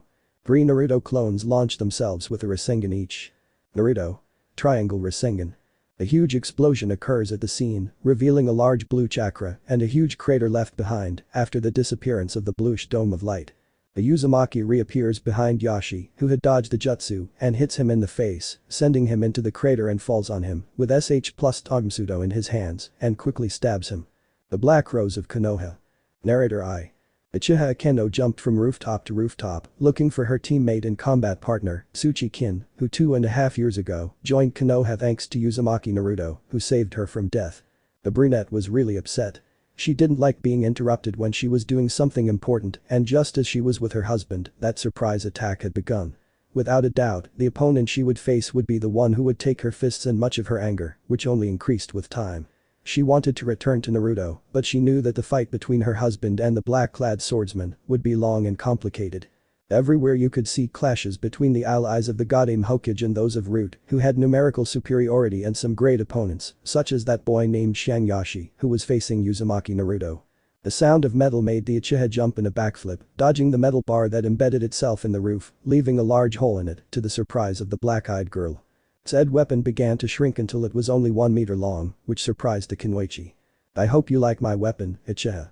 The woman with wild green hair, forest green eyes, and tanned skin was twirling the rod in her hand. She had DD cup breasts and dressed exactly like Shang, but without a trench coat, and her tank top emphasized her breasts. The Uchiha brought the fingers of her right hand to the Chikudo, as did the Anbu sword. Touching its handle. The Keno. I don't know who the hell you are, but I have things to do, so sighed.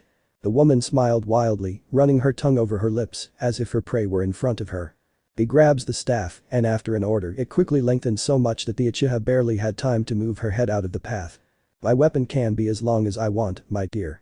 It's also made of a steel that allows chakra to be transmitted through it, the staff wrapped in lightning. I think this will be a lot of fun, my dear. My name is Yuhuma Nanami. With that, the green-haired woman launched herself at the brunette, her face returning to its normal shape, and launched a downward blow at her.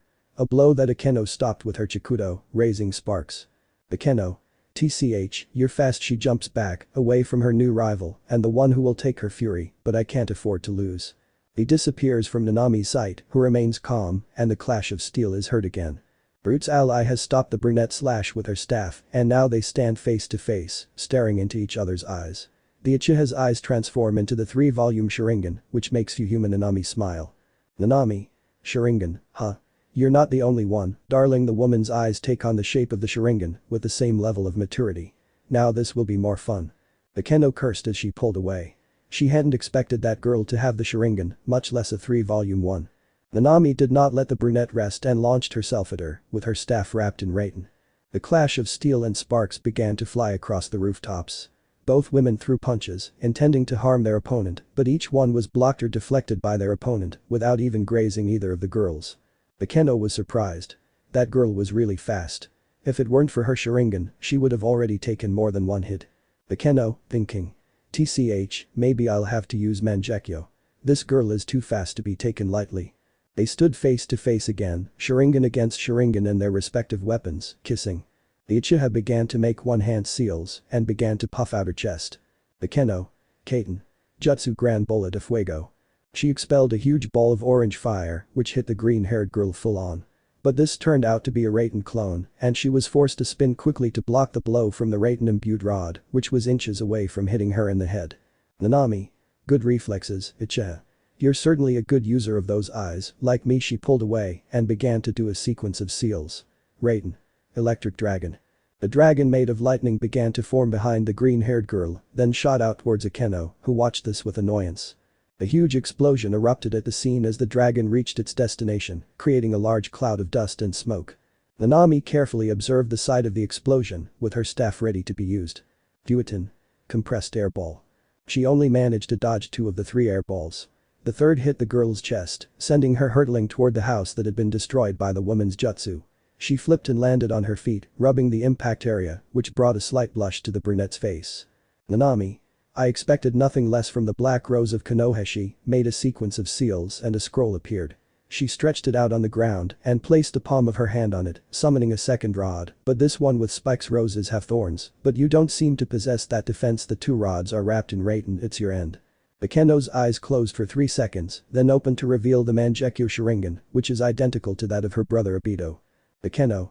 Same here. The blade of the Chikudo is engulfed in fire, but this fire isn't from a normal Kaiten, but from a Matarasu. The black flames engulf the blade completely. They rush at each other, clashing their weapons, creating bursts of fire and lightning that seem to be seen throughout the village. The 2 Kunoichis, one loyal to Konoha and the other loyal to Root, were throwing slashes that would make the 7 Shinobigatana look ridiculous.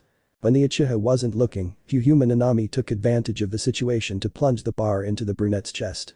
But the blood never arrived. Her body had become intangible. Nanami. But what? The Keno takes advantage of her opponent's surprise and, with a cold gaze, pierces the girl's heart. Her body burns in black flames, leaving nothing but ashes. Team Rick in action. Narrator I. Senju Long moved quickly in search of Rick and the others to put into practice the contingency plan that Naruto had told him. He had encountered several members of the 13 Blades of Death and they were already putting this plan into action. They were leading Root, Odo, and Kusa away from the center and the Hokage Tower, where the Godame Hokage, Senju Tsunade, was directing the evacuation of all civilians to shelters. The Senju watched as Konoha's shinobi tried to stop Danzu's men from advancing. But they were superior in number. Oten. Pico's de Tierra. A multitude of spikes erupted from the ground, forcing Danzu's allies to jump, though some remained embedded, bleeding from their feet. Rick had his hands on the ground, watching with his uncovered eye as the enemies were suspended in the air. The brunette ran past her, followed by a light blue one. Kurama. Fuetin. Kinjutsu. Komilos Dentados. A series of small bursts cut into each of the suspended ninjas, causing drops of blood to spurt out and fall to the ground, soaking everyone beneath the moving targets. June. Ninpo. Wild Claw. The nails of the Chunin with hair and light blue markings lengthened, taking on a hardness as if it were steel, and she jumped against all those men and women who were in the air, falling dead to the ground after being grazed by the Inyazuka's nails. The Uzumaki raised his hand and stood up, while the white-haired man fell elegantly beside him, his eyes fixed on all those dead Root Anbus, along with shinobi from Kusa and Odo. Long.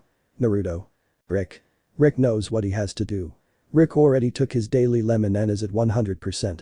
The Senju just smiled as Jun and Kurama approached them, not a drop of sweat on their sweet faces. The Inyazuka kissed the Uzumaki over the mask. A round of applause was heard throughout the venue. What a beautiful scene between the great and powerful Uzumaki Rick and an Inyazuka. That meeting is interesting. The 4 members of Team 26 turn their heads and look at a young man with fiery orange hair, crimson red eyes, and a mocking smile. He is bare-chested, wearing only black Anbu pants and black fingerless gloves. Leather and metal boots cover his feet, black and red, as if they were flames. Kurama. Who are you? The brown-eyed boy jumped from the half-ruined building, the smile on his face still there. Blaze Phoenix is my name, he says, as his fists engulf in flames. I hope I don't burn you. The Uzumaki pushes Jun aside just in time. Phoenix's fist hits the ground, creating cracks in it, much to the Celestial's surprise. Kurama and Long launch themselves at the one with fiery orange hair, starting a hard-to-jutsu battle, which they take advantage of to cause burns to the Nara and the Senju, who end up on the ground, with their fists red and slightly burned by the fire created by Phoenix, who smiles arrogantly. Rick. Raiden. Electric chains. Chains made of lightning try to wrap around Blaze Phoenix's body, but it bursts into flames, surprising everyone. Jun uses the clan's jutsu, passing through the fire creatures, as if he had used Kamui. No sooner had he finished, Phoenix's left hand grabbed Inyazuka Jun's head from behind and hit her back, causing the girl to scream in pain and start to cry. The red-haired Uzumaki clenched his fists in fury as he watched Blaze throw his partner and girlfriend aside. Kurama caught her, and she fell to the ground with her friend in her arms. He stood up and tried to punch the orange-haired man, but he caught his fist and they stared at each other. The Uzumaki had his left eye fixed on Phoenix's, giving off an icy flash, which made the fireboy smile. Phoenix? Is that all? I thought the great Uzumaki Rick would be a better fighter. Your pathetic Blaze Phoenix's entire body was covered in fire, and he tightened his grip on the Uzumaki's fist, bending the young man until he was on his knees, sweat running down his face and annoyance evident on his face and in the gleam of his left eye. He let go of the Uzumaki and kicked him, sending him crashing into a house. TCH. Is this an Uzumaki? You're too weak, Rick. I expected more. Rick tried to stand up but fell back to the ground. He couldn't stand it anymore. Phoenix. Kaiten. Flare. The large mass of orange fire comes out of the orange-haired man's mouth and goes straight towards the exhausted Reed. Neither Kurama nor June could stand and they watched helplessly as the jutsu approached their friend and partner boyfriend. The latter, in June's case. Senju Long stood in front of his friend and performed a large sequence of seals. Long. Suiton. Water wall. A huge amount of water covered the white-haired boy and stopped the massive fire, creating a dense fog that surrounded the two boys. The Senju fell to one knee, shaken. Phoenix. Your fall is near, you stupid trash. Descendant of Tobirama. Narrator I. Rick tried to get up, but he couldn't. He didn't have the energy to get to his feet and help his white-haired companion, who was on one knee, his breathing labored. Sweat dripped down his face, sliding down his neck and torso. He had performed a Suiton jutsu with no water anywhere and that had drained quite a bit of chakra from him, as well as leaving him physically exhausted. Phoenix. I don't see why you're so interested in stopping me if you're more dead than alive. A sphere of fire forms in his right hand while a glint of amusement appears in his brown eyes. He throws said ball towards the Senju, but a water ball nullifies it. Long. Already I'm tired. Of your stupidity. He stands up, agitated. His golden eyes are closed and his breathing normalizes while his chest begins to shine and you can hear how a glass breaks when he opens his eyes again. The time has come to fight seriously and stop holding back. Suiton. Water bullets. 3 water balls burst out of the Senju's mouth, forcing Blaze Phoenix to jump, dodging his opponent's attack. But Senju Long appears above him, making one last seal. Long. Suiton. Water dragon. An immense Chinese dragon made of water hits Phoenix full on until it slams him against the ground, creating cracks in it and leaving a crater in the shape of the orange-haired boy's body. The Senju stands next to the Nara and the Inyazuka. Long. Leave and take Rick with you. This is going to get ugly, he says, as the enemy stands up, a certain annoyance on his face. Phoenix can't believe such a young boy could use the Suiton release without water nearby, creating it out of thin air, like the Nidame Hokage, Senju Tobirama. That would complicate his mission to kill Senju Tsunade. He finally stood up and set his body on fire again while he watched the white-haired man's companions leave the place, exhausted and wounded. Phoenix. Your friends are abandoning you, kid. The Senju glared at him. Long. I told them to leave. This is going to get very dangerous, especially if they're hurt and tired. They clash their fists, creating a great wave of wind that breaks glass and forms a crater beneath their feet that grows larger as they apply pressure in an attempt to force their opponent back down. An intense taijutsu battle ensues, with the pair effectively defeating each other. Long's body is engulfed in water and Phoenix is in fire, creating small clouds of steam that spread throughout the area until they vanish. They separate, leaping back, and perform long sequences of seals, each launching their respective jutsu. On the Senju's side, an immense water dragon, and on the Blaze's side, an immense fire dragon. The two collide, eliminating each other. Phoenix. Do you have anything to do with the Nidame Hokage, Senju Tobirama? Long dodges a mass of fire that was coming towards him and throws some water senbon at it, which evaporate after touching the Blaze's layer of fire. Long. He's my great-grandfather. The great waterfall of water rushes over the battlefield, sweeping everything away, uprooting both houses and trees. Phoenix survives the jutsu, but suffers blows and bruises all over his body. That attack was really powerful, and he was almost impaled on a stick. It only left a scratch on his side, but it was close. He stands with difficulty on the roof of a house that is still standing. Long. Suiton. Trident of Poseidon. The trident made of water pierces the orange-haired man's chest, letting blood fall from the fresh wound. The blood falls from his mouth and wound, creating a pool of red, almost black blood. Phoenix. No, I should underestimated the descendant of Tobirama. The trident dissolves in water, creating a small pool that merges with the blood of his enemy, who has collapsed onto the roof already dead. Long lets out a deep sigh as he looks at the lifeless body of his rival, the orange-haired boy named Blaze Phoenix. Who were these guys? Their power was far superior to that of a Jounin, perhaps reaching that of an average Kage, and they were on route side. Senju Long snorted and began to walk away from the combat zone. Danzu's son. Shimura Danzu couldn't help but smile. Every new death on the Goddame's part was one step closer to her reaching her rightful position, that of the Rockdame Hokage. I think that's the sixth, if I'm correct, and she would subdue anyone who wasn't on her side. Besides, the duplication plan was going very well and would be finished in about 2.5 years. He stood up and looked through the window with a serious look and a smile on his face. The boy in black and silver Anbu clothing appeared in the room, one knee on the floor and his masked face crouched. Danzu-sama, 3 have fallen. Shangyashi, Blaze Phoenix and Kizumi Nanami. Your adversaries Uzumaki Naruto, Senju Long and Uchiha Akeno have emerged unharmed from the confrontation with the Alpha Group, sir. The bandaged man continued for a few minutes, his gaze fixed on the landscape before him, where the battle that would decide the fate of Konohagakure no Sato would soon take place. And he still had the resources to wipe out every ally of Senju Tsunade. He would crush her and her foolish accomplices and obtain his weapon. The Kyubi's Jinchuriki. Danzu. Akuma the Anbu in black, wearing a panther-shaped mask raised his face. Prepare yourself. You will be the one to turn this fight around. Show them who the best shinobi are. Akuma, the perfect shinobi. Narrator I. Team Rick had reunited after the fall of Blaze Phoenix and was now heading in search of Naruto and the others to try to drive the invaders out of Konoha and put an end to Shimura Danzu's plans. Naruto stood next to his wife and lover, Uchiha Akeno, his pants torn from the fight and his torso bare. Various scars could be seen on his chest and his right arm was completely bandaged. His hair fell over his forehead, free from his ninja headband, which he had probably lost during the fight against the swordsman. His katana sh plus Dogmsudo rested against the wall of one of the houses that were still standing. The sounds of battle could be heard all over the place. Akeno. How long do you think it will take us to finish off Danzu? Akeno had her chikudo sheathed. Her black hair slightly covered her right eye, while her left eye stared at a large hole that had replaced the wall put up by the two-toned Uzumaki. Naruto. Surely that old man has something up his sleeve, he replies, standing up. I doubt he's only counting on the 3 we just defeated. Uchiha brought her right hand to her chikudo when she saw something move, but it turned out to be Rick's team, which didn't look in very good condition. They had several superficial wounds all over their bodies, and the chakra drain was noticeable. The only one who didn't seem very affected was Rick. The Redeed just looked somewhat tired, but didn't seem to have any wounds, at least not visible ones. The 6 Konoha shinobi gathered at what would be the village entrance, all with their senses on alert. They weren't fooling themselves.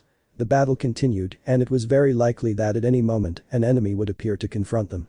And as they were, it was very likely they wouldn't survive. Long. I don't know who those guys in black are, but their power is fearsome. June. C. Rick kept his eyes fixed on his partner and girlfriend. The Inyazuka just looked at him out of the corner of her eye, worried. Kurama. It's clear that old man had something hidden, but I didn't expect such strange and high-quality allies. If it weren't for Long, we'd be rubble by now. Naruto raised an eyebrow. That Long had been tasked with eliminating one of those strange shinobi. That was news to the Uzumaki, who hadn't expected that from the Senju. It wasn't that he considered him weak. But he didn't see him in a fight like that. Rick. Naruto-senpai, the Jinchuriki of the Kyubi, looked at his partner and battle brother. We have company. A completely black Anbu, with a black mask, appeared in front of the 6 young people, who looked at this new visitor with a critical eye. He was dressed like an Anbu, but in all black. His mask was plain, with only the eye holes visible, revealing the young Anbu's eyes, who stared at the 6 in front of him. A katana was on his back. But the snap from the Anbu, the 7 disappeared and reappeared in the forest of death, in a vast clearing. This caused the Konoha loyalists to take up battle stances, while the Anbu remained calm. Long. Root. Yes, I am loyal to Danzu-sama, he says, while watching each of the 6 enemies. My mission is to kill Team Rick and extract the Kyubi from its current container. Akeno. Why do you reveal your mission? The Anbu looked at the Uchiha, who had activated her 3-tomo Sharigan. You will not leave this place alive. I am the perfect shinobi, and I will fulfill my mission no matter the cost. June. Arrogant. The Inyazuka lunges at the Anbu, her claws outstretched, but he punches her in the stomach, causing her to spit out blood and saliva. The young woman with light blue hair falls on her knees with her hands on her stomach. You will die first. Swiftly, he draws his katana and slashes downward with the intention of cutting the Kunoichi's neck. Another blade stops the blade of the strange Anbu loyal to Danzu. Rick. Rick won't leave you. He applied some pressure and drew the Anbu away from the Inyazuka, who wasn't bothered by the Uzumaki's intrusion. It was as if he had been expecting it. Long, with a water trident, appeared behind him. But the Anbu's body turned to water as soon as it was cut by it. Long. Water clone. If it weren't for Uchiha Akeno, who used her Sharingan to follow the root Anbu, the Senju would have been cut in half without anticipating this action by the enemy. The Uchiha and the Senju look at the Anbu in black, who hits the ground causing it to shake, making all his enemies lose their balance. He takes advantage of this and hits the white-haired man in the face, sending him backward so that he crashes into a tree. Keno draws her sword, or at least tries to. The Anbu boy grabs her right wrist, applying pressure to prevent her from drawing it from its sheath. They are inches apart. Keno. Who are you? Why are you helping that old man? The Anbu separates from the Uchiha, jumping back and dodging the Rasengan of the two-colored Uzumaki, while the Nara use Ninpo. Shadow Shuriken creating a rain of these, which are repelled by Danzu's ninja with his katana. My name is Akuma. Naruto gets into a fighting stance, imitated by his wife. The man now known as Akuma launches himself at the couple at tremendous speed. Unseen by Akeno's Sharingan, he receives a kick to his right side, sending her tumbling to the left. The Uzumaki tries to hit the young man, but he deflects each of the punches thrown by the blue-eyed man, finally receiving a blow with the palm of his right hand to his chest, being thrown backwards. Kurama. Futon. Kinjutsu. Kortel Halkin. The Nara's Kan became engulfed in Futon chakra and attempted to perform her technique, which was stopped by Akuma. The Anbu stopped the katana blade with two doi and broke it, surprising the brunette, who now had only a katana hilt with a broken blade. The wooden dragon appeared behind the Nara and attempted to strike the Anbu, who destroyed the jutsu with his lava-enveloped fist. The Mokutan dragon burned and disappeared. Akuma kicked the Nara and drove the piece of the katana blade into the Senju's right shoulder when he tried to hit him with a kunai. The white-haired man's scream echoed throughout the forest, intriguing the giant animals. Blood was falling from the wound, and the Senju, who was kneeling in front of the Yonten user, is that what lava release is? Was looking at him with his eyes, one white from the Byakugan and the other red with 3 tomos of the mature Sharingan. Naruto activated the Rinnegan, and using Shinra Tensei, he pulled Akuma away from his injured friend. He approached him and helped him to his feet. Naruto. Long, take the girls. Long. But he saw the Uzumaki's serious eyes and nodded. It's okay. Rick handed June to him. He had been carrying her bridal style while watching the battle against that boy. He had his headband raised, revealing his Rinnegan right eye. He stood next to Naruto. Ryu. Senior. Naruto. Ryu. The two Uzumakas looked at the Anbu, who had gotten up. Naruto's Rinnegan technique had thrown him against a tree, leaving the imprint of the rude Anbu's body, who had unsheathed his katana, which was surrounded by lava. Naruto undid SH plus Togmsudo and had Raiten chakra surround him, while Rick enveloped his with Kaiten chakra. The three engaged in an intense Kenjutsu battle, creating explosions as their katanas clashed with blades wrapped in chakra of a different element. But the one who seemed to have the advantage was Akuma. He seemed unaffected by each clash with the Uzumaki duo. The clash of the three weapons created an intense explosion that separated the combatants. Naruto's right eye was closed and he was panting. The fight with Shanyashi had drained too much of his chakra and now he was on his last legs. He couldn't keep the Rinnegan active. Rick, on the other hand, wasn't doing too badly. He hadn't used much chakra against Blaze Phoenix and Long had been the one doing the entire battle. This benefited him as he wasn't as tired and could hold out longer. Akuma. Yonten. Lava balls. The series of molten rock balls were launched directly at the Uzumaki, intending to finish them off. But Rick, thanks to his Rinnegan, absorbed the jutsu, saving both him and his companion, a moment that Naruto took advantage of to make seals. Naruto. Kaiten. Breath of the Fox. He exhaled a flame that resembled a rather large fox head. The jutsu burned everything it touched, making it clear what it would do if it hit its target. As a response, Akuma covered his hands in lava and stopped the Kaiten jutsu with ease. As the Anbu were undoing Naruto's futile attack, Rick appeared behind him with the seal sequence already completed. Rick. Raiten. Lightning Spear. A spear of blue lightning formed in the Uzumaki's hand and attempted to pierce his heart. Akuma. Futon. Grand Vendaval.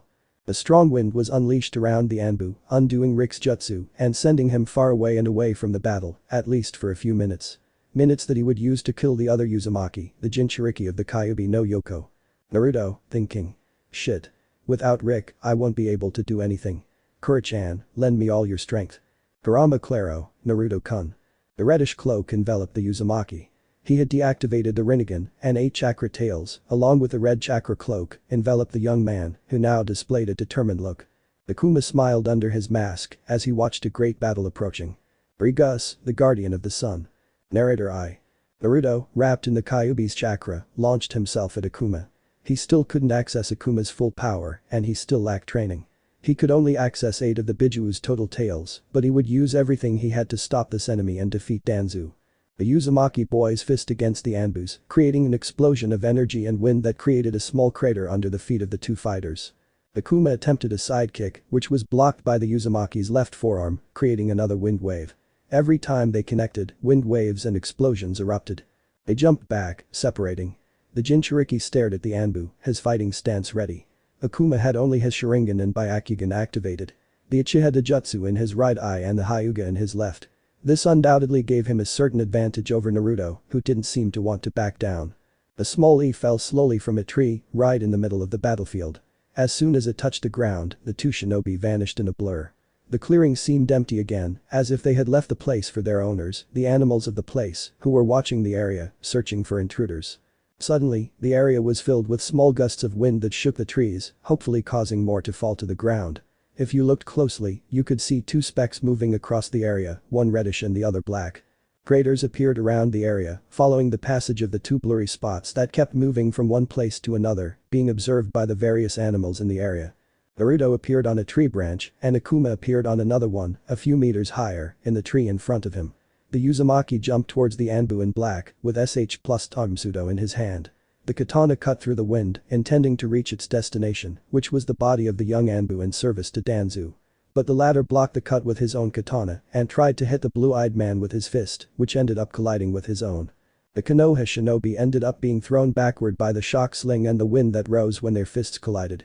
The tree covers in the air and lands on another branch after a somersault. Akuma. It's clear that's not all the Kyubi's power. There's still a long way to go before you're at my level. A series of lava balls hit the Jinchuriki, causing him to fall to the ground, breaking branches in their path. Naruto got up with difficulty. He felt tired. Kurama. Puppy-kun. If this keeps up, you're going to get hurt. I know you removed the seal, but you still can't access all of my chakra, and that's causing negative effects on your body. The Jinchuriki stood up, growing the chakra around him and opened his eyes, revealing slanted eyes. Red chakra claws lashed out at the Anbu, slashing and burning everything in their path, trying to grab his opponent and tear him apart. But Akuma was fast, very fast. He elegantly dodged each chakra claw, which barely grazed him. These continuous attacks exhausted the Uzumaki, who felt like the pressure of the Bijuu's chakra affected his body, causing slight damage. Naruto. Totally nothing. Biju Rasengan. In Naruto's right hand, the famous Rasengan was formed, but this one was purple, being powered by the Kyubi's chakra. Akuma was going to jump to dodge the technique, but several clones grabbed them, preventing him from dodging the original's attack, who jumped and fell on the rude Anbu with the Biju Rasengan in front of him, creating a purple chakra dome and a large explosion, which was seen in Konoha and in Danzu's base and his team. When the pillar of smoke vanished, a huge crater could be seen, and at the edge of it, the Uzumaki without the Kyubi's chakra surrounding him. You could see how hard it was for him to breathe, and sweat was running down his face and bare torso. Kurama. It was risky. Naruto. I know, but it's what I had left.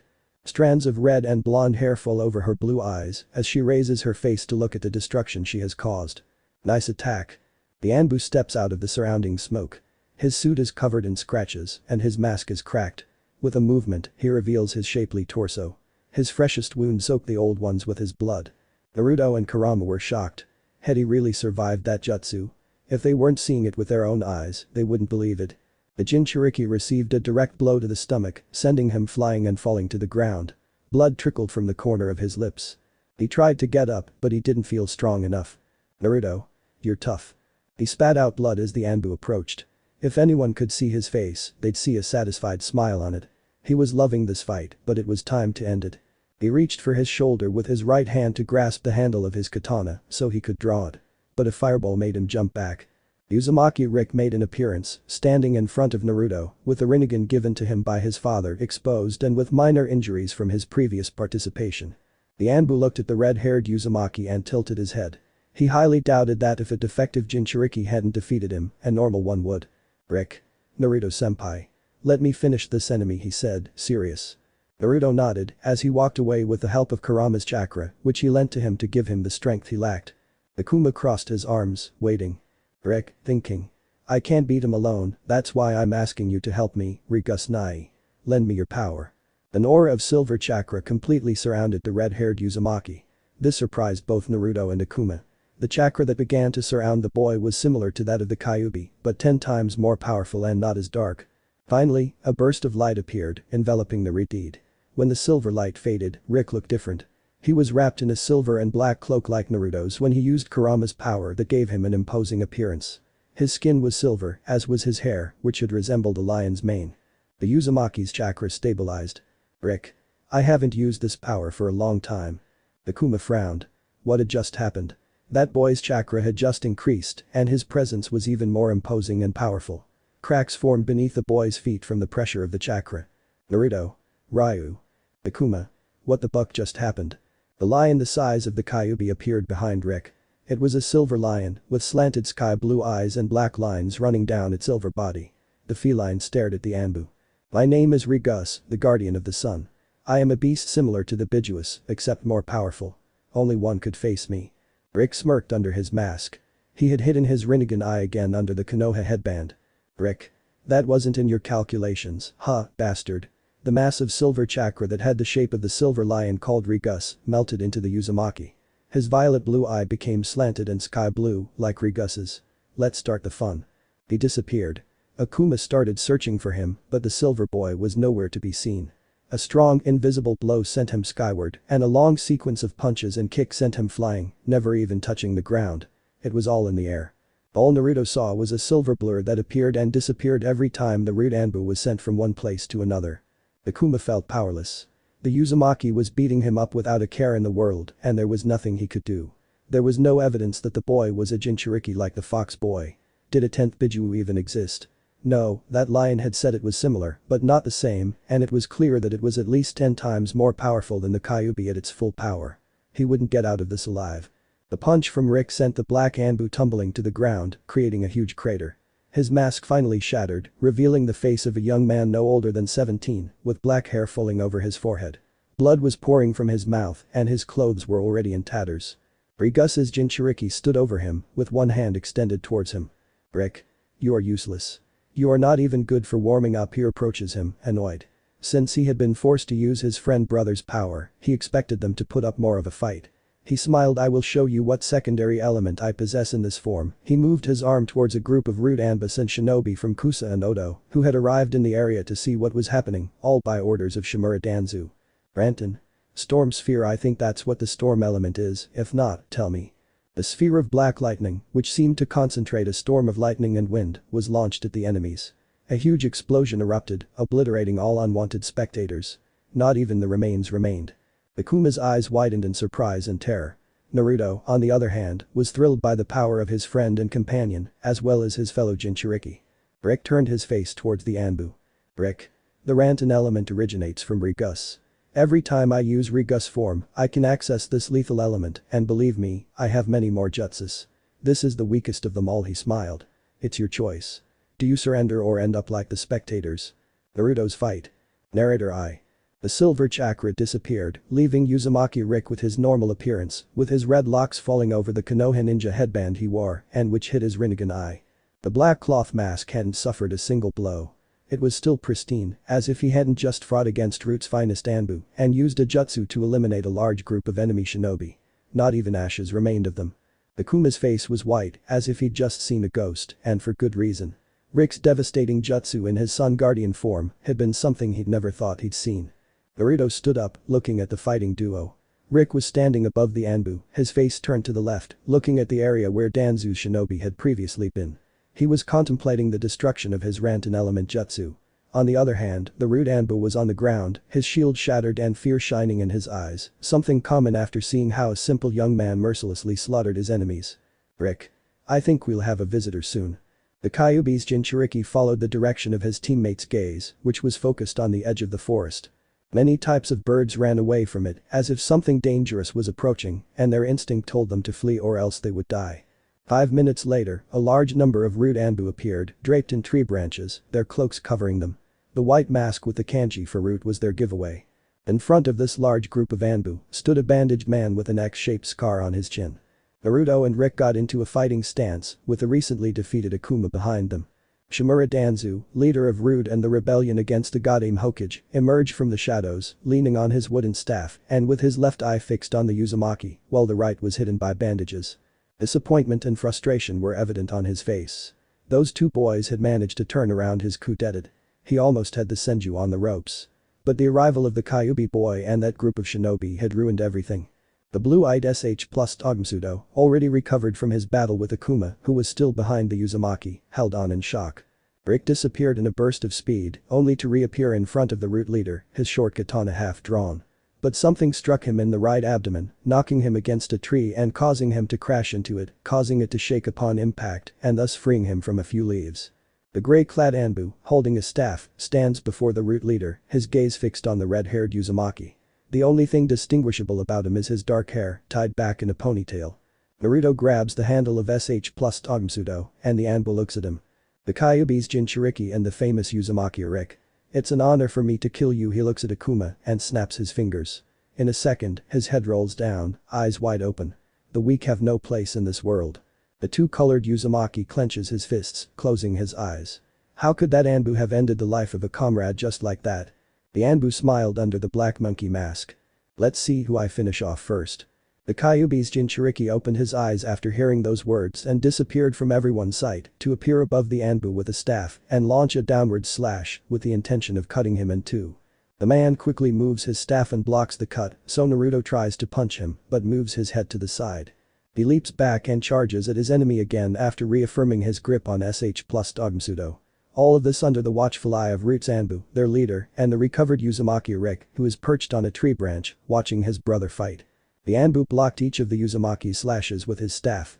The metallic clash could be heard throughout the forest. Pain. Fire Dragon. An immense fire dragon rose above the head of its summoner and pounced on the Uzumaki, who quickly made a sequence of almost invisible seals and created a wall with fox heads on it. The jutsu collided with it, cracking the wall until it collapsed. But by then, Naruto had already disappeared and the immense fire dragon crashed into the grass of the clearing, creating a small fire that was put out by Rick with a water jutsu. DCH. He's slippery.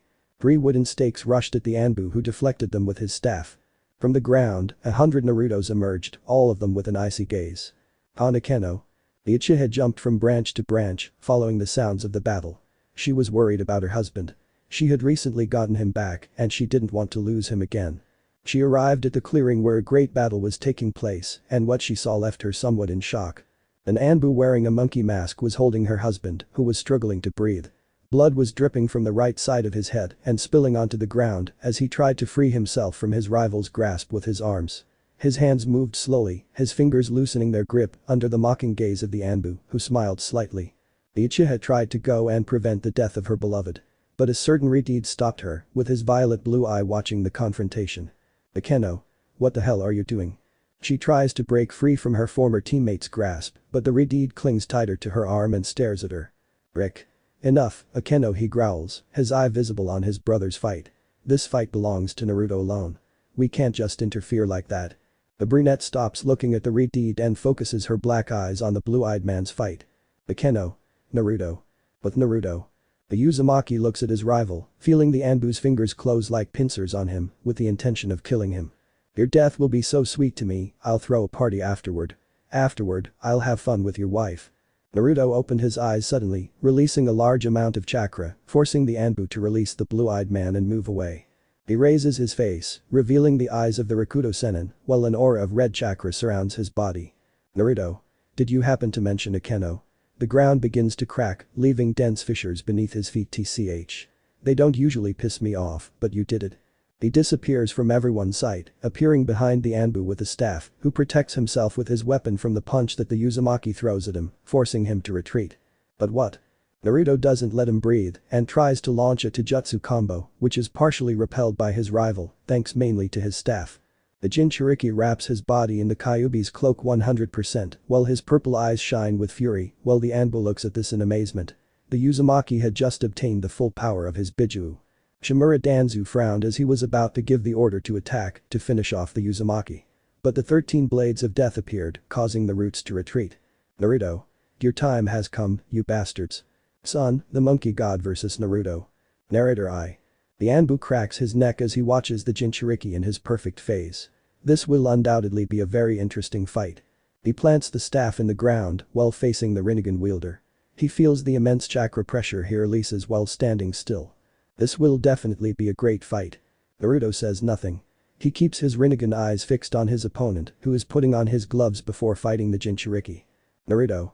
My name is Sun, faithful servant of Shimura Danzu, next Hokage and leader of the country of fire. Naruto. To me, you're as good as Jiminy Cricket. He draws his katana, getting into a fighting stance. I'll kill you as soon as possible. Son. Same here. A tremendous air wave is created after the clash of the two ninjas' weapons as they look into each other's eyes. They separate and reload. Their weapons clash constantly, creating small vibrations in the air and tremors in the ground. This is seen by both Konoha and Danzu's allies, the latter being the most frightened. Naruto was undoubtedly instilling terror in them and they wanted to get as far away from him as possible. The blue-eyed Uzumaki begins to create a large number of clones, which intrigues his rival, who begins to look at all the Narutos. Sun stretches out his flexible staff with the intention of taking out all the blue-eyed ones in front of him. But what he doesn't expect is that one of them attacks him from behind with a Rasengan, hitting him in the back and throwing him against a tree and breaking it. He gets up, bleeding from his forehead and his mask cracked and tries to stand but finds it difficult. The jutsu he used to hit him from behind has left him severely damaged. The Uzumaki finishes a series of seals. Naruto. Shakutin. Heir of the underworld. A huge jutsu created by combining the Fuetin and the Kaiten advances towards Sin, who is trying to recover from the Jounin's Rasengan. The scorching fire chars everything in its path and hits the Anbu, who covers himself with his arms. After several minutes, in which the fire ravages everything, it finally fades away and reveals a sun with his clothes burned and a light silver aura around him. He raises his face, revealing his silver eye. His monkey mask has cracked, leaving his left eye visible. Son. Haha, I'm going to tear you apart, you stupid fox. I'll destroy you until the end, you stupid brat. He tries to pierce the Uzumaki's chest, but the latter blocks his rival's attack, surprising him. Naruto. Who are you? Sun jumps back, smiling. Son. Rick and you are not the only Jinchurikis. The silver aura surrounds him, making the veins in his muscles stand out, as if they had grown exponentially. He lunges at Naruto, intending to end his life with a single blow. But the Jinchuriki jumps, dodging the punch, which ends up hitting the ground and creating a small crater. Naruto, thinking. This guy is dangerous. Who the hell gave him so much power? They begin a long and grueling taijutsu fight, where waves of wind emerge as the blows connect with each other. Neither of them can make a break in their opponent's ironclad defense, making the fight more difficult and prolonging it to the point of exhaustion. The Uzumaki tries by all means to force his opponent to leave a gap, being really impossible. They stare at each other for seconds, watching as drops of sweat run down each other's faces. Son. You're good, I admit it. But you have to die so Danzu-sama can end the rule of the useless goddamn Hokage. He frowns and clenches his fist slightly. Naruto. That old man is worthless. The goddamn Hokage is the one who should remain in office. Everyone supports her. Son. For a short time. He disappears and reappears in front of the Rinnegan wielder, his fist inches from the Uzumaki's chest, who uses Shinra Tensei to force his opponent to step aside. The dragon made of lightning falls from the sky, creating a huge crater and attracting everyone's attention. The group of 4 people appears. A woman with red hair, equally red eyes, and glasses. A huge orange-haired man accompanied by a bird. And a white-haired man with Mamachi's abuser's sword. In front of them, with a cold and serious look, stands a dark-haired man carrying a chikudo and with his arm extended, indicating that he was the one who invoked Raiden's jutsu. Naruto. Sasuke. Sun raises his face, with an arrogant smile, while Itachi comes out of the forest, showing a serious and cold look. The Uzumaki makes Kurama's cloak disappear, and the older Uchiha places himself next to the blue-eyed man. Uchiha Sasuke jumps in front of the Konoha duo, his eyes now red, his 3-tomo Sharingan glowing. Sasuke. Itachi. Sasuke. The two brothers look at each other, oblivious to everything else. Sun stands up, slightly annoyed by the younger Uchiha's interruption, who doesn't take his eyes off Itachi, who has activated the Sharingan with the intention of intimidating his brother. But the latter doesn't seem affected. Danzu smiles slightly. He'll no doubt use this to his advantage and be able to gain the power of the Sharingan from the 2 clan heirs. The fall. Narrator I. The Uchiha brothers stared at each other, while Rude and Konoha's allies waited for each other to make a move. Sasuke. Itachi. HMP. The wind gently moved everyone's hair while rocking the leaves of the trees, which fell slowly until they gently touched the ground.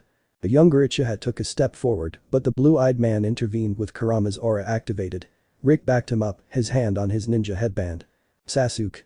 TCH, why does he get in your way, dope? Naruto. I'm not going to let you start a fight with your brother now. The Uzumaki and the Uchiha stared at each other. One with red eyes and the other with the Rinnegan ringed eyes. But Sun stepped between the three, forcing them to jump away from the attacker, who raises his face and pursues Itachi. The older black-haired man blocks the attack with his short katana, his eyes rapidly rolling, the strands of hair falling subtly over them. Sasuke intervenes, attempting to impale both Itachi and Sun with his Chidori. He is stopped by Naruto's Sen no Han, creating a huge explosion that the Uzumaki uses to kick the wielder of the black staff, sending him to the ground. The younger Raven frowns and tries to draw his Chikudo to kill the blue-eyed boy, but is stopped by the iron hand of his older brother, who looks at him with the Maguekio Sharigan active. Itachi. Enough, Sasuke. We'll fight another time. The younger one escapes from the older one's grasp and tries to thrust a kunai into his right eye. Sasuke. Matter. The large amount of blue chakra envelops him, launching lightning bolts throughout the area, breaking everything in its path and leaving great destruction. The fireball tries to hit them both, being blocked by the Uzumaki's Rinnegan, who looks at the rude Anbu. Son. You're forgetting the real danger here. A monkey tail swipes at him, his fangs slightly growing. You should know who's boss. Naruto wraps himself in the Kyubi's cloak, while Sasuke and Itachi jump, dodging the boy's powerful attack. They clash fists, creating a crater and a great wave of wind, which moves the trees and forces the shinobi who are watching to grab onto something. Sasuke frowns and starts charging the Chidori again as he looks at the Anbu. Both the fox boy and the monkey boy separate, looking at each other with a slight smile on their faces. They are both eager to continue this exciting battle. Meanwhile, both Itachi and Sasuke launch themselves against Shimura Danzu, starting a fight and being protected by the other allies of Konoha. Thanks to Itachi's Maguekio Sharingan and Sasuke's Chidori, they managed to put the old war hawk against the ropes as he was running out of men. All the Anbu were eliminated by the new elite group of the Leaf. But thanks to the Sharingan implanted in his right arm, he revived every time they killed him, using the Izanagi. I don't know if it was like that which frustrated the Uchiha less, who ended up using his Raiten Kirin Jutsu, definitively eliminating the leader of Root. Something that was observed by Naruto out of the corner of his eye, who continued his fight against the Anbu. Naruto grew tired of keeping up with his rival, so he unleashed all the chakra he could, cracking the ground beneath his feet. His aura was terrifying. Only Uzumaki Rick could stand against such a surge of bloodlust. He stopped his opponent's punch with one hand, breaking it in the process, which shocked everyone.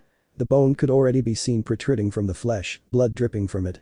He punched her in the face with his right fist, breaking her nasal septum in the process and leaving her face covered in blood. Her teeth were red from the blood in her mouth. He tried to stand up, but the Rinnegan wielder pierced his leg with his katana, making him scream. He put his transformation aside as he brought his hand to the wound to stop the bleeding. Everyone in Konoha, including Sasuke's group, looked in amazement at Naruto's attitude, who looked indifferently at his enemy. He formed a Rasengan in his right hand, intending to hit him with it. But a great light appeared, taking the wounded man away and leaving the Uzumaki unable to complete his task. The former Team 7 is on its way. Narrator I. Sasuke looked at Itachi. It had only been a couple of hours since the civil war in Konohagakure no Sado had ended, thanks to the intervention of Uzumaki Naruto, Uzumaki Rick, and the 13 Blades of Death, who were now helping the other shinobi of the Leaf rebuild the village and find all the dead after the battle. The blue-eyed boy, leaning against a wall, waited patiently for Itachi to speak.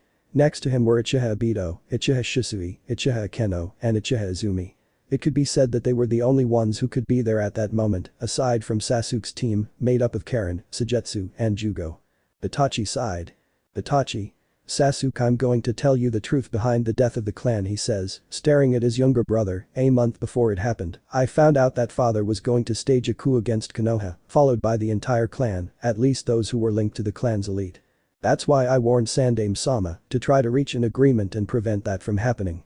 But it didn't go as we expected thanks to Shimura Danzu, and I had to make the choice to kill the entire clan, making all the blame fall on me, and thus giving me an alibi to be able to enter Akatsuki and be able to tell the Hokage all the plans.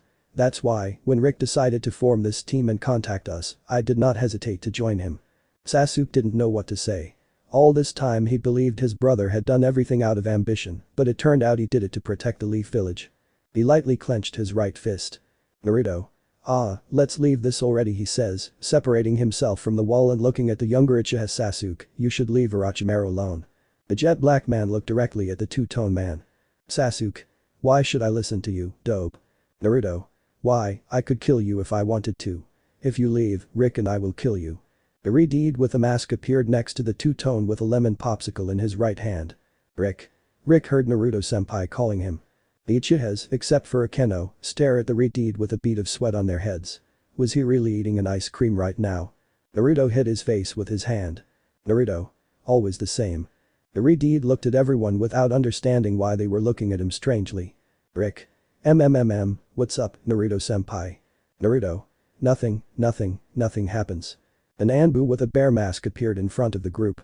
Anbu? Uzumaki-san. Lugadim Hokage la necesita junto Uchiha Sasuke. The bicolor looked at the raven and before he could say anything, he placed his hand on his shoulder and they disappeared in a crimson-red flash. In the Hokage's office.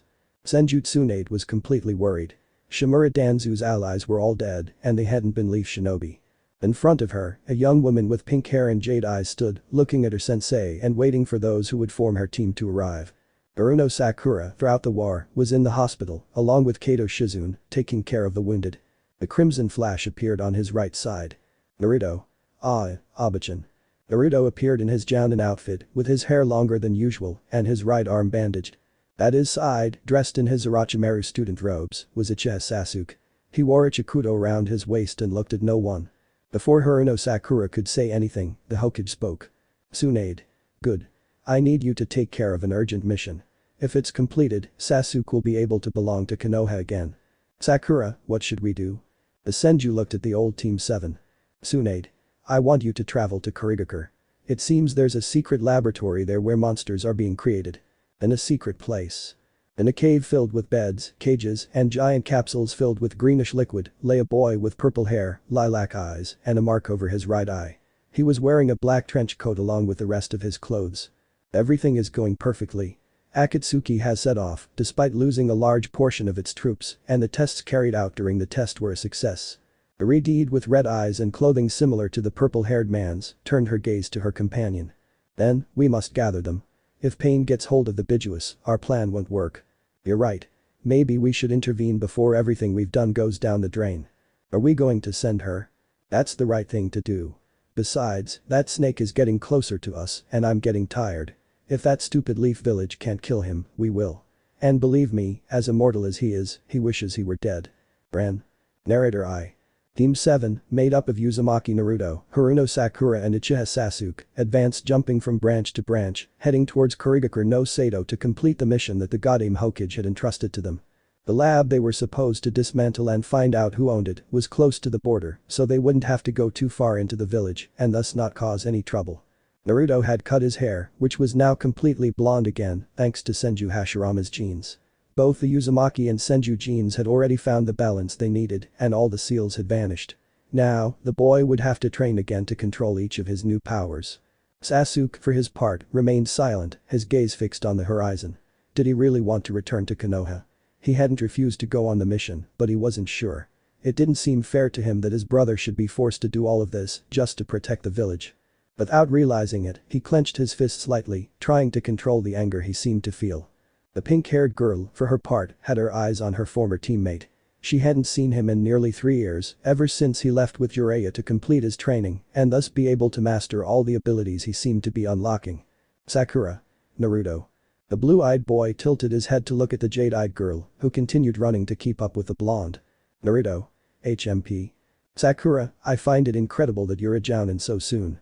You're our age, and you've already surpassed us by far. Naruto. I owe it to training. I know you've also trained with Oba-chan to develop your medical ninjutsu. He's probably taught you the secret to his superhuman strength. Sakura, yeah. Before the Kunoichi could continue speaking, a large wave of wind headed towards them, causing the three to jump, dodging the attack that swept away several of the trees in the area, leaving only trunks. Trap. Naruto looks up and sees a young woman with blue hair tied in a low ponytail and a distant look. She has slightly blue eyes and appears to have the body of a girl about 13 years old. In her right hand, she holds a huge sword. Sasuke. Who are you? Shouted the Uchiha, who has activated his 3-tone Sharigan. The blue-haired girl tilts her head, confused by the question. Who am I? I don't understand. The Uzumaki frowns, as the raven prepares a Chidori in his left hand. The pink-haired girl surrounds both hands with chakra to gain more strength. Sasuke. Stop acting stupid. Tell us your name. The owner of the enormous sword places her left hand on her chin, obtaining a thoughtful pose. What is a name? Sasuke, stop. Naruto places his hand on the black-haired man's chest to prevent him from lunging at the girl. Naruto. It's like she's a little girl. This is weird. In a swift movement, the girl swung her broadsword, unleashing a slash of wind that cuts through another tree. Naruto and Sasuke draw their swords. But the blue-haired girl appears between the two. Naruto Sasuke. Kui. He throws 2 kicks, sending the 2 shinobi to the ground. Sakura throws a right hook, which is blocked by the blue-haired girl's hand. Despite the pink-haired girl's superhuman power, the enemy doesn't budge an inch. Sakura. How is this possible? I don't understand that question. She spins quickly and tries to kick him, but is stopped by Sasuke with his right arm. Sasuke. Now. The fire dragon begins to fall from the sky. The girl looks up and stares at it. A huge explosion erupts when the Kaiten Jutsu hits it, creating a large crater. Sakura. It's over.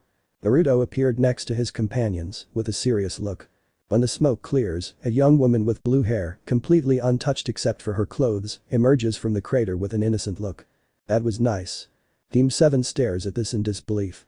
Had he really withstood a jutsu that had been directly hit him? He didn't have a scratch or wound in sight. Sasuke. TCH. What do we do? Sakura charges chakra into her fists again, but is stopped by Naruto. Naruto. Advance to the lab and destroy it. I'll take care of her. The Uchiha looks at the blue-haired girl again and then turns around. Sasuke. Fine. But be careful. And he disappears, followed by an indecisive Sakura. Why have they left? The blue-eyed man looks at the girl, changing his eyes to the Rinnegan. Naruto. They'll be back soon. In the meantime, you and I are going to play, he says, bringing his hand to the handle of SH plus Dogmsudo. The girl with the enormous sword nods before launching into a Kenjutsu match. As the blades of the 2 swords clash, they create shock waves that raise massive amounts of wind, as well as creating several craters throughout the area. The Uzumaki moved quickly and was able to anticipate the movements of the young woman dressed in black thanks to his Rinnegan, which gave him a certain advantage. But that advantage faded when the swordswoman began to match the speed of the blonde Rinnegan user, who now struggled to dodge every slash thrown by his opponent, whose face remained sculpted in stone. They separate, Naruto breathing heavily, and the blue-haired girl with a few small drops of sweat. Naruto. You're good. Naruto. But I'm tired of this, he says, letting Kurama's chakra envelop him in an orange aura, thus entering Biju mode. I may not have complete control of it, but it'll do the trick. He launched himself with SH plus Dogmsudo in his hands, intending to pierce the girl. But to the surprise of Kurama's Jinchuriki, she stopped the blade with her left hand, thus obtaining a cut from which drops of blood fell. What's this feeling? It's an itch. Also, red water is coming out of where I'm holding the katana. Naruto was incredulous. He hadn't believed the girl would catch his sword with her bare hand. But she had done so without even hesitating. He tried to pull away, but felt something dig into his side, causing him to let out a groan of pain and spit out blood. Naruto. Shinra Tensei. An invisible force pushes the blue-haired girl, throwing her against a tree that ends up breaking. He falls to his right knee, spitting blood. The blue-haired girl gets up, but immediately falls to the ground, unconscious. Naruto, now recovered, stands up and looks at the young woman. Naruto. Who are you, girl? I'd better take you to Konoha for now. I'll call you Ren. At that moment, the young woman who had been baptized as Ren closed her eyes for good. Death. Narrator I. Naruto watched as Ren's chest moved up and down, in time with his breathing. Tsunade. She's just fainted. Apparently, before your fight, she had taken a hard blow, which is why she fainted after the fight. Naruto. I see. The blonde lightly caresses the girl's forehead while her blue eyes light up slightly. They find themselves in a room at the Konoha hospital. After the girl fainted, Sasuke and Sakura returned with little information about the lab. It had already been destroyed by someone else. At that moment, the Uchiha wanted to kill the blue-haired girl, but Naruto prevented it and they brought her to Konoha, despite the protests of the Uchiha and Haruno. The blonde shakes his head and looks out the window. Where am I? The Uzumaki turns his gaze to Ren, who is waking up. Naruto. You're in the hospital. The girl tries to get up quickly, but is stopped by Naruto's chains. Naruto. Don't cause trouble, Ren. Who is Ren? The blonde releases the blue-haired girl and scratches the back of his neck. Naruto. Is the name I gave you, since you don't remember yours or don't have one. The girl stands up slightly. Ren, name? What's a name? The sapphire-eyed blonde frowned. What was wrong with the girl? She seemed to be acting like a baby. Elsewhere. Jiraiya, the toad Sannin, leaped from tree to tree, with one goal in mind. A week ago, one of his informants had given him the location of the remaining members of Akatsuki after several of them betrayed him and went over to Konoha's side. The only remaining members were Kakuzu, Haiden, Sasori of the Red Sand, and the group's leader, a man known as Pain. Without a doubt, the S-class renegade group had suffered a major blow and they would be inactive for a while. That was, if he let them live. Now that he knew the location of their hideout, he wouldn't let them escape. Unknown location. The young man with night-long hair, black clothing, and golden eyes stood in front of 6 people with orange hair, wielding the Rinnegan. He was flanked by a girl with blood-red hair, matching her eyes, and a purple-haired man with lilac eyes. The orange-haired ones were wearing Akatsuki robes with red clouds. Behind them were Kakuzu, Haiden, and Sasori. Akatsuki whispered the purple-haired boy, ending with a smile, "I think your life is short." The black-haired one slightly shakes his head with a defiant look directed at the immortal duo. Pain. I don't know who you are, but I won't tolerate you interfering with our mission. He took a step forward, which the purple-haired man seemed to like. The man with hair like night placed his hand on the man's shoulder, preventing him from going any further. That's enough, Ronin. Ronin tch. He stepped back, while the golden-eyed one looked at the Rinnegan user, who seemed to remain calm. Pain. Well, what are you doing here? We heard that you have lost many members, so we came to propose something to you, says the Redeed. Pain. What proposal? Ronin. Ha ha ha ha ha, let this garbage organization disappear. Haiden launched himself at the purple-haired man named Ronin. But what he didn't expect was that the Redeed literally disintegrated him. The eyes of the 6 orange-haired boys opened wide, while the purple-haired boy's smile grew. Ronin. Ha ha ha ha ha, today is your end. Hanjureya. The Sannin jumped into a clearing, standing in front of 2 Redeeds, one with a very bad physical appearance and another who was carrying him with several wounds on his body. The one in poor condition opened his eyes. Nagato. Jiraiya-sensei. The white-haired man opened his eyes but couldn't utter a word. The boy with purple hair jumped right behind the Gamma Sannin, wearing a black tank top and gloves on his hands. He stood up and turned his head, a maniacal grin on his face. Ronin. Where are you going, my dear toys? He was quick to try to finish off the surviving Akatsuki duo. But he was met by the white-haired man's fist, causing him to retreat. Ronin. Huh. Jiraiya. I don't know exactly what's going on here, but Nagato, I'll march alongside Sasori. He launched himself, starting a taijutsu fight while the Akatsuki left, leaving the Toad Sage to fight with a young man from the strange group. Great shock waves were released every time the two's fists collided. They separated, which Ronin took advantage of to envelop his body with purple rays. Ronin. Ha ha ha ha, let's finish this. With Naruto. The Uzumaki began to cry without knowing why until a small green toad appeared injured. Ah, Naruto-chan, he has died. Ronin. Narrator I.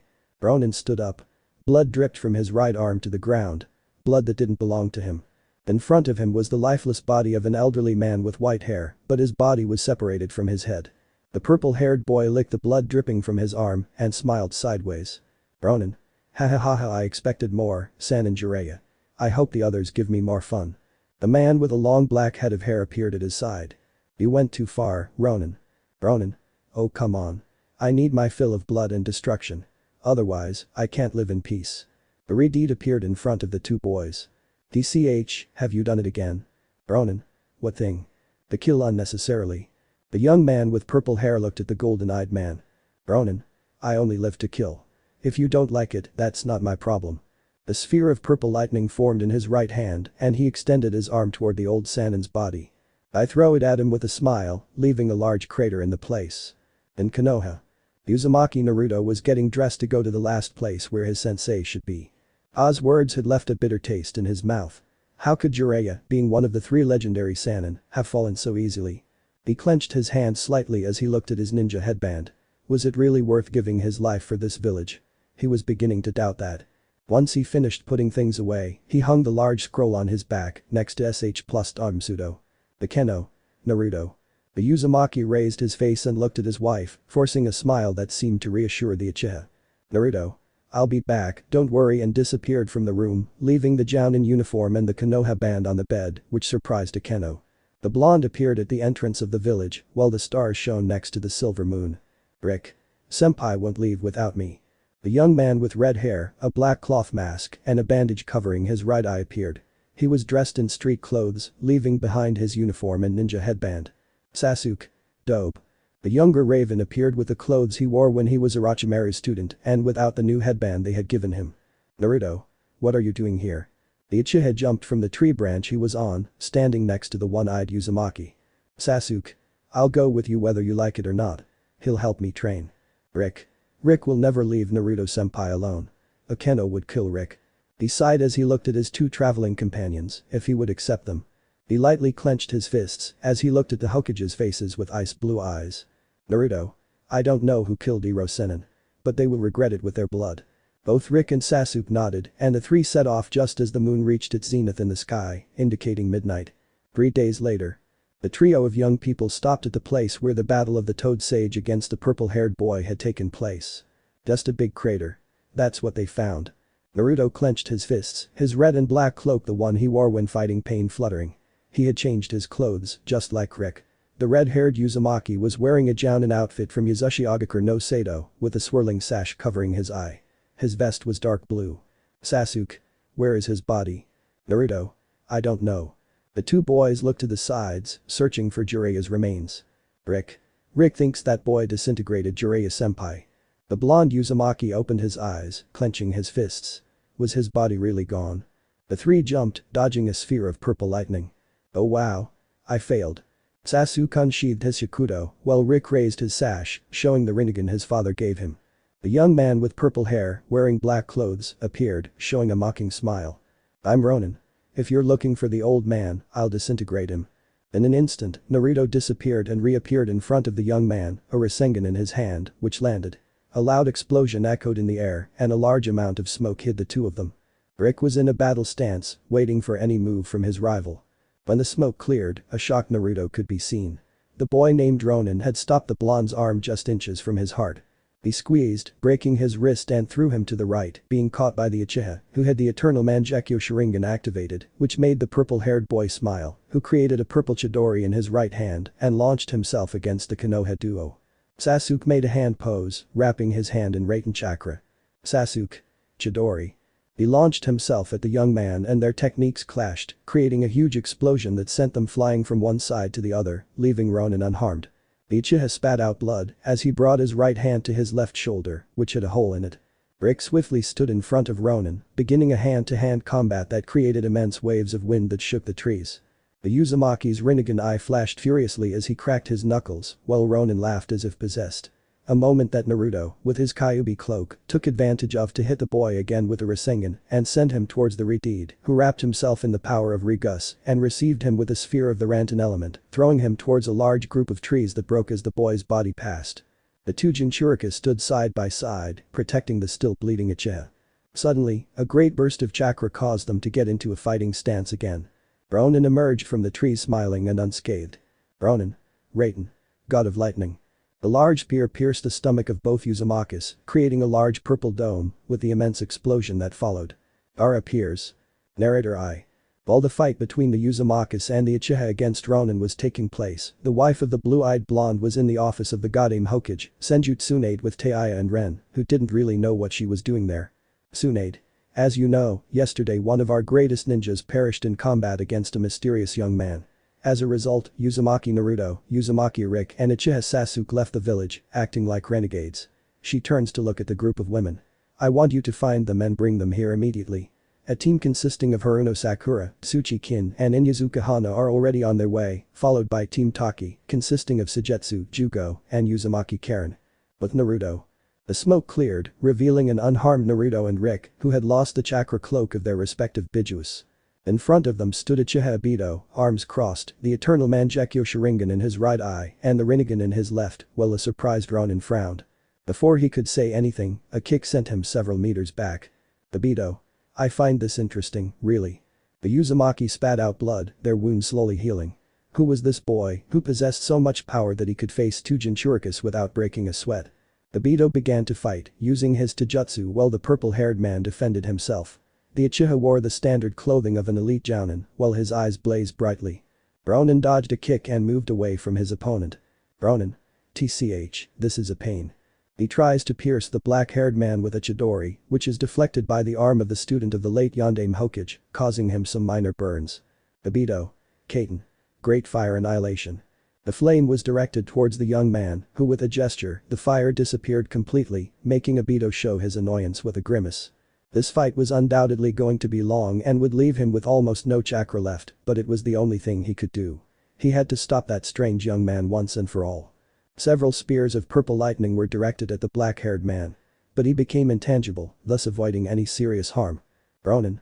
I see, so you're the former leader of Akatsuki. Uchiha Obito, the wielder of the eternal Maguekio Sharigan, raised an eyebrow.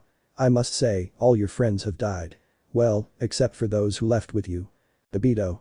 Look how good it is, he replies with a slight smile. I'm not interested in knowing that you killed Pain and the others. He disappears with a Kamui and reappears behind the purple-haired boy, who is quite surprised. Obito. Raiden. Electronic killer. A huge shock hits him full on, sending him to the ground, creating a crater in his body after the impact. He stands up, dusting himself with his hands. Ronin. TCH. Your Sharingan is very annoying. Obito. I do. The white-haired man with golden eyes and a light blue-haired man appear on either side of the Jounin. Long. Obito-sensei. We've already recalled Naruto and the others. The Uchiha nods, smiling. A vortex envelops the three, and they disappear, leaving only the Raiden element boy standing alone in the clearing, looking annoyed. Hanakeno. Uchiha Akeno advanced, jumping from tree to tree, followed by Teiya and Ren, who had an indifferent face, as if she didn't know anything about what was happening. The brunette was in her own world. She had to find her husband as soon as possible. But she also knew he had to do this alone, without anyone stopping him from taking revenge. The three Kunoichis arrived at a devastated area of the forest, with the members of Team Taki injured as well as Inyazuka Hana, Haruno Sakura and Tsuchi Kin. Facing the two teams was a man with long black hair and golden eyes. His left arm was extended and a black sphere formed around his finger. I'm sorry, and the sphere shoots out towards the six shinobi. A huge explosion shakes the entire area, forcing the Kunoichis to jump to the ground. The Keno raises her face, worried. A large dome of sand had stopped the jutsu. A young red-haired man, with a pumpkin on his back and the kanji for love on his forehead, looked at the golden-eyed man. The Jinchuriki of the Ichibi, the Shukaku. The sand falls to the ground, revealing Gaara with his arms crossed and a cold stare. Gaara. The black-haired man disappears in a great burst of speed and attempts to dash through the Suna shinobi's back. But a great gust of air forces him to retreat, while two other young men appear next to Sabaku no Gaara. Damari. No need to run. Hankuro. That's what I say. The golden-eyed man frowns, seeing how Akeno and the other two Kunoichis appear, supporting the Ichibi's Jinchuriki. Gaara. They're finally out, he says, cold. He looks at the enemy in front of them. It's time to kill. Tamari, Kankuro. Help those three and take them to Konoha. He looks at the Uchiha. Naruto is on his way to the village. You must go back. The brunette nods and leaves, helping the Sabaku brothers with the wounded members of the Taki team. Once everyone disappears, the black-haired man speaks. Now that the obstacles are gone, your death has come. Gaara. Sabaku no Gaara. Narrator I. The Redeed looked calmly at a golden-eyed man who kept a serious face while looking at the Ichibi's Jinchuriki. Shukaku. You must be very careful. I'm sensing disturbances in your chakra. Gaara just nodded, his turquoise eyes wide open. He stood with his arms crossed, his body still frozen, despite the attack his enemy had attempted. Thanks to his sister, he wasn't hurt at all. It's incredible that a Jinchuriki would risk his life for those people. Even more so if he's the Kazekage of Suna, the man points out, standing up. But that makes my job easier. The boy with the kanji for love on his forehead doesn't respond to the words of the man in black, who has already stood up and dusted himself off with light movements of his hands. Out of nowhere, two jets of sand try to trap the man, who jumps and shoots a shower of balls, with the intention of eliminating said sand. My name is Leges, he introduces himself, falling back about 2 meters and with his eyes fixed on the Ichibi's Jinchuriki, who doesn't seem to want to move from his spot. I see, your style is long-distance fighting. Gaara disappears in a sand shushin, reappearing behind Leges, who receives a side kick that he is forced to block with his left forearm. But which forces him to move a little. The Jinchuriki begins a taijutsu combat that is supported by his sand, thus forcing the black-haired man to defend himself from the multiple attacks of the Redeed, who does not seem to want to stop. Leges creates a chakra dome and explodes it, forcing Gaara to create a sand shield to avoid being affected by his rival's attack, who takes off his black trench coat and throws it to the ground, revealing his tattooed arms that are not covered by the shirt he is wearing. Leges. Well done, Jinchuriki of the Ichibi. Your end has come. He clasps his hands in front of him, pointing at the Redeed carrying a pumpkin, and smiles. Mighten. Devastation of darkness. The large beam of black chakra was directed toward the Ichibi's Jinchuriki. It destroyed everything in its path, leaving a great furrow in the ground. Gaara. Tsunam of Suna Imso Japanese arena element Shukaku's shield. A large amount of sand began to swirl in front of the Redeed, creating an immense shield that protected the young Jinchuriki from the Mighten element attack. Everything shook after the crash, creating a large cloud of dust that prevented anyone from seeing anything. Leges. So that bug lent you its power, huh? He growls, while seeing Gaara without a scratch once the cloud is dissipated. Pathetic. Sabaku no Gaara snaps his fingers, forming a spear. Gaara. Launch himself Shukaku. The spear, made of sand and minerals from the area, is shot out with the intention of piercing lieges, achieving its objective, or so it seems. The lieges that passes through turns into leftovers and the original appears behind the Jinchuriki. Lieges. Mighten. Sphere of sorrow. A huge explosion, followed by a gale that uproots trees, is what is seen in the area of the fight between Sabaku no Gaara and lieges. He smiles, thinking that he has finally killed the Ichibi's Jinchuriki. Gaara. Tsunam. Shurikens of the arena. A shower of shurikens falls upon the dark-haired man, who protects himself with a shield made of darkness. His eyes reflect surprise at seeing a Gaara without a scratch. Lieges. You're better than I thought, Kazekage Dono. Gaara gives a slight smile and clenches his fist, causing the sand to bury the Mighten user. Gaara. Sand coffin. The sand tries to crush the golden-eyed man. But it is repelled by a large amount of dark chakra, revealing a lieges with his bangs covering his eyes. He points at the Redeed, and a sphere shoots out of his index finger, attempting to pierce the Jinchuriki's heart. The sand moves of its own accord, protecting its wielder. Lieges. That sand is a nuisance, he declares, with a clear gesture of annoyance. For the black-haired man, this fight was dragging on longer than it should have. How was it possible that this boy was holding out for so long and not showing any signs of fatigue? The cage title certainly suited him perfectly. He moves his arm quickly, creating a completely black wind that begins to envelop him. Lieges. Now you will see a real Jin. The purple lightning bolt strikes in front of the fighting duo, revealing a purple-haired man with lilac eyes who has an annoyed face. At his side, after a whirlwind of fire, a red-haired woman with red eyes appears, dressed like the other two. Gaara remains motionless. He could have stood up to the black-haired boy, but once his companions arrived, the tide turned. Lieges. Ronin. We must go. He is calling us. Ronin lets out a huff of annoyance and disappears, followed by the Redeed. The golden-eyed man looks at the Jinchuriki, while the black chakra disappears. Lieges. Well, Sabaku no Gaara, the time for our rematch will come. He disappears in a shushin of shadows, leaving the Suna shinobi in place, with a serious look. He clicks his tongue and disappears from the scene in a shushin of sand. Things get complicated. March to Kumo. Narrator I. In Konohagakure no Sato, more specifically in the office of the Godame Hokage Senju Tsunade, there were 3 people, one of them being the Godame herself, who was sitting behind her desk. In front of her were Uchiha Obito, the sensei of Team Zero, and Sabaku no Gaara, the Jinchuriki of the Ichibi, who was attentive to the conversation his container was having with the Godame. Tsunade. I see. Uzumaki Naruto and the other 2, they couldn't stop that young man named Ronin. Obito. I left them severely injured. I played with them as if they were simple genin. Gaara's eyes widened. Had that boy really defeated the 2 strongest ninjas he knew? Tsunade. Thank you for your intervention, Kazekage Dono. Iriti denied. Gaara. No need to thank me, Tsunade-sama. And don't call me Kazekage. I left that position when this group started acting. The Senju opened her eyes, surprised by the young man from Suna's words. Not many people would give up such a powerful position, all to help another village. Tsunade. I see. This must be serious if someone of your talent has decided to come help. Gaara. I'm not that powerful, Tsunade-sama. I've simply trained in case something like this ever happened, he says, his voice expressionless. I have to say, I would have died if that man's companions hadn't arrived. He didn't use his full power against me. Obito. And he's actually hiding his power, the Uchiha intervenes in a cold voice. When I showed up to rescue Naruto and the rest, I felt the purple-haired boy's chakra like that of a low-ranking genin, which surprised me, especially when he started using his jutsus. I don't know how they do it, but throughout the fight, I can't feel any increase in his chakra. The Godame Hokage frowned in concern. Not only did they have to worry about Akatsuki, but they also had to deal with a trio more powerful than them. Who were those guys supposed to be?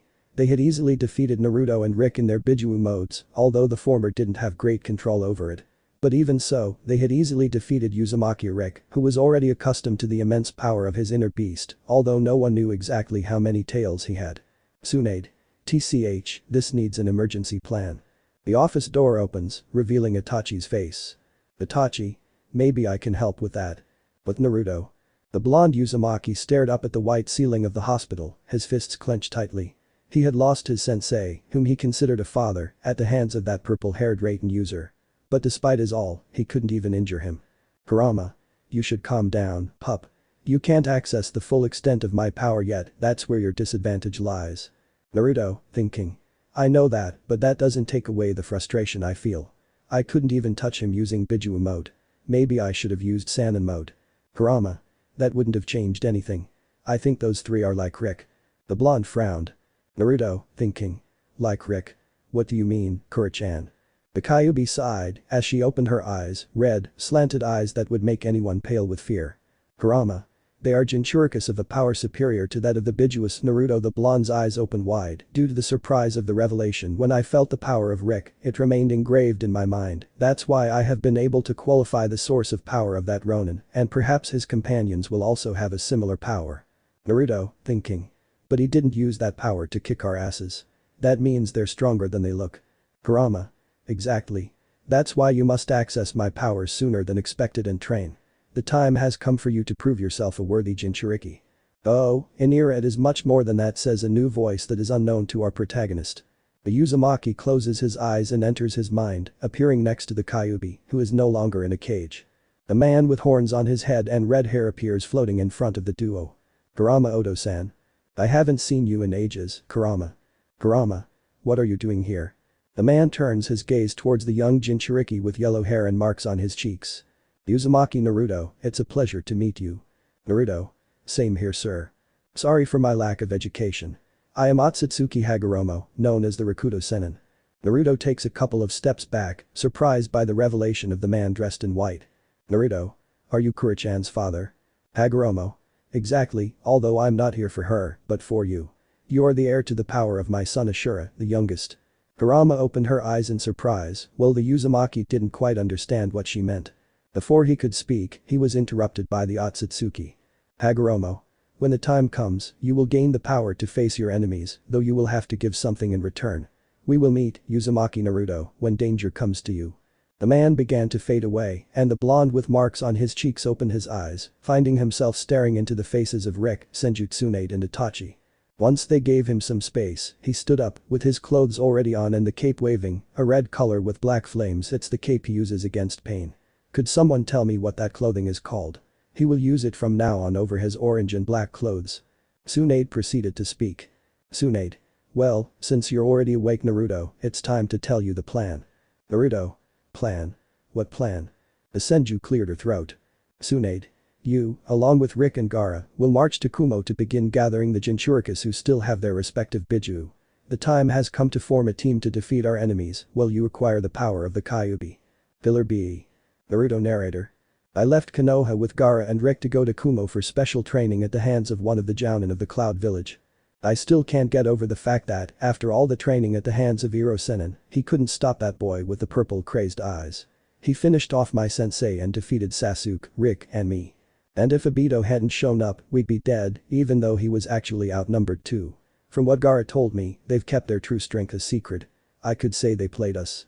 It makes me angry, but they're better than me. But I won't let them defeat me or harm my friends again. I won't give up until I've taken down that trio and the rest of Akatsuki. Narrator I.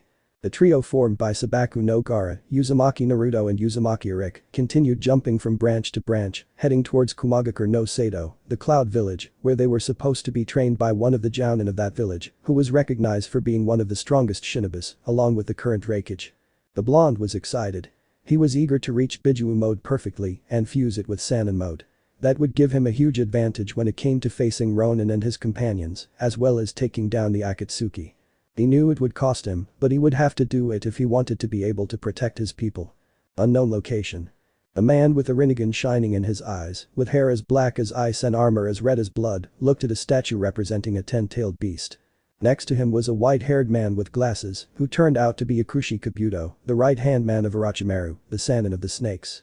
That group, known as Sakuto sect in Japanese, is interfering with our plans. They wiped out what remained of Akatsuki, and now they're after you, following Orochimaru's death. Kabuto. TCH. I have to say I was surprised they were able to match Nagato, who possessed the Rinnegan, and his 6 paths of pain. They even surpassed my sensei's high regeneration. The Rinnegan user looked away from the Juubi's shell and placed his gaze on the student of the former Sannin of the Snakes. No matter how much they try to stop me from obtaining those Bijuus, I will do it and resurrect the Juubi. Luckily, Zetsu escaped and is already carrying out everything. Despite not being able to have the Bijuus, we possess a large amount of chakra from 7 of them. We only lack the Hachibi and the Kyubi. As soon as we have chakra from that pair, the Kyubi will be awakened and Otsutsuki Kagaya will restore order to this world, as well as the death of Sakuto. Kabuto nodded as he watched the new members of the new Akatsuki appear. Madara-sama. The Kyubi's container is moving toward Kumagakure no Sato. What do we do? The black-haired man, now known as Madara, smiled. Madara, Kenta and Hashina. Make sure Uzumaki Naruto doesn't reach Kumo. With Naruto. The trio continued moving towards the village hidden in the clouds until a black lightning bolt blocked their progress. From this, two figures wearing Akatsuki cloaks emerged. One had dark blue hair, black eyes, and was tall, while the other had red hair and honey-colored eyes. Ara positioned himself for combat, as did Rick. Wow, so that's the fox's Jinchuriki, says the little redeed, with a mocking smile. I expected more. Naruto opened his eyes, which resembled those of a toad, indicating that he was in Sannin mode. Naruto. I don't care if you're Akatsuki. I'm pissed off. A Rasengan with blades made of air formed in the Uzumaki's right hand and I want to be on my way. Futon. Raisen Shuriken. Swiftly, he launched the technique at the Akatsuki duo, who leaped away. What they didn't expect was that the sand guided by Sabaku no Gara would stop them. The blonde's jutsu exploded, leaving a large crater in the place with only the blue-haired man's body in it. Wow, that's amazing. The redeed, leaning against a tree on a branch, looked at the blue-eyed boy with a defiant smile. Naruto. My name is Hashina, Uzumaki Hashina. Rick glared at the redeed with considerable fury. Naruto, for his part, showed no emotion and had a Rasengan in his hand. Hashina. Despite Sakuto's interference, you will fall, just like the Hachibi's wielder. Once we have your Bijuu's chakra, the great Kyubi will awaken. He blocked Rick's punch with his forearm while showing the Uzigan in his eyes. He disappeared from the scene, only to reappear behind the blue-eyed man with a sword ready to run him through. SH plus Togmsudo moved quickly and blocked the Uzumaki Akatsuki member's thrust. Hashina. Oh wow. You're fast. The blue-eyed man looked at him with his now yellow eyes, letting him feel the coldness that the young man felt for his enemy. Naruto. Rasengan. The chakra sphere hit the redeed's stomach, sending him flying backward. He launched himself at the Akatsuki, beginning a Kenjutsu combat that swept away trees and earth. The two moved quickly, creating shock waves that moved the branches of the trees. In a moment of carelessness, the blade of Hashina's katana grazed the blonde's right cheek, leaving a cut on it. But the blonde returned the blow, throwing a slash wrapped in fire and wind, which broke the Akatsuki's weapon and threw him against a huge rock, which broke. Naruto undid Sannin mode and got into position. Hashina emerged unharmed, but now displaying the eternal Mangekyo Sharingan. Hashina. I expected nothing less from an Uzumaki, Naruto. But I am Uchiha Uzumaki Hashina, son of Uchiha Madara, and the one who will kill you. Naruto, thinking. I see. An orange aura-like fire enveloped the young man and with a burst, he entered Kyubi mode. Hashina. Let's dance. The two begin a great fight, releasing large amounts of chakra that cracks the ground beneath their feet. Rick and Gara watch the battle their friend is having, and they don't notice the redeed dressed in black watching them along with a black-haired man with golden eyes named Lieges. Naruto blocks a punch that knocks him back several meters. Hashina. Kaiten. Great fire annihilation. The flame heads towards the Uzumaki, who places his hands on the ground. Naruto. Suiton. Great wall of raging waves. As if waves were surrounding the blonde, they gathered together, creating a wall of raging water. It seemed as if the Uzumaki were in the sea on a stormy day. The Kaiten jutsu crashed, but it was of no use. The Uzumaki's defensive jutsu held without even suffering any change. When the fire was gone, I changed the last seal. Naruto. Suiton. Great water dragon. The dome of waves broke apart and formed 7 dragons made of water, which launched themselves at Hashina, who covered himself with his Susanoo similar to Madara's and cut the dragons with his immense katana. Hashina. Good move, Rubita. The lightning bolt forces the two Uzumakis to jump. The self with tanned skin and blonde hair appears. He wears sunglasses and has a serious face. Oh, yeah. So 9, here he was. Naruto looks at the man, who greets him with a cheerful smile. Naruto, thinking. Is. Kurama. Hachibi's Jinchuriki. Full Kyubi mode. Narrator I. Naruto and Hashina looked at the blonde Jinchuriki of Kumo, who was surrounded by small rays. Jiki, hey B. Be careful with the redeed. I feel like he's more powerful than he looks. B. Thinking. Good. Filler B looks at the Kyubi's Jinchuriki for a moment, then looks back at the red-haired Uchiha. In an instant, the Hachibi's power surrounds the blonde from Kumo, which surprises the blonde Uzumaki. B. Hey. I don't think you'll want to stay once Jiki finishes giving me his power, he says, smiling and trying to rap. Sorry, rhymes and such are not my thing. The blue aura surrounds the Redeed, releasing his Susanoo. Tashina. Hahaha.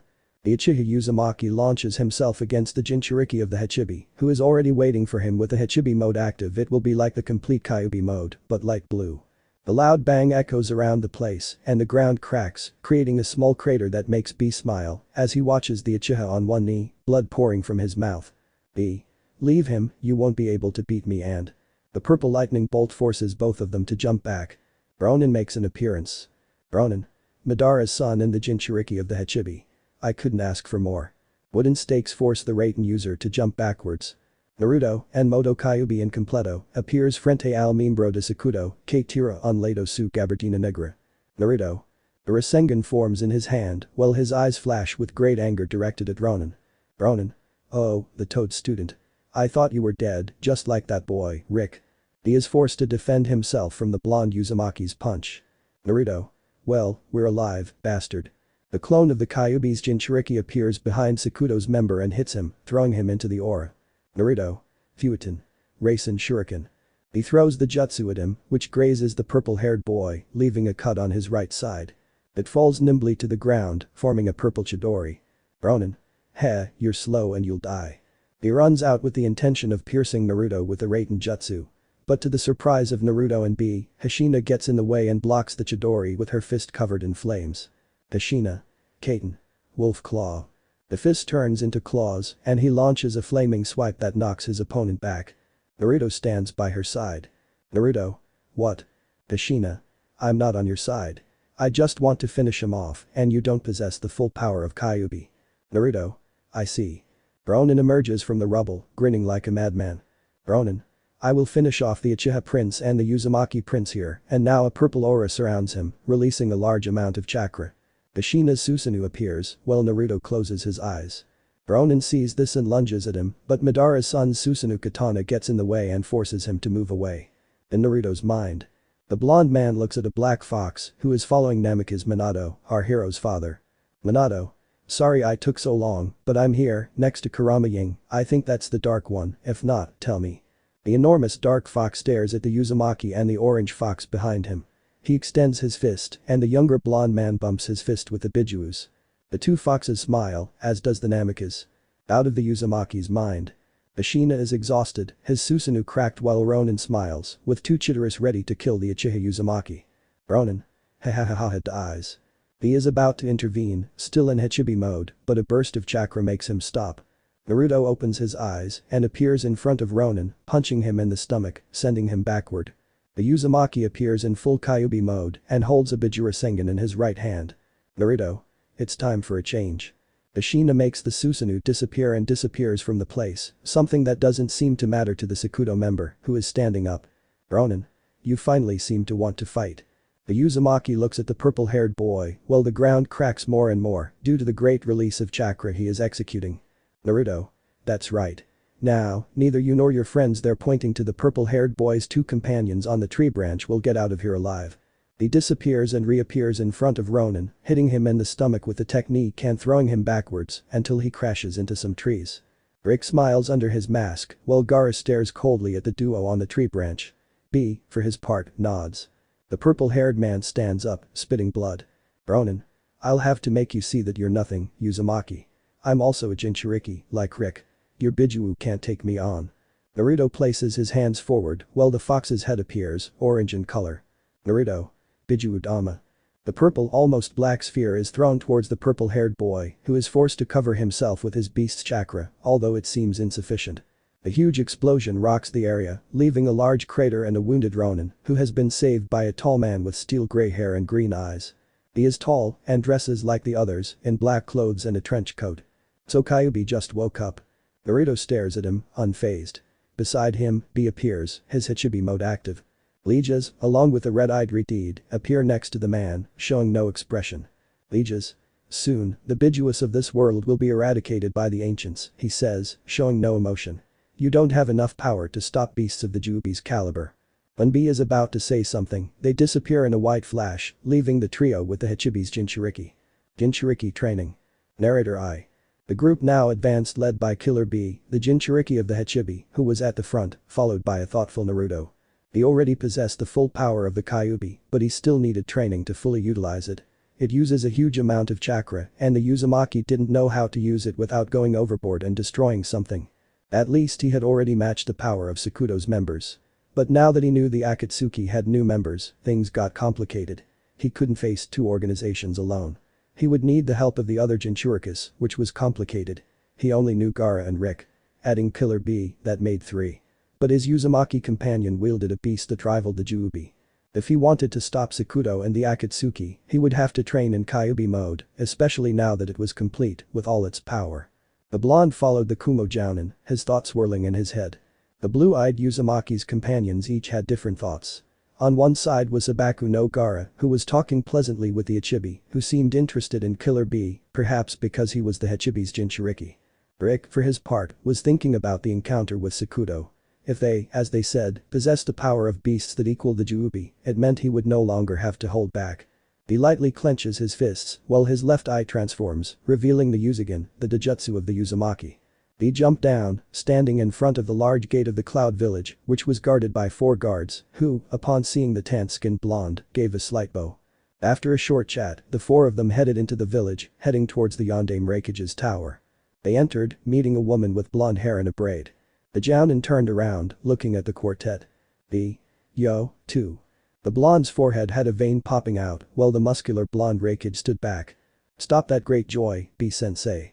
Naruto looked at the Jounin while listening to Kurama, who was informing him that she was the Jinchuriki of the Nibi, the two-tailed. Come on, Yujito. Don't be so cruel, she says, raising her hand for the blonde to high-five. Then, the Reikage stood up and looked at the 5 present.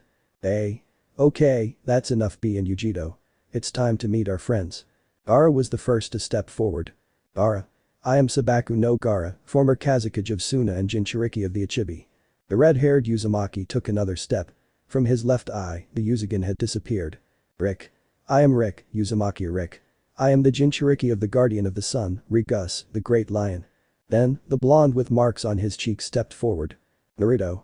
Uzumaki Naruto, Jinchuriki de la Kyubi no Yoko. The Reikage nodded, a slight smile on his face. Without a doubt, the blonde, blue-eyed young man was almost a carbon copy of his rival, Namikaze Minato. Perhaps, he would be a great rival. According to the Godaime Hokage, only you and the Ichibi Jinchuriki will be training alongside B and Yujito, she says, now turning her gaze to the red-haired Uzumaki. For you, the Godaime has the mission of gathering the other Jinchuriki. Apparently, there are riots everywhere because of Sakuto. They are seeking your death. In an unknown place.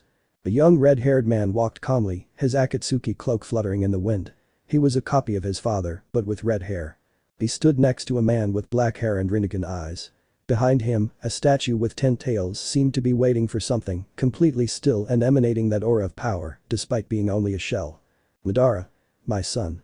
The young man knelt before his father. Tashina. I completed the mission, Otu-san. I obtained some of the Ichibi and Kyubi's chakra. I could have pushed those Jinchurikis to their limits if Sakuto hadn't intervened. The legendary Uchiha looked at his son as he nodded. The time had come to awaken the legendary Juubi. Although they wouldn't have the tailed beasts, they already had enough chakra to awaken the beast. He stood up, looking at the Juubi's shell, his Rinnegan shining. Madara. As soon as you wake up and are sealed within me, we'll finish off that group, Sakuto, and finally be able to activate the infinite Tsuyomi. He turns to his son, the Uchiha Uzumaki's son, called Zetsu. It's time. Duel of Brothers. Narrator I. Rick leaped forward from branch to branch, his face serious. He had to find the rest of the 9 Jinchurikis. First, he would go for Sanbi, the 3-tailed one. His Jinchuriki, Yugura, was reportedly still alive, but in a maximum security prison in Kurigakure, following his reign of terror. The Uzumaki jumped and stood still for a few seconds, catching his breath. He felt tired after so much traveling. He was now wearing his Konoha Jounin uniform again, with a headband covering his right eye. Instinctively, I jumped, dodging a fireball that burned the branch Rick was on. She raised her face, meeting the gaze of Sakuto's red-eyed Redeed, dressed in her black uniform. I didn't expect you to go after them. Rick. I leaped again, dodging a flaming slash that sliced a tree in half. I only dodged each new fire attack the Redeed launched. Finally, the Uzumaki fell to the ground, looking up. The red-haired Kunoichi looked down, another seal ready. Pain. Hell's flaming wolf. A huge wolf made of red fire emerged from the young woman's mouth and launched itself at the Uzumaki, who drew his katana and cut the jutsu in half and finished his sequence of seals. Rick. Rantan. Fury of the Lion. A large number of lightning bolts, shaped like black lions, fell upon the tree in which the young woman was, destroying it without leaving anything, only ashes.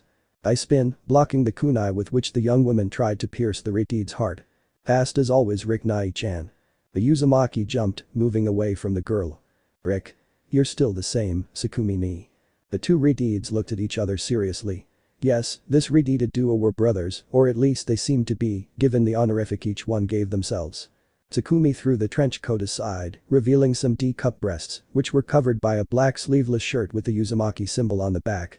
At his waist, he wore the ninja sash of Yuzushiogakure no Sado, the village of the whirlpool. Rick put away his katana, while his sister put away the kunai. Rick. I didn't think you were still alive, Ni-chan. The Uzumaki snorted. Tsukumi.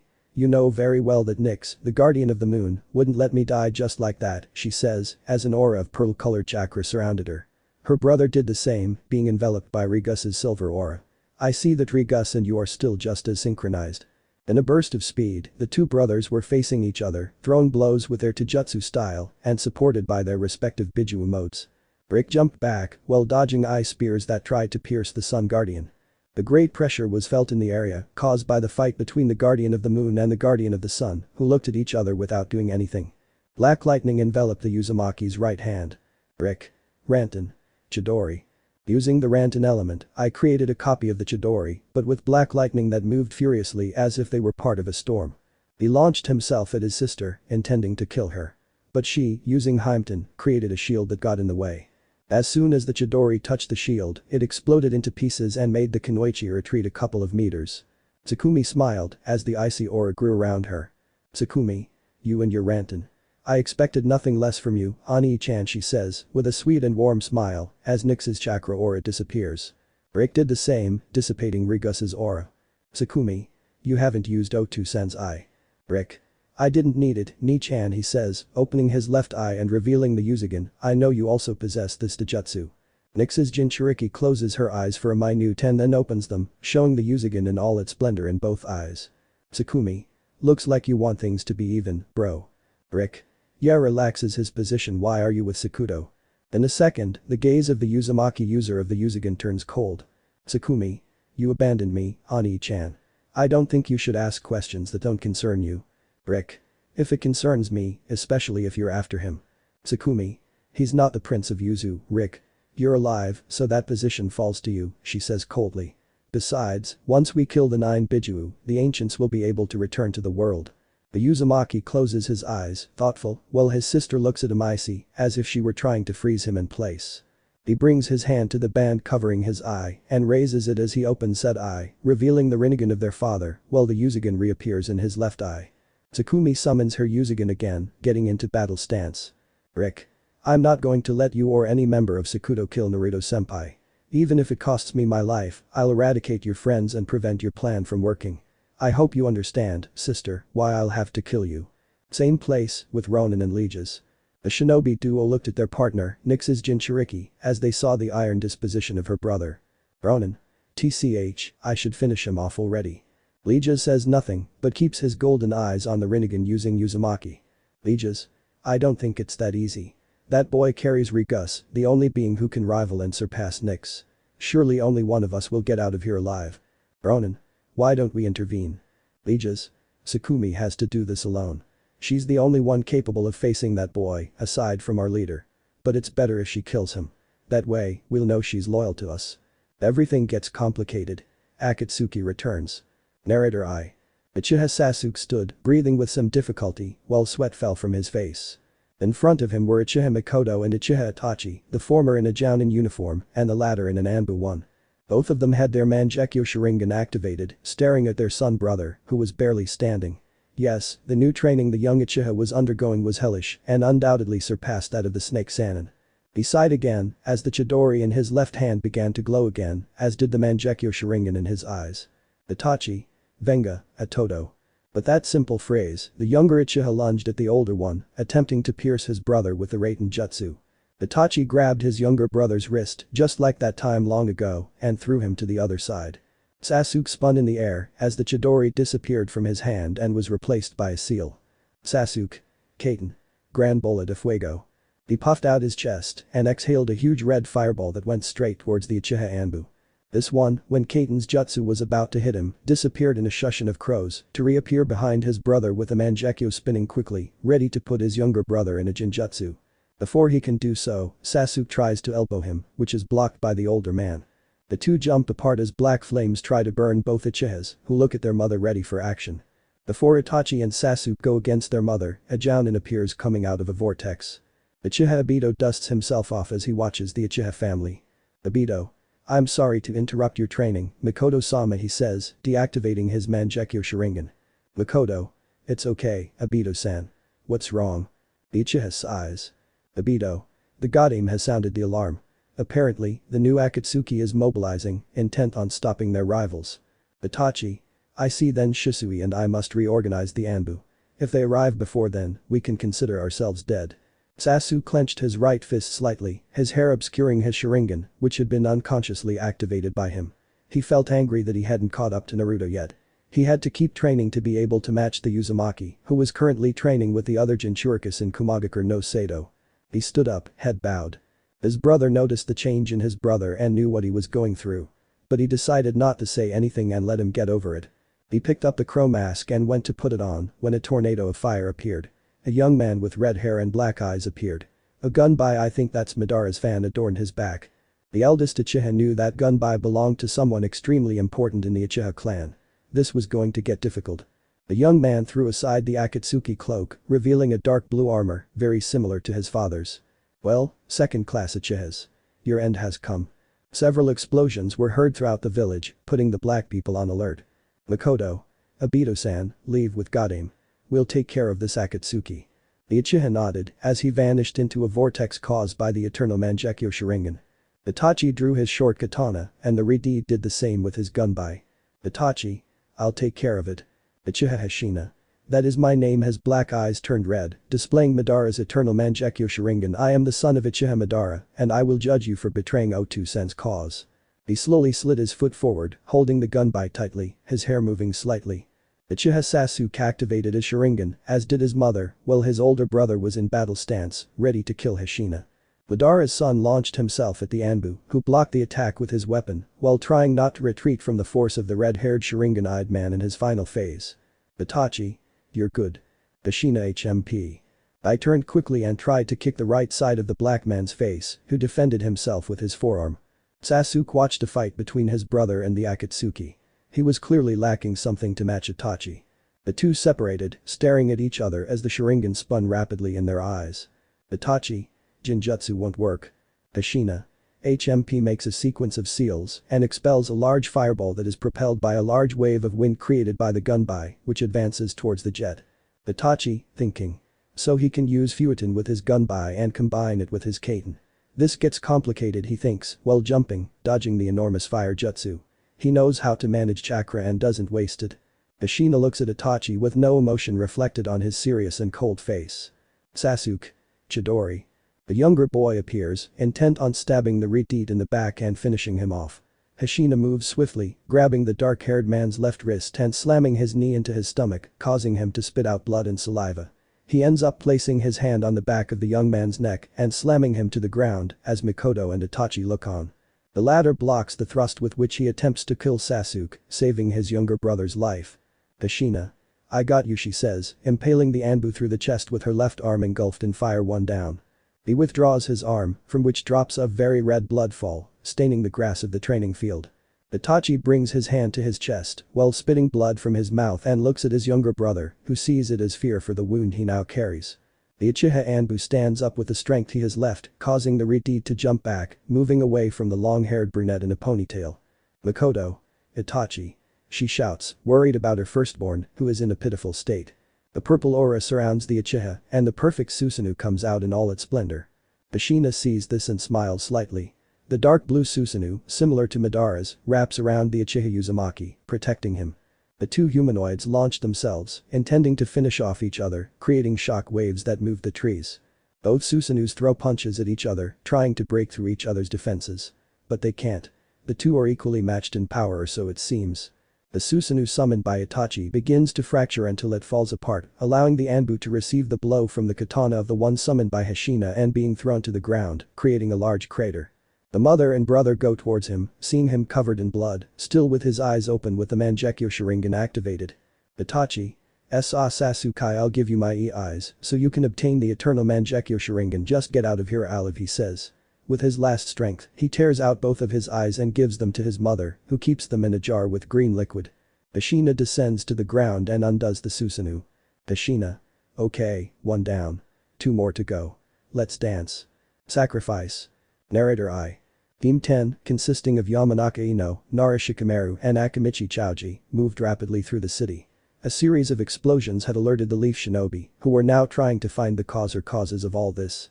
The Nara was thinking of strategies in case they came across any of the enemies, while directing the civilians to the shelters provided for such cases, always as far away as possible from the conflict zone. A shower of shurikens forces the trio to jump, thus avoiding being injured by any of them. "Oh, that's not fair." Shikamaru looks up, his eyes resting on a duo of blondes. A girl with golden hair and emerald green eyes dressed in an Akatsuki cloak is the one who seems to have let out the moan. The young man, who is a copy of the girl, has a cold face. He also wears the cloak of the Jinchuriki hunting organization. "Enough, gee." The girl denies, puffing out her cheeks. "Gee. Naiu, Van Nai. I want to kill them slowly," she says, as a katana appears in her hands, its blade black with silver sparkles. Van sighs. His twin sister was definitely a problem that gave him a headache. He performs a sequence of seals, and a water trident goes straight towards Ino, which is deflected by the Akamichi, which enlarges its body. Shikamaru. TCH, troublesome. This duo is going to be a pain in the ass, he says angrily. Surely, the two blondes will dodge his Nara clan jutsus, so he'll have to employ another strategy to stop them. He doesn't have time to think. A sickle of wind attempts to split him in half, forcing the Nara to retreat from the Akatsuki duo. He smiles as she watches her prey flee from her Futon jutsus that are directed by her katana. For his part, Van uses long-range jutsus of the Suiton element, thus avoiding falling into the Nara's jutsus. Ino snorts, using a piece of her clothing to cut off the blood flow to the wound. She's been damaged while dodging one of the attacks. Van. Let's get this over with, he says, ending the sequence. Suiton. Big wave crash.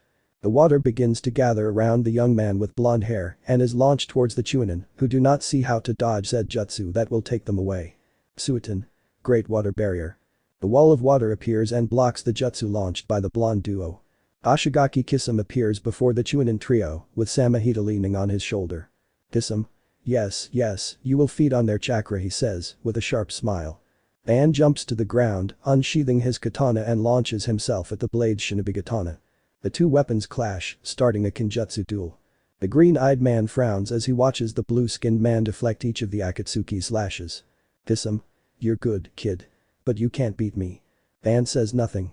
G and Team 10 stood aside, watching as the former Akatsuki and the new Akatsuki faced each other with the intention of killing the other, which was normal.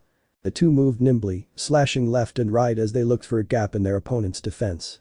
Ashigaki Kisame took advantage of every opportunity he could to steal some of his rival's chakra. Kisame. Gakis, he says, attracting the attention of the Team 10 trio. I'll finish this guy off. I'll leave that girl to you. Shikamaru. What? Wait.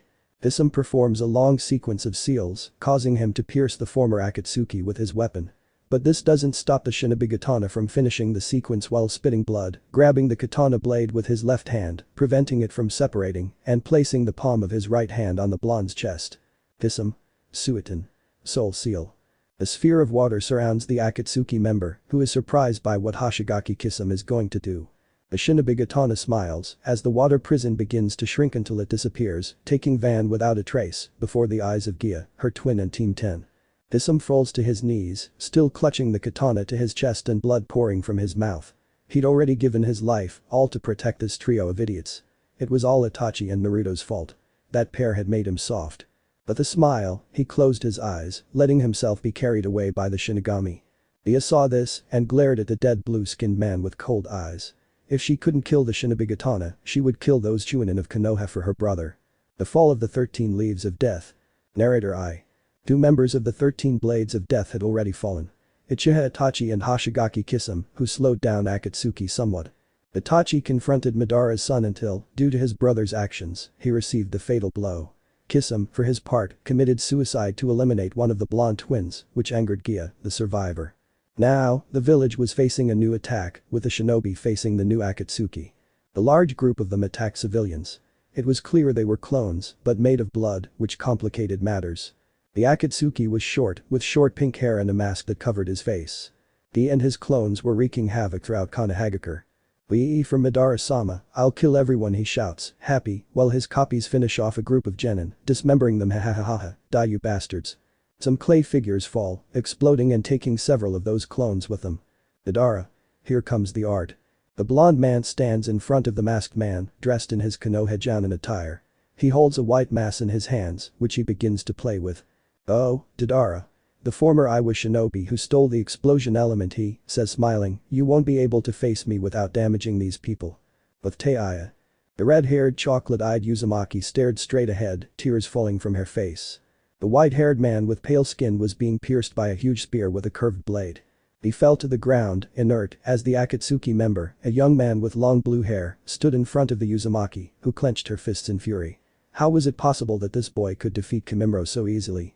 Just as Taiya was about to be executed by the Akatsuki member, a paper shield prevented that. A young woman with short blue hair stood in front of the deed, holding shurikens made of paper in both hands.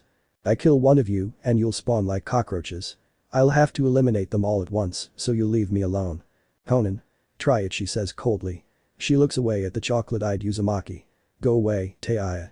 I'll stop him." But the Beto. The Uchiha stood atop the Hokage tower, alongside the Goddamn Hokage, Senju Tsunade, watching as people fled the conflict zone. The entire village was in chaos, with the appearance of Akatsuki, led by Uchiha Madara. "Tsunade. Abito. Gather a group and intercept the enemies. I, along with the shinobi from the medical corps, will take care of the wounded." Abito opened his Rinnegan eye, and in the right eye, the eternal Maguekio Sharigan appeared, spinning furiously. A vortex began to swallow him. Abito. "As you command, Hokage-sama," he says, disappearing definitively in the vortex caused by himself. On Kakashi. The Jounin of Team 7 was staring down at a massive Akatsuki member. He had sandy-colored hair, pale orange eyes, and oily skin. He was wearing the Akatsuki cloak, though it seemed a bit too tight for his large build. The copy ninja uncovered his left eye Sharingan. This was going to be a great battle, and he wouldn't hold back. The future of Konoha depended on it. But Madara. The blonde sighed. The area was already clear of civilians, but a large number of blood clones of the Akatsuki member were surrounding him, along with the original. "I told you, there was nothing you could do." Madara opened his eyes, determined. Madara. "Oh, no." And he sketched a smile, while the blonde self-destructed, taking everyone with him. The Akatsuki emerged from under some rubble, wounded. "TCH. Now, I'll have to make more clones, what a pain." But Conan. The Kunoichi on paper spat blood as she watched a blue-haired man place the spear on her neck. "Any last words, bitch?" The woman raised her face. "Conan. They will kill you." He lowered his weapon, decapitating the paper user, and stained his red cloud cape with even redder blood. It was a nuisance to him to have to wash his uniform. He spat on the Jounin's corpse as he looked back at the Leaf Village. He was having a lot of fun. Shisui's child. The Uchiha stopped the blow, thanks to his Tanto, the standard weapon of every Anbu. The Maguekio Sharigan blazed furiously across his face. The one Danzu stole from him and the one his great friend, almost brother, Itachi, had hidden had already been implanted. Rin and Izumi were flanking him, while facing a green-haired man. "Pesky Uchihas. Perhaps Ashina is the one who should kill you. But I must fulfill the mission I have been given, and that is to hunt down the Goddamn Hokage. Therefore, I must eliminate you." The counterattack. Narrator I. The Goddamn Hokage was breathing heavily. She had been using her medical ninjutsu for quite some time, healing shinobi and villagers before sending them away from the battle. But now Senju Tsunade is facing one of the members of the new Akatsuki, who was carrying a curved-bladed spear. He spat to the side. "Tsunade. You're good, kid. My name is Risiko, and I'm the one in charge of killing you. Well, that would be my other partner, but since I'm here I'm going to enjoy myself." He wraps his weapon in wind, while his gaze darkens. "Die." He thrusts with the intention of piercing the Goddam's head. "Anbu. Hokage-sama. Tsunade." The blade of a katana blocked the thrust. The weapon gleamed slightly in the sunlight as its wielder glared at the Akatsuki, with the eternal Maguekio Sharigan in his right eye and the Rinnegan in his left. The Beto. Arrived on time. Risiko lets out a huff of annoyance and jumps back, away from the Uchiha. This one stands in front of the leader of Konoha. "Tsunade. What are you doing here, Obito? You should be with your group, saving civilians. The smile appears on the face of the dark-haired Rinnegan user. Obito. I met someone along the way and they'll take care of it. In fact, they're going to help me. Tsunade. Help. Raiden. Electric fist. Risiko jumps, dodging the massive Raiden-wrapped fist of a man with sunglasses, blonde hair in braids, and tanned skin. Obito's smile widens as he watches Killer Bee stand tall, towering over the Akatsuki with a curved-bladed spear. Obito. Le presento a Killer Bee, Jinchuriki del Hachibi y Sensei de Naruto. The Kumo man cracks his knuckles as he is wrapped in the eight-tailed Bijuu's chat, which tenses the Akatsuki, who takes another step back due to the pressure. B. Well, with what you don't get to find when you go to visit. Risiko throws a slash, which is deflected by the Jinchuriki with his arm wrapped in Raiden. Risiko. How? He punches the Akatsuki in the stomach, throwing him to the street from the height of the Hokage Tower, creating a crater from the impact. He turns his head slightly and looks at the Godame. B.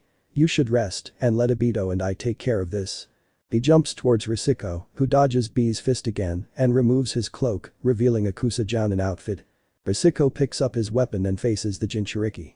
But is forced to defend himself against an attack by the Uchiha, who attempts to pierce his heart with a katana he stole from a dead man in battle. The Akatsuki spins the dark-haired boy around and tries to make him crash into his dance partner, but B steps aside and throws a Raiden spear, forcing the blue-haired boy to cover himself with his arms, which is not a very good thing. He feels small shocks in his arms, which force him to make gestures of annoyance. Obito takes advantage of this, launching a fire dragon that hits the Nunakan. Risiko. You're a nuisance. Fueton. Great Gale. A huge air returns the Kaiten Jutsu to its user, who is forced to use Kamui to absorb the attack. The Jinchuriki of the Hachibi stands behind it, hitting the Akatsuki, throwing it into the air so that the Uchiha appears above it with a sequence of seals completed. Obito. Kaiten. Great Fireball. It expels a huge ball of red fire, which engulfs the Akatsuki and slams it against the ground, creating an immense crater that is engulfed by the fire created by the Jet, who stands next to the Jinchuriki. As soon as the fire goes out, they see the body of the inert Akatsuki, still holding his weapon. With Team 10. Shikamaru lets out a sigh of exhaustion. They've been fighting the emerald-eyed blonde for nearly an hour and a half, and they haven't managed to injure her. They, on the other hand, were on the rocks. He himself was running low on chakra. It was technically in reserve. Chaoji had several injuries on his body and was truly exhausted. Ino was trying to stay on her feet. She'd done everything in her power to heal her friends and comrades and try to defeat the Akatsuki. Shikamaru stood up but fell to the ground, exhausted, while the Akamichi and the Yamanaka approached to protect their partner. Gee. Wow, those weak Konoha shinobi. I'll kill you all at once so you won't suffer anymore. He began a sequence of seals. Fueton. Great Air Dragon. The Fueton Jutsu was aimed directly at the members of Team 10, who already saw their death assured. Fueton. Air Wall. The Fueton barrier blocked the air-formed dragon, dissolving it. The green-haired girl with orange eyes and a dark-eyed blonde appeared in front of Team 10. Fu, the Jinchuriki of the Shichibi is here, along with Nai Ujido, the Jinchuriki of the Nibi, he shouts, with great joy. Ujido face palms, while denying the attitude of her partner and Jinchuriki sister. Aya frowns. She didn't expect the beast containers to interfere in her fight, especially if they were from different villages. She draws her katana, ready to face the duo. But suddenly, Ujido is enveloped in a dark blue aura and Fu in a green one, releasing a large amount of chakra from their respective Bijus. Nai appears behind the blonde, hitting her with a leg and being thrown against a building, which collapses after the crash.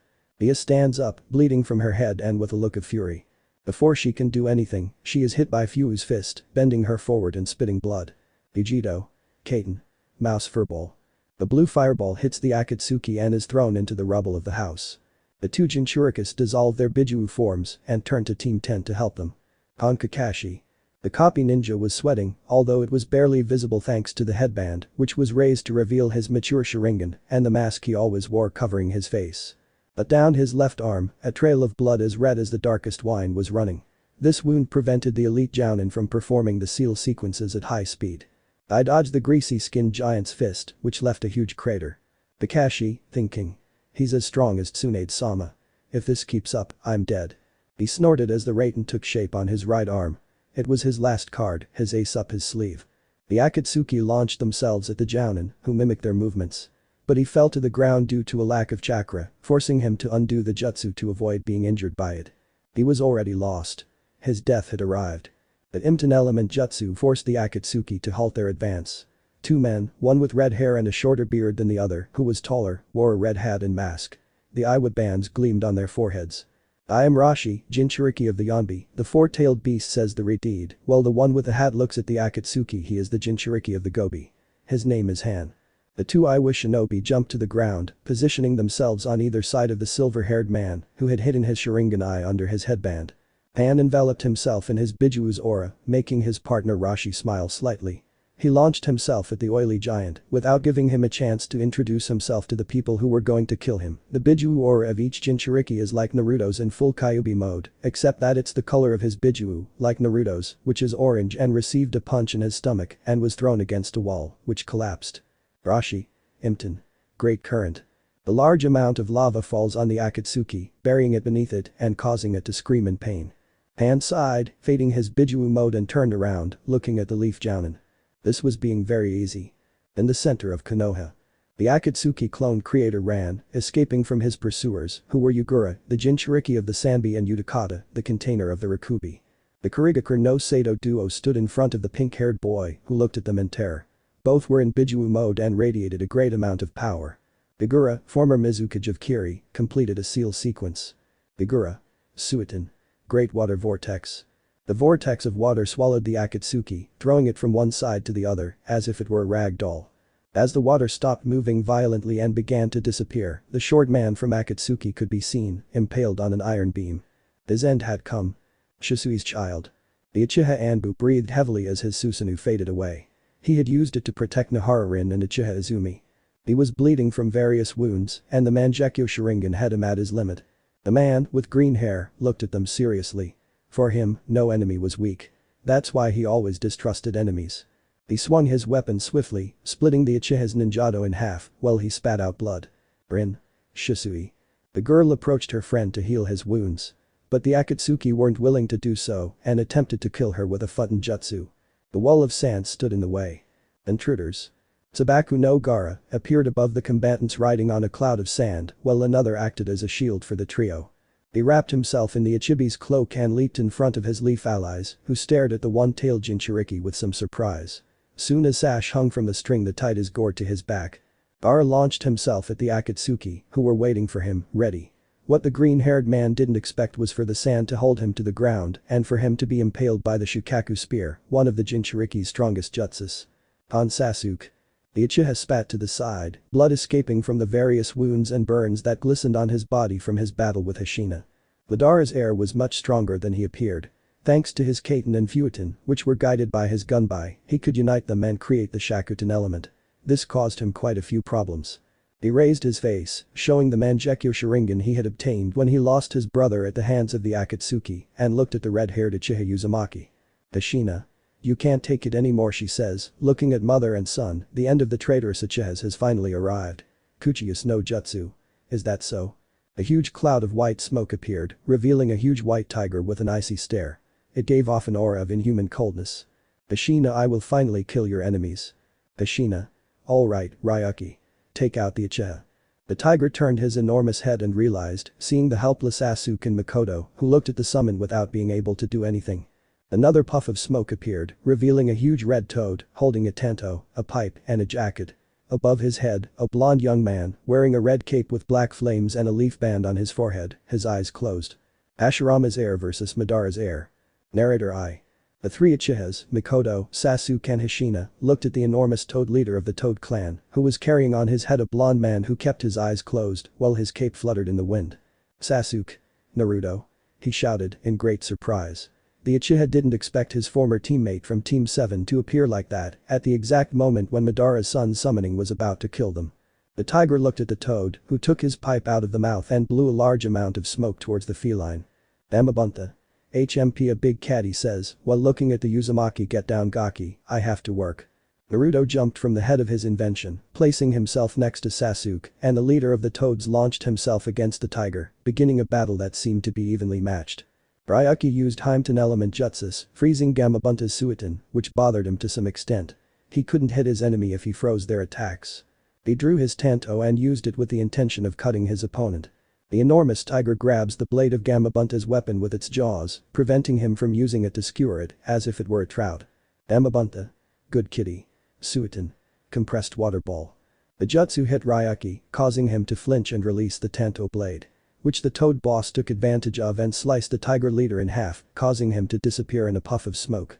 Gamabunta sheathes his weapon, looks at his summoner and disappears, leaving only those of Konoha against Madara's son, who looks attentively at the blonde Uzumaki, who has not opened his eyes to see the entire confrontation. Ashina. You're just in time, Uzumaki. I was about to finish off that pair of traitorous Uchihas. Sasuke clenches his fists in frustration. He can't do anything.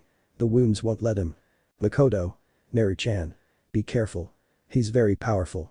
The Uzumaki slowly opens his eyes, letting the three see that they are like those of a toad and that the eyelid area is orange. Naruto. Don't worry, Makoto-sensei. I know what I'm doing. He starts walking towards the Uchiha Uzumaki, who has his gunbai in hand again, ready to be used against that Konoha shinobi, Jinchuriki of the Kyubi. Ashina.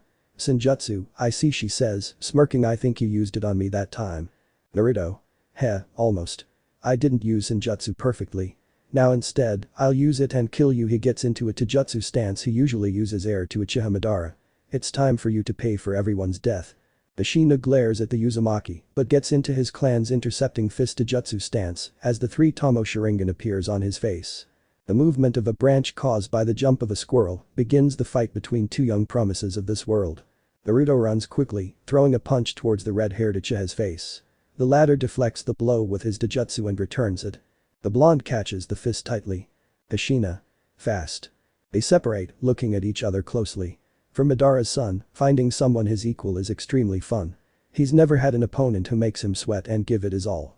He throws himself at the blonde, who is waiting for him with a serious look. Ashina throws a right punch, which is deflected by the Uzumaki and returns it, but thanks to the Sharingan, he sees in slow motion how Naruto's fist heads towards his face and deflects it with his forearm and tries to give him a sidekick. The blonde man ducks and throws a sweep, intending to knock the Redeet down. But the latter doesn't budge and tries to step on the Senjutsu user's ankle. He moves his leg away in time, and Hashina's stomp creates a small crater. He throws an upward parry that hits the Uchiha's X-shaped arms, and he is thrown backward by the force of said blow. Naruto stands up, watching as the Uchiha moves his neck, dusting himself off. His armor shines immaculate. Ashina. You're good, Kyubi. But not as good as me. Does a sequence of seals Kaiten. Great fireball. At the moment he fires said jutsu from his mouth, the Redeed reinforces the Kaiten attack with a movement of his gunbai, causing it to gain strength and speed. Naruto sees this and places his hands on the ground. Naruto. Kaiten.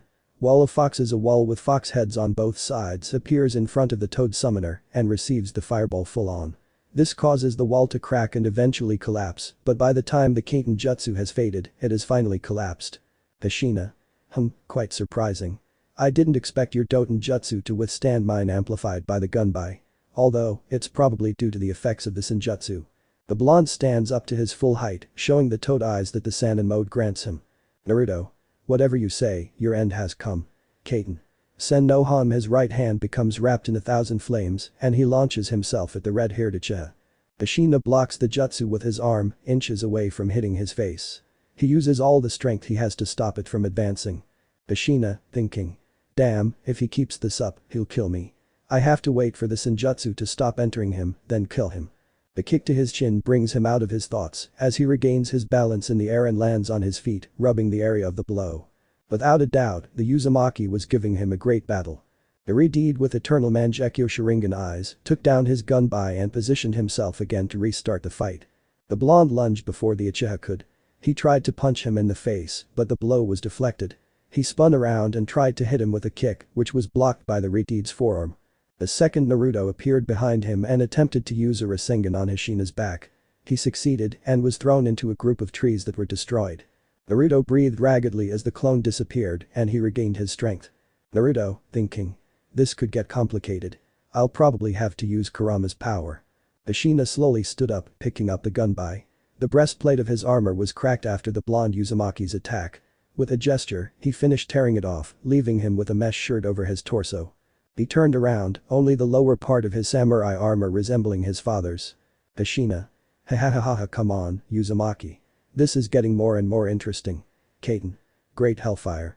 The really large wall, formed by red fire, was expelled from the Uchiha's mouth and went straight towards the blue-eyed boy, who jumped upwards. Tashina. I've got you, she says, and appears above the Uzumaki. She grabs the handle of her gunbai and sheathes it with Futon Chakra Futon. Cutting void wind. The huge wind, similar to blades, hits Naruto's back, creating various cuts and throwing him to the ground and impacting against it, creating a huge cloud of dust. The Redeed fell to the ground on his feet, waiting. Naruto stirred. That jutsu the eternal Maguekio Sharingan user had used, which had hit him square in the back, had caused quite a bit of damage. His clothes were covered in cuts, and blood was leaking from them, though it didn't last long thanks to Kurama. He stood up, cracking his knuckles and neck. Kurama. Be careful, Naru-kun. This one is far stronger than any other you've faced. Even Rick would have trouble. Naruto, thinking. I know, Kura-chan. I'll give it my all in this fight, but I'll have to use your power. Kurama. Take it whenever you want. The blonde smiled and looked at the Uchiha, who spat out a bloody form to the side. Tashina. You're a good opponent, Uzumaki. If you weren't a Jinchuriki, you could team up with us, she says with a smile. But you must die. Naruto parried the punch the Redeed threw at him. The Uchiha Uzumaki tried to elbow him, but it was stopped by the hand of the heir of Uzushiogakure. Tashina. Kaiten. Great ball of fire. He spat out a huge fireball, which hit the blonde man full on and threw him backward. The Uchiha repositioned himself, a smirk on his face. That attack had landed squarely in the blonde's face. He should have been dead by now. How wrong he was. Uzumaki Naruto stood back up. His red cape, covered in black flames, was destroyed. He threw the remains to the ground. He'd have to get another one from Pa and Ma. His orange and red robes, with the Uzumaki symbol on the back, were also torn. He reached up and unbuttoned his sweatshirt. His right arm was bandaged. Madara's son was actually a bit surprised. Tashina. Incredible. This excites me more and more. Naruto breathed heavily. The Sennin mode had disappeared, revealing his sea blue eyes again, with hints of purple and red, thanks to his Uzumaki blood. Naruto. Whatever you say, Uchiha, he says. He starts moving his hands rapidly. Mokuton. World of trees. Tashina is forced to jump as the trees begin to sprout. He ends up on the enormous branch of one of them. Tashina. Senju skills. I'll definitely enjoy killing you. The smile spread across the fox-marked boy's face as he felt his blood boil. He was truly loving this. Tashina lunged at the Uzumaki, intending to impale him with the handle. But when he struck the Jounin's stomach, he burst into a puff of smoke, revealing him as a shadow clone. Naruto. Futon. Rasen Shuriken. The Rasengan enhanced with the Futon element impacted the back of the red-haired man with red and black eyes by the Maguekio Sharingan and exploded into a blue dome after hitting him several times with the blades made of wind. The blue-eyed man grabbed his arm. It still hurt when he used it, even though he needed Sennin mode to avoid taking damage to his hands. He growled slightly, but thanks to the nine-tailed Bijuu's chakra, that pain wouldn't last for long.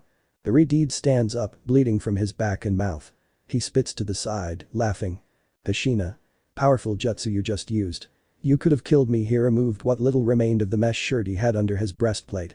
His well-built torso could be seen, with the wounds from the recent fight they were currently engaged in. This fight will go down in history. His Maguekio eyes glowed ice blue, adding a diagonal line resembling a tiger's to the circle formed by the Sharingan Tomos. It was the same eternal Maguekio Sharingan as Madara's. Naruto. What the heck? Tashina. You're not the only one with a Sennin mode. The Tigers of the North gave me this power to merge with the world, Uzumaki. I've been channeling the essence of nature since the beginning. She smiles coldly and I've combined it with my eternal Maguekio Sharingan. He disappears from the young Uzumaki's sight, leaving an afterimage that fooled the blonde for only a few seconds. He received a kick to the back and was thrown forward. He tried to spin to counterattack, but Hashina kicked him, sending him several meters high, before reappearing above him and delivering a downward kick. Naruto ended up embedded in the ground, spitting blood from his mouth while receiving a small gash on his head. He stepped back, allowing his opponent to stand. He did so, even though his entire body ached and blood filled his mouth. Naruto. So this is your true power. Tashina. Hahaha, you're just testing my power without being 100%. When I use the abilities of my eternal Maguekio Sharingan, your life will disappear. Naruto spat out more blood as he dropped to one knee in pain. An aura of orange chakra enveloped him, entering full Kyubi mode as he stood up and his wounds were healed in an instant. The Uchiha Uzumaki just smiled. Finally, the fight was getting interesting. He was the only shinobi battling him, aside from his father. Naruto. Your tricks up your sleeve have been revealed, he says, closing his eyes, only to open them again, and revealing the Kyubi's eyes fused with those of the Sennin mode. I'll end this. The two launched themselves at each other, thus beginning a spectacular taijutsu fight. The blows reciprocated, forcing both to dodge and defend against each other's attacks. Small craters formed as their fists collided, creating a ripple of wind. Extra chakra-filled arms launched themselves at Ashina, forcing him to jump. The hands tried to catch the nimble Uchiha. He used his gunbai, deflecting one of them, but took a blow from another that slammed him into the ground. As a third was about to hit him, he used a Fuitin jutsu to dislodge his arm and jumped away, dodging a fourth. He wiped the blood from his lower lip. And thanks to the eternal Maguekio Sharigan, combined with the Tiger Sanin's eye mode, he dodged the fifth arm. Naruto saw this with some annoyance. Naruto. Adama Rasengan. Two clones of him appeared and struck the powerful technique, creating a huge explosion. It was just a rock clone. Ashina. Kaiten. Great shower of shooting stars. He raised his face to the sky and spat out 100 fireballs into the air. With a snap of his right index finger and thumb, they rained down on Naruto, who formed a shield with Kurama's 9 chakra tails, absorbing the Kaiten like nothing. Naruto. HMP. Those jutsus won't affect me, at least not much. Ashina launched a huge fireball combined with a huge gale created by his gunbai. The explosion echoed throughout the area, but Naruto didn't flinch. He dusted himself off and began forming a new Rasengan. Naruto. Kaiten. Rasen Shuriken. He launched a new Rasengan, which was expected by the Uchiha Uzumaki. Another explosion resonated in the area along with a fiery red dome. Once it disintegrated, the Uchiha Uzumaki could be seen covered by a dark blue humanoid. The Uzumaki raised his face, frowning in annoyance. This was going to be a pretty big and annoying problem. His Rasengan wouldn't work, not even the 2 versions he had in his repertoire. Ashina. Now, you will die. Susanoo. Kaiten. Flame of the underworld. The flame, resembling a red demon, headed towards the Uzumaki, who waited. Just as he was about to strike, the Kyubi's arm protected him. A Kyubi made of orange chakra, along with 9 tails, appeared, protecting its Jinchuriki, as if it were a Susanoo. The two were about the same size. Perhaps the Kyubi was a bit bigger. That had left the Uchiha Uzumaki surprised, who looked in amazement at his rival, Hashirama's heir. He decided not to wait and attacked, which Naruto saw and counterattacked. The two beasts collided, cracking the ground upon impact. The Susanoo attempted to split the Kyubi in half, but it defended itself and its Jinchuriki. They gave it their all. Naruto. Biju Udama, a huge black sphere, began to form in front of the blonde's outstretched hands, who ended up throwing it at the Uchiha, who ordered his Susanoo to protect himself with a shield. This one broke into pieces, something that the Riti didn't expect. The Uzumaki took advantage of this, ordering his Chakra Kyubi to attack the Susanoo fiercely. He used another Biju Udama that broke his other arm and made cracks appear on it. Naruto. Enten. Supernova, using Kurama's chakra and his Biju Udama added to the Kaiten element, he formed a small red sphere like the sun. Does the Enten element exist? I've seen it in several fics. And does the destruction element exist? Do you know what it's called in Japanese? And threw it at the Uchiha Uzumaki. As soon as it touched the body of the humanoid created by the eternal Maguekio Sharigan, it expanded until it completely covered it and exploded in flames and destruction, leaving nothing behind. The Uzumaki faded his Kyubi mode, leaving him in a sorry state. He was hesitant and agitated after the great battle. Makoto and Sasuke approached. The younger Uchiha was amazed by Naruto's power. It bothered him, but he wished that Ashina had died and that it had happened or not. The Uchiha Uzumaki emerged from the crater, blood all over his body and with almost nothing to cover him. The black Anbu pants he wore were torn and stained with wine red blood. Nothing remained of the armor he had worn at the start of the fight after removing his Akatsuki cloak. He spat on the ground as he tried to stand up. Elsewhere. Uchiha Madara looked at the moon with a grim smile. He already had the Juubi inside him and Zetsu had completed his plan. Soon Otsutsuki Kagaya would be free and the world would be under his command. Madara. Zetsu. Prepare everything. We must act and finish off Sakuto now that I'm the Jinchuriki of the Juubi before we free your mother. Zetsu en. Entendido, Nadara-sama. The armored Uchiha looked at the two-colored plant. Madara. And keep an eye on Kabuto. I don't trust him. I want to have everything under control before I wipe out Konoha. The time has come for us to introduce ourselves. Uchiha Madara. Narrator I. Tsubaku no Gara stood with the other Jinchurikis in what appeared to be the center of Konohagakure no Seido.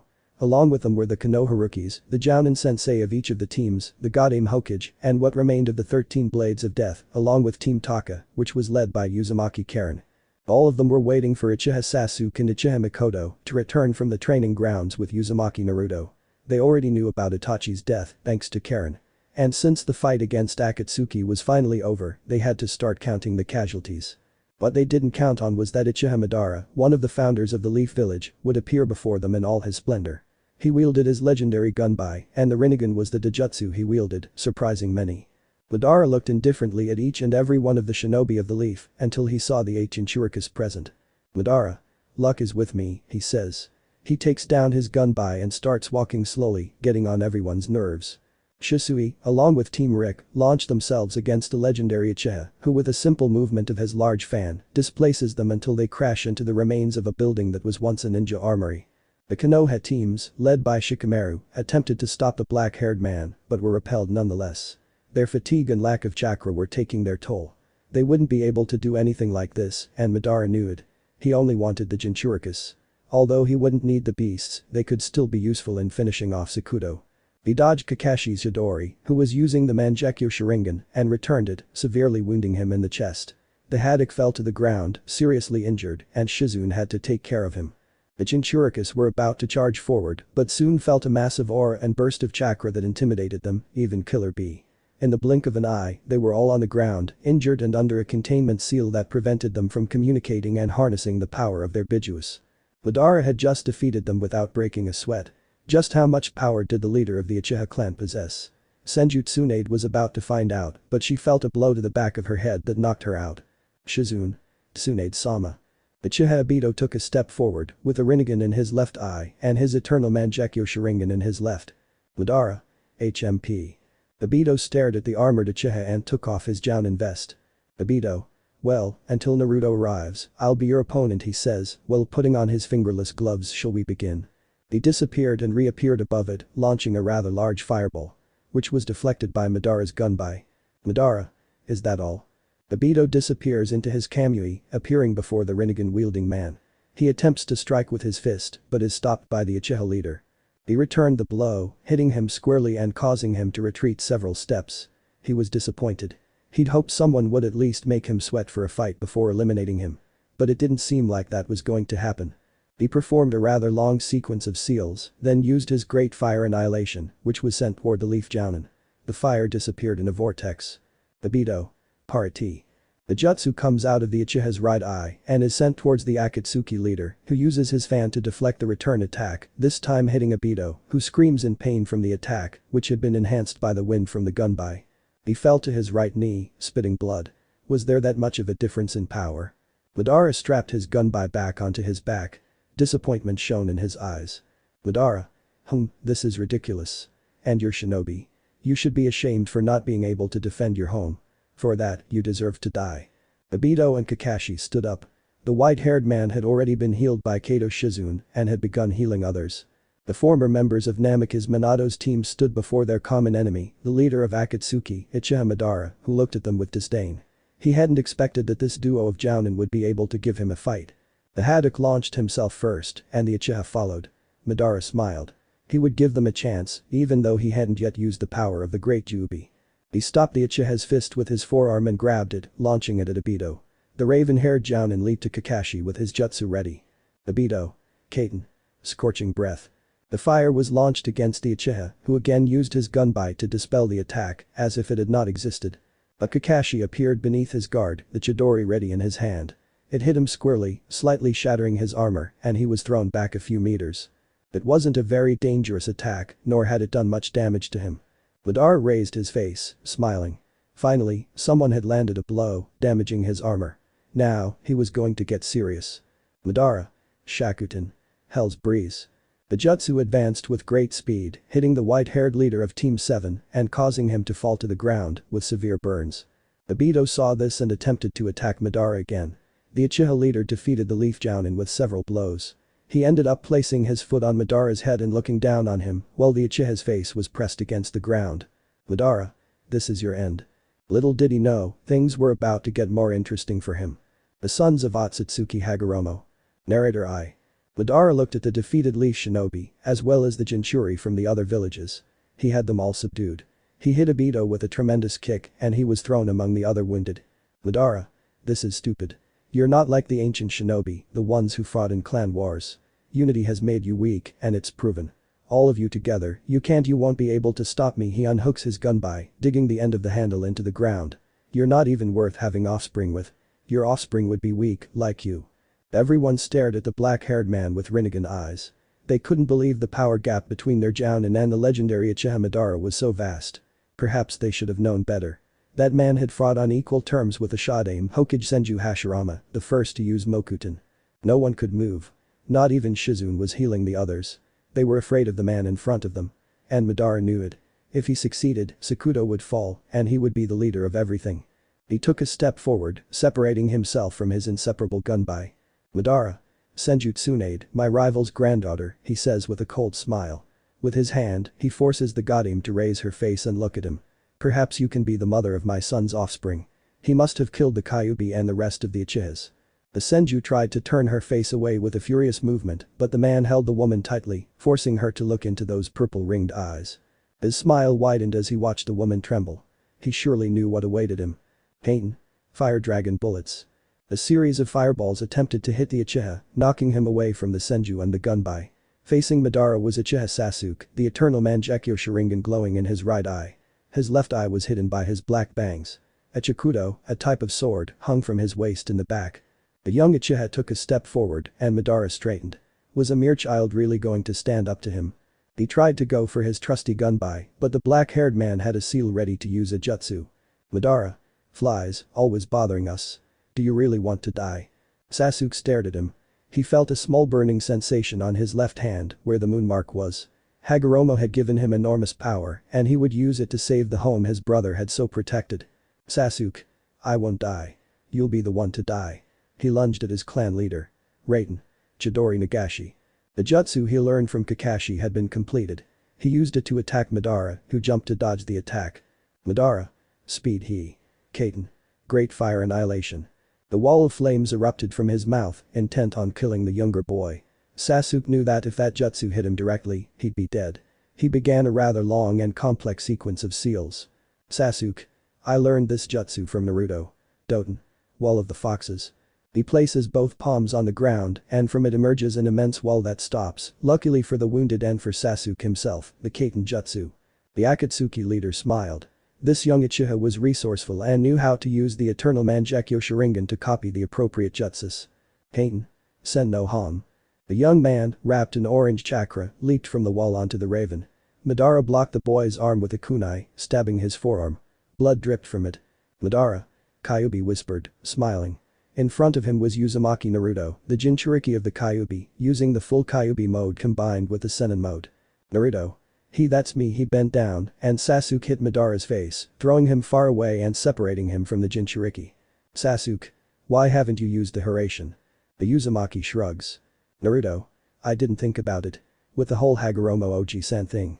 The Uchiha shakes his head as the wall behind them disappears, revealing all of Konoha's shinobi. The Keno. Naru. The Uzumaki turned his face slightly and smiled at Akeno, along with Karen, Taiya, Fu and Yujito. Those girls had changed his life. But he left that for later and focused on the enemy in front of them. Uchiha Madara, who didn't have his gunbai thanks to the fact that both of them kept it away. The Uchiha stared at both of them. The two young men, who had been at odds until a few months ago, stood before him, using all their power and coordinating with each other to end his life. That made him excited. Madara. Fine, come on. Let's begin this final battle. Enormous power begins to emerge from the legendary Uchiha Madara. We'll see who's stronger. Naruto looked at Sasuke and back again. The time had come to fight his worst rival. The time had come for the battle that would define the fate of Uzumaki Naruto and Uchiha Sasuke. The birth of a Sannin. Narrator I. Naruto and Sasuke stared at Madara and he stared back. They were waiting for the moment to begin this battle, which would define the future of the world. The Uzumaki was the reincarnation of Ashura and the Uchiha of Indra, both sons of Otsutsuki Hagoromo, the creator of those who were known as ninjas, as well as being the father of the Bijuas. Both young men were ready and willing to give their all, even their own lives, and Uchiha Madara didn't know that. The two, after a slight nod, launched themselves at the Uchiha. Madara received them, dodging the punches and moving backwards, while both leaf ninjas tried to land a single blow. Sasuke throws a hook, intending to hit the man's jaw. But he backs away, dodging the movement. The Uzumaki takes advantage of this and tries to hit him from behind, but dodges again. The Uchiha leaped up and threw an axe kick. Madara defended himself, putting his arms in an X shape above his head. Sasuke. TCH. Naruto appeared in front of the Akatsuki leader and punched him in the stomach with all his might. The Uchiha was thrown against a ruined house. He crashed hard. Sasuke. Good move, dope. Naruto. Fear. Madara was thrown out of the cloud of dust he had kicked up when he crashed. He punched the dark-haired man in the stomach and grabbed the blonde Jinchuriki's head, slamming it into the ground. He leaped over them both and launched a massive fireball at them both. Naruto performed a rapid sequence of seals, creating a wall of wind and returning the jutsu to the Uchiha. The fireball hit the Uchiha's chest and sent him tumbling back several meters. He stood up. His armor was breaking with each new blow he received from those two young men. Madara. This is interesting. He smirked and picked up the gun by. Naruto. Shit, he growls. They hadn't noticed and had led him to his weapon of choice. The Uzumaki moved quickly. He shouldn't let him use it. Fueton. Compressed air balls. He fired a series of air balls, which headed toward the Uchiha. He was forced to jump and dodge them. Without a doubt, the jutsus they both used were stronger than those used by the other shinobi he had faced. He didn't see Sasuke, who appeared behind him. Sasuke. Raiden. Electric Assassin. It hits the Akatsuki leader squarely, sending him crashing to the ground, creating a huge crater. He fell next to his partner and they began to make seals. Naruto. Fueton. Great Wind Dragon. Sasuke. Kaiten. Great Fire Dragon. Both Chinese dragon-like jutsus merged and headed towards the crater, creating a large explosion that was followed by a pillar of flames. The two undid the last seal and the pillar disappeared, leaving a great cloud of smoke, as if a great fire had just been extinguished. Out of nowhere, the two young men were drawn by a force into the smoke and then blown away by a great wind of fire. They fell to the ground several meters away from the crater. Madara began to climb out of the crater, his samurai armor's breastplate completely cracked. Several pieces were missing and one of his shoulder guards was gone. Blood dripped from his lower lip down his throat and onto his armor. A glint of amusement flashed across his Rinnegan eyes. This fight against the Kyubi's Jinchuriki and that Uchiha was making his blood boil. Naruto started to get up, spitting blood from his mouth as he stood up. He was panting weakly from the blow he had received. He made a cross seal and about 50 shadow clones appeared around the Uzumaki, preparing something. The clones launched themselves at Madara. He began to engage them with taijutsu. They moved in sync. It was clear they had a plan in mind. The raven-haired man appeared among so many clones of the blonde and used the Chidori Nagashi, hitting the black-haired man full-on, wounding him. Before the Uchiha could retreat, he was grabbed by the wrist by Madara, who headbutted him and threw him away in a burst of flame. Naruto. Fueton. Raisen Shuriken. Madara turned his head, but it was too late. The jutsu hit the Akatsuki leader full-on, exploding into a dome of blue chakra. Before the dome disappeared. Sasuke. Raiden. Kirin. A huge dragon made of lightning descended from the sky and hit the dome, entering and filling it with electricity. The Uzumaki and the Uchiha sighed as they watched the dome disappear. A tremendous chakra pressure replaced it. Madara emerged from the impact zone, his skin and hair white. 9 black spheres and eyes followed him. 9 Magatamas appeared around his neck and horns sprouted from his head. Kurama. He's in Jubi mode. Be careful, Naru-kun. Naruto gulped. That man, now white-haired, gave off a powerful aura that intimidated even the Kyubi herself. He clenched his fists as he felt the recharge of strength thanks to Kurama. Madara disappeared, reappearing behind Sasuke and Naruto. Madara. Now, your end has come. They tried to turn around, but it was too late. The Jubi's Jinchuriki struck both young men. They were thrown to the ground. The albino Uchiha began to beat both boys. They couldn't match the Akatsuki leader's speed. Blood flowed from their mouths and they finally ended up on the ground. Sasuke used Shinra Tensei, which was repelled by Madara's. He grabs the dark-haired man by the face, lifting him up. Madara. HMP, so you have the Rinnegan with the 9 Sharingan Tomos in your left eye, he says. When the Uchiha's hair moves and reveals the Taijutsu, it won't do any good. Swiftly, he slammed the black man against the ground, making him scream and spit blood. He left Sasuke lying down while moving slowly. Naruto, in full Kyubi mode, stood up. His eyes represented the union of Bijuu mode and Sennin mode. Without thinking, he launched himself at the 10-tailed Jinchuriki to stop him once and for all. Madara blocked the Uzumaki's punch, but it made him retreat several meters. Madara, thinking, he is strong. Naruto. He used more force, overcoming the white-haired Uchiha's defense, and hit him squarely in the cheek, sending him flying against a tree, which split in half. As soon as it hit the ground, a Kaiten element Raisen Shuriken was fired toward the albino. The ensuing explosion was seen by all the shinobi and villagers of Konoha. The Gama Sanin's blonde apprentice watched as the albino stood up with barely a scratch on his body. Madara. The 9-tailed Jinchuriki against the 10-tailed. This will be very interesting, Uzumaki Naruto. The time has come to give it our all. He tossed his gun by his side. He had to fight on equal terms against his only remaining opponent. Without waiting a second longer, both Jinchurikis launched themselves at each other, starting a taijutsu combat that left craters all over the area. The Uzumaki moved, trying to overcome his opponent's defense. But the latter was very skillful. Said defense was ironclad and he could barely touch him. He felt Madara's knee connect with his chin, sending him flying upwards as he was pulled back toward the albino with the Rinnegan's Bancho Tenon. He was pierced by a black slash right through his stomach. He spat blood on the albino, who smiled weakly. 9 red chains pierced a surprised Uchiha Madara as he saw his strength and chakra drain away. Madara. Bastard. Kaiten. Great fire annihilation. The wall of flames hit the Uzumaki head-on and he was propelled backward. The delay was escaping from his stomach where it no longer had that black bar. The albino Uchiha stood up once he had recovered his strength. In Naruto's mind. The Uzumaki gazed at the beautiful form of the kitsune in its human form. 9 orange tails moved freely image above. Naruto sighed. His time had come. He made a seal, despite the kitsune's pleas. Naruto. Uzumaki sealing style. Soul release. Before Kurama could say anything, he vanished from the blonde subconscious, who sighed. Naruto. I can't let you die. Abroad. Madara watched as the Kyubi mode faded away along with the Sennin, and the Uzumaki opened his blue eyes weakly. Madara. I recognize you as a new Sannin, but this is as far as you go. Jinchuriki Uzumaki Naruto. A black sphere appeared in his hand and impacted the blonde's heart. The Prince of Uzushi Agakur. Narrator I. Madara withdrew his hand, leaving Uzumaki Naruto's lifeless body without a trace of life. He had killed him without a second's hesitation. Blood dripped from his hand. With a simple movement, the blood fell onto the corpse of the Leaf Ninja and Kyubi Jinchuriki. For the Akatsuki leader, this was a great loss if he wanted to stop Sakuto and rule the world, but there was nothing he could do. What was done was done. He would have to give it his all to stop those who wanted to take away his peace. He walked away from the corpse, taking heavy steps. No one could oppose him anymore. He controlled Konohagakure no Sado and had captured all the Jinchuri. In total, he possessed 8 Bijuu, plus the Juubi inside him. He hoped that with this, the group known as Sakuto would think twice before confronting him.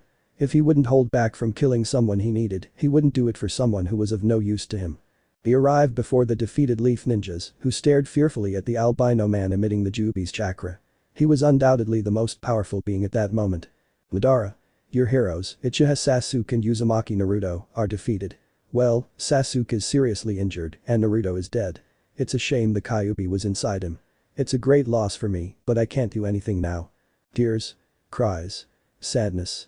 That's what was coming out of everyone in Konohagakure no Sado right now, especially the blonde man's girls. Naiujido, Fu, Teiya, Karen, and Akeno. Everyone couldn't believe it. That young man, who gave his all to protect the village during the civil war and the attack by Suna and Odo, was no longer with them. Many clenched their fists in fury. There was nothing they could do against the man who had defeated the 2 strongest ninjas they had. Zetsu was about to appear when a completely black beam appeared where the Hokage Tower still stood. 5 people wearing black trench coats and black clothing appeared on the edge of the tower, their expressions serious. Ronin, Leijas, and Sakumi could be seen, 3 of the 5 who had already appeared to confront and capture the Jinchurikis. The silver-haired man seemed to be the leader and another with dark blue hair followed him. Without a doubt, these were Sakuto, the group that had appeared to bring back the ancients. Madara looked at the silver-haired man and smiled confidently. He no longer had to hunt down those bastards to kill them. He turned his white body again, showing his Juubi mode again, and 9 dark purple balls appeared behind him. Before the 4 members of Sakuto could launch themselves at the now albino, the one who seemed to be the leader stopped them with a gesture. I will kill Jbai. He throws his trench coat aside. I would like to introduce myself before we start this. I am Suguro, leader of Sakuto. Black and blood aura surrounds him, while his eyes turn red. I am the Jinchuriki of Grugan, king of the universe and of the ancients. Madara says nothing. With a gesture, Zetsu stays where he is, completely hidden and away from the conflict zone. Suguro jumps in front of Madara, creating a small crater with his leap. Without saying anything, Madara spits blood from his mouth while an arm comes out from behind his back covered in blood, which astonishes and horrifies everyone. The legendary Uchiha Madara, who had faced the legendary Senju Hashirama, had been easily defeated by Suguro, who still had his arm inside the body of the Bijuu's Jinchuriki. Was this what it was like to be a Bijuu's Jinchuriki? I huff in annoyance and pull my arm back as Madara fell, no longer surrounded by the Juubi's chakra. Nobody moved. Nobody said anything.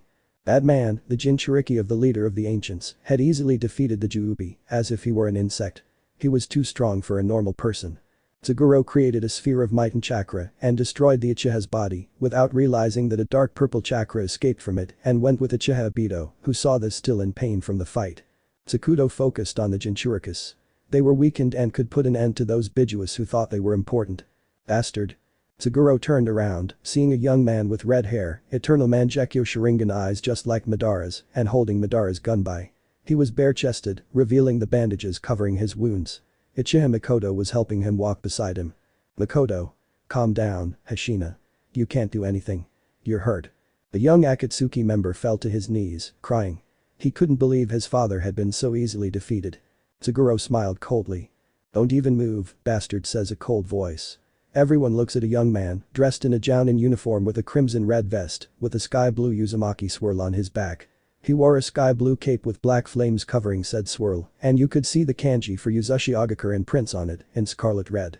He wore a band on his forehead with a swirl on it, revealing his right eye, the Rinnegan, and his left eye being a red and black spiral, the Uzugan. The Red, with a mask covering his mouth and nose, glared defiantly at the leader of Sakuto. Behind him came Sasuke, his expression downcast after Naruto's death. Rick quickly disappeared, hitting a surprised Saguro, who was thrown against the Hokage tower, which ended up collapsing. Saguro emerged from there, his smile unhinged. Finally, he would kill the eternal prince of Uzushi Agakure. Tsukumi saw this worried. The silver and black chakra enveloped the Uzumaki, causing his hair to become like that of a lion, and the Rinnegan and the Uzumaki were joined by the vertical line of a lion. Rigus appeared behind him in all his splendor. Uzumaki Rick launched himself against Saguro, who was wrapped in the black chakra, and blood of Grugan completely envelops him, and the enormous dragon, king of the ancients, appears supporting him. Rick crashes into Saguro, just as Rigus does into Grugan, creating an immense wind that moves all the remaining trees. Saguro jumps back, creating a black and red sphere. Saguro. Mighten. Primal. He throws the large ball at Rick, who creates a storm shield, protecting himself from the attack. He jumps away from the blast, but Saguro follows him and tries to impale Rick. Saguro. Mighten. Dark Soleil Sword of Dark Chakra, it is created in the arm of Grugan's Jinchuriki and launches a slingshot of chakra at the prince, who narrowly dodges it. He makes seals, creating something in his right hand. Rick. Chidori Rasengan. He combines both techniques and hits Saguro directly in the chest, piercing through him. Saguro spits blood on Rick, who withdraws his arm. Saguro remains standing, bleeding. After 2 seconds, the Grugan Jinchuriki laughs maniacally. Swiftly, he launches an upward slash, damaging Rick, who begins to bleed. He swiftly moves his hand and pierces Rick. Rigus's chakra disappears from the Uzumaki and passes to Saguro, giving him more power. The Redeed closes his right eye and falls to the ground, being caught by Sakumi and June, who kisses him on the lips. Sakumi. Nai-san. She cries, crying. Saguro looks at the Uzumaki with disdain. He walks away, approaching the others. Saguro. Kill her before we finish off the Jinchurikis, he tells the green-haired man. He nods and fires a green beam at the trio. Akeno. Watch out. A huge explosion engulfs Sakumi, June and the body of Rigus's former Jinchuriki. Nidame Rakuto Senin. Narrator I. The smoke caused by the explosion prevented anyone from seeing anything, not even Saguro, and the rest of the Sakuto members could see anything. The smoke cleared slightly, revealing pieces of something black that seemed to cover the trio. The black thing retracted, revealing a golden and black young man. 9 black balls, known as Gudadamas, flew beside him. His black shirt had 9 Magatamas on his back. His eyes were golden, though not those of Sennin or Kyubi. The golden boy sighed as he glanced at Rick. He was already dead. He had sacrificed himself to try to kill Saguro, and he had lost Rigus. 2 Gudadamas approached his hands and turned into 2 black rods. I think I should kill you, right? Saguro looked at the young man with disdain, along with the rest of the Sakuto, who seemed amused. Suddenly, Ronin launched himself at the golden man, thinking that this way he would quickly finish off the young man in gold and black. The boy smiled. He blocked the purple-haired boy's punch and hit him with the black staff, sending him back to his friends and classmates. He hit the ground, and a crack shot straight toward Sakuto. They jumped, dodging the golden one's attack, but the Hokage tower was slightly flooded. I expect more action from you, Sakuto. Saguro looked coldly at the boy, who returned a foxy smile, revealing that he was Uzumaki Naruto, the former Jinchuriki of the Kyubi. Ronin launched himself at Naruto again, who was already waiting for him, his Rinnegan in his eyes. He blocked the side kick the purple-haired youth threw at him. He gripped the bar in his right hand tightly and drove it through Naruto's leg. The young man's scream echoed throughout the area.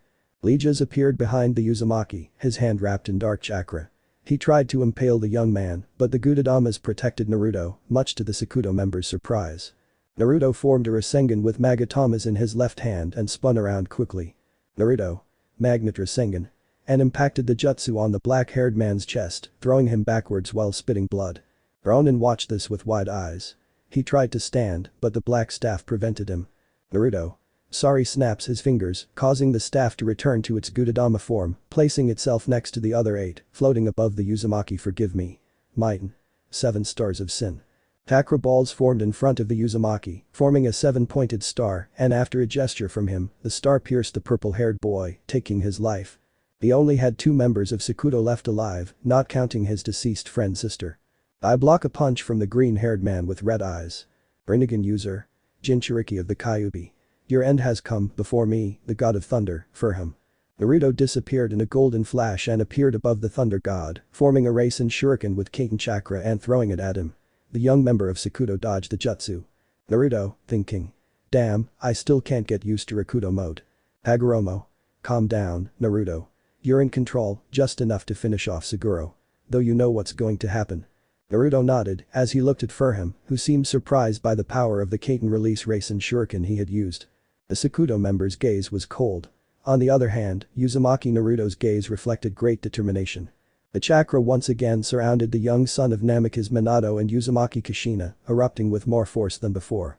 He launched himself at Harem with a speed greater than that of a Sannin, even greater than that of Madara in Jubi mode. He punched Harem hard in the stomach, knocking him against a rock from the rubble of the various fights. It shattered as soon as Sakuto's member crashed into it. He spat blood all over Naruto, which didn't bother him. He drew back his hand and formed his favorite technique. Naruto. Kaiten. Sen no Hanman with Karen's chakra swirling in his hand, he pierced the green-haired youth, a member of Sakuto. He only had one left. Saguro. Well, the leader of Sakuto looks down on the young man with golden chakra. You're stronger than a Bijuu Jinchuriki. Who gives you that strength? Naruto looks at him, with a Rinnegan in his eyes. Naruto. This chakra belongs to Otsutsuki Ashura, son of Otsutsuki Hagoromo, which makes me the Nidaime Rakuto Sennin, he says. 2 of the Gudadamas transform into black rods, which he takes in his hands, which makes Saguro smile. This chakra does not belong to Kyubi. Saguro envelops himself in black and blood-red chakra, turning his eyes crimson red. Saguro. Okay, Nidaime Rakuto Sennin. Let's battle to decide who will rule the world, the Bijuus or the ancients. The Uzumaki denies and blocks the sword made of shadows by Grugen's chakra. He retreats several meters, due to the Jinchuriki's strength. He can't anticipate the sidekick, which hits him squarely. Without realizing it, Saguro is forcing him to defend himself against the punches and kicks, using the taijutsu style of a young Jinchuriki of an ancient. Naruto stands up. A smile spreads across his face. He knows this will determine the fate of the world, but he's getting excited. It burst into a puff of smoke as it was pierced by Saguro's sword. He appeared behind him, intending to impale him with the black staff. Saguro deflected it by inches, thanks to his dark soul. He creates a sphere of black chakra and hits Naruto squarely, causing him to explode again in a puff of smoke. He blocks a punch that comes out of it, his arms forming an X. Saguro. TCH, your clones are annoying. 2 clones appear behind the dragon's Jinchuriki, each holding a Magnet Rasengan in their hand. Naruto. Adama Magnet Rasengan. And they attack the Jinchuriki, creating an immense chakra dome that explodes after 3 minutes.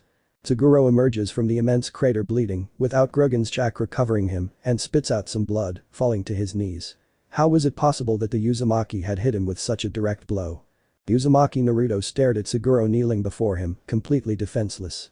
He wanted to finish him off, but a disembodied hand stopped him. He turned around, seeing the ghost of his friend and brother. Rick. Naruto. I'm sorry to leave you like this, with Konohagakure destroyed, but my time is up. When Saguro took Rigus from me, he took my life. But don't take it out on him. It was my destiny to die. She begins to fade away, while saying goodbye to Inyazuka Jun with a last kiss on his lips. Naruto sighs. The Anbu takes Saguro to Konoha prison, and everyone approaches the Uzumaki, who begins to glow and disappear, as does Rick. The Keno. Naruto. The blonde man looks at the Uchiha and sees her with tears in her eyes. He smiles weakly as he disappears. This was the end of it all. Otsutsuki Hagoromo gave him power, but at the cost of his life. The Uzumaki duo, Naruto and Rick, vanished into thin air. Great notice. The perfect Jinchuriki is finally over. Let me know in the comments below if you guys want the next part. Also check out my other video that has been shown and left. Thank you for watching. If you enjoyed this video please like and share this video. And have a fantastic day. Bye.